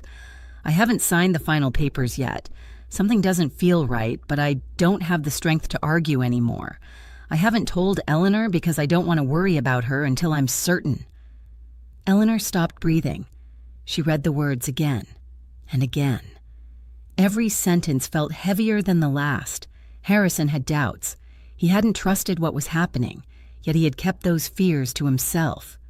With trembling fingers, she lifted the second document. It was an earlier draft of his will. Her name appeared several times throughout the pages. The family home. Savings accounts, investment shares, personal collections, everything had originally been left to her. But thick red lines crossed through entire paragraphs.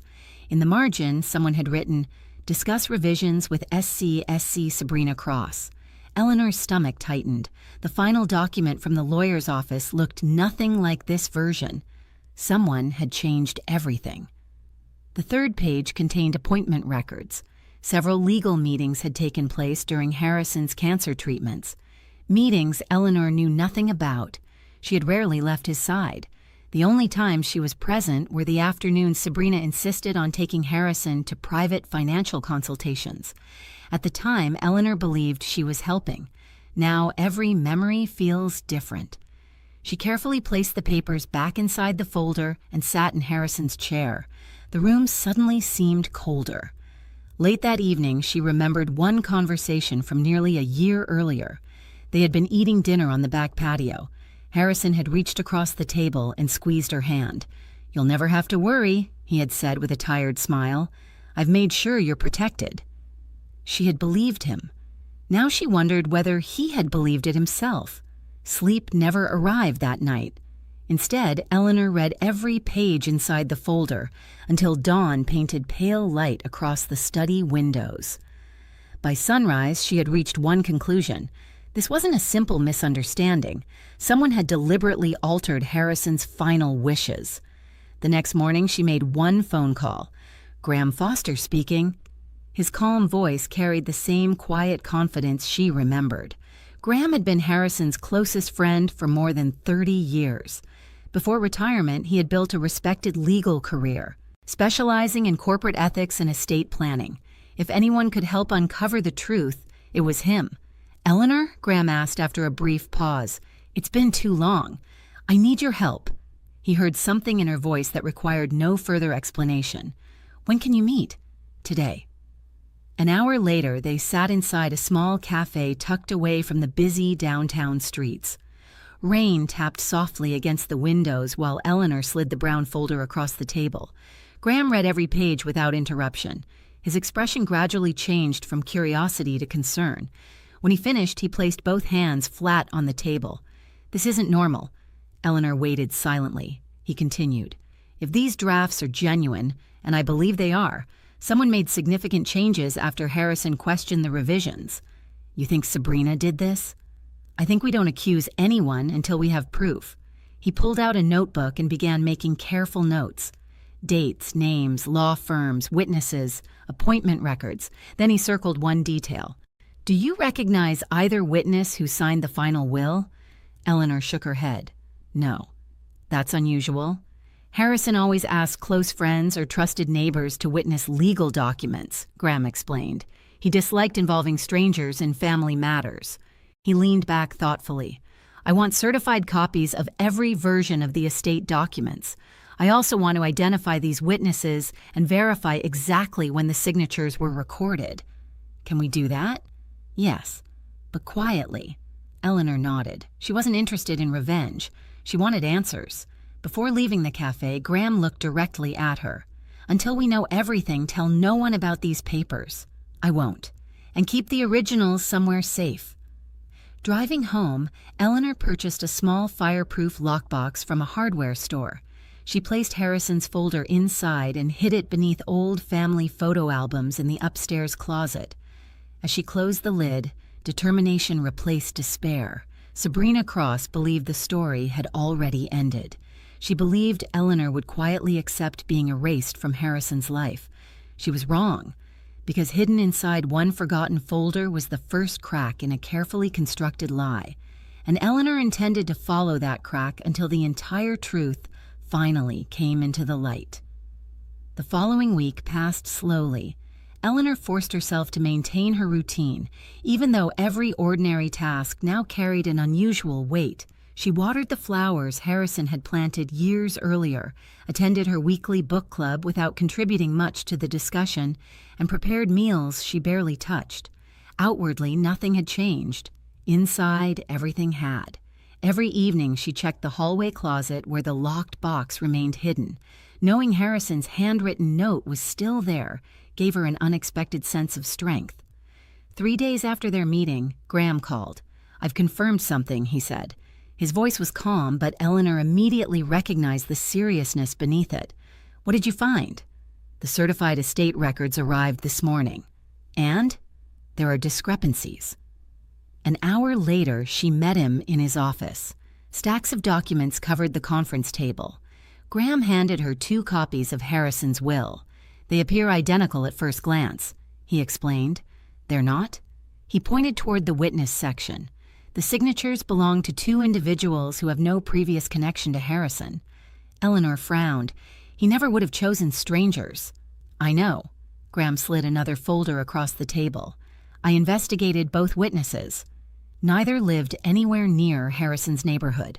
Neither had ever attended family events. One worked as a contract notary who frequently handled legal paperwork for Sabrina's law firm. The other had signed dozens of estate documents during the previous year. "They're professional witnesses," Graham said quietly. "Is that illegal?" "No. But considering Harrison's habits, it's extremely unusual." Eleanor studied the pages carefully. For more than 40 years, Harrison had trusted familiar faces with important decisions. Neighbors, old friends, business partners, people whose integrity he knew personally. Using complete strangers made no sense. "There must be more," she whispered. "There is." Graham opened another file. "I found someone Harrison met shortly before his final hospital stay." He placed a business card on the table. "Leon Mercer, independent financial consultant. Harrison scheduled 2 private meetings with him. I never knew. I don't believe you were meant to. Can we speak to him?" "I already arranged it." The appointment was scheduled for the following afternoon. Leon Mercer welcomed them into a modest office overlooking a quiet park. He appeared to be in his early 60s, dressed simply, with kind eyes that immediately softened when Eleanor introduced herself. "I'm sorry for your loss," he said sincerely. "Harrison spoke about you often." Eleanor looked surprised. "He did?" "Every meeting." Leon retrieved a thin client folder from a cabinet. "I normally keep discussions confidential." He paused. "But considering the circumstances, and with Graham present, I believe Harrison would want you to hear this." He opened the folder. "Harrison came to me because he wanted an independent review of his estate." Eleanor exchanged a glance with Graham. "He said someone was encouraging him to make major changes while he was undergoing treatment." "Did he mention Sabrina?" Leon nodded. "He never accused her of anything directly, but he admitted he felt pressured." "What happened?" "He wanted time." Leon leaned forward. "He asked me whether he should postpone signing new documents until after his medical treatments." "And what did you tell him?" "I advised him to wait." Eleanor's pulse quickened. "Did he?" Leon slowly shook his head. "No." A week later, I received a phone call canceling every remaining appointment. "Who called?" "A woman." He reached into the folder and removed handwritten intake notes. I recorded her name. He turned the page toward them. "Caller, Sabrina Cross. Message. Client no longer requires independent estate review." The room fell silent. Eleanor felt as though the walls were closing around her. "So Harrison never canceled personally?" "No. He never contacted me again." Leon handed Graham photocopies of every appointment record. "I also kept Harrison's original questionnaire." Eleanor carefully read one sentence written in Harrison's unmistakable handwriting. "My priority is ensuring Eleanor is protected after I'm gone." Her eyes filled with tears. For days she had wondered whether Harrison had abandoned her. Now she finally understood. He had been trying to protect her until the very end. He simply ran out of time. Outside the office, Eleanor stood beneath a gray autumn sky while traffic rolled steadily through the city. "I should have known," she whispered. "No," Graham replied firmly. "You trusted your family. That's never a mistake." They drove back in silence. Later that evening, Graham called once more. "I have another lead." "What is it?" "I located one of Sabrina's former legal assistants." "Does she know anything?" "I don't know yet." "Her name is Naomi Carter." He paused. "She left the firm unexpectedly a few months after Harrison died." "Will she speak to us?" "I've already reached out." "And?" "She agreed to meet." "When?" "Tomorrow morning." Eleanor looked out the living room window toward the maple trees Harrison had planted decades earlier. For the first time since the reading of the will, she no longer felt helpless. The hidden folder had uncovered unanswered questions. Leon Mercer had confirmed Harrison's growing doubts. Now, another witness was preparing to speak. If Naomi Carter revealed what Graham suspected, Sabrina's carefully constructed version of events would begin to collapse. And Eleanor had a feeling that the truth waiting ahead would be far bigger than anyone had imagined. The next morning, Eleanor arrived at Graham Foster's office before sunrise. Thick gray clouds hung over the city, and a steady drizzle blurred the windows. She barely noticed the weather. Her thoughts were fixed on one question. What did Naomi Carter know? At precisely 9 o'clock, the conference room door opened. A woman in her mid-30s stepped inside wearing a navy cardigan and carrying a worn leather folder against her chest. She looked nervous, but there was determination in her eyes. "Mrs. Blackwood?" she asked softly. Eleanor stood and offered a gentle smile. "Thank you for coming." Naomi nodded before taking a seat across from Eleanor and Graham. "I've wanted to speak for months," she admitted. "I just didn't know who would believe me." Graham switched on a small digital recorder.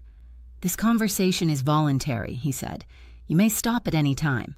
"I understand." She took a deep breath before opening her folder. "I worked for Sabrina Cross for nearly 5 years." "What changed?" Eleanor asked. "Harrison's estate." The room fell silent. Naomi carefully removed several pages from the folder. "About 6 weeks before Harrison passed away, Sabrina ordered our team to revise several estate documents." "Was Harrison present?" Graham asked. "Not during most of the revisions." Naomi's answer immediately caught Eleanor's attention. "What do you mean?" "We prepared multiple versions before Mr. Blackwood never entered the office." She placed copies of internal scheduling notes on the table. Sabrina wanted everything completed before his condition worsened. Eleanor's heart began to race. Naomi continued, "One Sunday evening, I returned to the office because I'd forgotten my laptop. She paused, remembering every detail. The conference room lights were still on. I looked her through the glass. "What did you see?" Graham asked quietly. Sabrina and another employee were reviewing unsigned estate papers. "Were they alone?" "Yes." "Was Harrison there?" Naomi slowly shook her head. "No." She reached into her folder again and produced a small daily planner. "I wrote down everything that bothered me." She opened it to a marked page. 7:42 p.m. Asked a witness an estate signature. Client not present. Sabrina said paperwork was already approved. Eleanor stared at the handwritten note. "You witnessed a signature without seeing the Harrison sign?" "I refused." Naomi lowered her eyes. Sabrina wasn't happy. "What happened then?" "She told another employee to finish the paperwork." Graham leaned forward. "Do you remember that employee's name?" Naomi nodded. "I do." She quietly spoke the name while Graham wrote it in his notebook. "Did anyone question what happened?" Eleanor asked. "No." Everyone was afraid. Sabrina controlled promotions, salaries, and recommendations. Nobody wanted to risk their careers. Naomi reached for another document. "This is an email I printed before leaving the firm." Graham read it silently. His expression hardened. "What is it?" Eleanor asked. He turned the page toward her. The subject line read, "Urgent Estate Revision Timeline." Below it, one sentence stood out. "Finalize revised beneficiary structure before additional medical complications delay execution." There was no misunderstanding, no innocent explanation. Someone had been racing against Harrison's declining health. Naomi spoke again. There was something else. Eleanor looked at her. "A few days before Harrison entered the hospital for the last time, I overheard Sabrina making a phone call." "What did she say?" "I only caught part of the conversation." "What part?" Naomi swallowed hard. "I clearly remember one sentence." She looked directly at Eleanor. "Once everything is signed, no one will be able to challenge the transition." The words settled over the room like heavy stone. Eleanor closed her eyes. She wasn't angry anymore. She felt something far stronger. Certainty. Graham organized the documents into separate folders. "These records establish a pattern," he said. "Internal revisions. Pressure. Questionable procedures. And now an eyewitness." Naomi nodded. "I kept copies because something never felt right." "I'm sorry I stayed silent for so long." Eleanor reached across the table and gently squeezed her hand. "You spoke when it mattered." Tears filled Naomi's eyes. "I respected Harrison. He treated everyone with kindness. I couldn't let his final wishes disappear." After Naomi signed a formal witness statement, Graham walked her to the lobby. When he returned, he carried another envelope. "I received this early this morning." "From whom?" Eleanor asked. "The probate court." He opened it carefully. "The judge has approved our request for a preliminary hearing." Eleanor looked at him.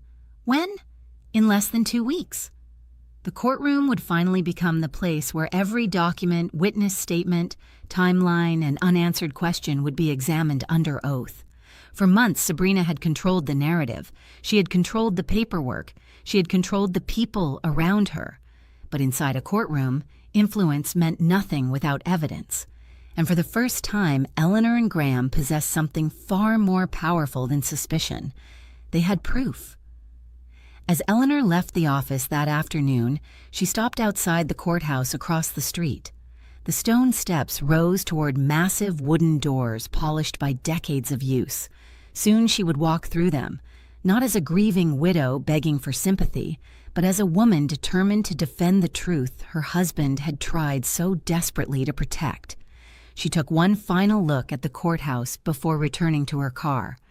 The battle was no longer about money. It was about Harrison's voice, and in just a few days, that voice would finally be heard again. The morning of the hearing arrived beneath a sky heavy with rain clouds. Eleanor Blackwood stood outside the courthouse, gripping the strap of her handbag as she looked toward the stone steps leading to the entrance. Months earlier, she would have walked through those doors feeling defeated. Today was different. She wasn't there to fight for wealth. She was there to defend the truth. Inside, Graham Foster was already waiting beside their attorney, Victoria Hayes. Both greeted Eleanor with reassuring smiles before leading her into the courtroom. Across the aisle sat Sabrina Cross. She looked as polished and composed as ever, dressed in a tailored charcoal suit with a leather portfolio resting neatly on the table before her. She barely acknowledged Eleanor's presence. The judge entered. Everyone stood. After the formal introductions, Victoria rose first. "Your Honor, this case is not merely about inheritance. It concerns whether the deceased's final wishes were altered through undue influence and questionable legal procedures." She presented Harrison's handwritten notes, the earlier draft of the will, appointment records from Leon Mercer, Naomi Carter's sworn statement, email records, witness timelines. Every document was carefully organized, every date matched. Sabrina's attorney argued that Harrison had voluntarily revised his estate plans while receiving medical treatment. Victoria calmly responded, "If that is true, the evidence should support it." The judge nodded. "Proceed." Naomi Carter was called first. She described the late-night office meeting, the unsigned documents, and Sabrina's request to witness paperwork without Harrison present. She remained calm throughout cross-examination. Her testimony never changed. Next came Leon Mercer. He confirmed that Harrison had sought independent advice because he felt pressured to make changes before he was ready. He explained how Sabrina had canceled every future consultation on Harrison's behalf. Then Graham presented certified records proving that the final witnesses had no personal relationship with Harrison, despite his long-established practice of using trusted friends. The courtroom became noticeably quieter. Finally, Victoria approached the evidence table carrying one last document, Harrison Blackwood's handwritten journal. She carefully handed copies to the judge. One paragraph immediately drew everyone's attention. "If anything ever happens to me, Eleanor must never lose the home we built together. She stood beside me through every success and every hardship. Protecting her will always be my greatest responsibility." Silence filled the courtroom. Eleanor lowered her eyes.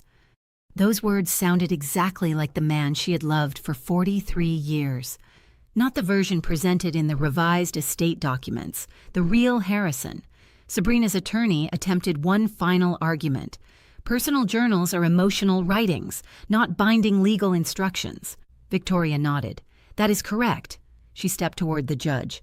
"But when those writings perfectly match earlier estate drafts, independent financial consultations, witness testimony, appointment records, and internal communications, they establish something much greater." She paused. "They establish intent." The judge spent several minutes reviewing the evidence before speaking. The court finds sufficient evidence of irregularities surrounding the revised estate documents. Everyone remains silent. The contested will is hereby suspended pending full probate review. Sabrina's expression finally changed.